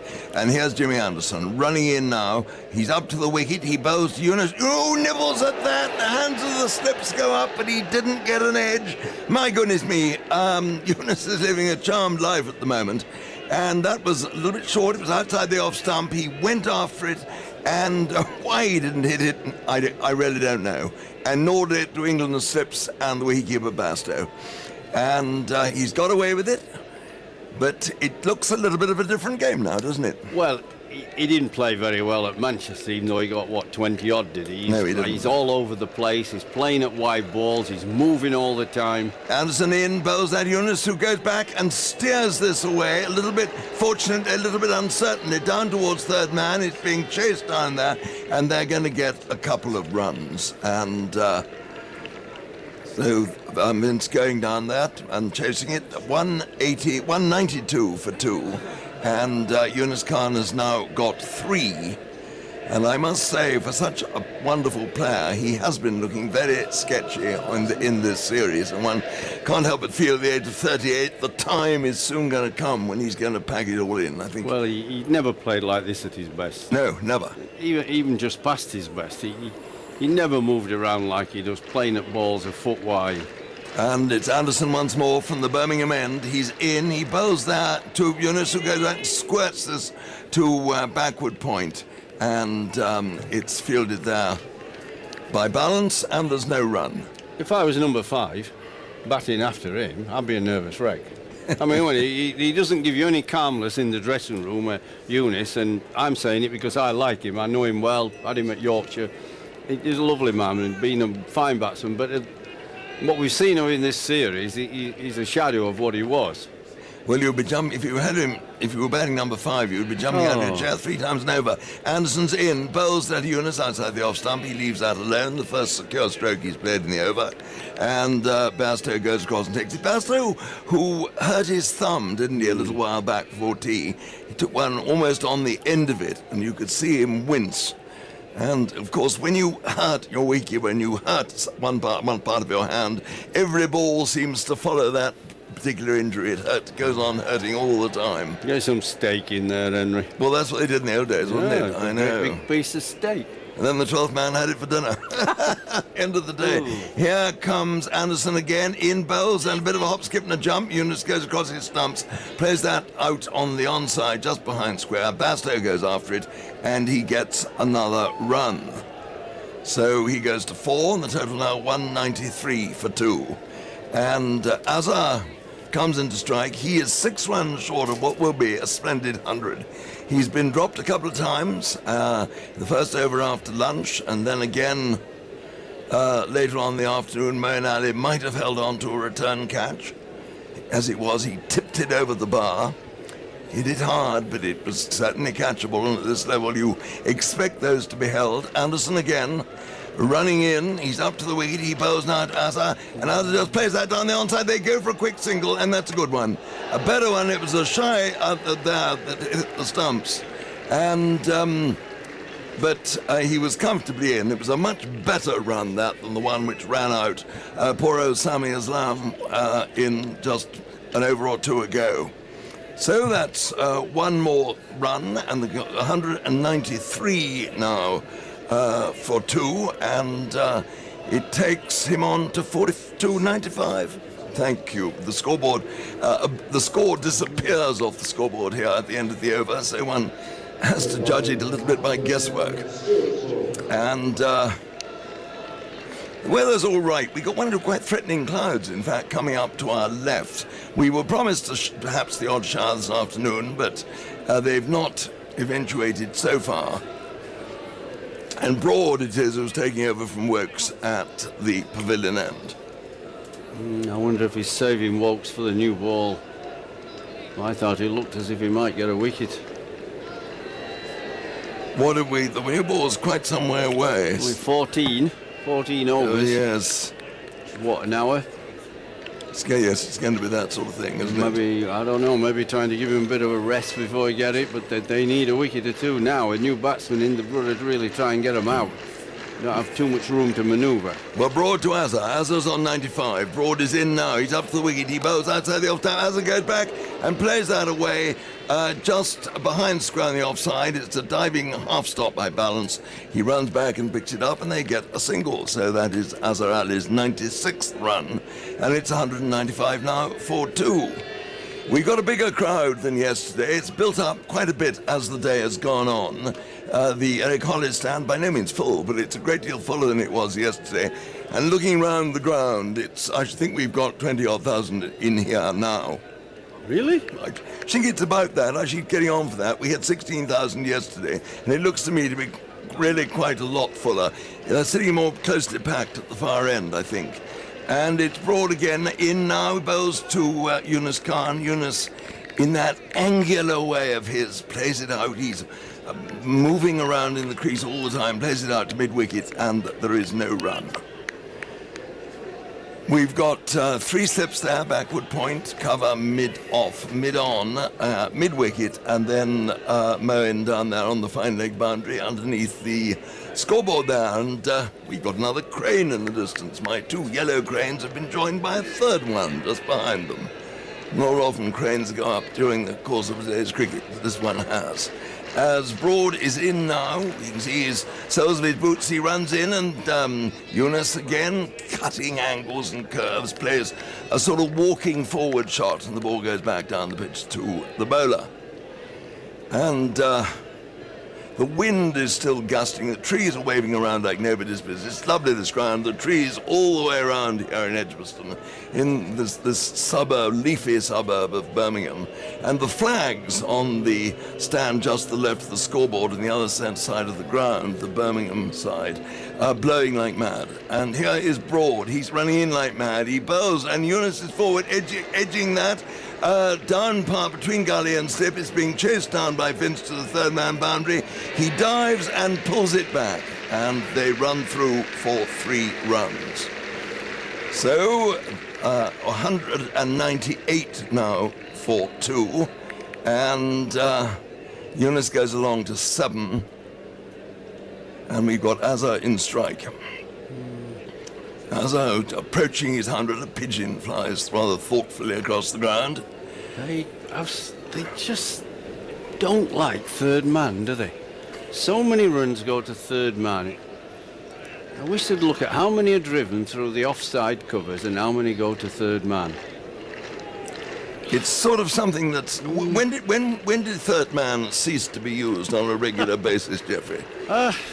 It's quite a few years now. In your playing days, probably. Broad is in. He bowls now to Azhar. Azhar short, pulls that around the corner, and is that going away for 4? I think it is. And that's going to be his 100. It is. Azhar comes down this end, takes off his crash helmet, punches his bat into the air, waves at the Pakistan dressing room, looks up at the heavens, and thanking Allah, and goodness me, he drops his bat now, clasps his partner, Yunus, who comes down to hug him, takes off his gloves and then salutes, then lies down and does a few press-ups. Well, this has become the Pakistan way of celebrating things.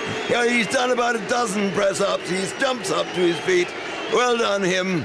It's been a great innings. He kisses the turf, and what a celebration. And Misbah has set really the goalposts for this one with his celebration of his wonderful 100 on that first day at Lord's. And now Azhar, in his way, a no less wonderful 100 here today. I know he's been dropped a couple of times, both hard chances. He's ridden his luck, he's played superbly well, and that 4's also brought up the Pakistan 200. 202 for 2, and what a triumph for him. That's a lovely innings. Him and his partner play very well. I think everybody is cheering for him except one guy in the dressing room. And here comes Broad in to bowl to him. The slips, the 2 of them go down. He bowls now, and as it goes across his stumps, turns that away on the leg side. Hales comes in from deep square, picks up and throws back, and Bastow takes it on the half volley. And there's just a single. It's a credit how the discipline and patience they've shown, him and his partner, who's run out now, but you know, it's not their normal way. They played too many airy-fairy shots at Old Trafford like England did at Lord's. But to show the strength of character, to change the game, to change the way they played, and just grind England down. That was a terrific effort. Well, and the 2 of them, and Andrew is picking up, going to tell us all about the 100. Azhar Ali's 10th Test century, his second against England, to go with the 157 he made in Dubai in 2012. Took him 289 minutes, 209 balls, 10 4s and 1 6. And here is Anderson now come in and bowl to Yunus. Yunus digs this one out. He goes just behind square on the offside, balance at backward point, picks up, and there is no run.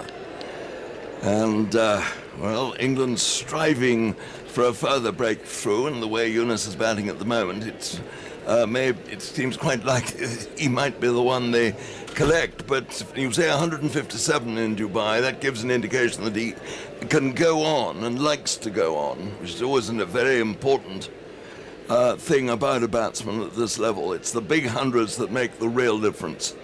As Anderson is in there, bowls to Yunus. Yunus plays away on the onside, and it's Main has to go to his right from mid-on, and they collect an easy single. So that takes Yunus to 8, and the total 205 for 2.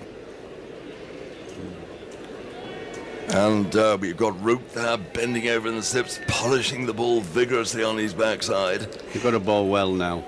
They've got the new batsman to bowl. They've got to bowl really well. He's still moving around, but at least he's moving. He's not static. And it is now Anderson's on his way in. He bowls that to Yunus. Yunus plays that away to mid-wicket, and it's very well stopped there by Moen. And there is no run. 204 for 2. And we've got Azhar at the other end has got on 102, and Yunus has 7. The grey clouds gathering, we keep our fingers crossed, and it is Anderson walking back. He stops at the end of his mark, polishes the ball on the back of his trousers, taking his time, turns now 3 steps and a rather fine backward point, almost short third man.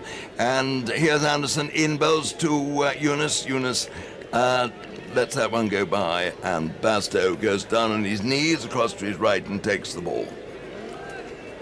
You've just got to keep patience. They've got to show some aggression, yes, but it's got to be patient aggression. Real disciplined outside the off stump.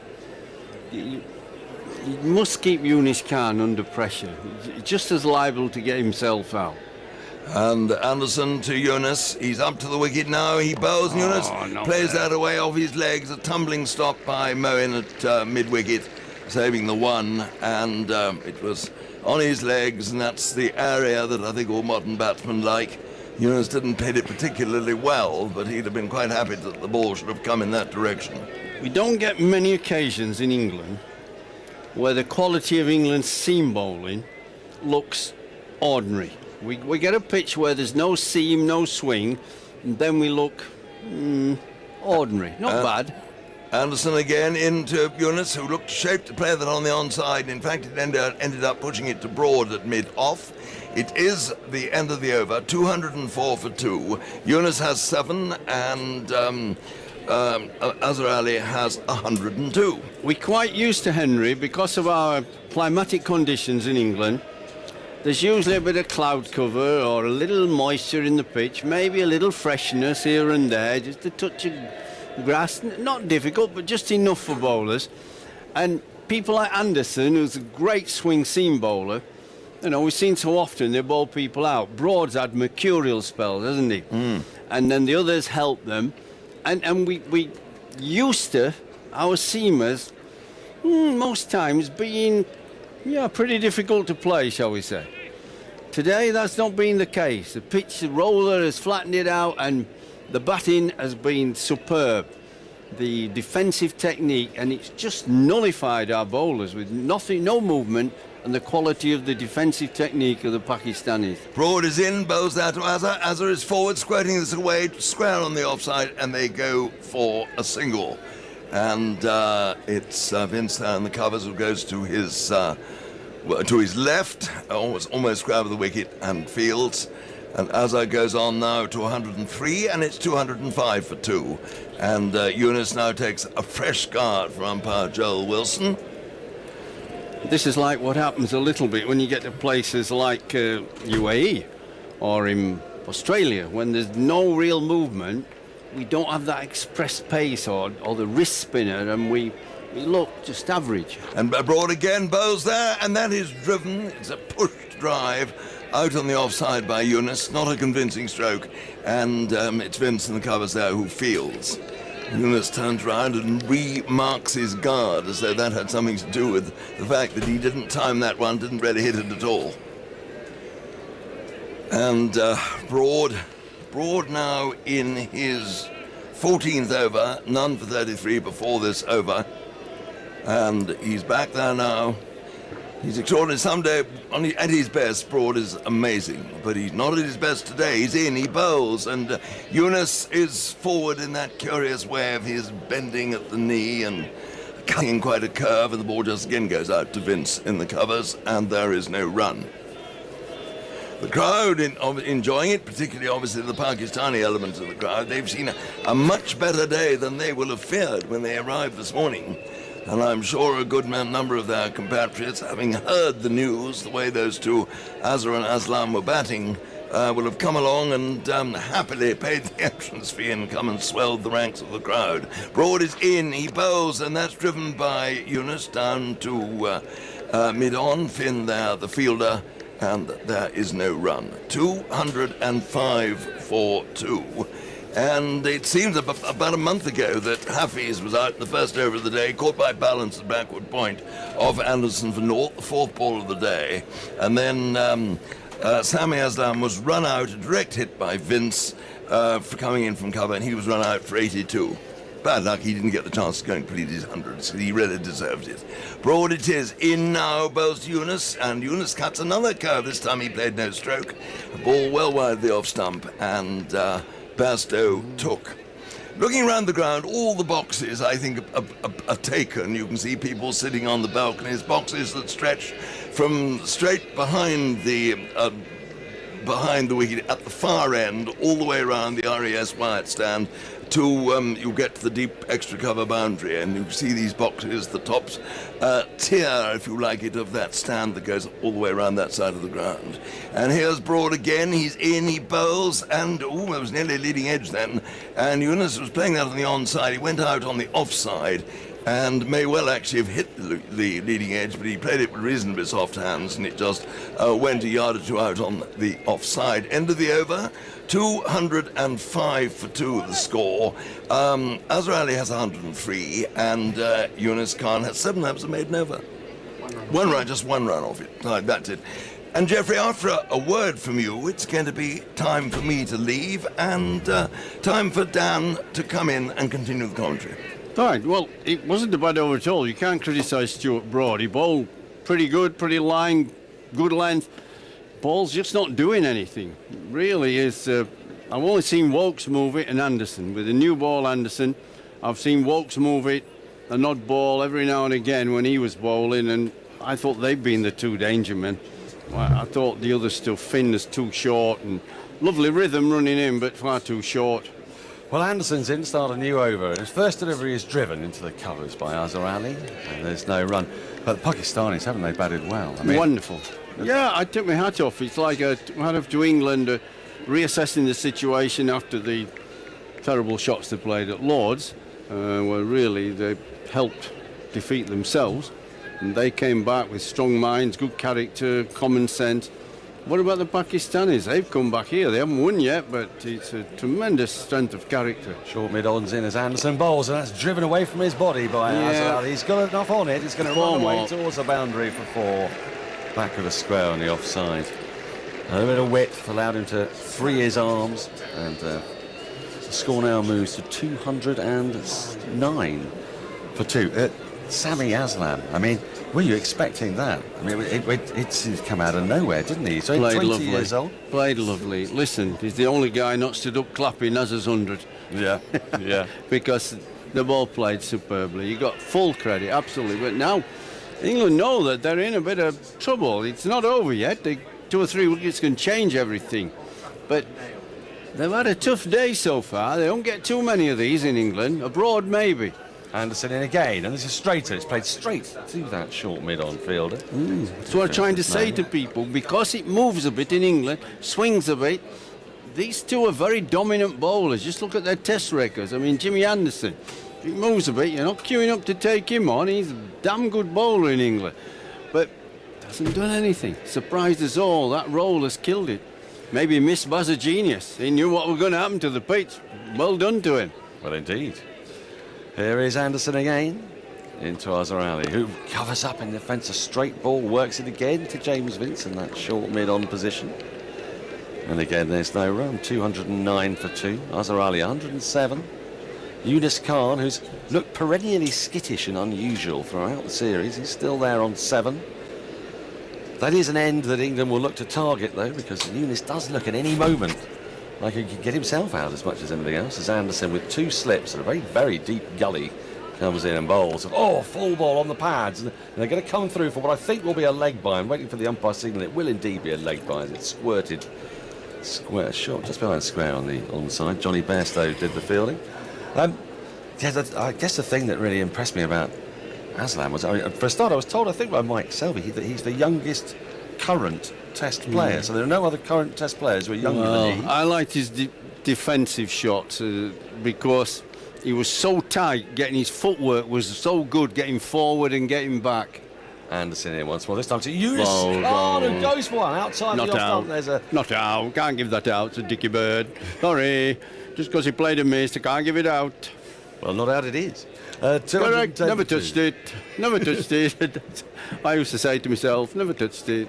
Was he a perennial not outer anyway, Dickie? No, I think he gave people out when he thought he was out. I thought he got a lot of decisions right, and I thought he was brilliant at handling players. That's half the battle. People don't mention that part. You know, you get people like Jimmy Anderson, the other over, was rooking with the umpire when it was missing leg stump by about 4 inches. Frustration, upset, can't get anybody out. You got to handle players. Don't just, what's your name? I'll report you to the match referee. Don't handle players. Much better, isn't it? You know, say, hey, listen, lad. You know, Bill Elliott, he just walked with you. Listen, lad, just calm down. I'm in charge here. If it's out, I'll give it out. But talk to him. Just get on their side. Doesn't mean to say to change your decision. No. But don't report him to the match referee every time they say something or what. Listen, there's got to be some spirit. You want some competitiveness. You want some juices flowing when people are playing. No, you don't want abuse. But when they're muttering and going on, deal with it. He was brilliant at that, Dickie. Well, we got Stuart Broad. Oh, we've got to change the commentary box coming up. I think we have very shortly. Stuart Broad at the top of his mark, coming in from the pavilion end. He's going to bowl to Azhar Ali. And he's in outside the off stump, and Azhar Ali still able to leave those deliveries alone. Perfectly happy to do so. Through to the keeper, there's no run. 210 for 2. It's definitely been Pakistan's day. They lost a wicket to the 4th ball of the day, and then they lost a wicket to a run out. And a man who I imagine would have had a very, very satisfactory day is coming to join me, Ramiz Raja. I think we might find it's that. All right, okay. It is. Yes. 210 for 2. Only 240 runs away from that 450, which is what they must be targeting. They want 150 lead. Broad bowls again down the leg side. It's easily worked out to deep backward square. They'll get another easy single as Hales does the fielder. You must be delighted at the way both Azhar Ali and Sami Aslam are batting. Absolutely. I mean, I was so happy for Sami Aslam, and he would have had a great record had he got to 3 figures, because that would have meant he would have become the youngest centurion in England.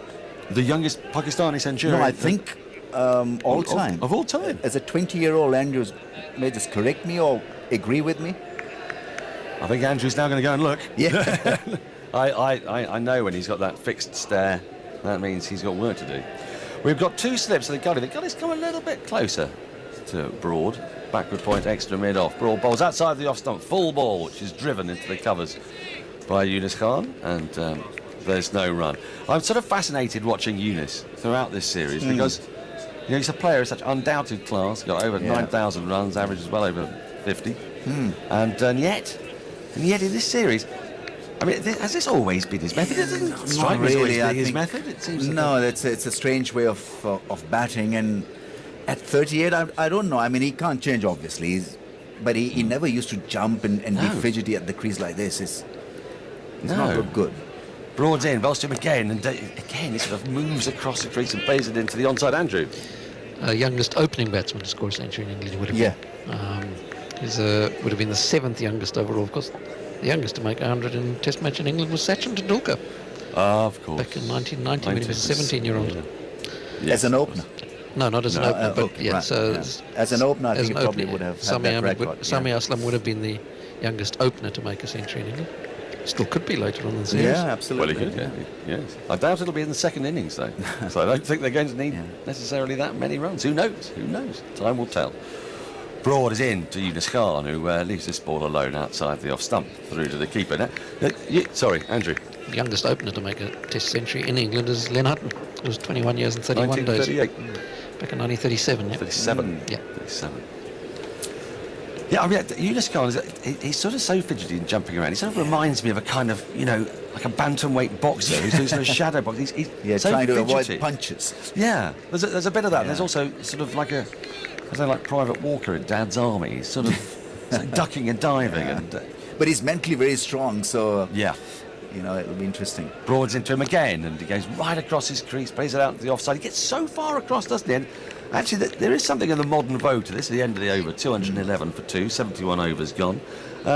Steve Smith, of course, moves a long way across his crease and looks to bring the leg side into play constantly. And England appear to be trying to just push it further and further outside off stump to Yunus, don't they? Yes, Dan. You see, the problem with this kind of technique is that he's not sure where his off stump is. He's not sure what to do with the in-swinging ball also, because he doesn't know where he is in relation to the stumps, and so he's got to make sure that when the ball is an in-swinging delivery, he's got to play it with his bat, and so he's looking after the outswinger, he's got to look after the in-swinger, and he's all over the place, and so that's the real examination of his skill. But he's mentally strong, as I just mentioned, so. Give him half an hour, 40 minutes of batting at the crease, and you see him sliding into action and be just a little bit more firm with his footwork and balance. Well, Moeen Ali's coming into the attack, and he may take a shine to him. He has done in the past. There's a forward short leg and a slip in, a deep backward point, short extra cover, mid-off, a short mid-wicket, a deeper mid-wicket, a long on as Moeen Ali bowls to Azhar Ali, who covers up in defence, a full ball on off-stump, which goes out to the onside. It's fielded there, there's no run.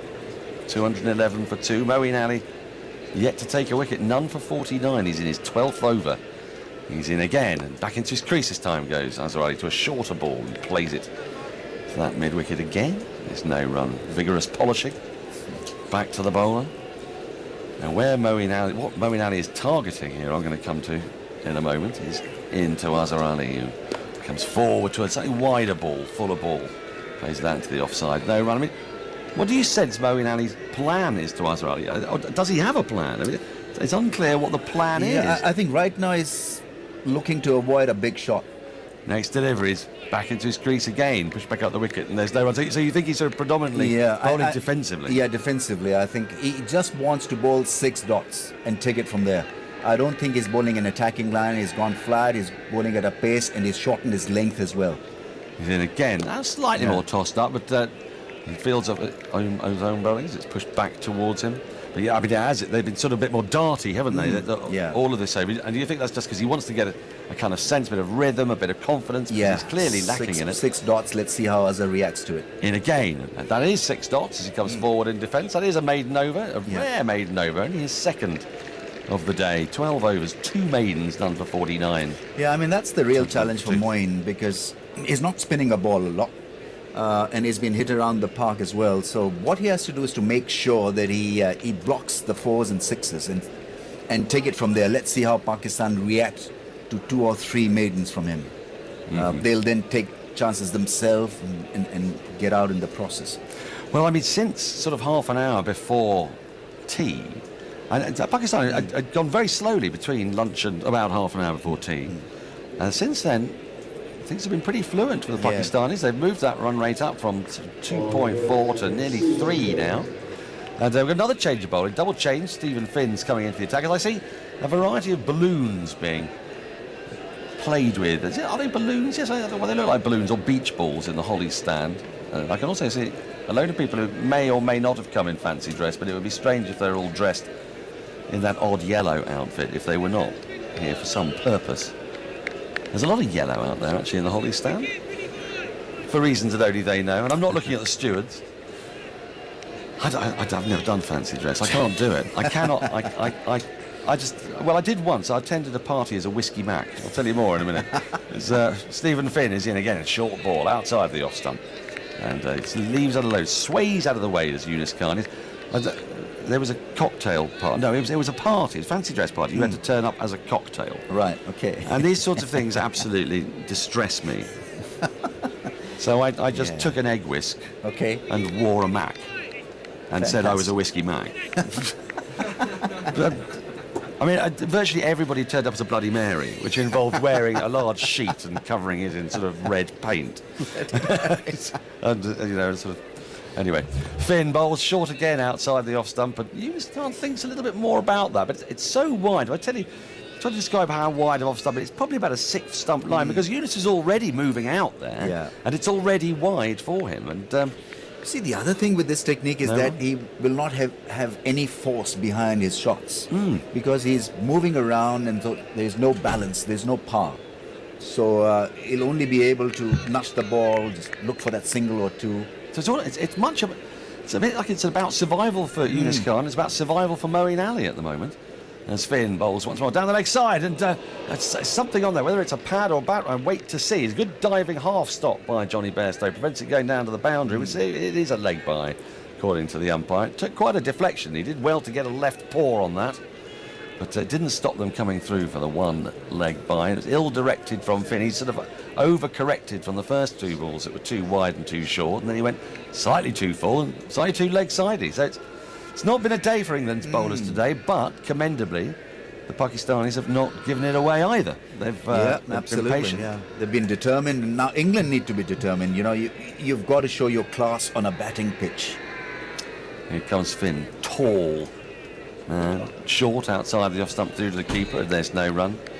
He always reminds me, Stephen Finn, I may have said this before, but he reminds me of a very tall version of an English actress called Tamsin Greig, who has short dark hair and is in The Archers. You may or may not be familiar with her. No, sorry. Google her, and you'll see what it. Well, I'm googling is there Finn, and he's clutching his hamstring. He's not 100%, but he's stretching his hammies. I'm not. Might that be cramp? Could be, I'm not sure. Might be a bit of cramp. Yeah, but he's continuing to bowl, so he seems to be fine for the time being. Well, England have had problems with injuries, of course, in this series. Stokes, most notably, as Finn, with his very long run, runs away from us and bowls short ball onto the hip of Azhar Ali, and he works it into masses and masses of space on the leg side. He'll come through once again for just the one more run. This is tremendous stuff from the Pakistanis. It's quite attritional. There's no doubt that today is one of those days for the connoisseur. The crowd are not exactly being treated to thrills and spills. There's not been a clatter of wickets or a bundle of fours, but there's a gentle hum around the ground that's appreciative of what has been a fantastic effort from the Pakistanis. They've been written off. Really, their batting had been written off. Yes, absolutely. It's a great comeback after what they were with the bat in the last game to what they are at this stage. It's just a tremendous sea change. Finn up to the wicket, bowls again short, and this time Yunus Khan. No, I think he's struggling. He's absolutely struggling. He does look to me, doesn't he? Yeah. He really does. I wonder if he's resigned at this stage. I don't know whether it's a proper hamstring problem or whether it is a bit of cramp. It might be a bit of cramp, but what he's got is a drinks break by the looks of things, which will afford him a little bit of time to be assessed, maybe to be stretched. But of course, if he's got an actual problem, the last thing he actually wants is for the physio to come. Absolutely. Now, with Jimmy Anderson being worn twice, and with Finn not looking 100%, it's going to be tough for Cook really to address the situation. Well, it will. I mean, he's used to having 5 bowlers at his disposal, but Moeen Ali has not been giving him the control that Yazir Shah as well. Absolutely. Yazir Shah yesterday. But how many overs did he bowl in that spell? 20 odd. 20, I think. 20, 25, something like that. 25. 25 overs in a spell. Now, at no point are England able to go to Moeen Ali and get that same sort of control. To become a good bowling side, you need a quality spinner. Pakistan have been rather fortunate in finding a leg spinner or a left armer or a Saeed Ajmal in the last 10 years of the cricket, and that's the reason why they are highly ranked in test matches.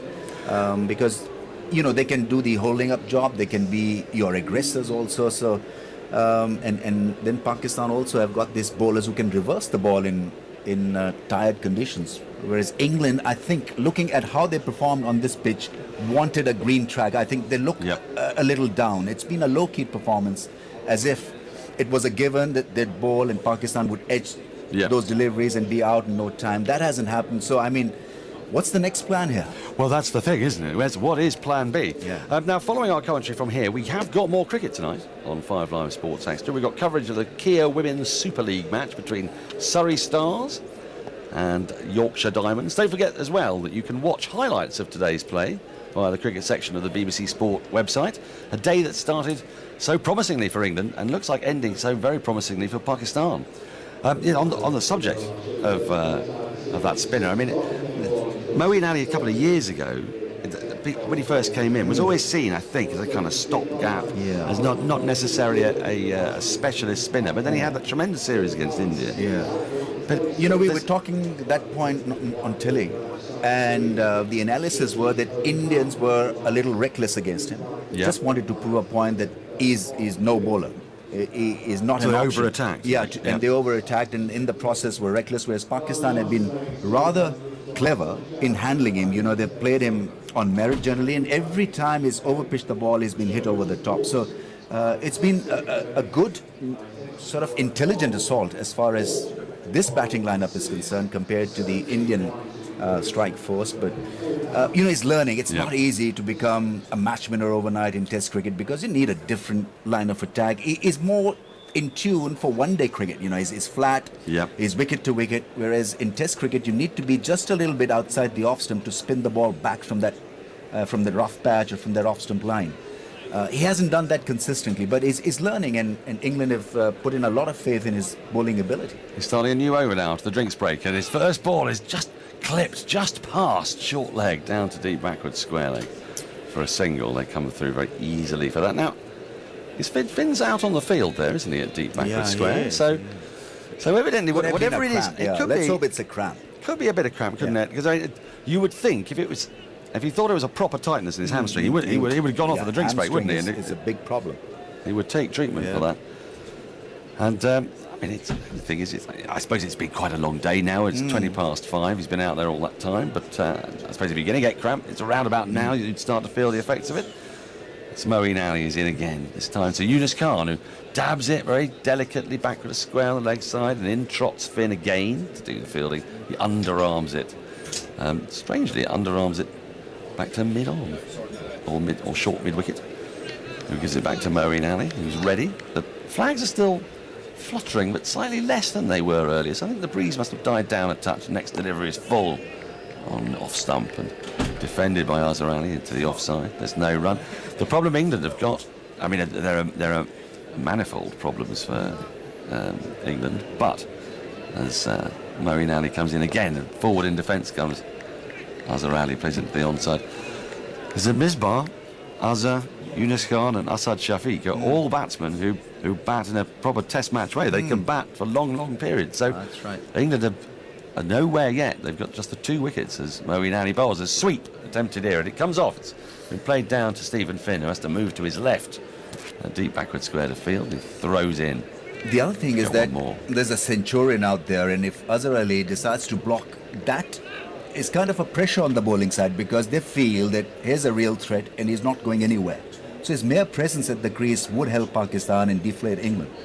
And Azhar Ali has quietened down a bit after scoring his 100. His run rate has dropped, and just making sure that he's there till the end of play. Yunus Khan faces up to the last ball of this over, and he works it neatly straight to mid-wicket. The total, 216 for 2. Azhar Ali, 111. Yunus Khan, 8. 74 overs been bowled. 6 overs until the new ball, and maybe to discuss whether or not England would even want to take the new ball today. With tired bowlers, it will be Ramiz Raja, followed, I'm delighted to say, by Ed Smith. Yeah, I mean, it's a tough call. How tired are England bowlers? In what frame of mind will they be? But that's their only hope, I guess. At this stage, there's no reverse. This is a very battable pitch. The sideways movement is not there entirely. So I guess if the opportunity comes, they should take it. Evening, Ramiz. Evening, everyone. Here's Finn. Bowls, and Ali plays with a straight bat on the back foot, as he has done for so much of the day. 111 not out, held the innings together, doing what every opening batsman or top order batsman, number 3 batsman, aspires to do, which is to define the shape of the scorecard. And with Pakistan 216 for 2, that's exactly what he's done. He's looked in real control. Yunus is 8 not out at the other end. And England have to find something quickly here. Time not yet run out, but the clock is ticking. Finn charging in. Wide of the crease bowls, and it's angled in and left by Ali. Very good leave. I'd be interested in knowing how fit Finn is, because he's clutching his hamstring in the last over. Whether it was a cramp or an injury, I'm not too sure, but thankfully he's still bowling for England.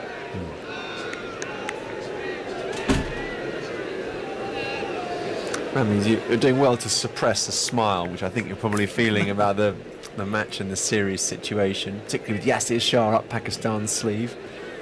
Finn again wide of the off stump, left alone by Azhar Ali. No, I think Pakistan have done well. I mean, they've been competitive, and they had an extremely bad test match, the last one, and to raise their game and to be so committed first, making that call to bowl first when everybody felt that they made the wrong call, to limit England to less than 300, and the way they've batted, I mean, it's just a tremendous change for the better, and that is what the fans want from Pakistan. Just be competitive and put up a fight. They're doing that and more here at Edgbaston. Finn in, bowls and nicely in the channel. Forward is Ali, defending to Anderson at point. He's been in a pretty grumpy mood today, James Anderson. A few disagreements with the umpires about various things. Born of frustration about the match situation.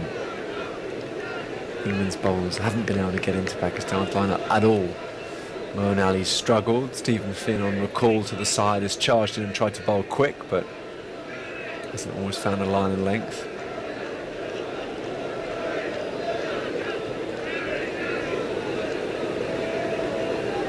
Finn in again, bowls and whipped away on the front foot by Azhar Ali. He has a chance of 2.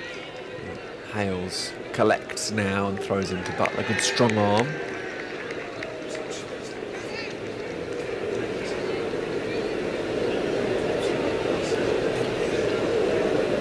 Dropped when he was 38, has he? Yeah.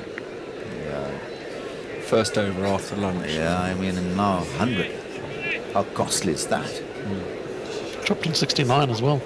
Yeah, it's a hard chance, cotton ball. Yeah, that's right. England had a little burst of bowling with real control after lunch, and that was sort of one of the big turning points. That missed opportunity. Joe Root at second slip. Finn in. Yunus Khan across his stumps, and it doesn't look entirely comfortable, but manages to get something on it. Finn takes his cap from the umpires. 217 for 2. Azhar Ali 112 not out. Yunus Khan 8 not out. This series has been very interesting, I think, in terms of England's assets and their weaknesses have been exposed pretty totally. I think the batting of Root and Cook is just an extreme example of what England do when they do well, which is their 2 best players get in. Some of their seam bowling's been good, but they've lacked top order batting around Cook and Root, and they've also lacked a consistent spin option. Yeah, absolutely. Ali in again. Azhar works it down to deep backward square leg, scampers the first quickly. Have to settle for 1.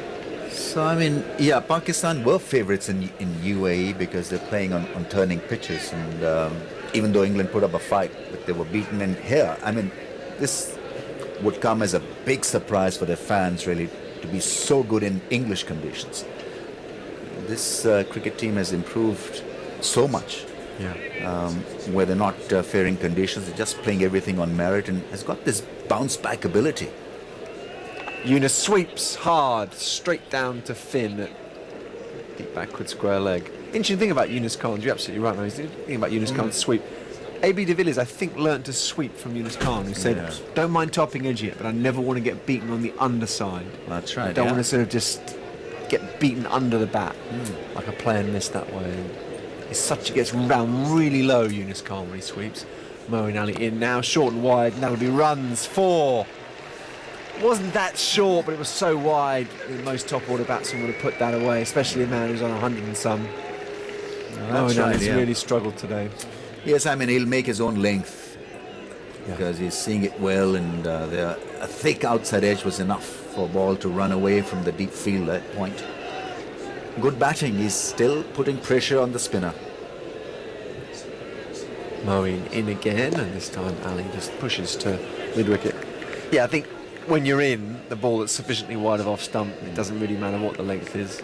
As you said, you make your own length. Exactly what Azhar Ali did there. 223 for 2. Ali in now. Sweep shot from Azhar Ali. Be more runs, at least 2. Stephen Finn, who's in the middle of a spell, has a long scuttle around. I think he does well. He dived, dragged it back in, and he had a difficult second stop, which I think he completed without touching any part of the boundary foam. So you've seen 2 sweep shots, both very different, both well manufactured. First one from Yunus Khan, which was a hard hit. This one more a lap. But clearly ask any spinner, he doesn't like to be swept. Yeah. It's such an irritating shot for him to handle. Ali again, and another cut shot, this time straight to Broad. There's a deep point, the run's coming all too easily for it. Pakistan at the moment. England can't staunch the flow. At what point do England feel that it's, they're not out of it yet, but if Pakistan were to get to parity with, say, 3 wickets down, it's a long way back from there, isn't it? Yeah, I mean, 297 England. Tomorrow will be another good day for batting, and if Pakistan can bat most part of tomorrow and then involve Yasir Shah in a bit of reverse, I think it'll be tough for England. It's imperative for them to make sure that they play at least 2 sessions tomorrow. Lead obviously will help them to get England under pressure, but more than that, I think they need a turning pitch to make England hassle. Right now, this is a beautiful pitch. I was out there. There's nothing wrong with it. It hasn't powdered. Still very good. Finn in, beats, or is it beauty? And the slip cordon were up as if there was an edge. There wasn't, but it was a perfect delivery. Slightly angled in, bounce, a little bit of seam movement away from the bat. If anything, a bit too good. Beautifully done. Yeah, I mean, if you can raise your game at 5:30 in the evening with a ball like this, you know that you're one for the side, one for the captain. He's running in hard, and that's been so good from Finn. He's bowled at a good rapid pace, and he's shown commitment, and he's ever so close of picking up a wicket. Here's Finn again. Middle of the crease, short and wide, and Azhar Ali just drops the hands, drops to his knees, and safely gets out of the way. 2-2-6 for 2. Azhar Ali 120, Yunus Khan 9 not out. Partnership is 45. Anxiety growing in the England camp. The eternal optimist is putting on the headset next to me. Graham Swan. Graham, earlier on you were saying... Good evening, all. Evening. Earlier on you were saying that England supporters and pundits, I'll come back to this in a second, as Finn is in, wide of the off-stump, left alone, good carry, good pace. Ooh, good. Pundits were pressing the, not panic button, but the doom and gloom button too early. Far too early. But now, Graham, at still far too early. Okay. England still have a lead of 70. The ball's still swinging. You get these 2 out, you could easily get 4 or 5 wickets before parity is achieved by Pakistan. It could be 7 down. You could get a lead of 10-15. You have to think like that on the field. There's absolutely no point of thinking doom and gloom. Oh my God, they're going to get 400. Finn in again, full and straight, and a lovely straight drive. It's a half volley, really, beautifully dispatched to the straight long on boundary. It's a glorious shot. Holding his balance really well. Moves to 124 with one of the most pleasing shots of his innings. That's right. Well, Finn played the shot of the century earlier in the game, an on drive, and he's had a bit of his medicine dealt back to him here. It was a very full half volley. Azhar just had to push through the line. But yeah, England, if you believe the team are on top and they're going to get 400, 450, as sure as eggs are eggs, they will get 400, 450. You have to keep drilling into yourself, even if you don't quite believe it yourself. No, we're not out of this. We still have a 65 lead. For goodness sakes, a lot of runs. Finn in again, bowls, and short and wide, and Azhar caught the leaping lead from Yunus Khan, flicks up his right heel. 230 for 2. And also you need to factor into the equation 77 overs gone after this delivery, 3 overs to the new ball. The new ball can cause a whole clatter of wickets, Cluster of wickets. Yeah, Cluster of wickets. I mean, use either any of those three, I think works. England are not out of this by any means. You've cheered me up no end. Finn in now. He bowls a good ball on a length that Azhar Ali defends comfortably out to James Anderson at square cover. End of Finn's over and he looks slightly downcast. 15 wicketless overs and trudges back towards deep backward square leg. Moeen Ali is coming in, taking his cap and sweater off. Yeah, the one thing that worries me about England at the moment is the fact that Stephen Finn trudged off there. He did look a bit. Now we've got Gary Balance has jogged over. He's going to pat him on the backside. Say well done. So his first sort of bit of social support from the team. And I've not seen enough of that. There's a lot of people gone into, just hiding in their own little bubble, just letting the game drift. Interesting. So that's the first time he looked really downcast. But that tells you that a lot of people are just waiting for something to happen. They're not prepared to believe that they're still ahead in the game. They're still ahead in the game. That's the crux of the matter. Moeen Ali is made to wait. There's a bit of movement behind the bowler's arm.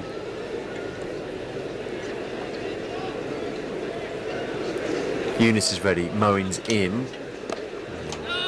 Yunus Khan just pushes this into the offside. Lights are on here at Edgbaston, although the clouds are high. The rain that was threatened a little bit earlier on hasn't materialised happily. It's been a cool but not particularly draining day for the players. Now, Yunus has just asked for someone behind the bowler's arm to sit down. He did this at Old Trafford, didn't he? I was listening on the radio and it was a man sat a good 35 metres over long off who has asked to move, so we'll see who he's got to move today. Maybe he's moving a catcher in the crowd. Maybe he's it's like with the Babe Ruth story about the called shot. Yeah, where he points at a section of the crowd. Right. Maybe Yunus is just saying, no, I'm going to hit it straight to you. Nil to the right, sir. That's it. Just there. Steward number 2, aisle 3. That'd be, if he did it now, I'll take my hat off too. Moeen in, and Yunus Khan plays a nice extra cover drive, but all on the ground. Maybe it wasn't quite the right ball for the called shot. Very happy for Yunus Khan to play that shot. Moeen Ali should be. Outside the off stump, they could easily have snuck through the gap, through the gate, cleaned him up. Andrew Sampson. 50 partnerships come up, 90 balls. Good test match tempo.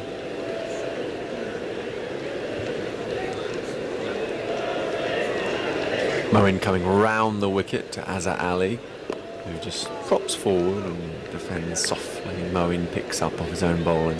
Now this is a poor field around the wicket to maintain the deep point. That is a rank long hop. If you get cut for 4 from around the wicket, it deserves to go for 4. Try and get some pressure up in front of him.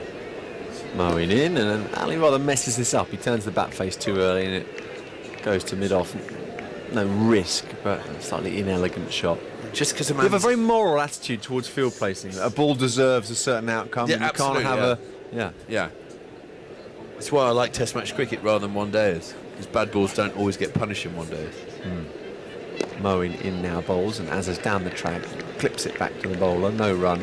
No, but what it is, I truly believe, even though the man's got 100, he has still got to feel under pressure from the field. He's got to feel, if I don't get this absolutely right, I will be caught by the man in front. Moeen in again. Azhar Ali opens the face and runs it out to deep point.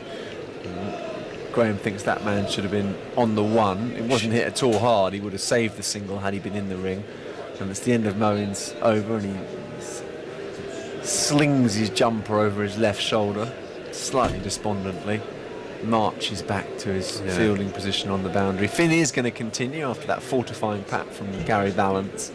Yeah, again, the England team are wandering, they're meandering through. Moeen Ali's just bowled a fairly decent over. He didn't get a pat on the bum, didn't get a well-bowled mo, tug on the beard or whatever happens. Something should have happened. The team needs to show something, some love to each other, because if they just keep looking at the board where, it's a new ball in a minute, I'll try when the new ball gets here. That's awful for the team. I know Andrew Strauss made a huge thing of from over 70 to 80 was even more important. And you don't let those 10 overs drift. You go hell for leather, try and get a wicket there. You don't concede 50 runs. Interesting. That's a very good mindset to get a team into. Finn starts a new over in bowls, and it's a leg stump half volley, and it's whipped away with disdain. Finn kicks the dirt, almost kicked the stumps actually, looks furious with himself.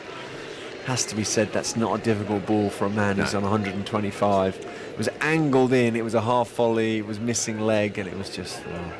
I'm going to see the silver lining of this, though. What a lovely shot. It was a lovely shot. Ed Smith at his finest, this high elbow, wide of mid-arm. This was your signature shot. I mean, those who never saw Ed bat, I had the pleasure of a couple of centuries. I was on the receiving end of a couple.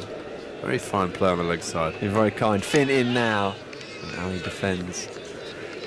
Very uppish through behind square on the offside there, weren't you? Sort of fourth, now it turns. slip. Now it turns. That was where we used to try and get old Ed, try and nick him off, try and get that cut shot that's always uppish. Now it turns. You see, I'm being picked apart. Not a turn at all, no.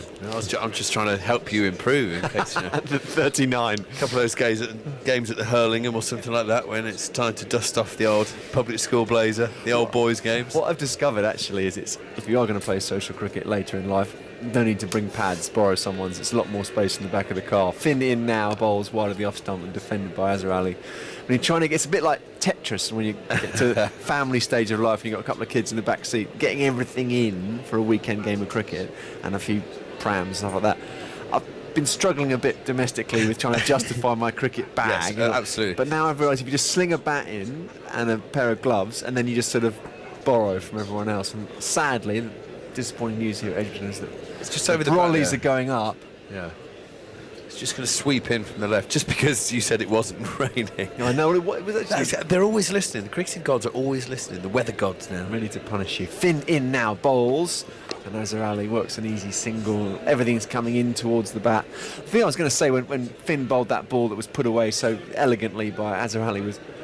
it always makes me laugh when you have bowling meetings or leadership meetings about plans, and someone will say good off his legs, and Andrew Flintoff used to say, who isn't good off his legs? Has there ever been a batsman playing at a decent level? Misses every half volley on his middle feet. Yeah. It doesn't happen. Going back to what you were saying, packing the car, I mean, up and down the land, Saturday afternoon cricketers will, I mean, it almost gets to a degree level. Once you've got kids, once they're involved as well, or once you're taking, the second team scorer and your best mate. It's a skill in its own. Yeah. Finn in now, and Eunice right across, crabbing across his crease, up on his toes. There's no run. Do you remember the old coffin? That was a relatively short phase in the history of transporting kit, wasn't it? And when I say coffin, for those of you who've just crashed the car or whatever, I'm talking about, it was the name of a cricketing case. Yeah. You actually needed an estate to get it in. Yes, but that was Tetris. Everything was a block. You could fit things in beautifully with those.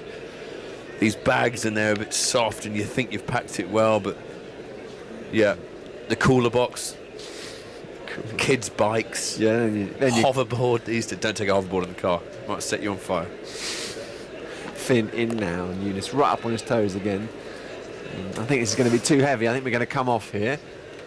We'll wait and see. The umpires are sort of walking slightly towards each other as Finn takes his sunglasses. He's not going to be needing those. I think at the moment it's only raining on the left-hand side of the ground as we look out. It's not reached the middle yet. No, they're carrying on actually at the moment. Yeah, I think the England players, as the rain actually is now going across the whole of the ground, they're already walking off. And yeah, the umpires have called on the covers, so it's time for a break. Just 1 over short of the 80, so the players will leave the field for rain. Is that you done, Teddy? It is, Graham. Well, I'm going to return to your themes on particularly Pakistan's good batting, what England needs to do with the ball when they do come out, and then I'm going to leave you in the capable hands of Simon Mann. I'd rather talk about packing kit in the back of the car, to be honest. It's been a bleak day for the England bowlers. The ball has swung all day. The pitch hasn't offered a great deal, but that one chance that Joe Root missed earlier in the day, it wasn't a straightforward chance, but it was one of test number 2, test second slip. Would expect to take 9 times out of 10. Slipped through his fingers, gave Pakistan the chance that they wanted, and they've gone from strength to strength. Good evening, Simon Mann, and Tuffers is here as well. My favourite fellow spin bowler. His Royal Highness Phil Tupnell. Evening all. What's happening? well, they're bringing the covers on, and I just wonder whether that shower is abated. Yeah. And they have to take them off again and get the players out there. Everyone's stopped. The umpires have stopped halfway. Yeah. We're in that situation where I think if we're not playing at 6 o'clock, that's it for the day. It's 17 minutes to 6. I think someone just turned the tap off. Yes. Well, the umpires are wandering back out to the middle now. The England bowlers will have their boots off already. Yeah. Desperate for that'll do for us. We'll come back in the morning fresh and ready to go. Even though there's a new ball only an over away. But the other problem with the new ball, Swan, is you don't want to take it when there's a bit of grease around. No. This is when it's drenched in the outfield. The amount of rain that's just fallen then, that was the lightest of drizzle. That's not going to affect a new ball whatsoever. But the two umpires are wandering back out to the middle, and more importantly, they've been joined by Jerry Lloyd, the fourth umpire. I don't think they're allowed to, go to the loo without permission from the fourth umpire. So don't let them off the field. Yeah, they've been told go. This is where you stand, lads. He's got his umbrella. As well, poking them back out there. His jousting stick. Well, the umpire's having a chat with the groundsman. He's, I think, basically saying, asking, what does your radar say? And they're looking towards the left where the weather's coming from. I can see some blue sky over there, but also some dark clouds. Really, if they hadn't gone off, they'd still be playing. Yeah. It doesn't matter what the bloke's radar says. It's what's happening right now. No, but they might say, well, if it's we've got the covers on. If it's going to rain again in 2 minutes, we'll just hold on a second. But actually, they just call the players back on, really. Yeah. Well, strictly speaking, they're not supposed to do that. If it stops raining, it's clear you're supposed to take the covers off. Try every endeavour to get the players back out there. But like I said, the England bowlers will have their boots off already. They'll be very happy to go. They'll be blowing the minute hand round on the clock, trying to get it to 6 o'clock, 6:01, so they can have a good night's kit. But they're not going to get their wish, I don't think. I would have hidden by now. You lot can go back out. I'm not. Yeah. I'd be under the table in the lunchroom. Well, when weren't you hiding though, Tupper? That's Quickly pull the tablecloth down.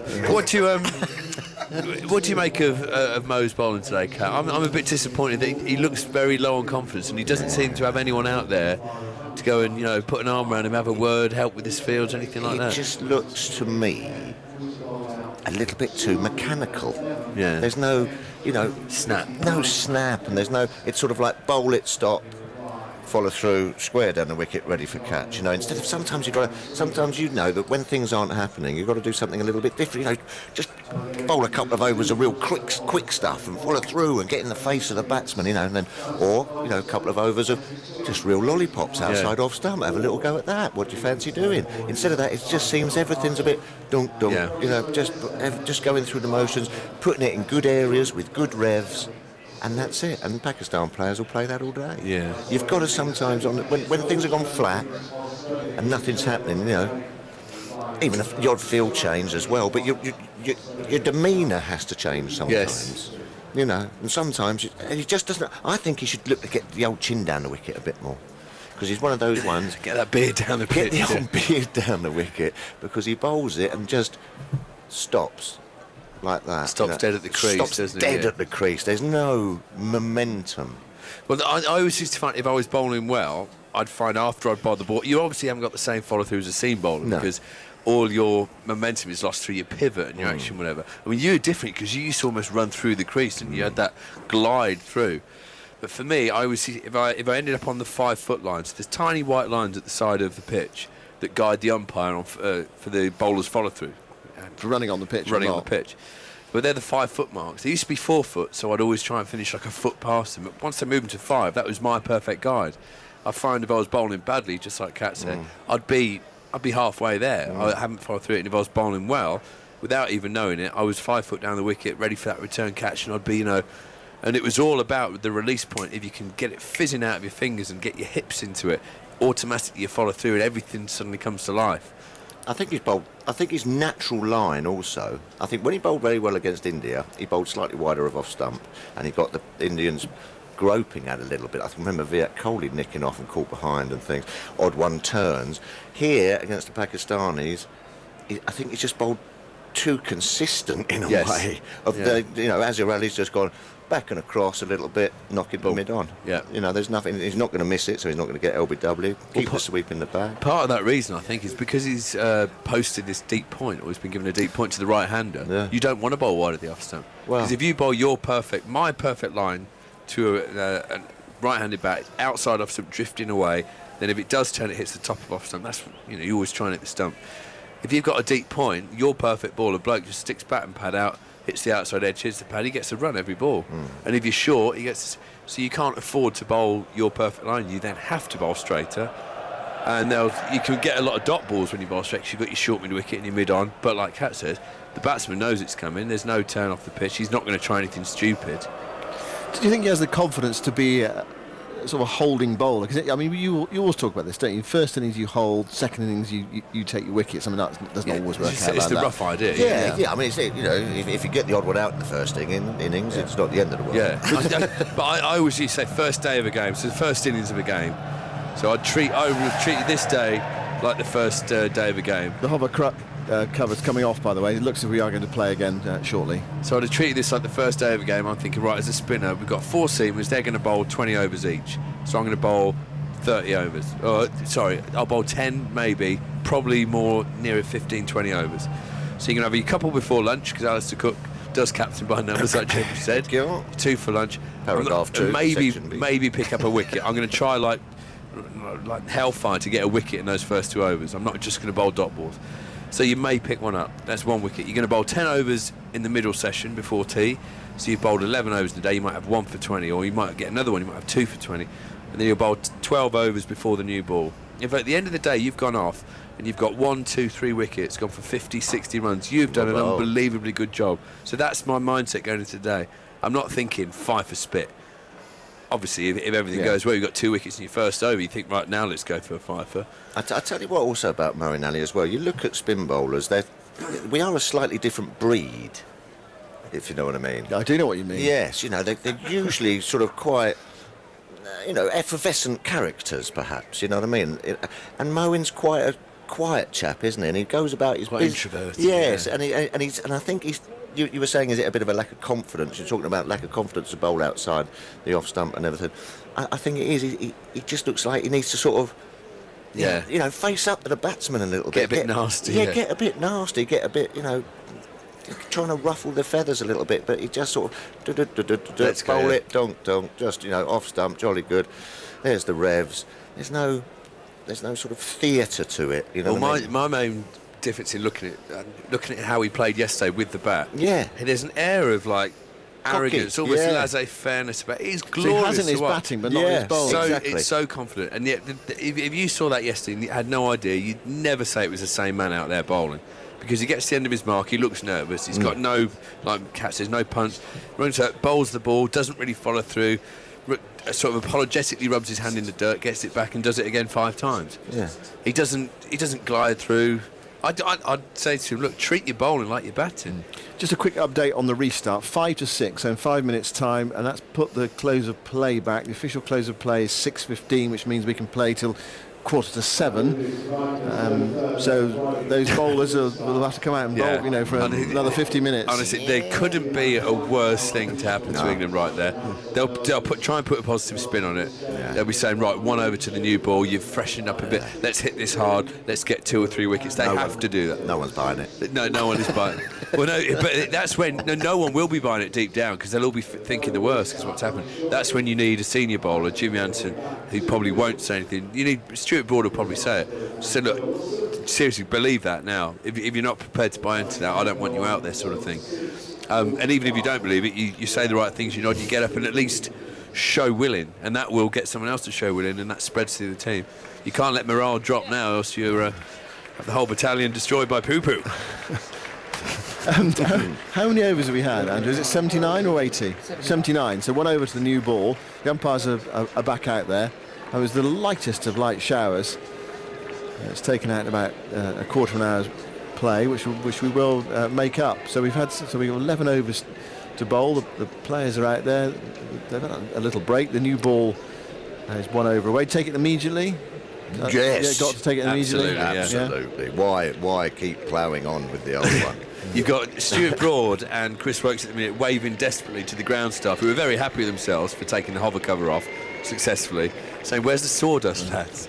And there's a lot of the YTS boy's been sent now. Get the bucket out there, you idiot. Moen's figures today, Andrew. Let's have a quick look at those. 15 overs, 2 maidens, none for 63. Yeah. I mean, Yasir Shah, he's had an excellent start to his Test career. What he was able to do yesterday was hold an end for Pakistan, and they bowled him for countless overs. How many did he bowl in? 27 overs, 1 for 64. That allowed the seamers to rotate from the other end. And he has got his wickets. He has got his wickets at a good strike rate. Who, Moen? Yeah. But that's because you kind of fancied a bit. There will come a time when that stops happening. And you've actually then got to hold someone in the crease, hold someone. You've got to be able to go at 2 and over. I always look to go Test match cricket 2 and over, 2.5 and over. You know, all right, he's got a couple of wickets with people running past him trying to get after him, and everyone always used to say, "Oh, that's a good thing, Phil." Well, it's only a good thing if they run past it. Absolutely, yeah. Well, that's it, yeah. And like last game, people say, "Yeah, but he's picking up wickets." 2 for 80 off 13 isn't a great return. I mean, in the overall scheme of things, won the Test match, but the bigger picture says, "Hang on a minute." We've got James Vince. Yeah, James Vince is going to. That's what the discussion did. Right, you lot, I've got a new plan. Here's Vince then bowling to Azhar Ali. That's a gentle one outside the off stump that's pushed away towards short extra cover, and there's no run. We've seen him bowl before, James Vince, haven't we, against the Sri Lankans? He nearly got a wicket in his first over in Test cricket. He short of a length against Headingley, just rose up, took the shoulder of the bat and ballooned past third slip. Yeah, very close to it. He's got a bit of pace in his shot, a bit of strength in there. He's only mid-70s. He's slow, but he's a tall boy. Uses his height well. He's bowling from the Birmingham end to Azhar, who comes forward and plays that forcefully away on the offside. It's a nice piece of fielding. Cover prevents a run. It's Anderson away to his left-hand side. 237 for 2. Vince has picked up a wicket today, if you like, not with his bowling, but with a run out. Got rid of Sami Aslam for 82. He's run out by his partner as well. Azhar Ali, who's shrugged that off and gone on to make 130 not out. Vince bowls to him outside the off stump. There's no stroke. And through to Bairstow. It's a very defensive field for Vince bowling to Azhar. There are 4 men back on the boundary. Third man, fine leg, deep square and deep point. Down to a slip and a gully. And Cook here just looking to get through to the new ball, just trying something different. It's not worked with Moen today. They've picked him off. And Pakistan haven't got away today in terms of the run rate, but they've only lost those 2 wickets. Vince bowls. That's guided away down into the gully by Azhar, who is probably saying to himself, "Don't get out," to Vince. "Don't get out just before the new ball." For the love of God, don't get out. Yeah. Just to let you know, 1 or 2 Brollies have reappeared and gone to our left, but it's I can't see the rain in the trees anywhere near as clearly as I could before. If there's a slight bit in the air, that's actually really good, because it's a horrible time to bat when that's happening. Now Vince goes in again, 5th ball of the over. Turned away into the onside by Azhar for a single to mid-wicket, so he's survived the Vince over unless he's run out by his partner. 238 for 2. Yunus Khan 10 not out from 39 balls. We're off to the shipping forecast at the end of the over. Our commentary will continue as ever. 5 Live Sports Extra, digital radio, digital television, and via the BBC Sport app. 1 ball to go, and then we'll say goodbye to our Radio 4 long-wave listeners just for a couple of minutes. Got 2 slips in for Vince bowling to Yunus Khan. The last ball of the over. Vince runs in and Yunus turns this into the onside down towards fine leg for a single to end the over. 239 for 2. Radio 4 long wave listeners, shipping forecast time. So we've reached 80 overs. 239 for 2. Azhar 131, Yunus 11. Out today, Hafiz in the first over. Actually, the first over, it was not a great delivery from Anderson. It was a poor shot from Hafiz. And you thought, well, if Pakistan are going to play like this today, then they've got no chance. sort of gifting wickets. In fact, both wickets have been gifted today. One was a long hot, one was a one was a horrible barbecuing, wasn't it, with your teammate? It was Jeffrey on commentary when that happened many times. But he was purring in his seat, wasn't he? Well, no, we got just him, like me doing Randall. We got him in afterwards, about 5 minutes later. I tried to get him onto that, but he wasn't biting. He said I could be the first BBC commentator to go to the moon. So I think he was a bit grumpy about really? 4:30. Yeah. Why is he going to the moon? Well, no, he was going to send me to the moon. Oh, I see. For bringing it up. I thought I think it'd been like a crowdfunding to try and send Jeffrey to the moon. Well, I know. I'll get my credit card out. So it's Stuart Broad who's going to bowl from... What end is this? Is this called the Pavilion end? Pavilion end, yeah, that'll do. And we've got City and Pavilion end, or Birmingham end. Didn't they change it? Yeah, they changed it to the Birmingham end. It used to be the City end and the Pavilion end. Just in case you got confused whether it was Coventry or not. Exactly. Broad today, 15 overs, 3 maidens, no wicket for 35. Anderson's only gone for 31 from 16 overs. Finn, 44 from 16 overs. Wokes, 17 overs, 0 for 50. The runs per over column is fine. It's just they haven't been able to find those wicket-taking balls. Eunice on 11. Broad runs in, 2 slips in the gully in outside the off stump. Not much carry there through to Bairstow. Have they taken the new ball? Have they indicated that? Or is Broad just going to have a couple of looseners? He's put the sawdust down now on where his foot lands. I'm trying to look at the ball, see if there's any glint of... I think that's the old ball still. There's no... Well, the field suggests old ball, doesn't it? I know it's... yeah, it is the old ball, because normally with the lights on you see a bit of a glinting off the lacquer of a new ball, but that's... it's like an old haggard pill in his hand. Just something the dog's been eating. Sorry, just a note for 5 Live Sports Extra listeners. Commentary of Surrey Stars, commentary on Surrey Stars against Yorkshire Diamonds in the Women's Super League from around 7 o'clock. Broad bowls outside the off stump. That's guided away by the batsman. Square with the wicket. Eunice is going to pick up 4 here, easing the ball square out to the boundary, finding the gap between backward point and cover.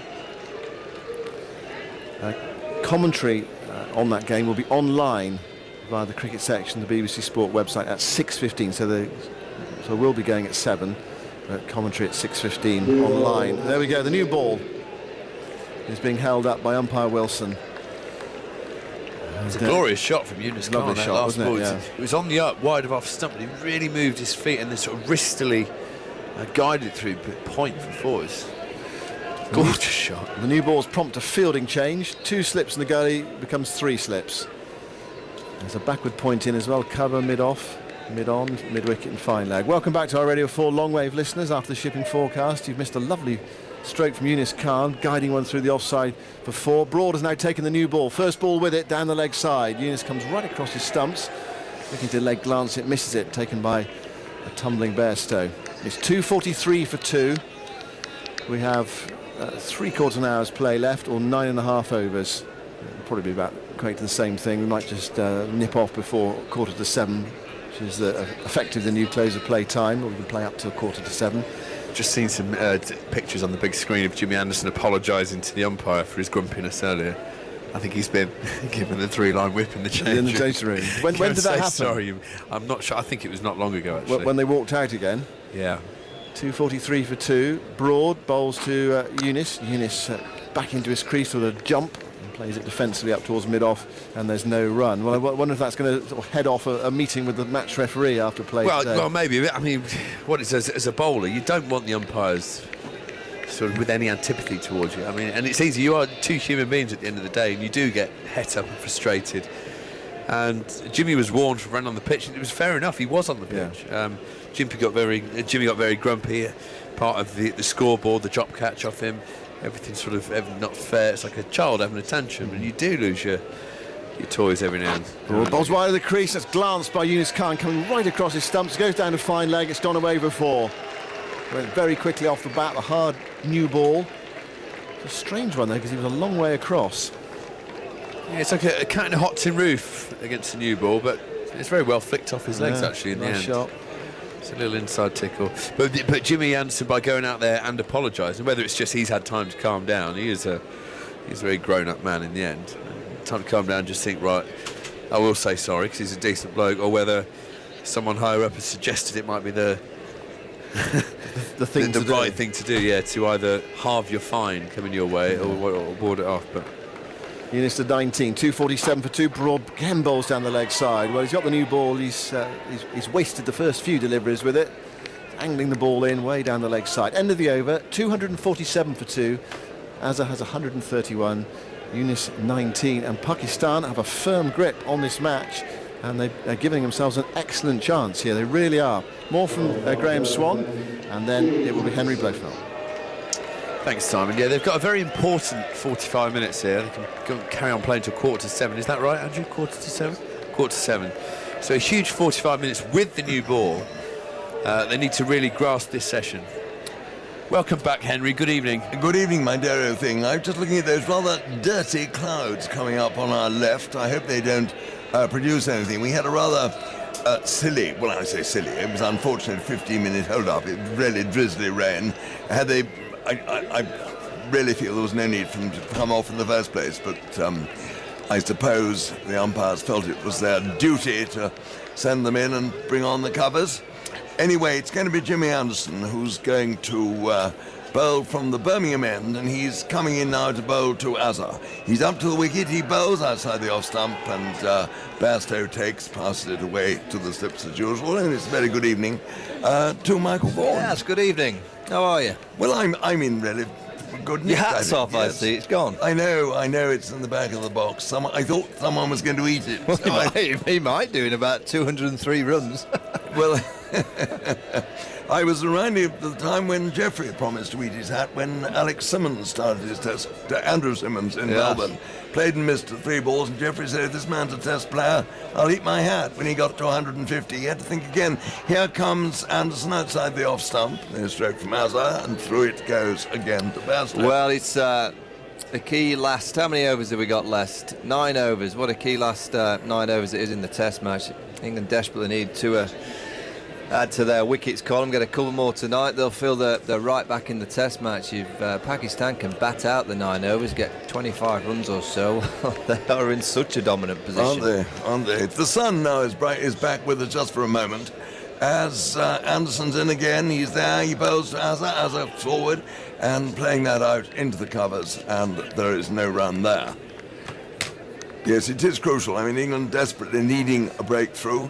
And Pakistan can hardly believe their luck. I mean, I think we got to pay terrific credit to Sami Aslam coming into the side, having played just 2 Test matches and made 47 runs. That was it. Those were his career figures. He came in and batted marvellously, didn't he? For his 80. Fantastic. He really did deserve the 3 figures. He was very much of the old school variety. Indeed. Here's Anderson again in bowls outside the off stump. No stroke there from Azhar, and through it goes to Bairstow. I think that the worrying sign for England is the pitch has just lost that zip. Yesterday, it just had a little bit of zip, and I thought that they would go through that bit quicker, Henry. Well, I can't see it getting any quicker from now on in, and we know from watching Pakistan over the years that they like playing on these kind of wickets that are a little bit slower. You know, and then those footholds will develop. Yasir Shah will have something to bowl into, and their batsmen don't mind it when it's at this pace. And it's Anderson again. He's into Azhar. Azhar's forward, pushing out just behind square on the offside, and they go there for a single. Hales is the fielder, and 1 run comes. So 248 now for 2, and he goes on now, Azhar, to 122. Anything planned tonight, my dear old thing? Anything on the agenda? It's 132. I was giving him 10 runs less. Anything on the agenda? No, I'm not. I think I shall have an early night tonight. I know you and Tuffers have got we've got a romantic dinner for 2. Well, my goodness me. Candlelit and all that. And it's Anderson once more. This time he's in. He bowls to Yunus Khan. Outside the off stump. He got out of the way of that at the very last moment.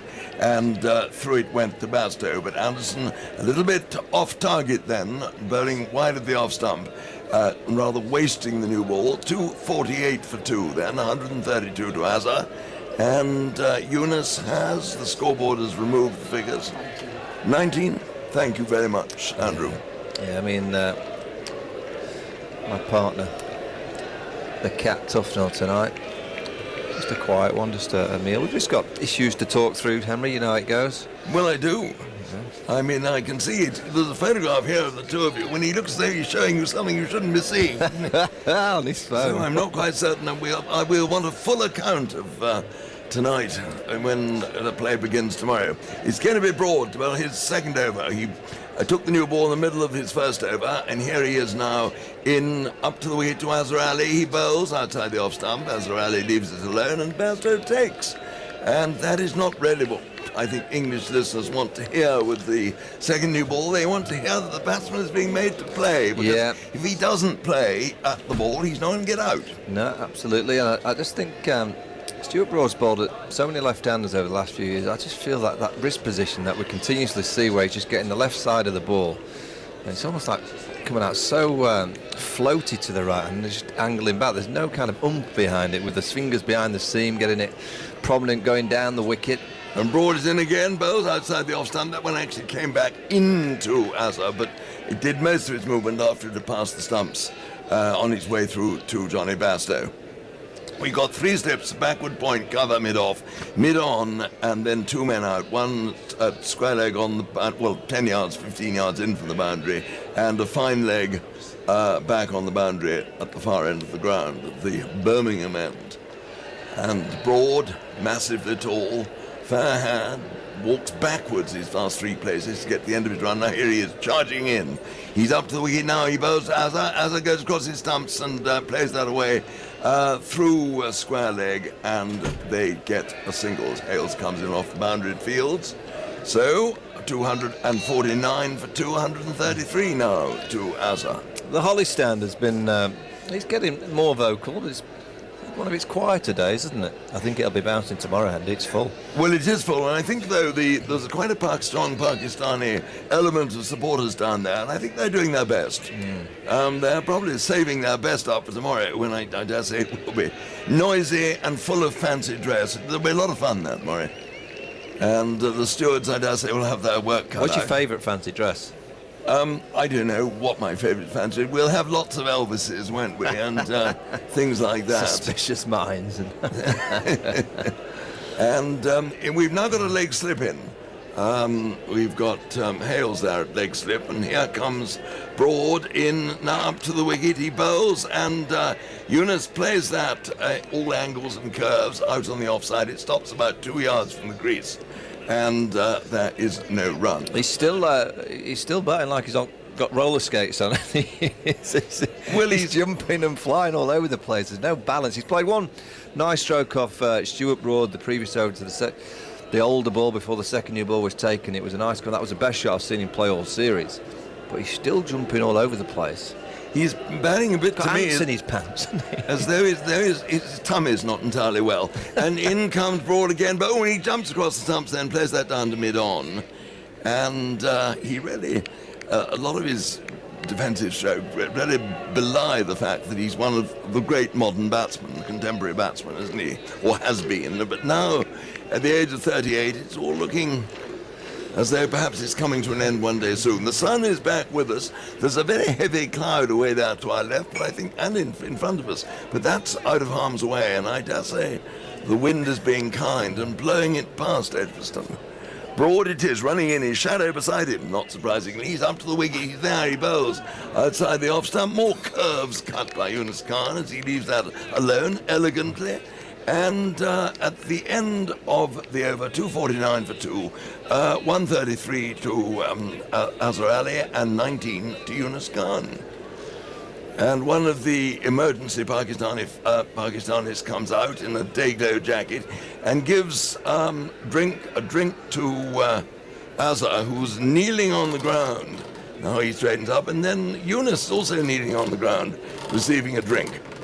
But he's slaked his thirst and then goes running back to the far end, from which Anderson is about to bowl. And Azhar also collects himself, and the emergency fielder goes running off, all strung around with towels and bottles and goodness knows what. Yeah, I think Anderson can afford to just bowl it that little bit fuller than the last over. The last over, it looked nice, it was pretty, it was just a little bit too short. He's got to try and entice the drive. And here is Anderson, then he's in. He bowls now to Azhar. Azhar just gets into line, plays a bit French crickety with his toes pointing back to the bowler. And it's just a suggestion that may have bounced a little bit lower than he certainly. anticipated. The reaction from Azhar Ali was it just skidded onto him. Look at this for a device here, Henry. This little machine. I think it's taking you in 3D. I think, is that right? I think it's what you call it's a GoPro, isn't it? It's your earmuffs. It looks like. Don't you think it looks a little bit like a snail? Anyway, here comes Anderson again as Cloud goes over the sun. He's in, he bowls, and Azhar's forward running that down into the gully, and there is no run. And look at this, Henry. We can watch ourselves on the screen. I'd rather not. I think they're doing. I think you look splendid. Look. Do you think so? Yes, well, I think that's a matter of choice. Large seagull comes planing over the ground, an evening seagull, enjoying the cricket, and Anderson it is, racing in. He's up to the wicket now. He bowls there to Azhar outside the off stump. Azhar shoulders arms, not as elegantly or as angularly as his partner, Yunus Khan, but he does a reasonably good imitation. What do seagulls do all night? I imagine they roost, don't they, or perch. I mean, they probably like you, they sleep. I might not do too much tonight with tuffers. Well, there you are. That's the price you pay for whatever. And the floodlights are really making themselves felt now as Anderson is in, he bowls, and Yunus forward running that down there to balance in the gut. Well, he's really backward point, and there is no run. It's in very much the closing overs. That little shower we had has delayed the finish until 6:45. And I think we'll be quite lucky looking at the heavy clouds over there to the left if we don't get any more interruptions. It's Anderson again into Azhar Ali. He's up to the wicket, he bowls, Azhar Ali forward, and he's clearly playing for the close, pushing that out into the offside, and Hales collect, and there's no run. I have to say, I think throughout the day you can clearly see that Stuart Broad's not quite in rhythm, in sync, and I just think they've used Chris Woakes probably at the wrong times. Woakes should have been on early with that first new ball. Yes. I certainly would have been tempted to give him the second new ball this evening. Cook is very loyal to his senior bowlers, isn't he? He's done this several times, refused to bring on Woakes early enough, I believe. And Anderson, and again, that's played by Azhar out to the left of Broad at mid-off, who fields quickly, and there is no run. It's the end of the over, 249 for 2, 133 to Azhar, and Yunus has 19. Yeah, I mean, loyalty is a good thing to have as a captain, but I just think there's times when you're out in the middle, you've just got to bowl who you feel is the best bowler on that given day, and there's 4 seam bowling options. This is such a crucial last few overs that England have to bowl their best bowlers on today now, and I just think Woakes has certainly been there. You can clearly see that Broad has been struggling. There's no harm in a senior bowler just being taking the ball out of his hand and saying, look, you're just not quite getting it right there, but I'm going to give it to Chris Woakes, who, let's be honest, for the last 3 or 4 test matches has been England's best bowler. But Broad is extraordinary. He's capable of reaching such tremendous heights as at Trent Bridge against the Australians, as in as Johannesburg this last winter, and yet when he is off song, he hardly suggests that he is. But he's always got a wicket. He's always got a wicket in him. Yes. But I just think the percentages chances of it happening is lower than a Chris Woakes percentage chance to me. Well, here's Broad again. Running in now up to the wicket, he bows to Yunus Khan. That one came into him. Yunus played it away to the right of mid-on, and they run through for an easy single.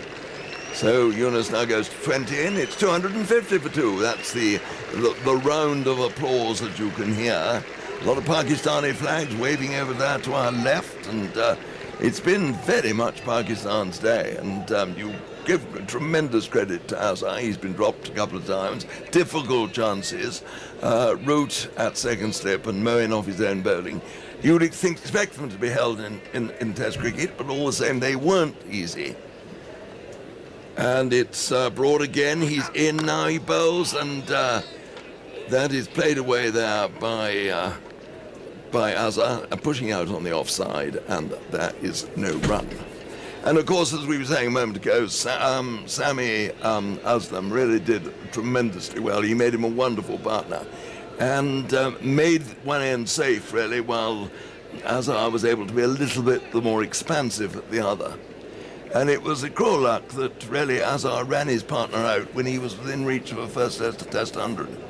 He got his first Test 50 earlier, obviously, because he's just 47 runs he had scored in his earlier 2 Test matches. Broad is in. He bowls now there to Azo, plays that firmly down to mid-on. And that one went away fairly strongly off the bat. Finn got down there and stopped it, but a little bit luckily, I dare say. I have to say, Emily, if you go back to Lords, no Ben Stokes, no Jimmy Anderson. Jimmy Anderson's here, no, but I do think England missed Ben Stokes hugely. Yes. And it's not just obviously his expertise with ball batting, but he just brings more of an in-your-face style play. He's more oomph, doesn't he? And England have got a lovely set of lads. Jimmy Anderson's trying to kind of get active today, but... Broad is in, bowls that. Azar is forward, pushing out in the offside, and picked up there in the covers, and there is no run. Yeah, I just think the loss of Stokes is a massive one for the England team.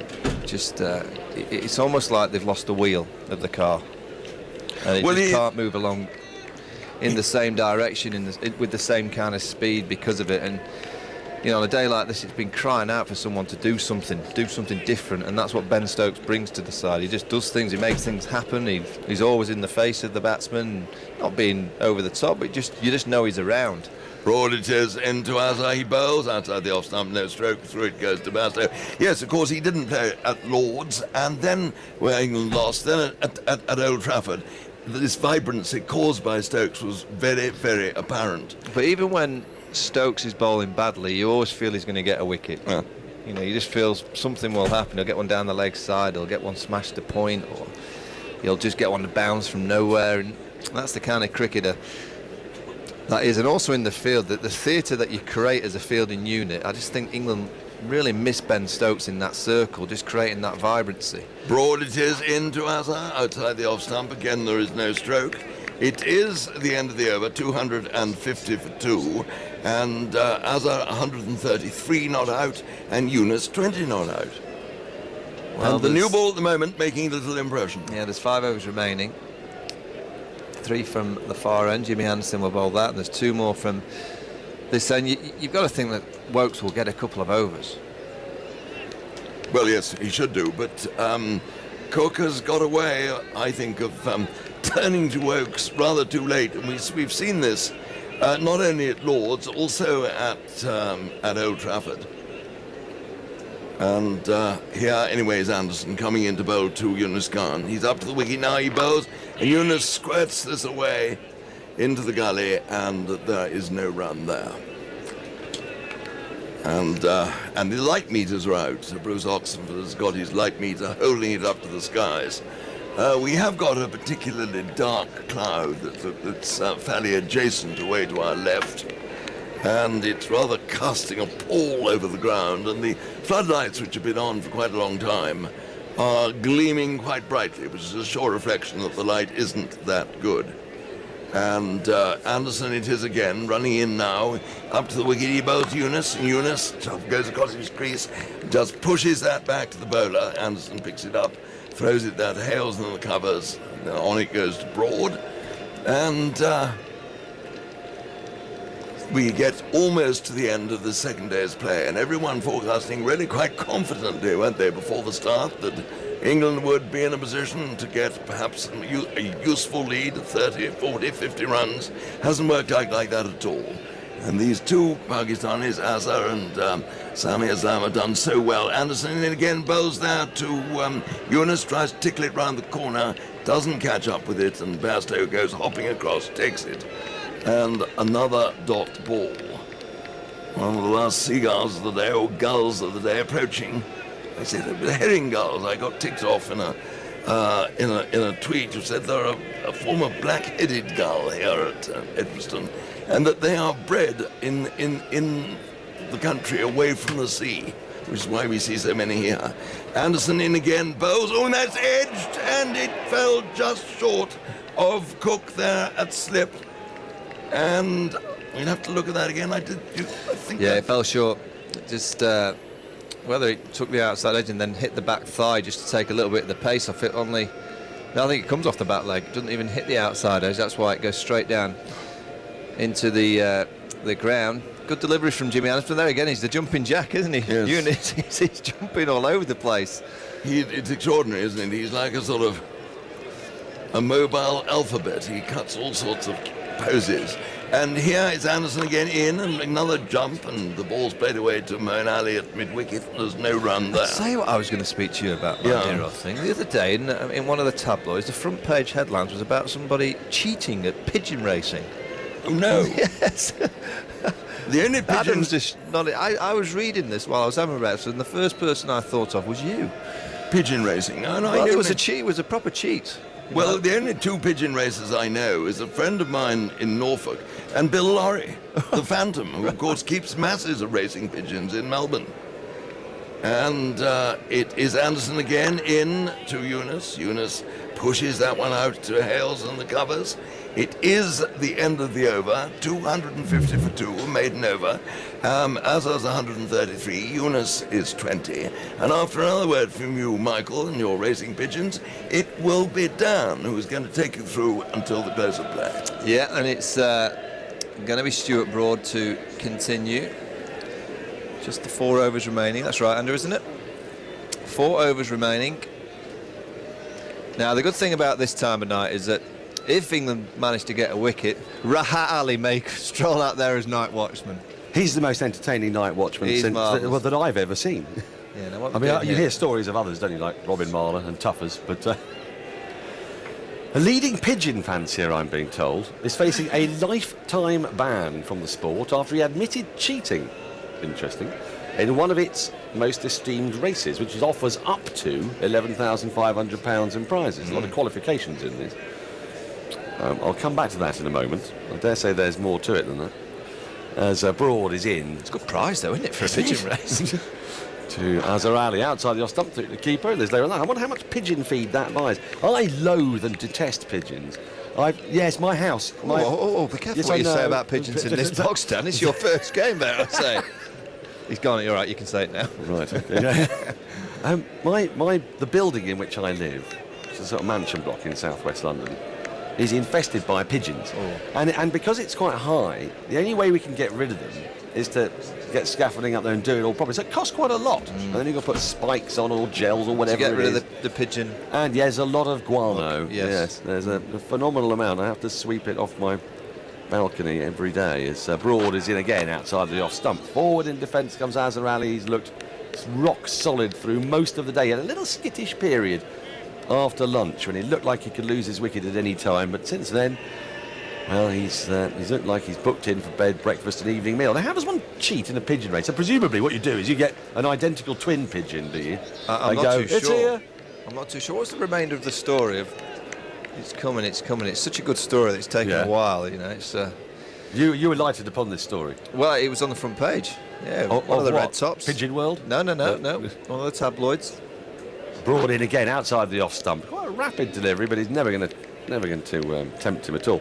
So, right, Eamon Kelly is his name, possibly, from Didcot in Oxfordshire, was crowned the winner of the Tarbes National last weekend. It's a massive trophy. Or is it Tarbies? Can't be Tarbies. No, it's Tarbes. Tarbies? Yeah. Named after the great Liverpudlian comic. Considered the equivalent of the Grand National in foul racing. They have to go over mountains? Up and down. A couple of jumps. We'll find out more in a minute. There's plenty more on this story. As Broad comes into Azhar Ali. 2 slips in, he drives nicely through the covers. That will run away to the boundary for 4. He's managed to get it between extra cover and mid-off. Moeen Ali goes in fruitless jog rather than chase. Flags are waved, predominantly Pakistan flags. England fans have started to melt away from this ground, leaving mostly Pakistan fans, and what they're seeing, they're thoroughly enjoying. Now then, to get back to this, after one of his birds registered in the race recorded the fastest average speed flying home from Tarbes in southern France, or Tarbes. Mr. Kelly was the reigning champion of the event and was competing to retain his title. As Broad comes in, he's got a short mid-wicket in now. Bowls a fuller delivery on off-stump, which has just played to that short mid-wicket, and there's no run. It has now emerged that the winning pigeon never left its Oxfordshire loft. Oh, it's scandalous. That is scandalous. That's scandalous. With Mr. Kelly allegedly registering 14 birds for the race, but keeping them at home while sending another set of pigeons to France. I suppose that's the sort of thing I would have thought. What happened to the 14 that he sent? Well, you send them Where to are they? You send them to France, and you send them to southern France. They'll end up in a number of rather delicious sauces, I would imagine. As Broad comes in to bowl to Azhar Ali, and that's outside the off stump, left alone through to the keeper. There's no run. Mr. Kelly is said to have calculated a winning time by recording the false arrival of one of the birds kept in his loft using a microchip on its body. That's the end of the over, 254 for 2. 3 overs remain. We will get back to the cricket shortly, I promise you, but we've got a little bit of time between overs to finish this. Suspicions were reportedly raised after Mr. Kelly's recorded time suggested his pigeon had flown the 580-mile race at 40 miles per hour. 580 miles? Yeah. Yeah. Do they have any breathers? Stop off and have a pause, like in the Tour de France. Have a drink break. Have a little drink. Yeah. That's a long way. Maybe peck at some grain or something, or a discarded baguette. Bit of protein along the way. Yet other rival birds making the journey at 39 miles per hour were still completing the race. The 52-year-old won £1,500 prize money and a £10,000 Ford Fiesta. Other cars are available, but later admitted to cheating. A source close to the sport said, "He's the biggest scandal ever to hit pigeon racing." I've no idea why I think he told you it was that. big news, but I didn't realise you won a car. Mr. Kelly apologised to the National Flying Club on Thursday and resigned as a race controller. He's a race controller. This is absolutely shocking stuff. In a statement, he said, "I, Eamon Kelly, sincerely apologise to all my friends and fanciers over my stupid actions relating to the recent race." Oh, it's like the Olympics, isn't it? There's all sorts going off in the pigeon Isn't world. it? Now Wokes is into the attack, which Blowers will be very happy about, and up at his toes goes Yunus Khan to the first delivery that he faces. It was short, outside off stump. But Dan, I think that ball there is what I've just been talking to Henry about. Pakistan batsmen, they struggled at Old Trafford because that length delivery was kind of zipping through and it was doing them for pace, and they were getting caught on the back foot and they were jabbing at deliveries. If they get, done for length, or they don't quite pick up the line or length as quick as they may do, because the pitch is slow and it's just sticking the surface, it's giving them enough time to adjust. Wokes in again. He's got 3 slips. Oh, Yunus Khan gets into the most incredible tangle, a sort of bizarre flamingo that he gets into. And he plays it back up the wicket to the bowler. There's no run. Well, he played the most ridiculous shot, third ball, when he tried to whip Chris Wokes off stump just outside, delivery that swung away through square mid-wicket. And he hasn't played anything like that since. He's been very watchful. He's played and missed it a few, and it hasn't looked easy for him, but the Pakistan players do like playing on these kind of surfaces where they don't feel threatened by the bounce, by the pace. Wokes in once more. Outside the off stump, a little bit of movement off the pitch there. It's too wide. All the movement that we've seen off the seam today has come so wide of the sort of central part of the pitch. You'd have to say, Dan, from this position, 254 for 2. If the pitch continues to play, I can't see it drastically changing tomorrow. I mean, the conditions tomorrow are pretty good, are they? It's dry. Much the same, I think. I would think that statement from Graham Swan of eating his hat is looking very, very likely to happen, maybe by tea time tomorrow. There was about 10:50 that was said, and there's somebody with the Pakistan outfit who'd like to come and film that. I saw him in the lift earlier as Wokes outside the off stump, left alone by Yunus Khan through to the keeper. There's no run. Yes, he'd heard it. I have to say, I didn't come up with the hat eating stem, but I kind of went, I think you're right. You did both poo-poo my suggestion. Well, I didn't see that they could, with the way that they played at Old Trafford, with the way that the ball just zipped around yesterday, and I think after the 4th ball of the morning, I think we all felt that it could be quite a quick batting visit for Pakistan. But you have to say the discipline and the application that they've showed today has been tremendous, hasn't it? Wokes in once more, and that's up on his toes again, but he moves so much, does Yunus Khan, that when you're looking, as we are, so we're looking at him from behind, so to speak, you always think there's an edge coming, and yet actually he's been pretty solid. It's just that there's so many moving parts. I mean, Azhar Ali's going to take the plaudits for getting 137, but he was dropped twice. Shami Aslam is the one that really got to me. I mean, he's 20 years old, playing, apparently, Ramiz told us, his first-class game this year. First game with a red ball this year. I think his last first-class game was in December 2015, wasn't it? Wow. Yeah, so that's... he was fantastic, wasn't he? Wokes in again, and it's left alone, but that moved a bit again, and that was a little bit closer to off stump. It was well left by Azhar Ali, I should say, and it's gone through to it was by Yunus Khan. It's gone through to the keeper. There's no run. That completes the over. Was it a maiden? It felt like a maiden. We could probably fit in another scandal at this rate. Another pigeon scandal. Another pigeon scandal, yes. Well, I know that the pigeon, a friend of mine is doing some work for me, and he's got pigeons. Right. And he said, you chip your pigeons, and I said, well, how do they always fly back to you? And he said, well, you just give them a little bit of encouragement. No, you give them some fun on a Saturday morning, so they have a little bit of mating on a Saturday morning. They get it's right. What keeps them coming back. I see. Yes. I see. So they associate where you are with sort of pleasure. So it's once a week they get that treat. A bit of Joe Root to finish off the day for England, 2 overs. Now look, Michael, tell me about this. Now, because I always ask the question: should you take the new ball when you've been in the field for 80 overs? And then I'm always told by people, yes, you can take that new ball, try and prize out a couple of wickets for the close of play. But if what you're then going to do is say, right, well, let's give an over to Joe Root, the 9th over with that new ball, doesn't that not feel like a little bit of a waste of that new ball? Well, they're just desperate, aren't they? They're just desperate, trying to find something, and maybe Joe Root could have been used a little bit earlier. Azhar Ali's facing up to him. He's bowling from the pavilion end and gets a full ball, which he pushes up to mid-on. Yunus Khan looks like he wants a run, but then he always looks like he wants a run, and there was no run there as Stephen Finn does the fielding. Joe Root, who's had a great stat about Joe Root, and it got ruined in the last test. Joe Root bowls again, and forward in defence he comes. There's no run. Joe Root, until he took that 1 for 0, had the highest bowling average of anybody who has a higher batting average than their bowling average. Wow. Right? So it's a genuine all-rounder. Root bowls again, and that's turned into the onside, past the diving short leg. It'll go down to deep backward square for a single. So his batting average was fixed 56 and a bit, and his bowling average was about 55. And that's the highest bowling average for anybody who's got a higher batting average. You know what I mean? And then he took 1 for none, and now it's Steve Smith. Well, he's had that knack. I remember him getting Michael Clarke in the Ashes in 2013 at Lords, round the wicket, got him to leg slip. It's in now to Yunus Khan. Oh, and that beats him on the outside edge, almost like an old Sackblade mushtack deuce through that one. And this is a little poke from Yunus Khan, who missed it, taken by Johnny Bairstow. Oohs and ahs and whelps as a sun. The old-fashioned arm ball. The old-fashioned arm ball, right. I've seen one of those, Fred. It's a Jeff Miller delivery, that. Eddie Hemmings used to bowl those, and John Embury. Here's Root. He's got a slip and a short leg. He bowls to Yunus Khan's a full toss. That's clipped away into the onside, but straight to mid-wicket. There's no run. The sun is now really piercing.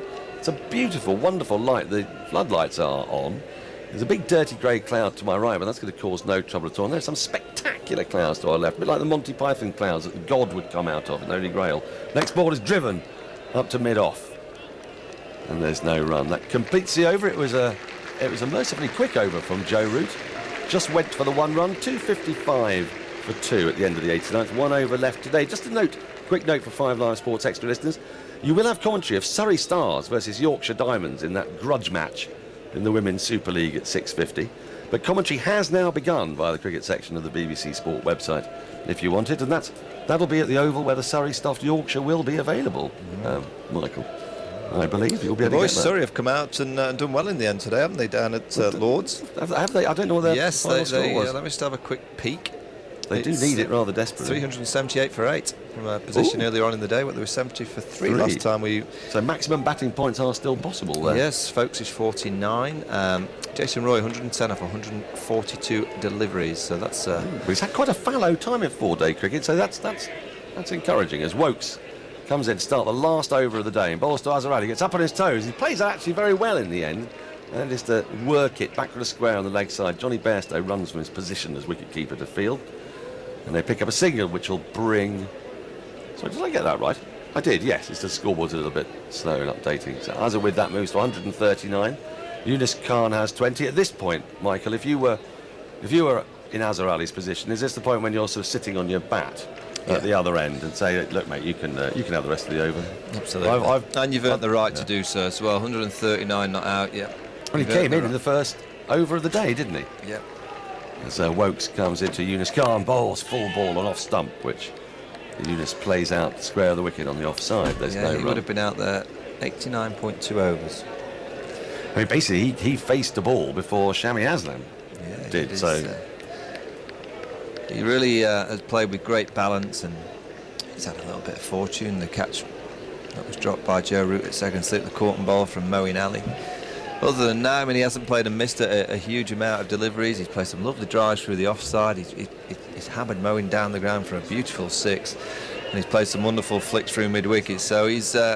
Wokes in, and it's a short ball, which going across his stumps, as he always does, Eunice Khan. This time he manufactures a single with an ill-timed shot off the inside half of the back of the square on the leg side. Again, Bairstow has to go and collect, and that means the poor old Azhar Ali does have to come back on strike. There are 3 balls left in the day.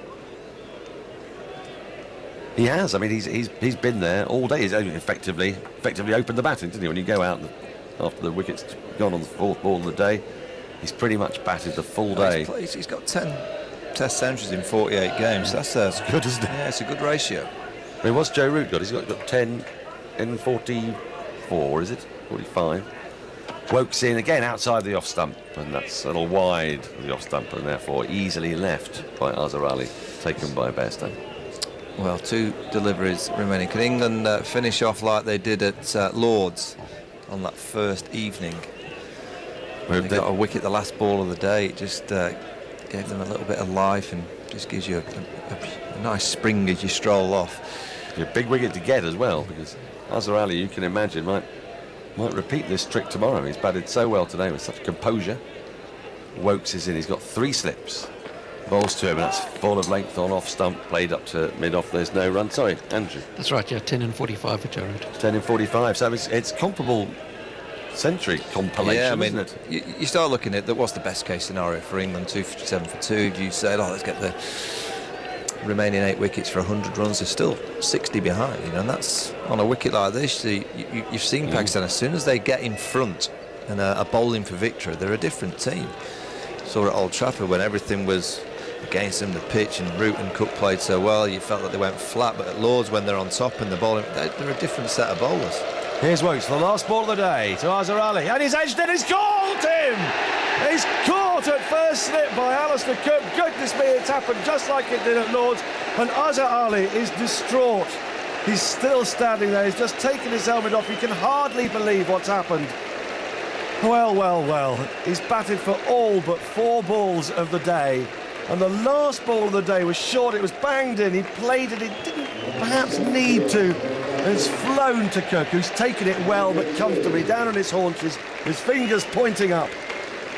And Azhar Ali, well, it's the end of a quite magnificent innings. He bangs his bat in frustration, he digs his head against his glove, he can hardly believe what he's done.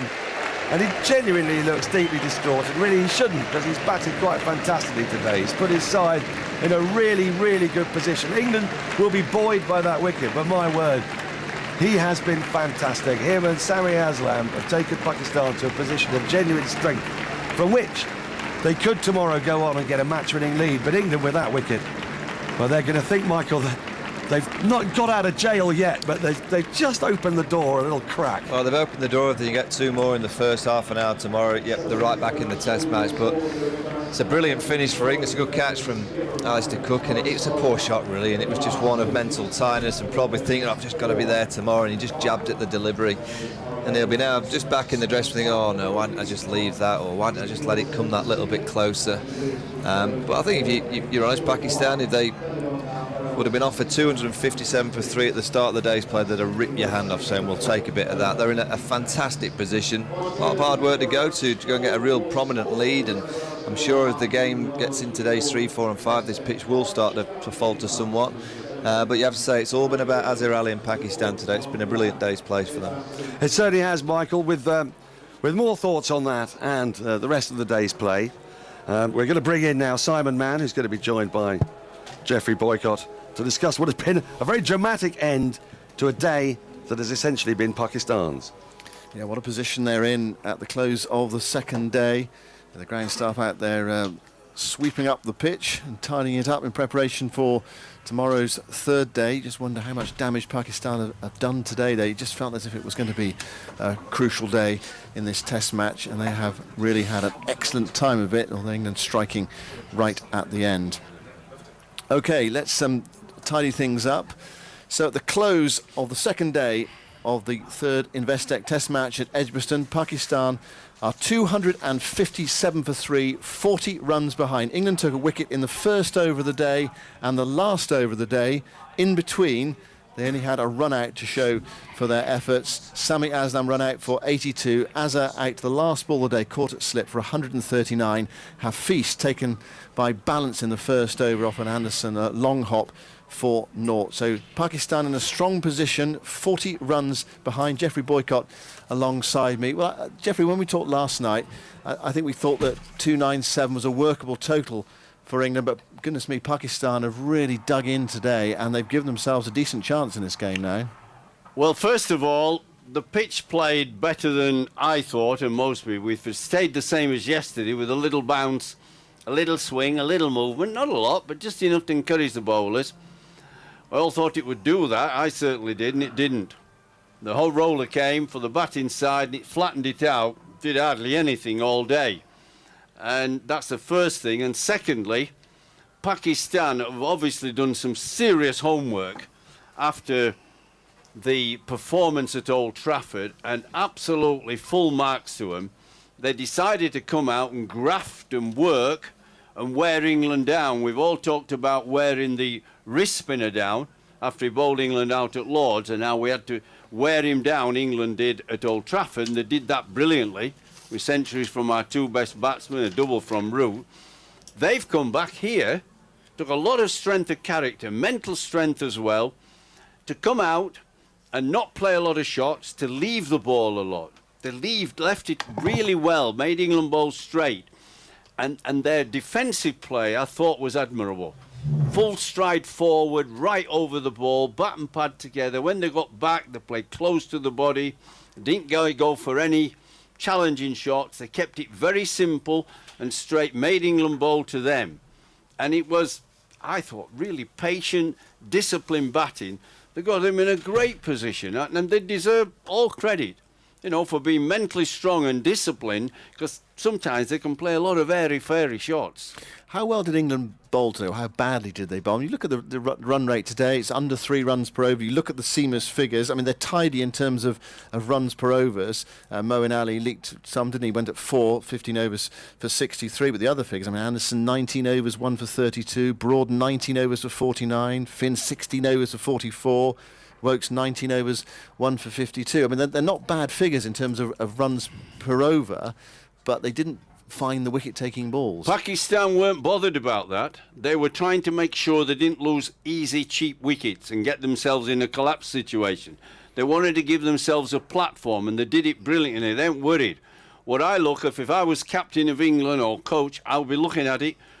Which England bowlers looked as if they might get a wicket?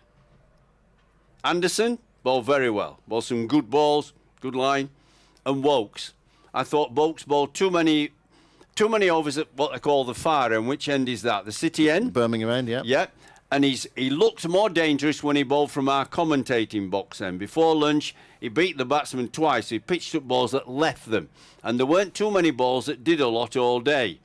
And then I was thinking, 40 minutes sat on your bottom, resting. They've only had a morning out there. Bowl Wokes again. Anderson at the far end. Wokes. No, we bowled Broad. And this is my point about the captain of England. He doesn't have any real feel for the game. He just bowls them by numbers. Broad and Anderson usually being the best 2 bowlers, but sometimes you get on surfaces where another bowler is better. Doesn't mean Broad's bowling bad, but somebody else looks a better wicket-taking bowler. Wokes looked a better wicket-taking bowler for me when he bowled from the commentary box end. He bowled too many at the City end. Broad tried hard, bowled a lot wide, didn't do anything except made the ball go in. Well, anybody who's battered will tell you it's easier to play the ball coming in than it is leaving the right-hander or leaving the left-hander. He didn't bowl enough balls. We were trying to watch his wrist action. Somebody can get very technical, go and speak to him. I'm not going to get into that, but he didn't make it go out. And then Finn was all bustle and huff and what have you. I thought he ran him better, much more rhythm, aggressive, too short, miles too short. Every time he got a ball in a good area, he looked to cause problem. But he was so infrequent. And he went from bowling a lot too many short, the odd one pitched up half volley that you couldn't have missed with my stick of rhubarb. And to me, no, it didn't do it for me. Moeen Ali, we know, he's an ordinary bowler. I don't mean that disparagingly, because he's a batsman who gets wickets occasionally. He can't hold an end in the first innings, he can't. Can he? Look, we know that. Look, they've got away with it of England for years with their one great bowler, fast medium Anderson, a very good bowler, Stuart Broad, other people joining them. And then if England get enough runs, particularly the two batsmen, Brute and the Cook, they've got 70% of the runs at Old Trafford. England won easy. But when they don't do it, the other three batsmen don't do enough. We're always waiting for a Bairstow, a Moeen Ali, a Wilkes this time, and the all-rounder when he's fit. You know, the middle late order gets them out of jail. They didn't make enough runs first innings for when the pitch flattened out. And the spinner's never really going to win you a match. He's going to get you an odd wicket. And actually, as a batsman who bowls a bit, he's done quite well for them. But you're going to come a cropper sometimes when your spinner isn't a quality spinner. They're frightened to play the leg spinner. And it was just one of those which they don't experience very often days. In England, the ball for our inclement weather, usually, okay, we do get sun, but we get some overcast, it swings a little, it seems a bit, little juice in the pitch. There's usually a bit in it, and our seamers are so good, as long as we make enough runs, we have a good chance of winning test matches. Quick thought on Sami Aslam. I mean, you've been there, haven't you, been involved in run-outs, Jeffrey? No. And he was run-out. I know nothing about them. What are them? Tough for the young lad, but he played well there, didn't he? He's got to really think on this more than anything. He played very well, but as my Uncle Algie says, you know, you've got to make it to your end. You've got to look after your wicket. He played really well, and Joshy. I liked about him the closeness of his bat and pad together and stride forward. He's back close to his body when he played back. He absolutely killed England by defending so well, you're not giving them a sniff. Now, how do England get back in the game, Jeffrey? I mean, can they get back in the game? Well, you can, but it hasn't done anything. They have to get a wicket or two with a new ball. It's still a new ball. And they've dropped 2 catches. Don't sound a lot, but if you have to get 14 wickets instead of 10, wow. Well, Root's drop's worth 101 already. There you are. And Moeen Ali dropped a caught and bowler Fazza, didn't he? Yeah. You must catch them. Look, I don't mean that nasty. We've all dropped them, me included. But if you want to win a test match, catches can really, really hurt you. And we haven't had a good day. They've had a brilliant day, Pakistan. Pay them credit for the mental toughness, the changing of the game, the big heart. They've actually ground England down and absolutely top marks to them. They fully deserved it. Magnificent from Azhar Ali today with that 139. He got over those 2 drops. He made it count for Pakistan. Out in the last over of the day, though. That's just about it from Edgbaston. You can watch highlights of today's play via the cricket section of the BBC Sport website, and look out for our pint-sized TMS review. Coming up next on 5 Live Sports Extra, there'll be commentary from the Oval on the Kia Women's Super League match between Surrey Stars and Yorkshire Diamonds with Charles Dagnall on the team. We're back on air at 10 o'clock tomorrow morning with our highlights, half an hour on 5 Live Sports Extra, and then from 10:30 on Radio 4 Longwave. England have a lot to do tomorrow if they're to get back in this game. Pakistan on top after 2 days. Goodbye from Edgbaston.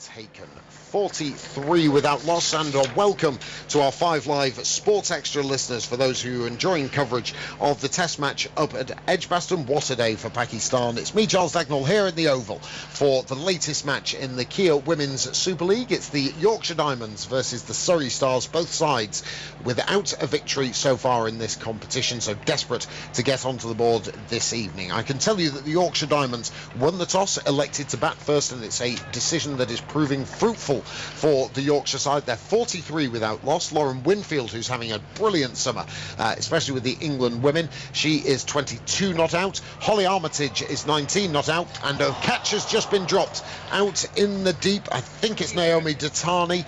who's dropped it out in the deep at mid-wicket, but a chance gone begging for the Surrey Stars. They've bowled very ordinarily so far in these opening 5 overs, and Laura Marsh, who's been the tidiest of the bowlers, the England off-spinner, has just had a catch dropped out in the deep. So Lauren Winfield, a couple of runs onto her total, 24 not out so far she is, 45 without loss it is, as Marsh skips in from the pavilion end, and this is guided to cover point, and there is no run. So an excellent start for the Yorkshire Diamonds. The teams, let me tell you: Yorkshire, Lauren Winfield, Holly Armitage, Alison Davidson Richards, Beth Mooney, Alex Blackwell, the Australian, Catherine Brunt, Jenny Gunn, Danny Hazel, Shabnam Ismail, the South African, and then Laura Spragg and Steph Butler come into the side as Marsh bowls the next delivery. A stumping chance is turned down, quickly taken the bails off to Tammy Beaumont as Winfield had a bat beaten by Laura Marsh, and it's the end of the 6th over.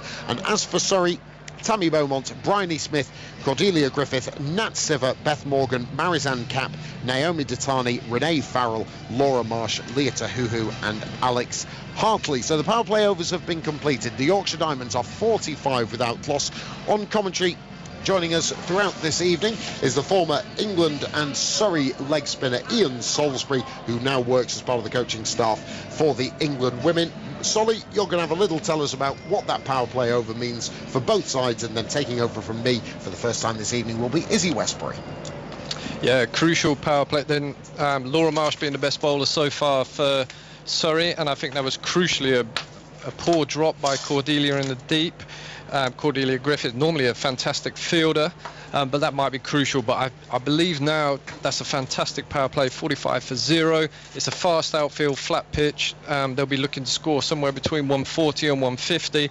I think this is a crucial stage now, Izzy, because the spinner's going to be on both ends. Spinners both ends. That could be the key. We were saying earlier that Laura Marsh so far the pick of the bowlers for Surrey Stars, and it's going to be Alex Hartley with a bit of left arm spin coming on. She's got long on, long off. There's a cow corner out, and then the other one is a cover point. She's in left arm around the wicket, bowls, and that's the back foot, and it's just paddled down past backward point. They're going to come out for 2 here, Holly Armitage. A good little piece of cricket that. And they've pulled it in front of the boundary, and they do indeed get 2 runs. Holly Armitage, 2 more to her name. Going well, the openers, 21 and 24 Winfield, Lauren Winfield. We've seen her high bat doing some damage. Yeah, and it looks like there's just been a bit of naivety actually by the Surrey bowlers. Some people who might have been playing here for the first time and not used to the wicket. Hartley to Armitage, down the track, and there's a dot ball straight back to the bowler. No run. She got 5 in the ring here. Yeah, 4 out in this Kia Super League, so it's different to the county stuff, which is difficult to adjust to. As she's in again, wide round the wicket, and that's played out to long on. I get a single, it's lofted. Well bowled from Alex Hartley. She's finding her lines a bit better than the seamers. I mean, this is a big stage. This is when you need your spinner to step up, and this is what we want. You know, made her debut in the summer. We want to see her being put under pressure in games like this. It's a fantastic experience for her. Yeah. You know, this is as close as they come to an international kind of atmosphere, and the conditions around it. Is Hartley again in bowls. That's turned a lot as well onto the back foot. Lauren Winfield just plays it out to cover point, and I'll get a singles. It's wound back in to the keeper. Very good bowling that. Yeah, that was really good. That did turn as well. Yeah, it turned a little bit. She can turn it, Alex. She's just got one of these knacks. She's one of these girls, I find, that she picks up wickets. She's got a good knack. Again, Armitage on strike, and it's over the top. Go. Is it? There's a chance, possibly just to the right-hand side of point, running around. There's a run-out chance now. A comeback for 2. It was lofted in the air. I thought it was going a bit straighter. In the end, it was just to the right-hand side of point. And again, good bowling here from Alex Hartley. Unlucky so far not to get a wicket. The score is 51 without loss. You've got spin at both ends. Laura Marsh from the other end bowled 0 for 10 without loss after 2 overs. It's Alex Hartley in her 5th ball of her first over. She's in bowls, and that's driven down the ground out to long off. I'll get a single. Beth Morgan with the fielding, and they just amble through. 52 now the score, and that is in fact the end of the over. Very good over, first over from Alex. Like we were talking, this is the sort of experience we want to see the girls having, because you need something between county and international level. And this is high pressure. That, like you say, there must be 1,000 people in the ground. We're playing on a test match ground. a flat pitch against quality players. Yeah, absolutely. And I think there was one comment I remember Charlotte Edwards talking about coming back from Australia, and she was talking about the sort of the Big Bash. This was before the Big Bash League had started, and for her out there it was as near to international cricket as you could come. And I think you could say now we've got that in place in England, possibly. Yeah, hopefully. and playing on a test match ground against international cricketers. That's what you want. Laura Marsh going to continue into her third over. As we said, 10 off her 2 overs so far. So spin from both ends. They're doing the trick. A little bit too wide from the seamers to date. But Holly Armitage on strike. She's on 25, as is Lauren Winfield. Marsh in, right arm over the wicket. And that's a good drive. But again, a misfield there, extra cover. She's clutching her hand. They're going to get a single as Midoff does the fielding. Look like a right thumb like you, is he as well? Oh, these fielders, they have to learn to catch these days, don't they? I mean, crucial. Unfortunately, Laura's only got 2 overs left. Well, this is it. What happens next? That's Natalie Siver's problem. But they really need to make the most of her last 2 overs and pick up some Marsh wickets. to Winfield, full delivery, and she dives to her left, doesn't manage to collect it, so it goes out again to long on. I'll get a single. As we said, the spinners starting to tie down the Yorkshire batsmen, but they're without loss. They've played now, they're into their 8th over, and the seamers were bowling far too wide and, well, variable length as well, and they're going to have to sort What do you think out. par score today, is he? I said 140, Charlie said 120, 130. Marsh in bowls, and that's, a drop catch perhaps, tip the fingers of Laura Marsh as it goes out to long on. I'll get a single again. I think that's a pretty good call, to be honest. I was just looking at some of the scores from the men's T20 stuff they played here recently, and they had some phenomenal scores. 212. Sorry, God, of course, Jason Roy, he's an absolute fire in all formats of the game at the moment. Well, he can take away sometimes the lack of pace in the wicket and just hit it out of the park. Marsh bowls turned away onto the leg side there by Winfield, gets a single. Natalie Siver at mid-wicket does the fielding. I think he's got a century in T20, he got 90 odd in the one-day stuff, and then he's scored another century, hasn't he, in the 100 against champs. Middlesex today. Oh, there you go. As they do. But no, 212 was the last score we had here for a T20 game. As Marsh is in again, bowls, and that's onto the back foot by Holly Armitage. Is going to get 4 runs, 1 bounce, 4 out to deep mid wicket. That was a wonderful shot, a little bit short there from Laura Marsh. Very good batting. She's run at every ball so far from Laura Marsh. Laura Marsh tried to take the pace off it and bowl it back of her length, but this time Holly decided to rock back and play the pull shot. Fantastic batsmanship. What a turnaround as well from that first game. Holly Armitage, she was LBW to Perry for just 9. She's currently on 31. She's down the track again, and this time she's going to get a single. There's again a little misfield there from extra cover coming in, tumbling to her right. Doesn't manage to get it, and it's long off. That Laura Marsh. You can't blame the fielder after You're right, she actually. misfielded You're a it spinner, first. you should know. And the score is 61 without loss, and we're going to welcome on a very familiar face to the commentary box in a second. Face for radio, she says. I don't believe her. Now we're going to see the continuation of Alex Hartley for the Surrey Stars. So spin, as we said, from both ends. They seem to be doing the trick. Still yet to make the breakthrough. And Claire Connor joins me. Hi Izzy, how are you? Not too bad, thank you. How are you? I'm really well, thanks. You've been here, there and everywhere. Yeah, it's been a bit of a KSL road trip so far. Off to Loughborough tomorrow for Loughborough versus Storm, Lightning versus Storm. Hartley in, around the wicket, and that's down the track comes Holly Armitage. Doesn't get a single for it, so it's well stopped by Hartley. Yeah, one-sided affair, I'm sure, down there. Sorry? It'll be a one-sided affair down there. Oh, you think so? Yeah, oh, absolutely. okay. Yeah, so yeah. no sort of bias or anything? No, nothing at all. Hartley again to Armitage, bowls, and that's one bounce over to to mid-wicket, who shies at the stumps, who backed up by extra cover, who then also shies at the stumps, and that's backed up by fine leg. And in the end, there is no run. 61 without loss. Is this a serious injury? This is a learned catch injury. But luckily, we've got a very strong team, Western Storm, so they won't miss me. Hartley in bowls, and that's over the top by Holly Armitage. Didn't get too much power on it, but it was nice and straight. And Beth Morgan there down at long off does the fielding, wings it back in, 62 without loss. Big game here this evening because both these teams are yet to register a win, and everybody else has. Hartley in again, bowls, and that's plugged out to the left-hand side of extra cover. In fact, deep cover point does the fielding, gets another single, 63 without loss. Yeah, it's a really big game for both these teams. I think last night's game at Loughborough, through the competition, through the table open, which was great, both of with Thunder recording their first win. Hartley to Holly Armitage, and that's in the air, and it's dropped just short of cow corner, and she wings that one back in. Not quite finding the fielders here for Surrey Stars, just perhaps not their day to start. 64 without loss. So yeah, huge game for both these teams, and really good crowd in. And I think building all the time here at the Oval, which is great to see. Hartley abort to run up, but is back in it again. Lauren Winfield now on strike, and she waits and drives that straight to extra cover, who has a ping at the bowler's end, and that's well backed up in the end. I'm not sure, as Laura Marsh there doing the backing up, she would have worn it there, but there is no run. 64 without loss, and there are 9 overs gone.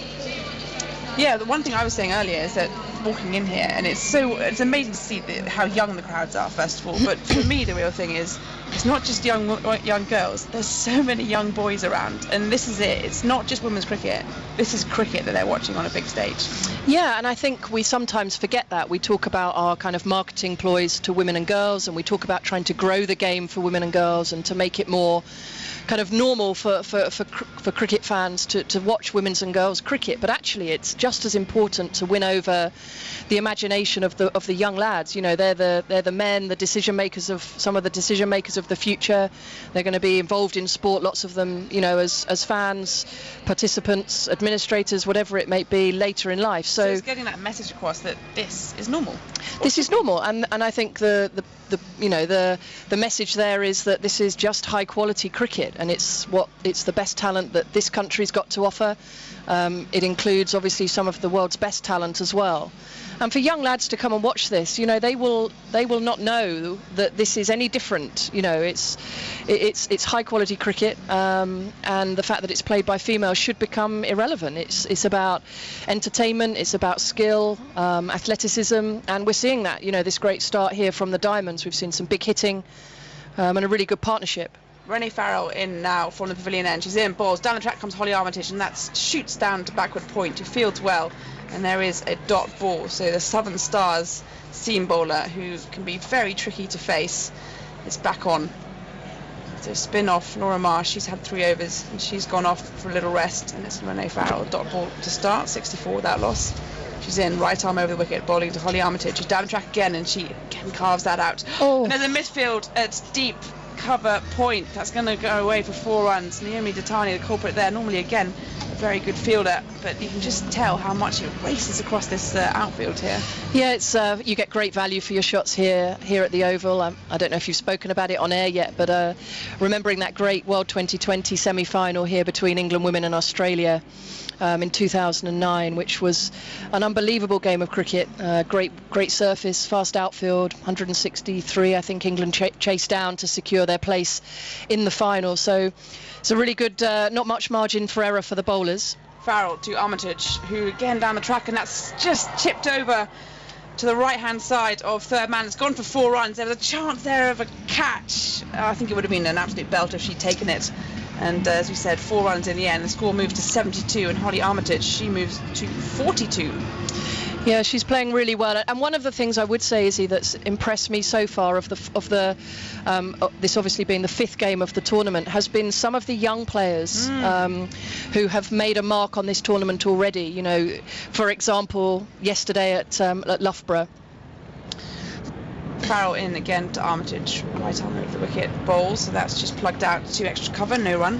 You know, you've got the likes of Danae Van Neerkerk, Elise Perry, Sophie Devine coming in 2, 3 and 4 for Loughborough Lightning. They didn't make a contribution between them with the bat, and it was left to the likes of Thea Brooks, Paige Schofield from Worcestershire and Sussex alike, their home counties. Farrell bowls, back of the hand, and that's again driven to extra cover, and again no run, hits the batsman actually there. And I mean, the game looked dead. Loughborough Lightning were chasing. They needed 90 off the last 10 overs. And these 2 youngsters, Thea Brooks and Paige Schofield, got their team within 6 runs, and it was an absolute thriller. So to see those players perform under that pressure. Farrell bowls, driven by Armitage, and again to extra cover, carbon copy shot, and again no run. I think that's one of the most exciting things so far. You know, it's been great to see the young faces in the crowds with their face paints on and their Kia Super League tattoos and all of that stuff. But I think from a cricket perspective, for youngsters, those girls aged 19, 20, you know, still fighting their way, whether it's into the England Women's Academy or one eye on one day earning an England contract, for them to stand up and perform in this competition is fantastic. It gives, I think the Women's Big Bash, you'll know from your time out there, some really young stars came to the fore during that competition, and this is why we so hope that this competition achieves its purpose of giving those players that opportunity to try and bridge the gap after playing county cricket. 72 out, lost the halfway stage. Alex Hartley continuing. She bowls. It's a flighted delivery, driven out to extra cover. There is no run. I completely agree, and I think one of the main things, at least that I found, obviously I haven't played a game, but I think it's not just being on the pitch and playing, it's being around these players as well. It's being able to pick their brains over supper. It's being able to just experience it. Hartley in again, bowls, and that's just soft hands. Beautiful shot actually there from Lauren Winfield, played out to the left-hand side of extra cover. They can't get a single. Yeah, it's the learning, isn't it? It's the learning that takes place between senior players, experienced international players, World Cup winners, Ashes winners, and players who are just getting a taste. Armitage on strike, and she comes down the track and just plugs that out to long on, and they come through for a single. And look, you know, any new competition is trying to achieve that, I think. You're trying to expose players to new scenarios, to new learning experiences, give them different types of pressure than they'll have faced in their young lives so far. Hartley to Winfield, she skied it and is caught and bowled. Alex Hartley, she has that wicket of Lauren Winfield. Finally we have a breakthrough here. 74 for 1. Lauren Winfield goes for a very well struck 29. Alex Hartley, who bowled extremely well, it must be said, in that first match, 2 for 17 were her figures, has now made the important breakthrough for the Surrey Stars. 74 for 1 now the score. Lauren Winfield, she departs 29, but very well batted indeed.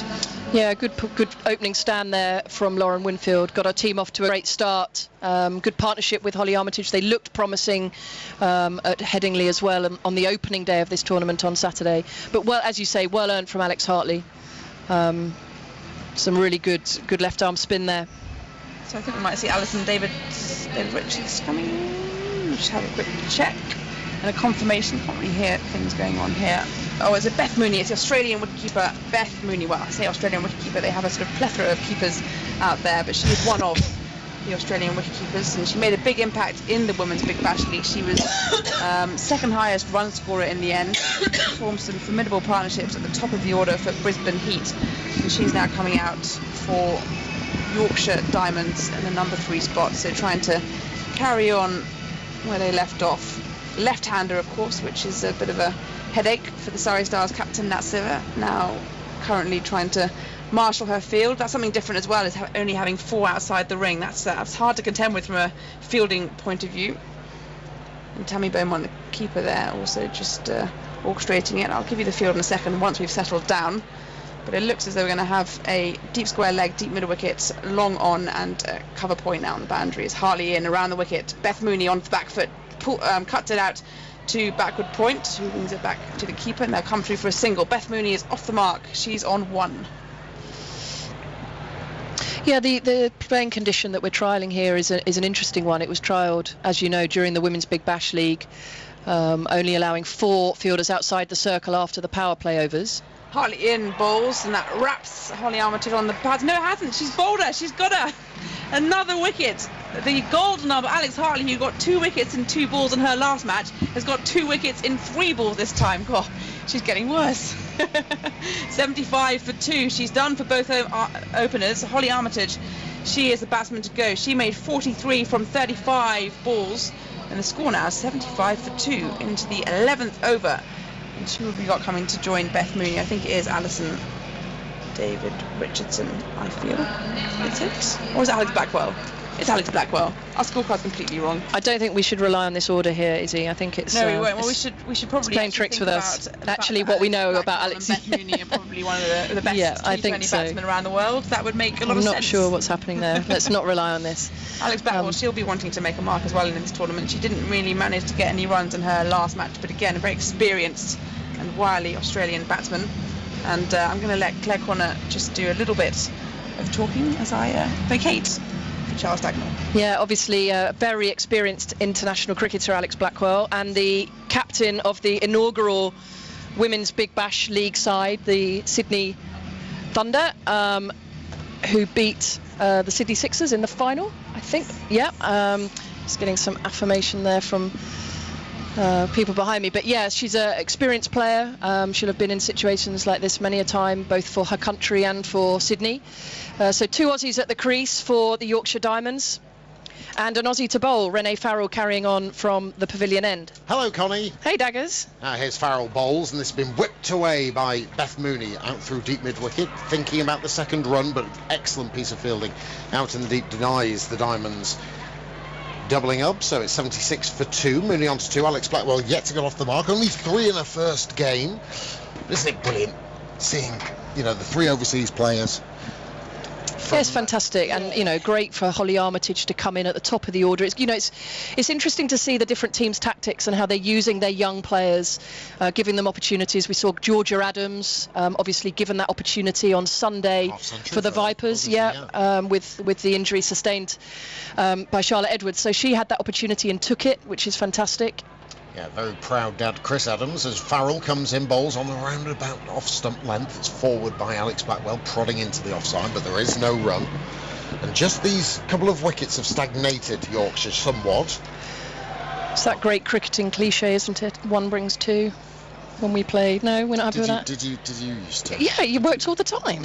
Yeah, especially after a kind of a really sort of good partnership. I reckon it's a good one. Here's Farrell again, close to the stumps, bowls, and straight delivery. Ian Salisbury was talking about that, even though it's been punched out to a wide-ish long mid-on, and another single taken. It moves Blackwell off the mark with a single, 77 for 2. But just the fact that here at the Oval, any width gives batsmen time to free arms, hit through the line, and because of the nature of the outfield here, it's so slippery across the surface, then you're going to get value for shots. Straight is key. Here's Farrell, bowls, and this is driven by Beth Mooney out to mid-off. There is no run. But just on that very note, it's all very well chopping and changing paces, but you've got to get your line right first. That's you have here, yeah. There's little margin for error, is there? And against top quality players, you will get punished, and we've seen Armitage and Winfield do that really well. 77 for 2 on 5 Live Sports Extra. Renee Farrell into the toes of Beth Mooney, who whips it away again out into the deep mid-wicket, but just another single on offer. 78 for 2, but how important it was for Surrey and Alex Hartley to extract both Armitage and Lauren Winfield. And now almost Yorkshire have got to start again. They've still got hitters to come. Catherine Brunt, Jenny Gunn, still in the hutch as Farrell bowls a slower delivery wide outside the off stump, driven through the line, and it's going to be 4 from Alex Blackwell. That width we talked about, a slower delivery. It seems every slower delivery that has been tried has been offline, it's been telegraphed, and the batsman can hit through the line of the ball. It squeezes through and past backward point for 4 runs to end the over, and Farrell had bowled a good over prior to that. However, it's ended on a sour note for the Surrey Stars, and Yorkshire Diamonds are 82 for 2. I think that's why, Daggers, the learning in this competition and nights like this is going to be hopefully so exciting for young players. There is little margin for error when you're playing against some of the world's best on good wickets, fast outfields, which isn't always the case in some of the domestic cricket that these players play in. So I think these kind of conditions, the opposition and the actual pitch conditions, are going to provide a great learning environment for some of the players. The good pitches produce good cricket as Hartley continues and tosses one up. It's driven down the ground by Beth Mooney to long on. A single is taken and Yorkshire moves to 83 for 2. And even though the margin of defeat in that first game where you were up at Headingley, it was a thumping win for the Loughborough Lightning. But having said that, the pitch was good, the pace of the pitch was good, it provided good cricket. Yeah, it did. It really did. And Sophie Devine's innings, I think, showed us that once you got in on that pitch and you played with kind of real ambition and played strong shots, then there were huge amounts of runs to be had. Hartley bowls, and this is tickled into the onside by Alex Blackwell just for a single. She moves to 6 not out, and Yorkshire 84 for 2. Decent crowd in over on the far side in the brand new Peter May stand. Oh, what would you say, Connie? 1,500? Well, Richard Gould, the chief exec, said they were expecting 2,000. So it'll be interesting to get a figure at the halfway mark, maybe.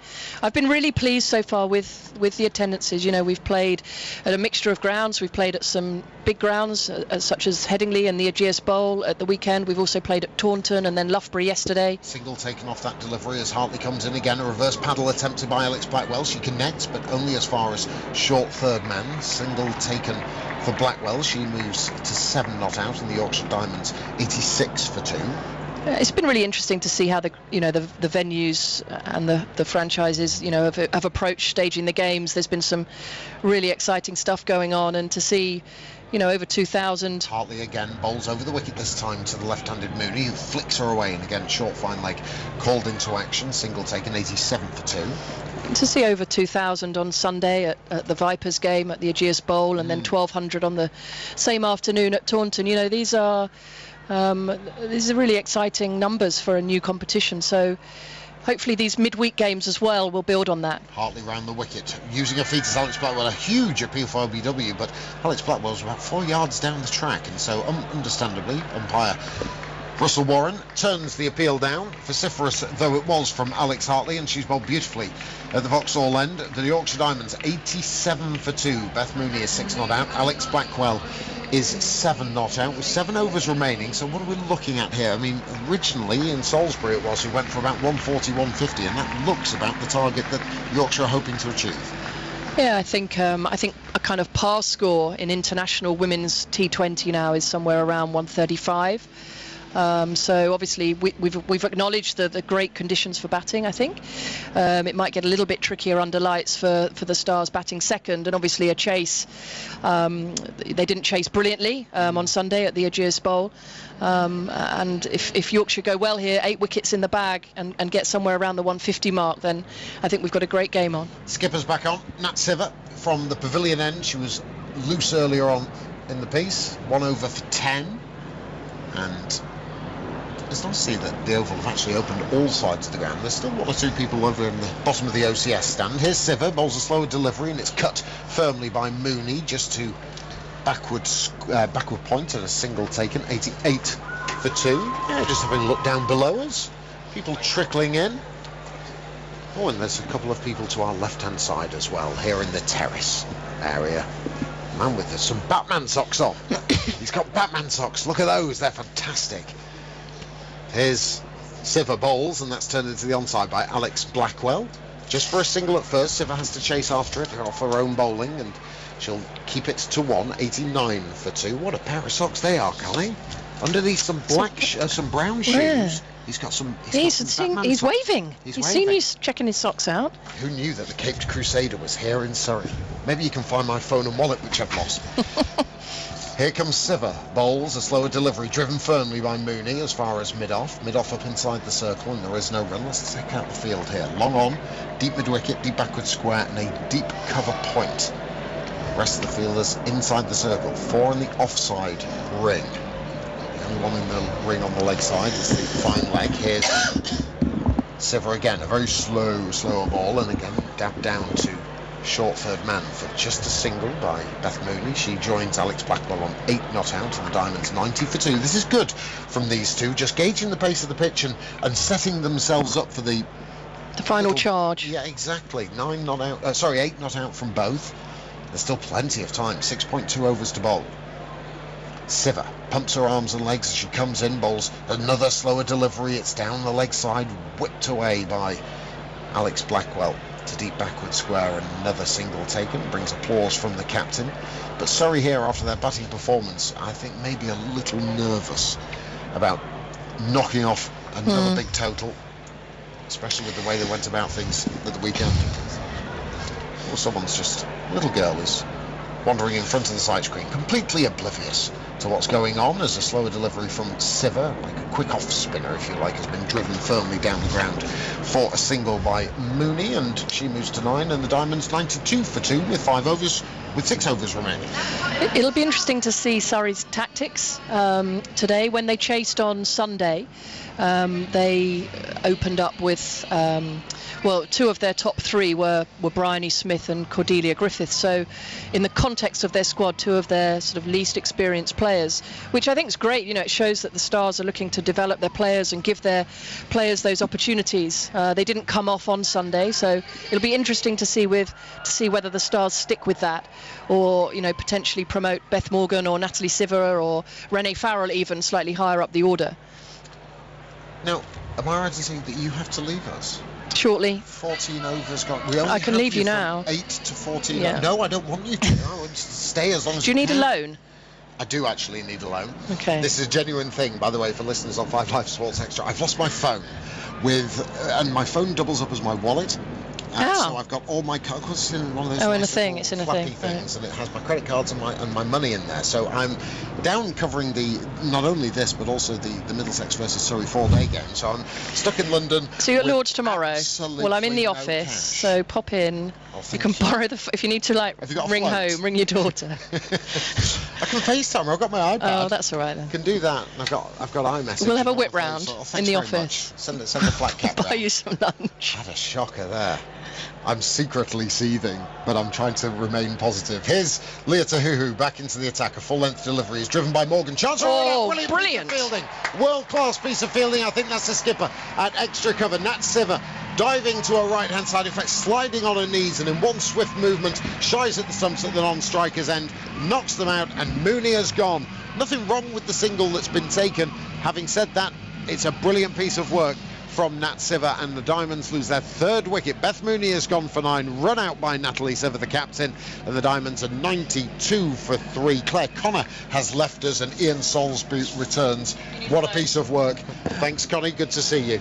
The glamour's gone, and the old crony's back in. Brilliant, Nat Siver, diving to her right on her knees, one-handed, all in one movement, all on her knees, hit the stumps down. Probably one stump to aim at there. Fantastic. She has the potential, most definitely, not only to be the best all-rounder in the world, but also to be the best fielder in the world. She has got everything. You always look, especially in T20 cricket, you always look for 3-dimensional cricketers, and she provides everything. She needs work.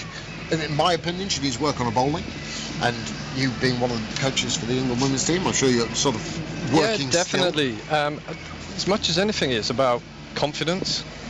The raw materials are there. I think it's just having the belief, and also in herself as much as anything else.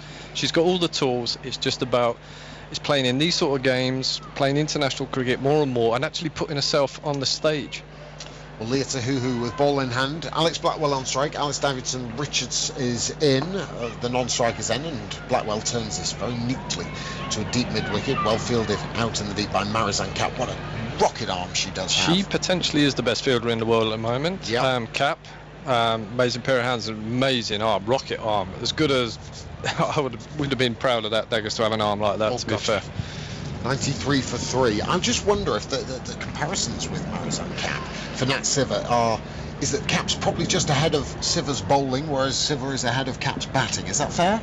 Yeah, and their fielding slightly different. Obviously, Kapp tends to be out in the outfield a little bit more. Tahuhu bowls. It's down the leg side, tickled away by Davidson Richards, and it will that be outfield 4. again. Oh my goodness. Very quick outfield. She gets off the mark immediately. There's not almost enough room on the scoreboard to fit Davidson Richards' name on there, but they're going to have to stick a 4 next to her name as she's off the mark, and it's 97 for 3. Again, just showing when you play on these test match grounds, etc., the outfields are like lightning. They're like billiards greens. Oh yeah, I had a wander onto the Lord's outfield today. No wonder Surrey scored such a lick as well. Middlesex didn't bowl particularly well, but Jason Roy enjoyed it. Here's Tahuhu bowls, cut firmly down towards 3rd man by Davidson Richards, and a single taken. In fact, to our scoreboard, to our left-hand side, there is no score next to her name because they genuinely can't fit her name and a score on DS as her score. Yes, she does. At the end of Richards. 10 not out for Blackwell, who's on having strike. A great experience. I mean, ironically, for an overseas to play at the Oval, that's the flip side. She's getting the chance to bowl at the Oval. Here's Tahuhu bowls, and guided by Blackwell to backward point for a single. She moves to 11, and the Diamonds 99 for 3. Let's go about how fantastically did Alex Hartley bowl. Oh, Very well indeed. And that must please you as well. Oh, it warms my cockles, as they say. She's a fantastic girl. She's come on leaps and bounds. Obviously, unfortunately, she actually plays for Middlesex, but I think she might suit Surrey much more. Here comes the who bowls, and that's just played out backward of point again. There is no run. Isabel Westbury, a Middlesex player, has got a broad grin on her face as if to say that'll never happen. She'll stay north of the river. I don't know how she's managed to play for Middlesex anyway. Well, I'm sure you two can discuss it, because Izzy's going to take over from me for the final 5 overs of this innings for the Yorkshire Diamonds. A 99 for 3. Davidson Richards. They've now changed it to D Richards, so they can fit a score on. She's now Dean Richards. She is. That's a bit harsh. But you don't want to be that. No. 5 not out to her. Alex Blackwell is 11 not out here on 5 Live Sports Extra. Ian Salisbury, the former England spinner and England women's coach, will be joined in a moment by Izzy Westbury. And continuing from pavilion end, we have the captain, Natalie Siver. She's really got to show the way here, because they've tied it back a little bit in the last couple of overs. I still think 140's on, but Surrey will still be hoping to take a few wickets. They need to take wickets all the way to the end here. Crucial few overs here as Blackwell's on strike, and she tries to dab at a wide one outside off stump, doesn't get hold of it. Wings through to Tammy Beaumont. Everybody wants to come to Middlesex. It's the atmosphere that we create. We have fun on and off the field, I'll have you know. Definitely. It is about enjoying yourselves, I agree. Yeah. Well, also you get the best out of yourselves when you enjoy yourself. That's a big thing I think we've got at our county, is Siver in bowls, full delivery, full toss in fact, and that's pulled away onto the leg side. That's 4 runs, and that deserved 4 runs really. Wasn't a particularly nice delivery there from Nat Siver. Full toss, as we said, out 2 straight for mid-wicket, and 1 bounce for into the hoardings, skirting away across this fast outfield, and the score itself moves past 100. It's 103. Yeah, part of me is just, obviously it's nice to see these overseas in now, but I'd love to be able to see Catherine Brunt or Danny Hazel or Jenny Gunning in this sort of situation. Yes. Blackwell now batting far outside off stump as Siver in again bowls, and this is again a full toss that's just played out too long on. They come back for 2. No, they don't. It's only a single. They think about it, but it's well fielded, running quickly in there, Leah Tahuhu from the long on boundary. 104 for 3. I think you're right. I mean, Catherine Brunt, she's almost she's somebody that there was a diamond needed polishing, and in the last 3 or 4 years she's come on as this ferocious lower order bat. I just think they might have missed a trick actually, by not putting her in maybe when they lost the first wicket even. Siver in bowls, and that's Davison Richards just pokes that out to cover, and there is no run. Fielded rather easily. 104 for 3. We're into the 16th over. You'd have thought, yes, with sort of 5 overs left on the board, you'd want someone like Catherine Brunt coming in and giving it a good biff. I mean, they had such a good start. I just think, you risk losing the momentum. I would have definitely sent somebody like Catherine in. Siver again, and onto the back foot. They're going to get a single there out between point and extra cover. Cover point from the boundary comes in, does the fielding. 105 for 3. 16 off 20 balls in that first match. Didn't really see the best of her. Not forgetting Jenny Gunn as well. She can strike a Jenny good ball Gunn, of course, as well. Long arms. It'd just be so good to see English players getting these few overs. Siver into Blackswell, who hoiks across the line, gets a single for that out to Cow Corner. 1 run, 106 for 3. Although then again, I think with the crowd out here, they want to see sort of you've got the likes of Alex Blackwell and Beth Mooney, who did absolutely, Beth Mooney especially dominated in the Australian equivalent. Alex Blackwell, she's been I only around. had my biased head on it. It was just But I still think, you're right. I think even if you take away the whole nationality thing, I think actually Catherine Brunt, she's somebody that you definitely want in here. Yeah, she's the perfect role model that girls growing up, even boys growing up, somebody who can bowl at 80 miles an hour. And then smash it out of the park as well. That's somebody that they want to see and watch. And the passion that she plays the game with. She whatever plays format, whatever shirt she's wearing, she's up for a fight. Leah Tahuhu coming on here. 106 for 3. 16 overs gone, 4 overs left, and she's bowling to Australian vice-captain Alex Blackwell. She's in, she bowls, she's down the track. Blackwell doesn't get a run. She pokes it straight back to the bowler. The score remains 106 for 3. So how come Alex Hartley does play for Middlesex? Oh, good question actually. So she was, of course. She's a Northern lass. If you ever listen to Alex Hartley, or have the pleasure of listening to her on radio, or be it wherever else, she has a very strong Northern accent. She comes from Lancashire. Clitheroe, I think, is her local club. Leah Tahuhu in, right arm over the wicket, bowls, full delivery, and that's driven to extra cover, no run. And it was when Lancashire, and I think, well, they still are in the 50 over format, were down in Div 2 of the county championships, and she really wanted to get back into the England side. So she'd been dropped from the England academy about 5 years ago, I think it was. Well, it was about She's not old enough, is she? I know, she was in the England academy. She's She a was about baby now. 16. Tahuhu in, bowls, full delivery again, and this is going to be 4 runs down to third man. It's too fine for a wide third man, and that's unlucky there from Tahuhu. Very full, and just got a dab on it there, Alex Blackwell, and it was too wide for the outstretched hands of the keeper. Tammy Beaumont diving to her right-hand side. Not the biggest wingspan, unfortunately, Tammy, no, to be fair, but she gave it a good crack, but that was always 4. Yeah, as you said, I mean, you called it so early, and you've called all the 4s really here so early, because you know more than anyone else how fast this outfield really does go. I do know. I could call them myself as well and just turn the other way generally. Yeah, just walk back to your mark. There you go. Blackwell, she's on 21. She's facing and she's across the line, playing onto the leg side. Stutter there for a single. Throw comes in to the bowler's end, but it's wide. I think it would have been close there. Naomi Tatani fielding. Is Tatani not bowling at the moment? She is actually, but I think Surrey Stars just have so many good bowlers on offer. I just think there's been so many right arm options that I just think her bustling left arm funnily could enough, have... we use again another Middlesex player in the Surrey Stars shirt. We use her actually to sort of break partnerships quite often. As Tahuhu in again, bowls, and that's played down towards backward point. It doesn't quite get there, and instead cover point on the boundary does. A single. Score now 111 for 3. No, Alex Hartley, she I think she wanted to try and get back into that England setup, and I don't know whether it was a direct sort of conversation with somebody from the England setup that said you basically need to be playing first of cricket, and so she looked around the counties for somebody that needed a spinner, and I think she had a few friends and things at Middlesex. Mr. Tahuhu's in, bowls, that's full again, dug out there by Davids and Richards, gets a single out to deep cover point. And Middlesex was a good match, and they sort of came to an arrangement where she'd come down to play the matches and train when she could, etc., and then have training arrangements up in Lancashire, and slotted into the team really easily. Again, yeah, huge character.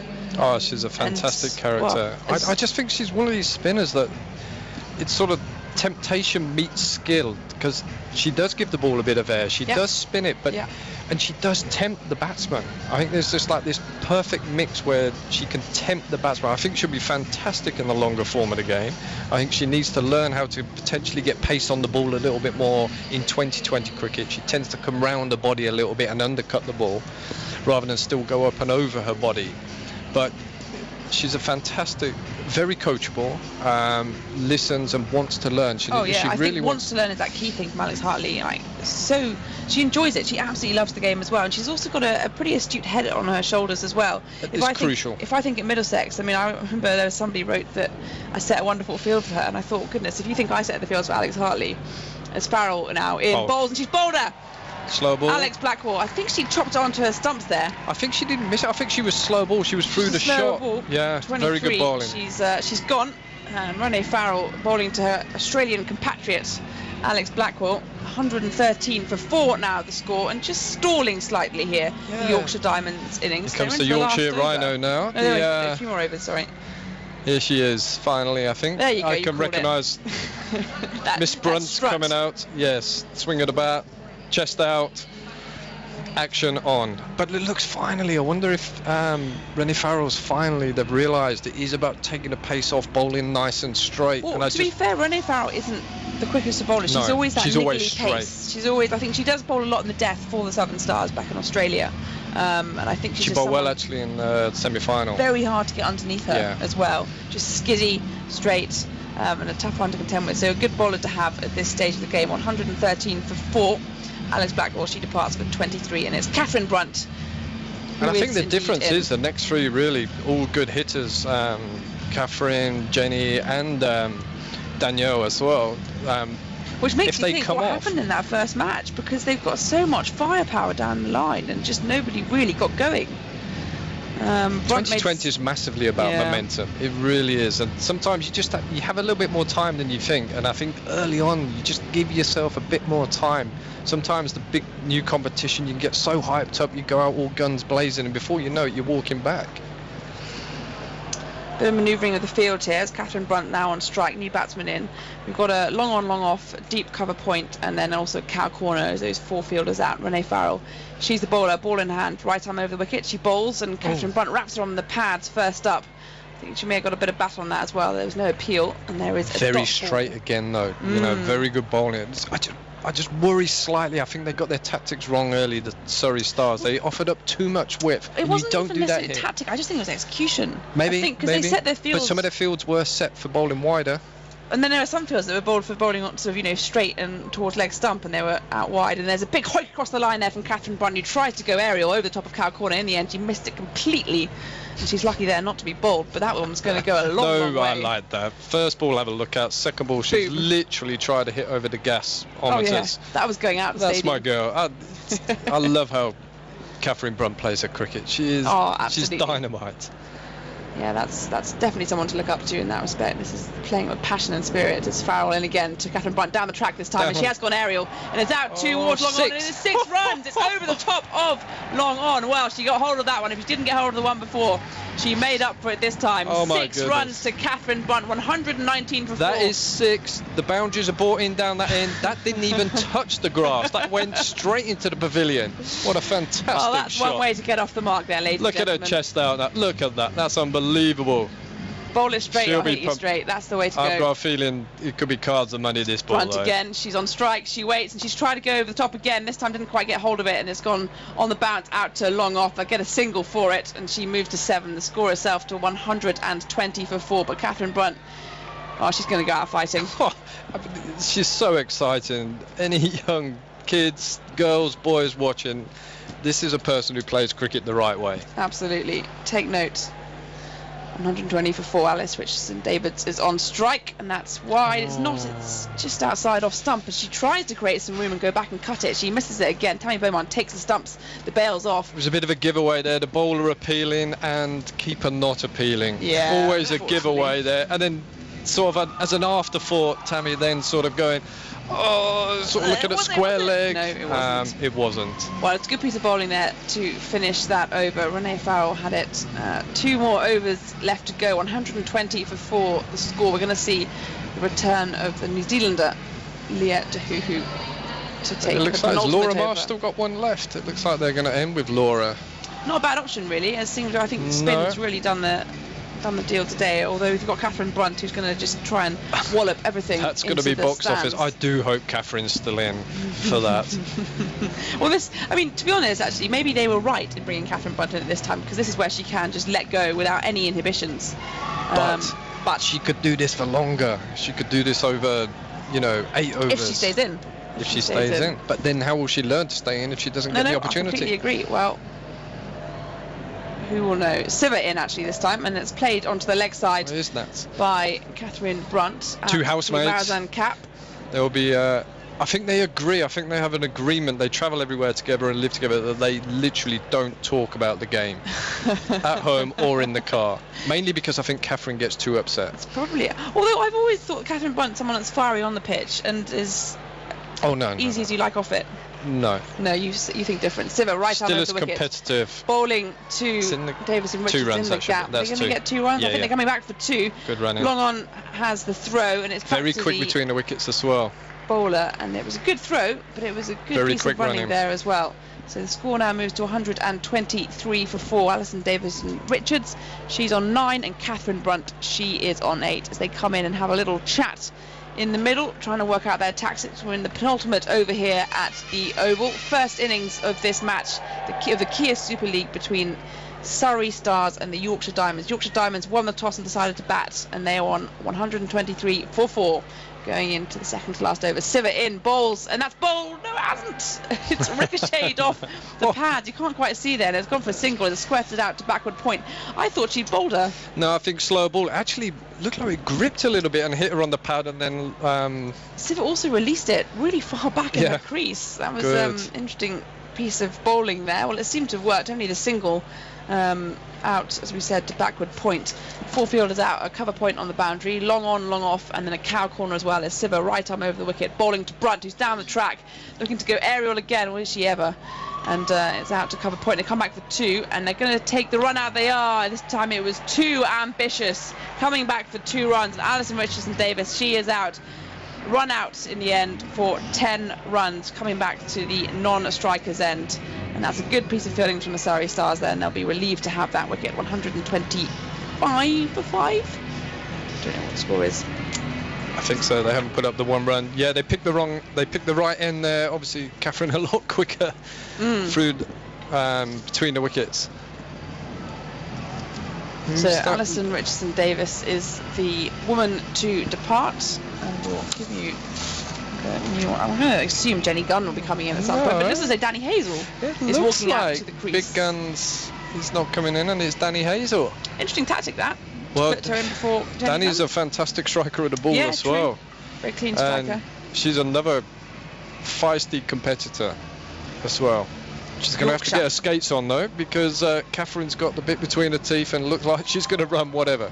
I think so, and she'll swing whatever. Oh, I'd love to be in the change room if Danielle gets run out by Catherine. Oh my goodness. Fly on the wall for that one, ladies and gents. So Siva is going to bowl to Catherine Brunt, who's on strike because there's a run out just now. She's in, right arm over the wicket, and again a slower ball down leg side this time, and Catherine Brunt didn't quite get hold of it and just pulls it out to short, fine leg, and she's angry at herself there, Catherine Brunt. She's swinging her bat. Smashing her pad there as well. Not happy. She thinks that she should have got hold of that a little bit more. Perhaps she should. I really like Nat's bowling from back in the crease. It's a skill that we don't use often enough. We don't use the crease a lot. Why not? There's no change of action. It's just another variation. Yeah, it's just a variation. Which is very simple to add as well. It's something I talked about with spinners all the time about using the crease. And if you want to bowl a ball slower, like Moeen Ali bowled it a bit slower. If he bowled, 10 centimetres further back, it would be slower. Siva to Hazel, and this is back of the hand, and she's really not quite got hold of that at all. It was almost a full toss. It was very, very wide down the offside. I'm really surprised she didn't call it a wide. She must have got hold of that, Hazel. She must have hit it or got some sort of bat. In the end, it's a dot ball. There was a potential stumping as well from Tammy Beaumont, leaning in from very wide of off stump. But in the end, as we said, dot ball. So 19 overs gone. The score 126 for 5. Hazel is yet to get off the mark, and Catherine Brunt, a woman on a mission. She's already got 1 maximum. She is on 10. Reasonably comical moment there. It should have been a wide. It ended up being a slower ball full toss. I think she toe-ended it. It went about 2 centimetres, nearly a stumping. Catherine wanted a single. Well, Renee Farrell, the Southern Stars seamer, is going to take the final over. She's 1 for 22 off her 3 overs so far, and Catherine Brunt is on strike. She's already hit her for 6. She waits. Farrell in. Good delivery. Full-length delivery. Yorker dug it out there from Catherine Brunt, and they've got a 2. It's a midfield and extra cover by Datani, and they come back for 2, which retains Brunt on strike, crucially for the Yorkshire Diamonds. Lack of communication there between extra cover and deep cover, because if she'd have left it, it would have gone straight to Cap, and she's got a rocket arm. There could have been a run out, but by trying to actually field it, she ended up misfielding it. Bits of misfielding throughout this innings so far. I mean, as I said, it's a fast outfield, and something that perhaps they're not so used to, many of the fielders. Rennie Farrell in again, a very full-length Yorker, and again dug out there by Catherine Brunt, out to long on. I get a single. This is the perfect 2 balls so far of the final over to have bowled by a seamer. Very good. I mean, like we talked about pass score, they're up to 129 now. We said about 140, and maybe a good over here, if it keeps them below, nearer 135, it might be easier to get. Yeah, within range. I think we heard from Claire Connor, 135 was sort of that score, that number. I think she's got that in the sweepstake, I think. Actually, is that what she's saying? Put Daggers' wallet on it, I think.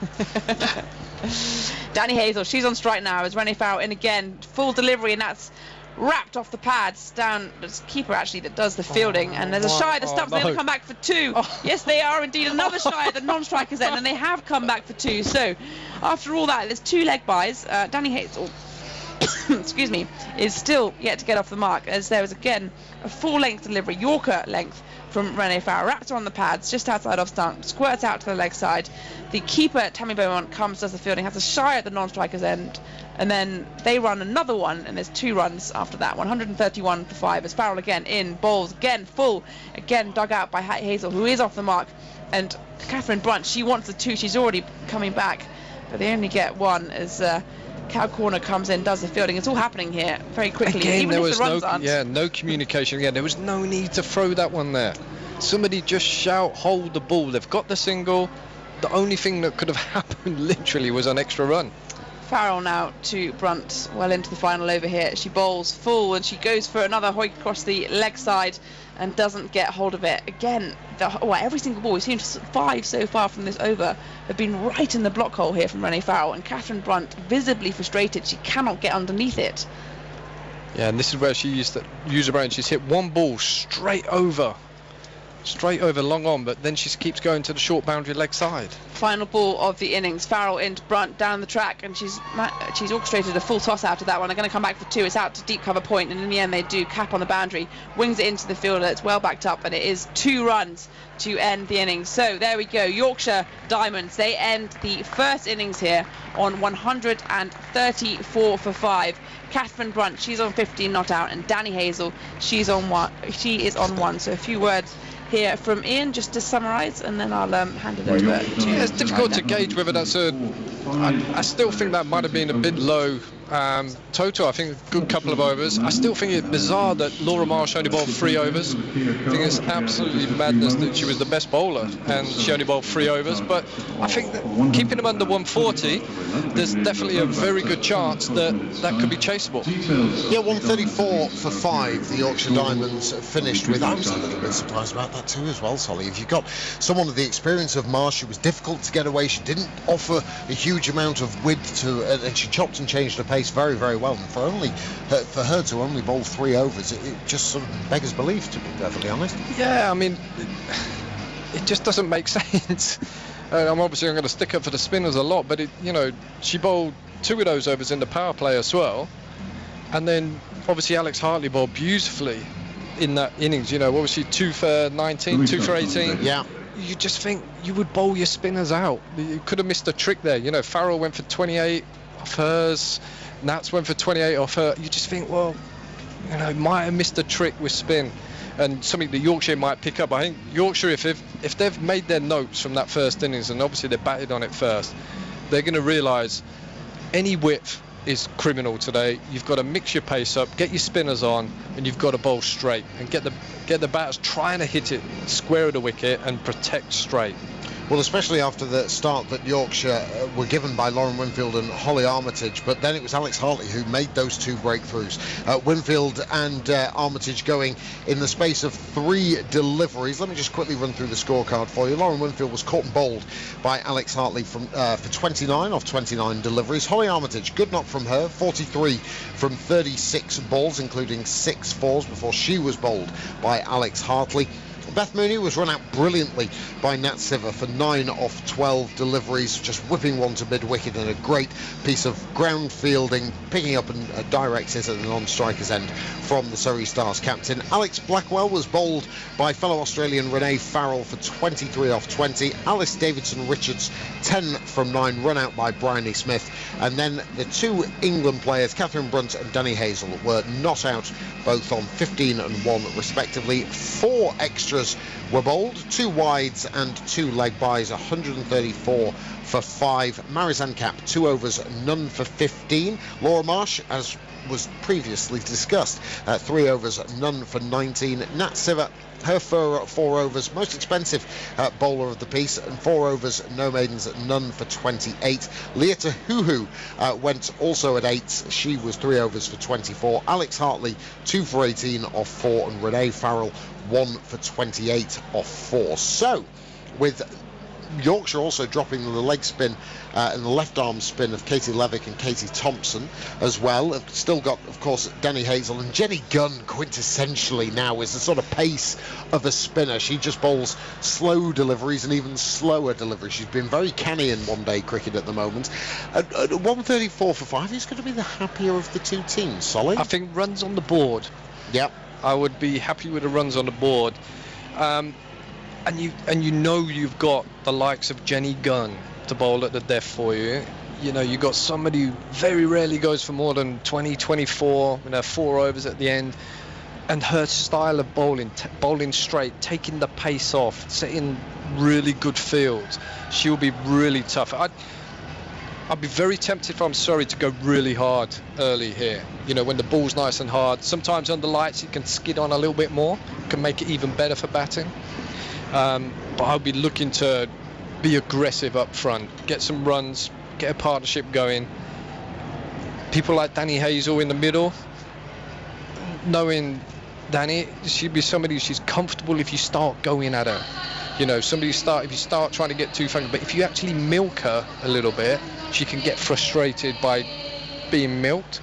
And so she might be somebody you might just look to milk in those middle overs and then target, pick your ball. I'm just watching Jenny Gunn bowl now, one of her whiff balls, we call it. Is that what it's called? It's called the whiff. Has it got its own title? Like Jeremy Snape had the moon ball, and there's very different ones that Shane Warne always used to name his zooters and all different types. Is that the whiff ball? It's the whiff ball, yeah. Okay. So like, whiff. Understood. It just, it just whiffs out, and it's so effective. I mean, she was probably the most effective bowler that was in the World T20. Agreed. She was amazing, and it was something that it took a little bit of persuading for her to do. She hadn't bowled that many slower balls, and I remember at Loughborough trying to, come on, slower balls, try slower ball bumpers. We're going to subcontinent. It's about taking the pace off. She took some persuading, but once she grew in confidence and realised, it was literally because she runs in. She's an imposing figure, and fantastic athlete, but then this whiff ball comes out and people were just playing 8 shots before he got down there. I have to admit that if Jenny Gunn doesn't like the look of a delivery that she bowls, she could probably run after it, collect it and start again. It comes out that slowly, but she did bowl beautifully in the World T20, and she did bowl, and especially at the death, and again it wasn't rocket science what she did. It was a changes of pace, but because she is so upright, because she comes from that height as well, everything is in a direct straight line. There's not a great deal that can go wrong. And where she got smarter with that also, she started picking the batters who were then setting themselves for the slower ball.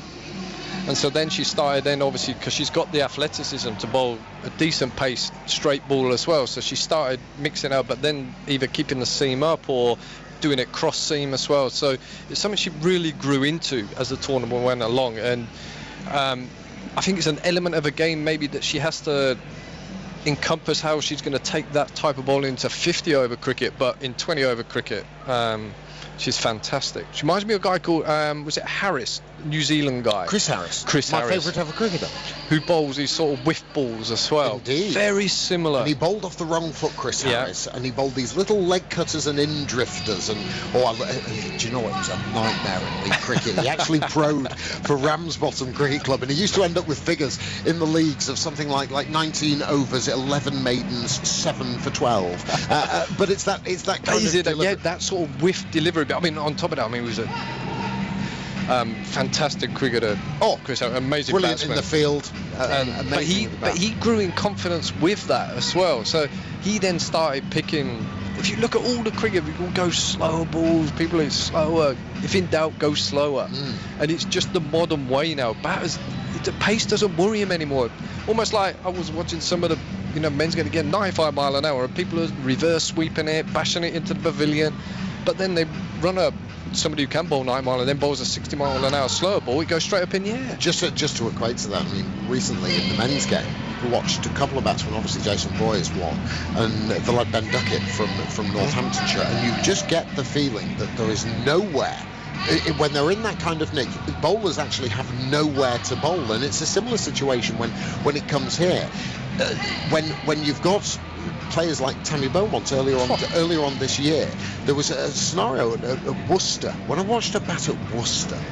and Lauren Winfield for that matter. And I just thought there is nowhere Pakistan can bowl here where they will not smash you at 360 degrees around the pitch. And pace was, and they smashed pace. Yeah. You know, and that's where, to be fair to Catherine, she's, you know, a little bit new tricks for old dogs, a little bit, because she's now learning to use the slow ball a little bit more, because her default was, if it wasn't going so well, was just to throw a mark even further back and bowl as quick as she can. But she's realising now that, you know, the women's game is coming on, but people smash pace, it doesn't matter. And she's now having to become smarter with it.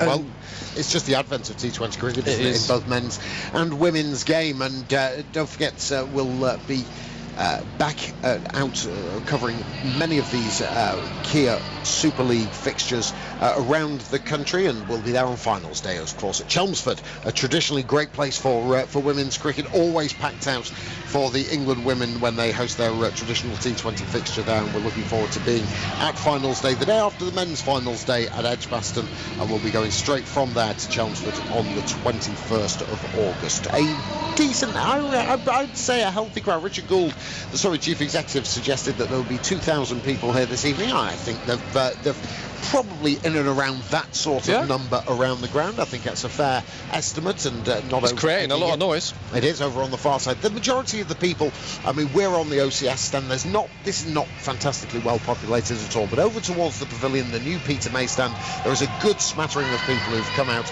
on this Thursday evening to watch the Surrey Stars against the Yorkshire Diamonds. The Yorkshire Diamonds finishing on 134 for 5. So that's what Surrey will be chasing down, 135 runs to win. The coaches just taking the Yorkshire Diamonds through a couple of fielding drills. Richard Pyra, the former Yorkshire all-rounder, there's a man who could bowl a bit of dob like Chris Harris and Jenny Gunn. Richard Pyra. It's maybe a bit harsh on I don't know. Look, I'm a purveyor of dob myself, Solly, so I know one when I see it. Anyway, he's the Yorkshire Diamonds head coach, and he's just taking them through some drills prior to the start of the response. Looks fantastic here, the Oval today. The lights are on, beautiful cloud formation. The ground looks magnificent. It does. It really does. And like it really is a proper arena now, especially with that new stand over towards the left-hand side. What the capacity now? 26,000, I think, here at the Oval. I mean, it's a fabulous arena for cricket. My favourite ground in the country, and always liked playing here. And commentating here especially. Let's just quickly run through so far what has happened then in the Kia Super League when I find the correct app on my iPad. I've still got that at least. Anyway, the first game of the piece was at Headingley, where the Loughborough Lightning scored 128 for 9. Yorkshire Diamonds were bowled out for 85, so there's a little hurdle that they've overcome this evening with that poor performance with the bats in their first game, and scoring 134 this evening. They'll be much more pleased with their batting performance. In the following games on the Sunday, the Southern Vipers beat the Surrey Stars by 6 wickets. 85 for 6 the Surrey Stars made in their 20 overs. The Southern Vipers making 88 for 4. The Western Storm beat the Lancashire Thunder I think it was that was in Taunton. Lancashire Thunder making 83, and then the Western Storm knocking those off, albeit a little bit worryingly 4-6, but the result was the Western Storm won by 4 wickets. And then we fast forward to yesterday.